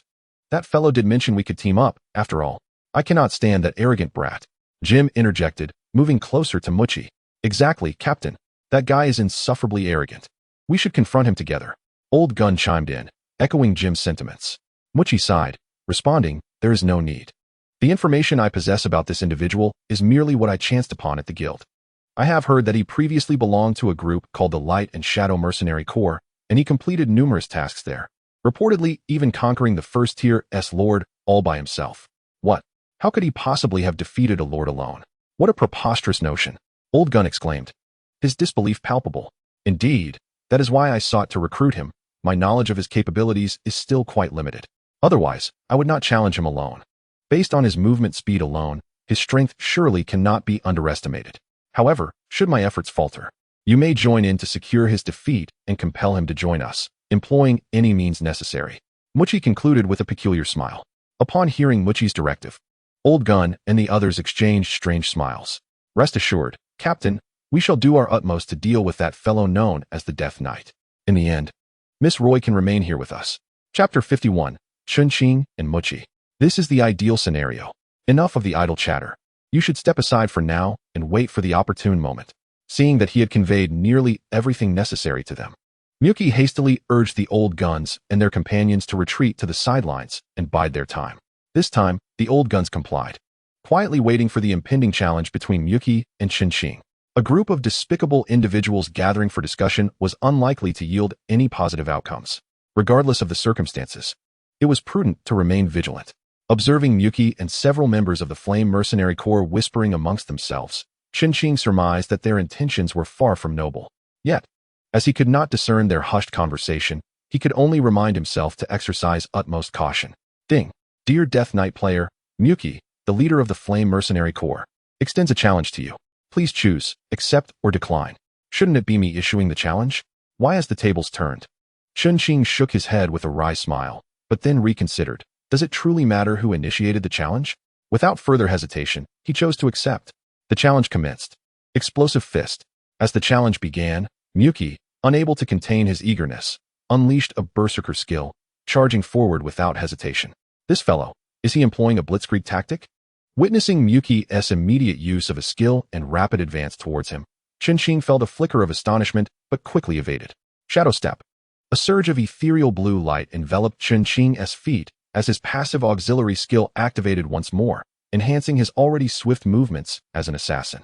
However, despite the advantages of Shadow Step, Chun-Ching could not fathom why Miyuki's speed was vastly superior to his own, even in his assassin form. What could be the reason? Perhaps he possessed some auxiliary item? Lost in thought, Miyuki's explosive fist came crashing down upon Chun-Ching with tremendous force. Bang! Ice Armor Shield. Miyuki's speed was so astonishing that Chun-Ching barely had time to activate any defensive skills. Fortunately, at that critical moment, another of Chun-Ching's passive skills was triggered. The Ice Armor Shield swiftly enveloped him, providing a protective barrier. Yet, despite being shielded by the ice armor, it seemed that either Miyuki's strength was overwhelmingly potent, or his explosive fist had reached an extraordinary level of mastery. Although Chun-Ching did not suffer a single point of damage, he was forcefully propelled several meters away. Coughing, he thought to himself, this fellow appears to possess considerable strength. Struck from the heights by a powerful blow from Miyuki, Chun-Ching plummeted from several hundred meters above. Though he did not bleed, the pain surged through him relentlessly. Rising to his feet after a brief pause, he couldn't help but express a hint of admiration. However, Miyuki seemed unwilling to grant Chun-Ching even a moment's respite. Despite having just knocked Qin down from the sky, he charged at him once more without hesitation. This fellow truly intends to eliminate me in one fell swoop. Observing Miyuki's relentless approach, Qin swiftly retreated, a cold smile gracing his lips. It appears I must engage you in earnest. After retreating several meters, Qin noted that Miyuki still maintained a significant distance. Seizing the opportunity, he decided to counterattack immediately. Suddenly halting his retreat, he brandished a pair of daggers and advanced towards the oncoming Miyuki with determination. Humph, merely a small assassin. Let me see what you are truly capable of. Miyuki couldn't suppress a sneer as he witnessed Qin boldly approach him. After all, if Qin were but an assassin, the advantage he held in this moment was not substantial. With precise timing, Miyuki's attack could easily thwart Qin's attempts to evade. If it were otherwise, Miyuki would not have transformed his momentary surprise into a smirk of satisfaction. The two figures, like beams of different colored light colliding, momentarily intersected. Yet neither affected the other. Whoosh! Qin and Miyuki brushed past each other, akin to two disparate timelines crossing without interference. Combo 134. Combo 156. Critical hit 356. The health bar of Miyuki, the leader of the Firestorm Mercenary Corps, steadily diminished. As they separated, Qin's health bar also began to fluctuate. Critical hit 456. This fellow possesses remarkable strength. It appears he has nearly mastered the first skill of the Berserker class. Were it not for my dual blades allowing for consecutive strikes combined with a hidden skill, the tide of our battle would likely have turned against me. Bang! Bang! Following their fierce exchange, both Qin and Miyuki were violently hurled to the ground, landing heavily. Class change. Gunslinger, Berserker, Swordsman. Qin recognized this as an opportune moment. Just as Miyuki had pressed his advantage while Qin was down, he too would seize this chance to conclude the challenge. Plasma cannon, fire. In order to swiftly conclude this challenge, Qin could no longer conceal his true self. Although the duration of this trial was not excessively long, it was indeed the sole and expedited method to bring it to an end. He leapt into the air, unleashing the prowess of a sharpshooter. What? That individual? He is a composite character? How could that be? The spectators, witnessing Qin's astonishing transformation, were utterly astonished. They had never anticipated that he would embody a multifaceted persona. The seasoned players exchanged incredulous glances, their disbelief palpable. Yet, it was precisely because Qin was a composite character that he possessed the capability to confront the Lord single-handedly. Only in this manner could he be deemed worthy and powerful enough to triumph in the Lord's battle. Perhaps it was only through this revelation that he could employ the sharpshooter's abilities against himself in the CF earlier. It was something he should have foreseen. But why had it eluded him? At this moment, as they observed Qin's sudden ability amalgamation, the seasoned players comprehended the rationale behind the recent occurrences. Indeed, for a player embodying a composite character, transitioning between sharpshooter and assassin must be a trivial endeavor. How could he have failed to notice it sooner? How vexing. Had he been more astute, perhaps Miyuki would not find himself in this predicament. Meanwhile, Loi was equally taken aback by the revelation of Qin's composite nature. The Death Knight, a composite character. Upon witnessing Qin's transformation, Loi instinctively covered his mouth in shock, only gradually regaining his composure. No wonder the Death Knight had exuded such confidence. He was indeed a composite character. After calming the tempest of excitement within, Loi was beset by an array of inexplicable feelings. A beam of light surged towards Miyuki, exploding in midair into countless smaller rays that swiftly advanced upon him. Although Qin had inflicted nearly 600 points of damage, Miyuki reacted with remarkable swiftness, rising from the ground despite the pain. Logically, he should have had ample time to evade. Yet, just as he prepared to dodge, he was taken aback by the sight of Qin's transformation. The shock caused him to miss the opportune moment to evade. The barrage of beams bore down upon him, and as Miyuki attempted to leap away, he discovered that Qin's assault was merely the prelude. Humph, trying to escape? Not so easily. Qin smirked, resolutely preparing for another strike. Thunderclap fist. Skill unleashed. Qin, wielding the Berserker's thunderous burst fist, charged once more towards Miyuki. His colossal fist, engulfed in flames, exuded an overwhelming aura, while several meteoric fireballs erupted in this very moment. With a fierce roar, seemingly infused with an unknown power, he unleashed his might. This punch appeared to be laden with excessive distractions and foreign thoughts. Was this strike intended for his own sake, or was it meant for Roy? Qin remained uncertain. Perhaps it was a blend of both, albeit with varying degrees of significance. What? The Death Knight, Just as Miyuki had barely endured the pain from several attacks and attempted to escape the remaining beams, he found himself confronted by Chun-Qing's massive fist descending upon him with ferocity. Chapter 52. 3 against 1. The moment Chun-Qing's fist came crashing down, Miyuki, unable to evade in time, felt his health plummet dramatically, akin to a racing heartbeat. Yet astonishingly, it dwindled down to a mere 10 health points. Logically, such a formidable strike should have concluded the battle decisively, for Chun-Qing possessed the strength to do so.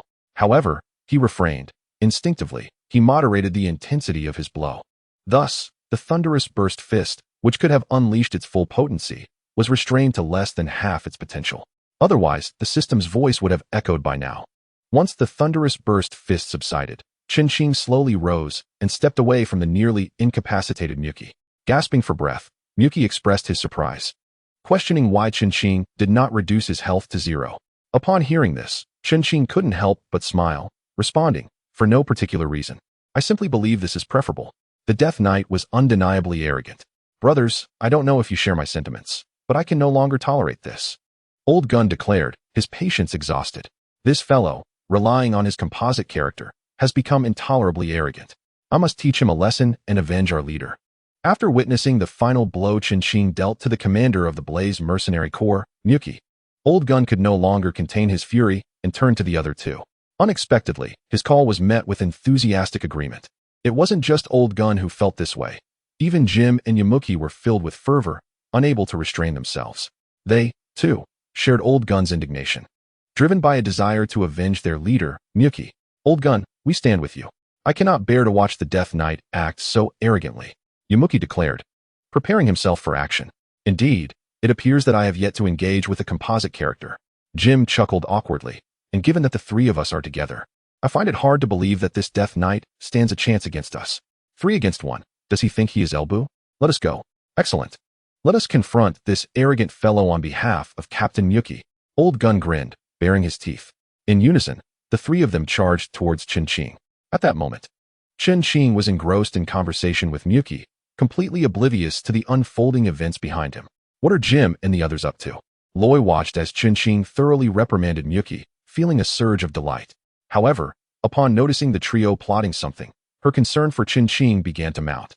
Loi was well aware of Old Gun's cunning tactics. There was nothing they could not accomplish, only what one might fail to anticipate. Subsequently, the three of them sped toward the unsuspecting Chun-Qing. Observing this, the astute and perceptive Loi immediately discerned Old Gun's scheme. They intended to jointly challenge the Death Knight. Oh no. Even if a composite character undergoes a transformation of abilities, the time is limited. If I recall correctly, it should not exceed 3 minutes. The more intricate the combination, the shorter the duration. Moreover, he had just finished a challenge with Miyuki. Wouldn't that make the consequences even more dire? Loi promptly called out to Chun-Qing, warning him of the impending ambush from behind. An ambush? Chun-Qing paused upon hearing her voice, but did not glance in Loi's direction. A subtle smile crept across his lips. I knew you would struggle to contain your impatience. After that brief smile, he immediately dashed toward Miyuki. Chun-Qing reasoned that since they were already charging at him, it would be remiss not to engage them in a proper bout. However, since they had already taken the initiative, it seemed illogical to retreat and welcome their arrival. Instead of stepping back to greet them, it would be wiser to advance and prepare, wouldn't you agree? Seeing Chun-Qing suddenly dart toward Miyuki, Old Gun and his companions realized that Chun-Qing had sensed their ambush. I want to see just how formidable you truly are. Particle cannon, fire. Without pausing his stride, Old Gun lifted his arm, aiming directly at Chun-Qing, and immediately pulled the trigger on his blood-red great spear. Several beams of light, resembling particles, surged toward Chun-Qing. Understanding that the distance between them was sufficient, Chun-Qing swiftly turned to engage in their first confrontation. However, to his surprise, the very moment he turned, those particle-like beams whizzed past him. Nonetheless, he could not entirely evade them and was struck a few times. This is rather interesting. However, it is now my turn to return the favor. Plasma cannon, fire. Observing that the three of them, Old Gun and his companions, were not too far yet not too near, Chun-Qing seized the opportunity to strike first. After all, among this team, it seemed that Old Gun was the only one capable of ranged attacks. A beam of light erupted forth, suddenly fragmenting in midair into 3 distinct beams, each targeting Old Gun, Jim, and Yamaki respectively. They were merely trivial beams of light. A simple act of evasion would suffice. Upon witnessing the plasma cannon unleashed by Qin, Old Gun promptly alerted his companions. As they all shared the same profession and possessed a modicum of understanding regarding such matters. However, Old Gun was mistaken this time. Jim and Yamaki indeed followed Old Gun's instructions to disperse, thereby widening the space between the three of them. The three beams seamlessly traversed the distance created by their separation.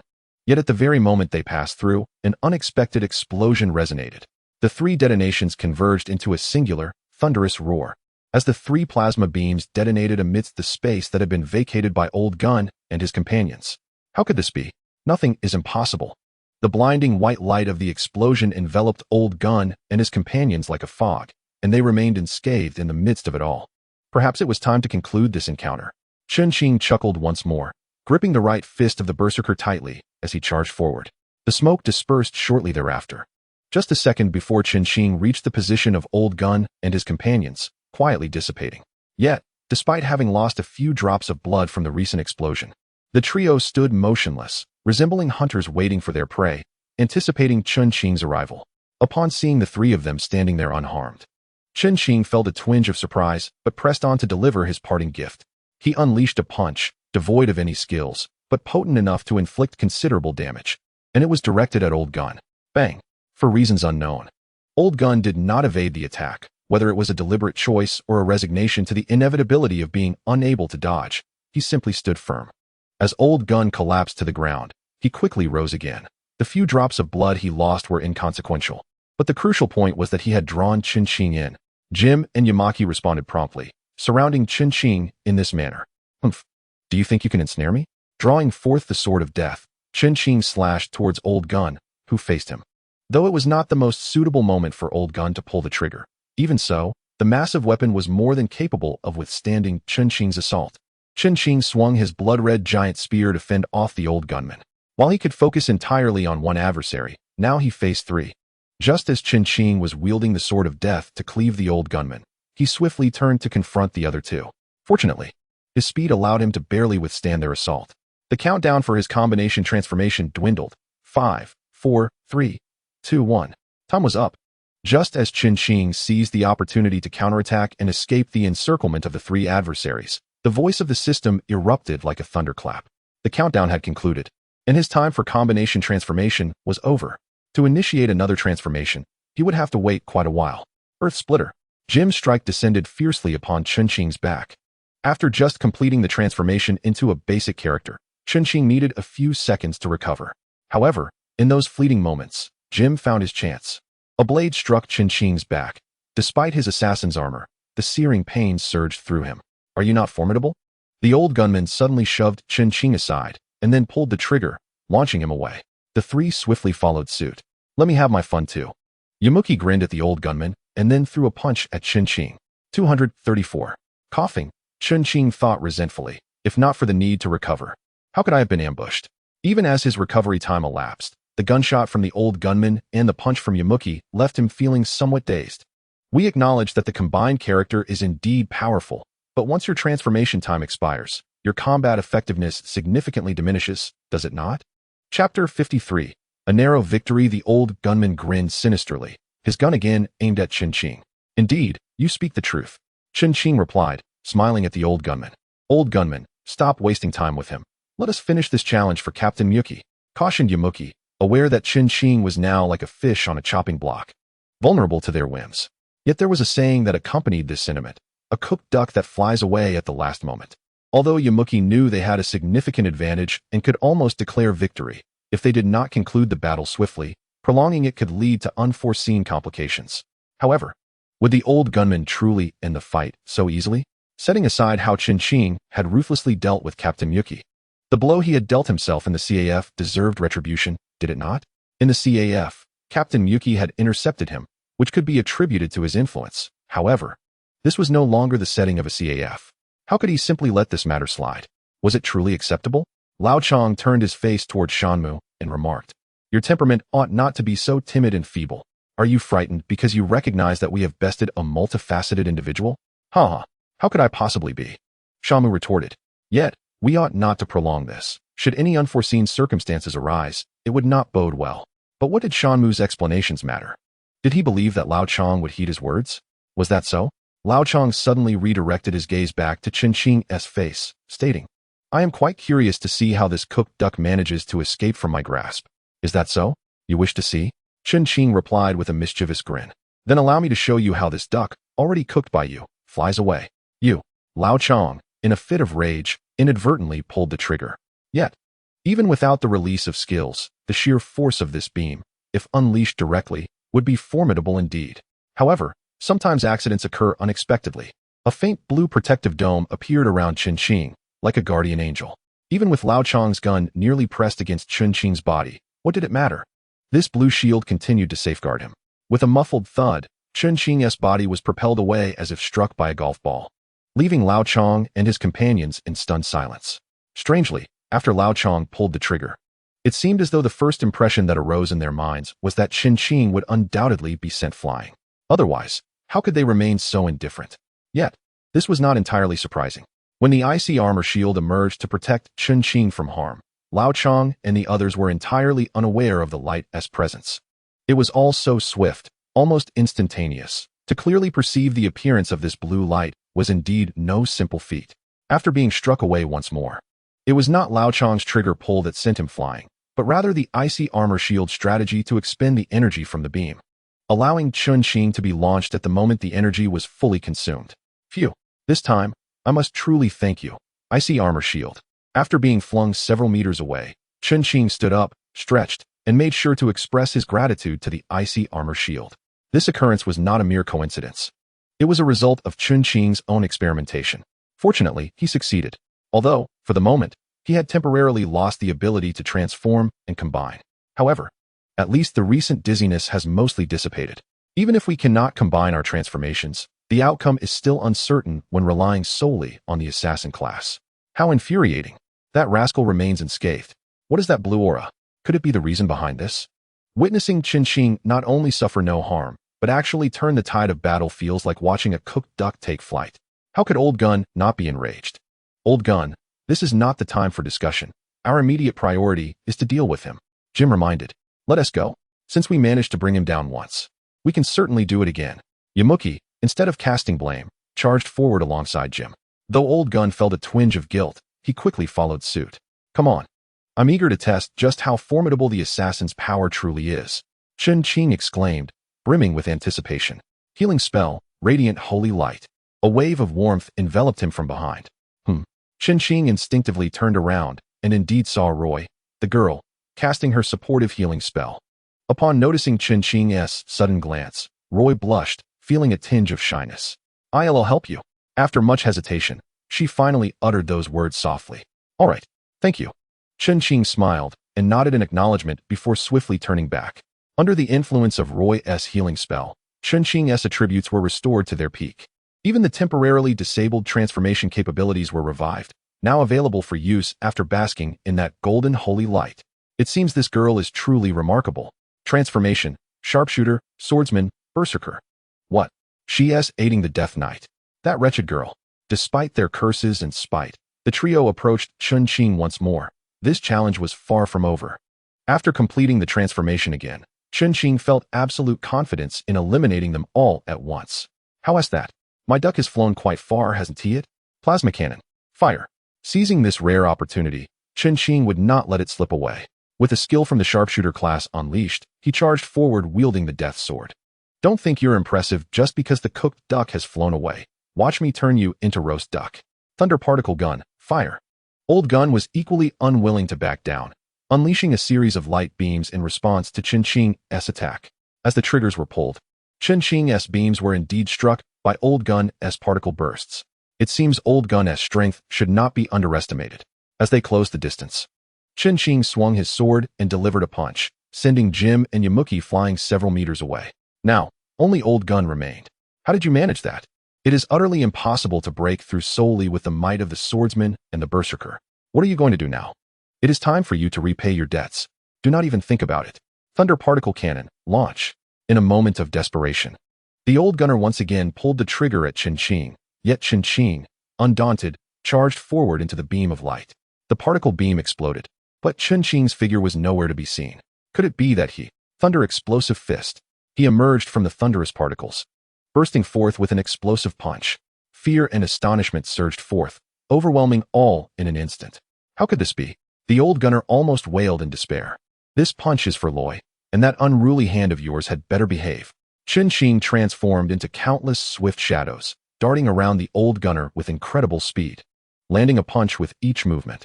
Until, after the final punch, a loud explosion resounded. Humph, there are still two others. With a swift turn of his gaze, Chen Qing propelled himself forward, racing towards the two individuals he had just sent flying, Jim and Yamaki. The duo had barely regained their composure when Chen Qing was already at their side. Moving like a phantom, his fists ablaze with a fervent determination, he struck down upon Jim and Yamaki with ferocity. Countless beams of light, vibrant blue glimmers, and fierce red flames erupted in a spectacular display. In an instant, the area was illuminated with an extraordinary brilliance. Bang, bang, bang. 3 dull thuds echoed as 3 figures plummeted from the sky, landing precisely where the mercenary leader Miyuki stood. With this, all members of the team, save for Loy, had gathered once more. Exhaling deeply, Chen Qing returned to Loy's side, though he felt a rush of exhilaration. Fatigue also weighed upon him. With a weary smile, he looked at Loy. The challenge was concluded, and the outcome was clear. The Death Knight emerged victorious. Let us go. It is time for you to leave this team. Chen Qing flashed a knowing smile at Loy, and together they made their way towards Miyuki. Loy also wore a smile, yet beneath it lingered a strange sensation that overshadowed her joy. Following closely behind Chen Qing, she felt an inexplicable sense of security. My apologies, Leader Miyuki. It seems that even with all your members combined, you could not keep me here. Now, it is time to fulfill your promise. Chapter 54, A Visit from the Girl. Approaching Miyuki, Chen Qing spoke with a playful smile. Having risen from the ground and witnessing the fates of his comrades, Miyuki's expression had shifted countless times. At this moment, facing Chen Qing, Mu Chi's countenance was exceedingly grim. After a prolonged pause, he finally managed to utter through clenched teeth, "All right, I shall acquiesce." Chen Qing nodded in acknowledgement while pulling Loy, who had been following closely behind him, towards himself. However, his wrist was abruptly grasped by Chen Qing, causing Loy, the young girl, to feel a mix of fear and embarrassment as she struggled, exclaiming, "What are you doing? Let go." Yet, Chen Qing remained oblivious to Loy's thoughts at that moment. Without a second thought, he drew her closer, and once she was in front of him, he stated, "Well, what else could it be? Of course, I am here to assist you in withdrawing from the mercenary group. Come, allow me to help." After releasing Loy's wrist, he enveloped her in his embrace, though this was not his original intention. Once he had her secured, he retrieved her personal menu, scrolling until he found the section pertaining to joining the mercenary group. With deftness, he opened it and submitted the request for her withdrawal. Only after completing this task did he step away from Loy's side. At that moment, the leader of the Fire Beacon mercenary group, Mu Chi, had received the withdrawal request initiated by Loy but executed by Chen Qing. Gazing at the page of the request, Mu Chi found himself at a loss, unsure whether to laugh or cry. "Mu Chi, my dear leader, do not hesitate any longer. Your indecision will yield the same outcome. Thus, it would be prudent to approve it quickly," Chen Qing urged, observing Mu Chi's vacillation as he deliberated whether to consent or not. With a heavy sigh and a vigorous shake of his head, Mu Chi finally succumbed to the moment and pressed the virtual button to confirm. Beep. "Congratulations, Loy. You have successfully withdrawn from the Fire Beacon mercenary group. You may now choose to join any mercenary group of your liking. Enjoy your game." Upon reading the system's notification, Loy could not contain her excitement, covering her mouth with her hands and leaping with joy, exclaiming, "This is wonderful. Absolutely wonderful." Chen Qing, although internally questioning her lack of ambition for such a trivial matter, nevertheless wore a delighted smile, genuinely happy for her. "Death Knight, just wait. One day, I will undoubtedly return to settle the score." Old Gun finally managed to regain his composure, and upon standing, his first declaration was to seek vengeance against Chen Qing. Observing this, Chen Qing merely smiled, unperturbed, and replied, "All right then, I shall await your return." "You. Ouch, that hurts." Old Gun, in his anger, exerted too much force, forgetting that he had just endured a fierce battle and still bore numerous injuries. The sudden movement caused him considerable pain. Witnessing this scene, Chen Qing shook his head with a wry smile. "Well then, Mu Chi and Old Gun, until we meet again? No, perhaps it would be better to say, until we never meet again. Farewell." After speaking, Chen Qing intentionally waved goodbye to the few of them with a smile before departing. Luo Yi followed Chen Qing for a few steps, and only after they had distanced themselves from the members of the Fire Beacon mercenary group did Chen Qing halt. turning to Luo Yi and saying, "All right, Miss Luo Yi, I have successfully dealt with those fellows for you. From now on, you are free." Upon hearing Qin Shing's words, Luo Yi realized that he was about to part ways with her, prompting her to hastily attempt to express her gratitude. However, just as she managed to utter a single "I," Qin Shing gestured for her to refrain from continuing. "I know what you wish to say. There's no need for thanks. After all, who wouldn't lend a hand in such a situation? So, there's no need for gratitude. Well, the time is about right. I still haven't finished my coffee, and I must return to enjoy it. It's their fault for disrupting my time so that I couldn't even sip my coffee." As he spoke, Qin Shing sheepishly scratched his head with a smile. Luo Yi, seemingly amused by his words, smiled in response. "So that's that. Until we meet again." After Qin Shing finished speaking, he hastened towards the CAF. "Let us not forget, little Lian is still at the CAF. If I don't hurry back, who knows what trouble she might stir up." Jogging along, and given the short distance, Qin Shing quickly returned to the CAF.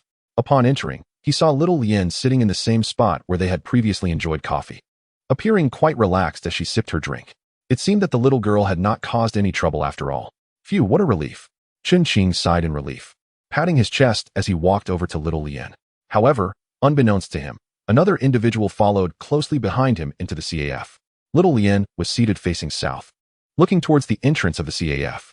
Thus, upon reaching her side, Qin Shing had to switch places with her, sitting facing north. As soon as he settled down, he offered a slightly embarrassed smile, soon replaced by a proud grin that seemed to proclaim his recent triumph. Yet, little Lian showed no reaction whatsoever, maintaining a blank expression as she stared at Qin Shing over her coffee cup, as if dismissive or even derisive of his demeanor. Without uttering a single word, she took a sip of her coffee. With little Lian remaining silent, Qin Shing decided to hold his tongue for the moment, feeling somewhat parched himself. The coffee cup before him was perfectly filled, so he thought it wise to take a sip to moisten his throat. Thus, he unceremoniously picked up the still warm coffee and took a few hearty gulps. Truly, there was no need for him to be polite. This meal was originally his treat. Why must one treat oneself again? What kind of logic is that? After taking a sip of coffee, Xiao Lian remained unresponsive, leaving Qin Shing with an unsettling feeling that something was amiss, though he could not pinpoint precisely what it was. Was it merely Xiao Lian's sudden silence? Regardless, he thought, should he not be the one to break the silence? "What is the matter, Xiao Lian? Are you displeased that your elder brother triumphed in our challenge?" Qin Shing speculated that Xiao Lian must have been aware of what transpired when she momentarily stepped out, hence her reticence about their outing. To his surprise, Xiao Lian shot him a glance filled with irritation and hesitated before taking another sip of her coffee, finally speaking, "Brother Death Knight, do enlighten me. Did you return victorious from the challenge, or did you merely seize an opportunity to flirt?" "Ah, Xiao Lian, you jest. Of course, I emerged victorious from the challenge. However, speaking of challenges, I was up against all three of them. I nearly fell victim to their ambush." "But who is she?" Xiao Lian suddenly uttered a perplexing remark that left Qin Shing bewildered. Who? What's she? Is there someone I'm not aware of?" "Xiao Lian, are you all right? Are you speaking to yourself in a manner I cannot comprehend?" Qin Shing tilted his head slightly, then swiftly turned back, though the speed of his movement left him unsure if he had seen anything at all. Regardless of whether he had seen something or not, he felt compelled to voice his confusion to Xiao Lian. "Wait, when I turned back just now, I seemed to catch a glimpse of something I shouldn't have. Could it be? No way. How could that be?" Qin Shing chuckled awkwardly. "It's impossible. She shouldn't be here. But could it be real? Did she truly follow me? Surely, I must have been mistaken, perhaps imagining things? I should turn back and confirm." With a heart tinged with trepidation, Qin Shing turned around again. "Wow, you're really here." Indeed, he had truly encountered her. His immediate reaction was one of surprise and inquiry. Would she come to see him? Indeed, the figure he had feared to see was none other than the shy Roy. "Roy, how could you be here?" Qin Shing was baffled. What was the situation? "Roy, how is it possible for you to be here?" He realized that Xiao Lian's displeasure likely stemmed from Roy's unexpected presence. While he did not overly concern himself with Xiao Lian's feelings, he felt compelled to understand why Roy was here. Turning around, Qin Shing, his face a mixture of confusion and fear, began to tremble as he asked, "What is happening?" Loy lowered her head, somewhat bashful, and after a brief moment, she replied softly, "I have nowhere to go. Therefore, I had no choice but to seek you out." "What? Nowhere to go?" Qin Shing was taken aback. This girl had come to him out of nowhere, which made his place seem like a refuge for lost pets. No, that wasn't right. It should be a shelter for young ladies instead. Chapter 55. It's fine to sleep together, Loy. Where did you stay before? The idea that she had nowhere to go seemed implausible. How could this be? Qing felt as if he had been wronged, pondering how he had not deceived or tricked anyone. Yet this girl had attached herself to him. Regardless, he decided he must first clarify her situation. I used to stay in a hotel with Captain Miyuki and the others. I don't know how I ended up here. I just happened to encounter Captain Miyuki and joined them. And that is how it's been until now, Loi explained in a hushed tone. What? Have you lost your memory? How could you not know how you got here? Qing was increasingly perplexed. Did this girl harbor some unknown secret or a remarkable lineage? Loi glanced up at him, who was casting a fierce gaze in her direction, then lowered her head once more and said, I don't know either. Perhaps I do. All I know is that my name is Loi, but how I got here remains a mystery. I met Captain Miyuki as soon as I arrived, so I never searched for anything else. However, I genuinely have nowhere else to go, which is why I must follow you. Nowhere to go, and you seek me out? Qing felt a mix of helplessness and awkwardness, yet he couldn't simply disregard her. Besides, how could he ignore a beautiful young lady in need? With a long sigh, Qing finally conceded, I can find you a place to stay. After all, I'm also residing in a hotel, so you can stay at the same one as me. Is that really all right? Xiao Yan suddenly looked at Qing with a peculiar expression. What is wrong with that? It's not like we'll be in the same room. Qing shot her a glance. That is wonderful. Thank you, Death Knight. Loi exclaimed with excitement upon hearing Qing's agreement, bowing deeply 3 times in gratitude. However, she added, but if there is no other option, I wouldn't mind sharing a room with you. Uffed. Just as Qing was about to take a sip of his coffee, he couldn't help but spit it out upon hearing Loi's unexpected remark. He turned to her, bewildered. What? What did you just say? But Xiao Yan, filled with indignation, vehemently opposed. No way. How could that possibly be? The Death Knight's room is not a place for outsiders to just waltz in. It is as if you speak without being an outsider. However, Roy, with a contemplative tilt of his head, pondered for a long moment before finally inquiring, what about you? Do you consider yourself an outsider? Me? Xiao Yan pointed to herself, her cheeks flushed with embarrassment. In truth, she realized she was not particularly familiar with them either. Although they presented themselves as siblings, what was the reality? Yet, even with such thoughts, what difference did it make? She still could not voice them. I am certainly not an outsider. I am the sister of the Death Knight, right, brother? Hee little sister. What a coincidence. Just a moment ago, the Death Knight also recognized me as his sister. It seems, Death Knight, you have a penchant for charming lovely ladies by claiming sisterhood, am I right? Roy suddenly burst into laughter. Sister? Is that so? Did I just recognize her as my sister? I don't recall. Regardless, whether he remembered or not, what significance did it hold? Upon hearing Roy suggest that he wooed beautiful women through the guise of sisterhood, Qing felt a wave of embarrassment wash over him, leaving him speechless. What could he possibly say in response to such remarks from the girls? Even if he had not acted in such a manner, could he clarify his stance before them? And even if he could, would they believe him? Thus, after much contemplation, he decided against further explanation. Ahem, Xiao Yan, your coffee remains unfinished. Why not sit here for a while longer and finish it before heading back? After all, the hotel is not far, and you know the way. He then added, I'll go arrange accommodations for your sister Roy. I shall take my leave now. As he spoke, Qing stood up and swiftly pulled Roy along with him out of the CAF. Hey, Xiao Yan had just risen to speak, but she was taken aback by Qing's rapid movements, having barely uttered 2 words before they disappeared from sight. Frustrated, she plopped back down on the sofa, huffing in annoyance. Meanwhile, shortly after Qing had led Roy outside the CAF, he released her hand. Given the previous atmosphere, who could predict what calamities might have unfolded had they remained together in the CAF? Perhaps even the most seasoned among them would have been left at a loss. Thus, Qing hurriedly separated them. Earlier, Xiao Yan was being thoughtless. Please do not take her words to heart, he felt compelled to assure Roy, even though he knew she would not dwell on it. Yes, I'm fine. Roy's voice seemed perpetually soft-spoken. That's good to hear. Qing nodded in acknowledgement. Death Knight. Yes? Thank you.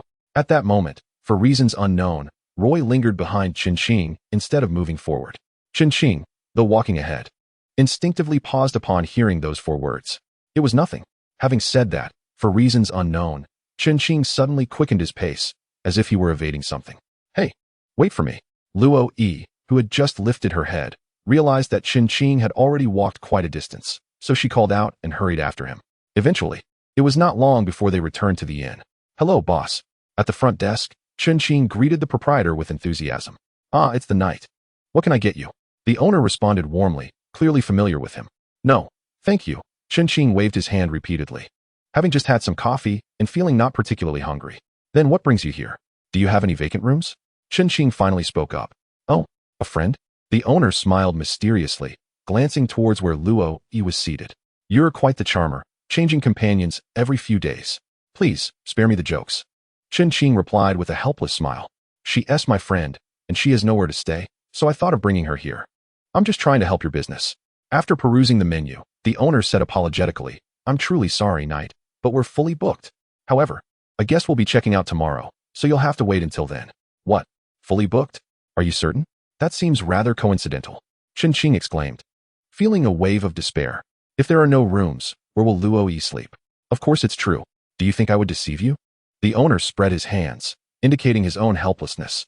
Upon hearing the truth, Chen Qing had no choice but to accept this reality. All right, I'll figure something out. It was easy to say he would find a solution, but what could he possibly come up with? What feasible options were available to him at this moment? Did he really have no choice but to resign himself to the situation? With a face full of gloom, Chen Qing approached Luo Yi and wearily said, let us go. Okay, Luo Yi responded, not asking any further questions, simply following Chen Qing upstairs to his room. Fortunately, the room had already been tidied up, so it was relatively neat. Luo Yi looked at the bedding with a hint of confusion and asked, but even if it's tidy, it's clear that someone has stayed here before. Isn't it? Well, this is my room. It's fully booked, so you'll have to make do for the night. Tomorrow there will be a vacancy. Chen Qing said somewhat awkwardly. He then sat down on the sofa, adding, but don't worry, you can sleep in the bed while I'll take the sofa. Really? Can I sleep with you? Luo Yi suddenly asked, her excitement palpable. Yes, wait, no? You sleep in the bed, and I'll sleep on the sofa outside. Chen Qing clarified. However, to his surprise, the young girl, Loi, suddenly leaped onto the bed, rolling around while exclaiming how soft it was. After a brief moment, she suggested, it's all right, you can sleep with me. This bed is so spacious, it can easily accommodate both of us. Huh, sleep together? Was this girl out of her mind? What if he lost control? That simply wouldn't do. How could this be permissible? What, do you find Loi undesirable? If that's the case, I shall take my leave, she declared, lowering her head with a look of hurt, as if on the verge of tears. Ah, of course not. It's just that we have only known each other for less than a day, and you hardly know me. I am accustomed to sleeping alone. If we were to share a bed, I fear I might not be able to sleep. This girl, what was going on with her? She seemed a bit foolish. With no other choice, he hastily concocted an excuse to navigate the situation. Really? You truly wouldn't find Loi bothersome? Loi gazed at Chen Qing with a captivating look. How could I? If I found you bothersome, why would I have rescued you? Yet, upon reflection, he inquired, Loi, has something happened to you? Chapter 56. Sleeping together. Chen Qing suddenly posed this question. Loi sat up, uttering a single word before falling silent, seemingly burdened by something she was reluctant to disclose. The atmosphere in the room grew awkward. Sensing this, Chen Qing smiled and attempted to ease the tension, saying, it's fine. If you don't wish to share, you needn't. After all, you must be exhausted today, right? Best to rest early. Loi replied, hugging herself. Having said what needed to be said, Chen Qing left the bed and made his way to the nearby sofa. Upon contact with the sofa, he immediately reclined, stretching and feeling drowsiness wash over him. The room fell into a tranquil silence. Chen Qing's slumber on the sofa was far from comfortable, especially as it was his first time sleeping there and so early in the evening. Anyone would find it less than pleasant upon awakening. As for Xiaolian, there was no need for concern. Although he was unsure if she had entered, thankfully, she had her own room. Otherwise, things could have turned quite entertaining. Feeling uncomfortable, Chen Qing struggled to open his eyes, letting out a few groans, and as he stretched, he noticed a heavy weight on his shoulder, as if something were pressing down on it. Wait, was that a few strands of hair? A blanket? He distinctly remembered not covering himself with a blanket while sleeping last night. Where did this blanket come from? With his questions and speculations lingering, Chen Qing slowly turned his head to the right. A captivating visage graced Chen Qing's sight. Even with her head resting upon his shoulder, her ethereal beauty was not diminished. Rather, it was accentuated from an alternate perspective. Her cascading locks, delicate eyelashes, and cherry-red lips rendered her an exquisite enchantress. Indeed, she was a paragon of beauty. Compared to her waking demeanor, her slumbering visage elicited an irresistible tenderness. Was it possible that this girl had succumbed to slumber due to her online absence? Or had she been leaning on his shoulder throughout the night? Chen Qing's movement roused the girl, Loi, who slowly fluttered her eyelashes, gradually opened her eyes, and gently withdrew from his shoulder. As Chen Qing sat up, he gazed at the still drowsy Loi with an expression that conveyed his bewilderment. Loi, how did you end up here? He inquired. I noticed you weren't covered by a blanket. So I thought to fetch it for you and ended up falling asleep beside you. She replied with a languid stretch, causing the white blanket to slip from her shoulders, revealing her pale yellow nightgown. How troublesome for you to have slept on my shoulder all night, Qin remarked. Honestly, I could have managed without the blanket. You needn't worry about me. Just sleep soundly in bed, and all would be well. In her pale yellow attire, Loi exuded an enchanting charm reminiscent of a sleeping beauty. Contrasting starkly with her formal wear, she appeared even more adorable in her nightclothes. I initially intended to cover you with the blanket and leave. But then you suddenly pinned me down, rendering me immobile beneath your weight. How could I possibly escape? Loi suddenly confessed, her cheeks flushed with shyness. What? You truly did that to me? Qin was taken aback. Is it possible that even in slumber, your radar for detecting girls remained active? How else could you have restrained me the moment you arrived? His astonishment was beyond description. Loi burst into laughter, covering her mouth with her hand. What is so amusing? Do I look funny? Qin questioned, pointing at his own bewildered expression. Yes, indeed. It's quite hilarious. Loi nodded vigorously. Actually, you didn't do anything wrong. It was I who fell asleep leaning on you. Sighing, Qin lamented. Why do I feel that girls revel in such games? What misfortune have I encountered? It seems every time I meet one, I am subjected to their playful antics. Are they all disciples of the same mischievous master? I sincerely apologize, Roy murmured, lowering his head. I didn't mean to. I just felt so frightened alone. Upon hearing Roy's words, Qin pondered what he could possibly say in response. He sighed and replied, It's all right. It's not the first time I've been teased. As long as you're happy. By the way, why don't you go change your clothes? Let us head downstairs for breakfast. I'll wait for you below. With that, Qin quickly tidied up and made his way downstairs. Why is it that I found myself entangled in a dilemma of love? Am I experiencing fortune or misfortune in matters of the heart? Perhaps a bit of both? I suppose I ought to consult the almanac before venturing out in the future. Before long, Roy emerged, dressed and ready, while Qin had already ordered breakfast and secured a spot against the wall, awaiting her arrival. Upon finding Qin, Roy was filled with excitement and expressed her gratitude, saying, Thank you. Only after that did she take her seat. Roy, though I do not know you well or the circumstances that have befallen you, I sense you must have a plan. I've arranged a room for you, and after breakfast, you may move in. Qin spoke slowly as he ate. At that moment, Roy unexpectedly asked, could I choose not to move? I would prefer to stay with you. Me? Qin felt an unusual sensation wash over him. Why, Roy? What makes you wish to live with me? We are not particularly acquainted, and what if I were to harbor ulterior motives? He thought that perhaps scaring Roy would allow him to easily rid himself of her. Yet her response was utterly unforeseen. It's fine. I'm not afraid. I just don't want to be alone. I wish to have someone by my side, so I won't feel scared. What could this girl have possibly experienced? Surely, it couldn't be so severe? It's merely a game. What sort of trauma could arise from that? Has she been deceived in matters of the heart? After all, how many emotions in a game are genuine? If you truly don't wish to, then I shall manage on my own. I won't force you, Roy said softly. Her head bowed, lapsing into silence. After a moment's hesitation, Qin finally responded, To be honest, I have no objections, as long as you trust me. After all, we have known each other for only a day. If you genuinely fear that my kindness is a facade with ulterior motives, then that is your prerogative. Although he was uncertain why Roy had made such a request, Qin felt something unusual must have transpired in her life. Perhaps it was precisely this extraordinary circumstance that made her yearn for companionship. Yes, I believe you wouldn't, Roy replied with a smile. Since you were willing to save me, even if you had ulterior motives, it wouldn't matter. Hee. Upon hearing Qin's consent, Roy's heart soared with joy. Though she teased him playfully. Is that truly the case? What on earth is that girl thinking? Of course, it's something entirely different from your thoughts. Roy suddenly uttered a perplexing remark. How could you possibly know what I was just thinking? Qin inquired, bewildered. I merely guessed. By the way, Death Knight, would you like to embark on that hidden quest on the second level? If you're interested, I can guide you there.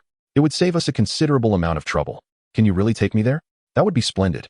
Qin was naturally overjoyed upon hearing that Roy was willing to lead him to the location previously mentioned by Mookie, which was essential for activating the quest. With Roy's guidance, wouldn't it be a matter of achieving twice the result with half the effort?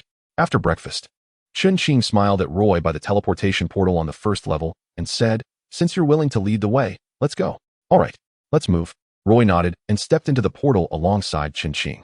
Having both been to the second level, the Day of Greed, they navigated their way swiftly without much difficulty, quickly arriving at the spot where Qin had previously battled the unicorn fire snake.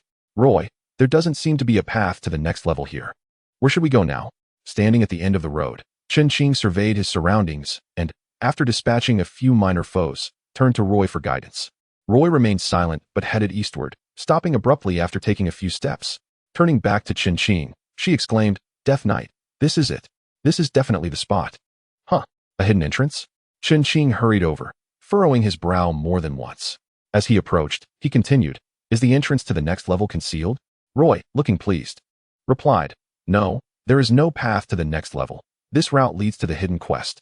Even players who haven't accepted the quest can enter, though the encounters will differ. Completing this hidden task will allow us to reach the next level." Chapter 57, Map, Tears of the Ant. Is that so? Then how do we get in? If it weren't for Roy knowing the hidden location was here, Chen would surely have spent considerable effort searching for it alone. Roy extended her hand toward the faintly shimmering area and smiled at Chen, saying, "It's quite simple. Just walk right in, without hesitation." She demonstrated by stepping through the area pulsating with energy.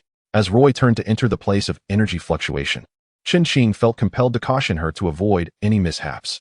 However, before he could finish his warning, Roy had already vanished from his sight. Realizing this, Chen had no choice but to follow suit. Upon touching the energy wave, he felt an irresistible pull drawing him in.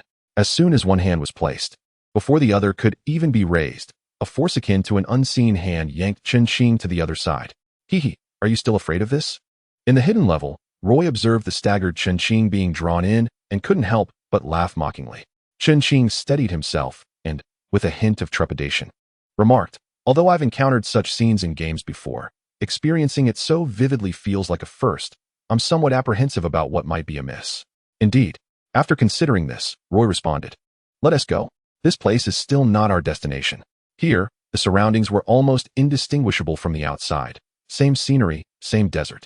The only difference was the increased variety of minor monsters.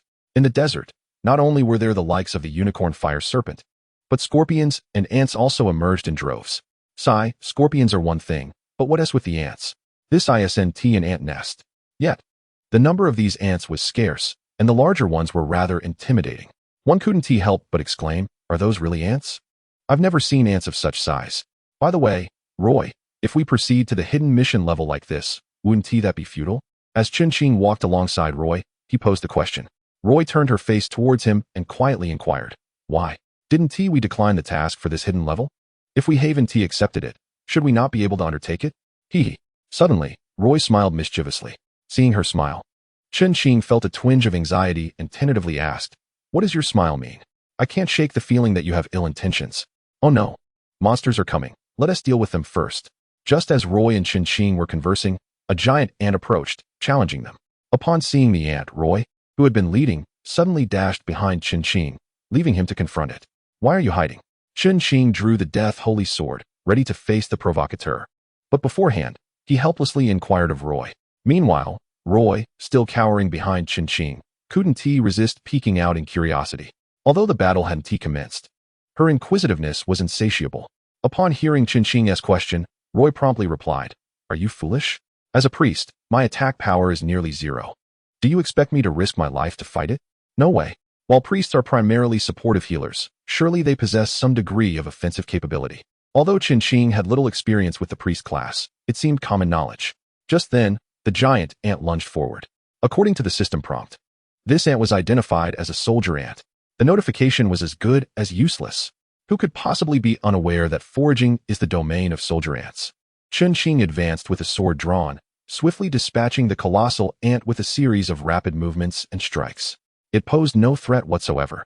It seemed to lack any offensive capability, its health reduced to an almost negligible level. What manner of minor creature is this, so remarkably feeble?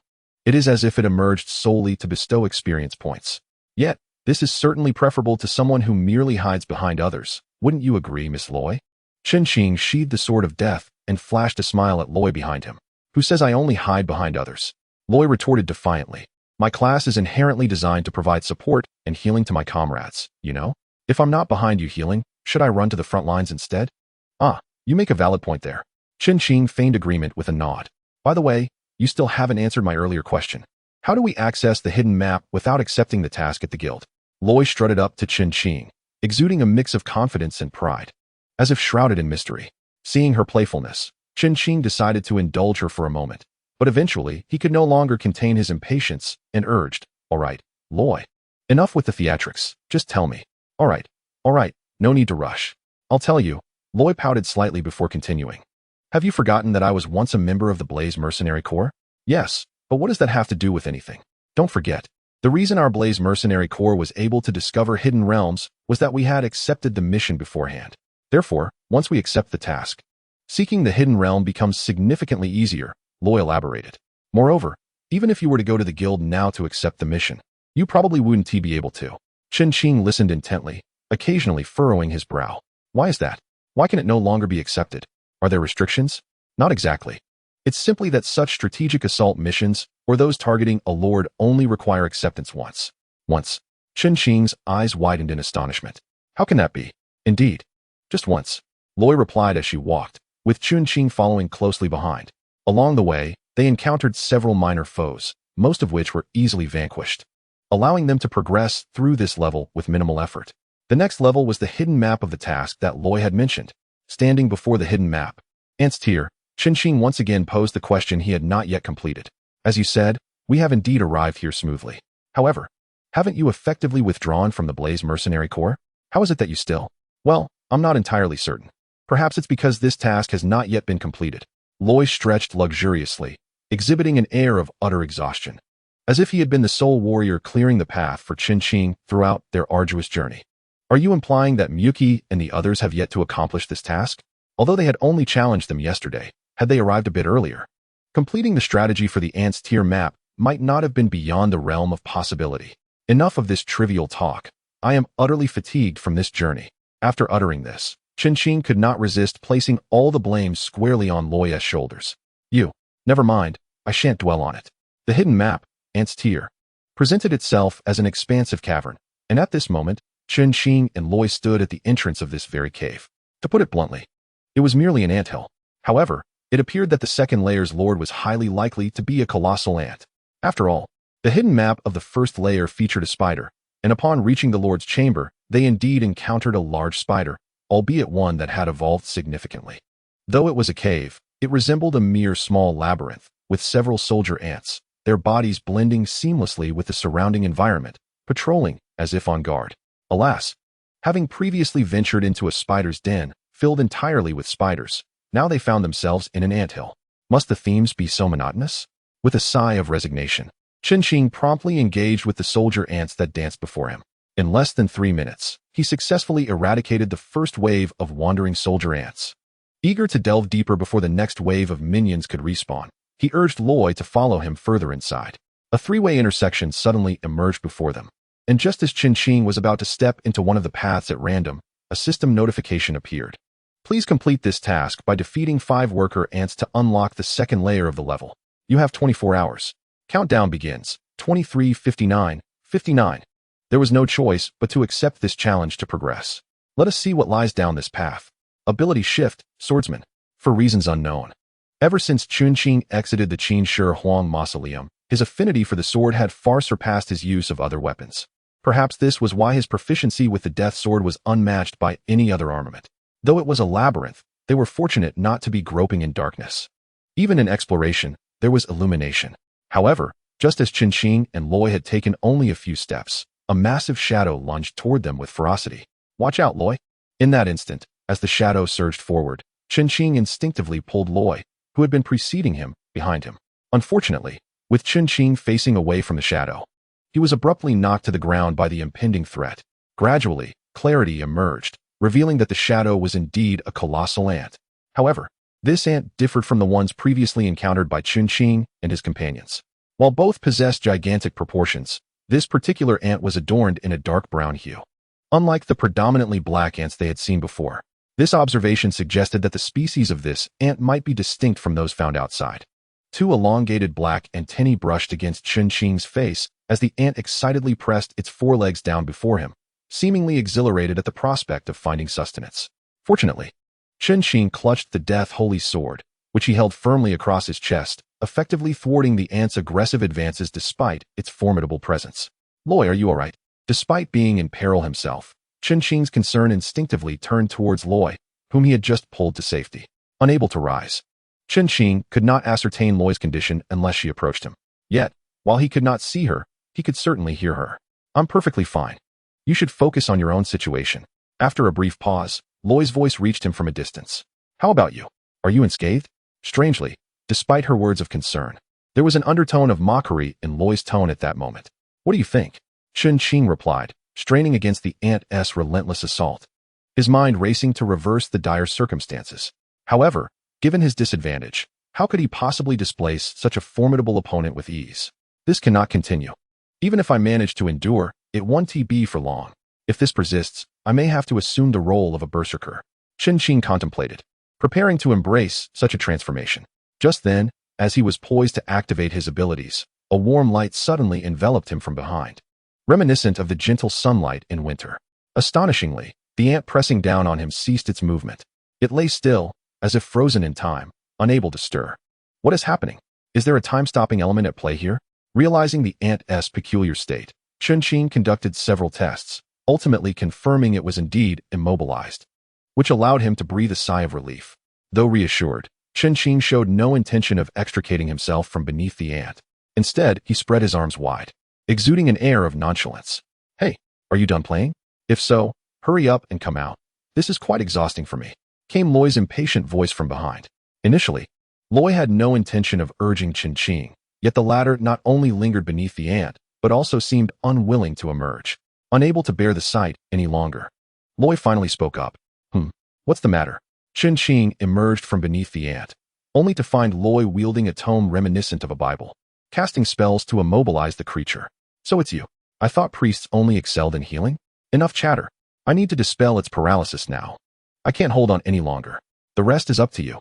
With a flourish of his raised hand, a radiant light flickered momentarily, and indeed, the ant regained its mobility. You should have informed me sooner.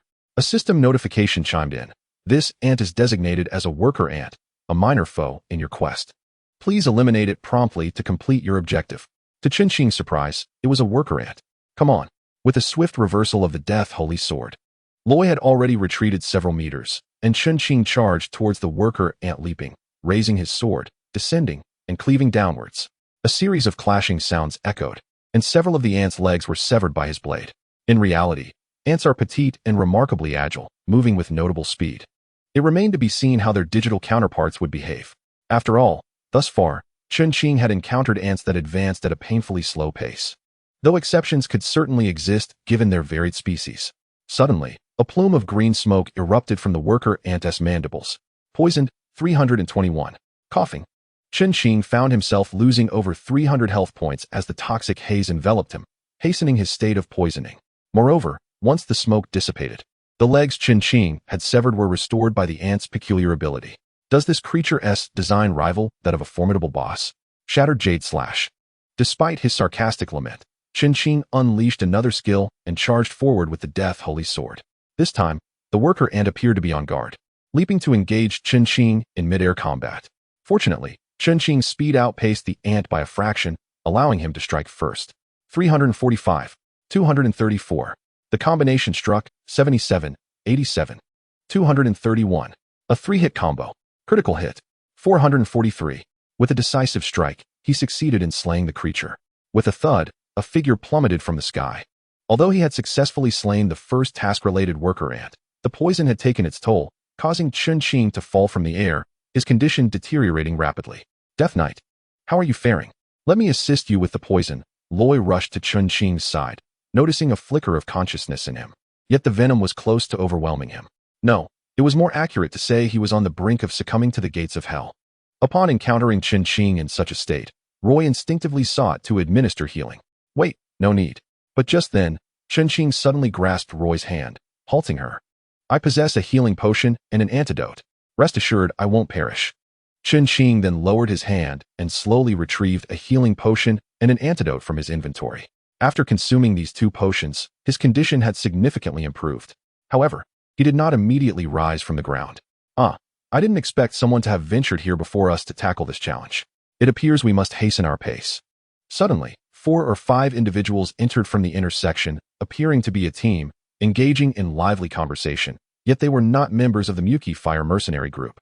As they approached, or rather passed by Chen Qing and Roy, They exchanged nervous glances before breezing past them. TCH, I am truly astonished by the current players. A swordsman and a healing priest daring to confront a nearly level 20 flying ant king? How absurd. One of them scoffed. Isn't that right? Another chimed in. Indeed.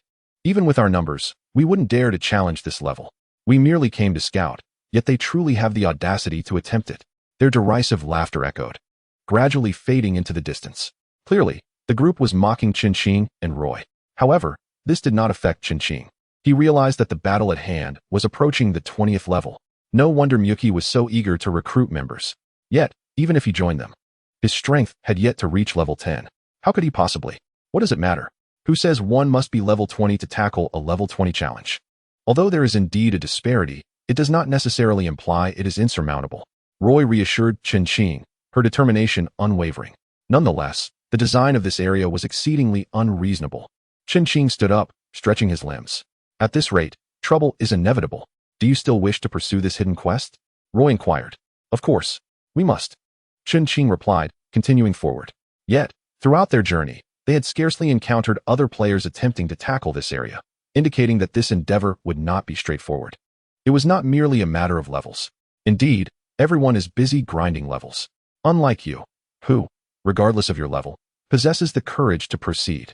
Roy teased without reservation. What can I say? I have a healing priest by my side. Worst comes to worst, you can sacrifice yourself to heal me. Qin retorted playfully. As they reached their destination, though they did not encounter the quest monster, the worker ants were present. Fortunately, despite their higher levels, their health was low, and they were dispatched swiftly. However, it was only upon reaching the end of the path that Qin realized the destination was merely a door leading to the next level. Furthermore, both the left and right branches could also lead to this point, indicating that no matter which path one took, it would ultimately converge here.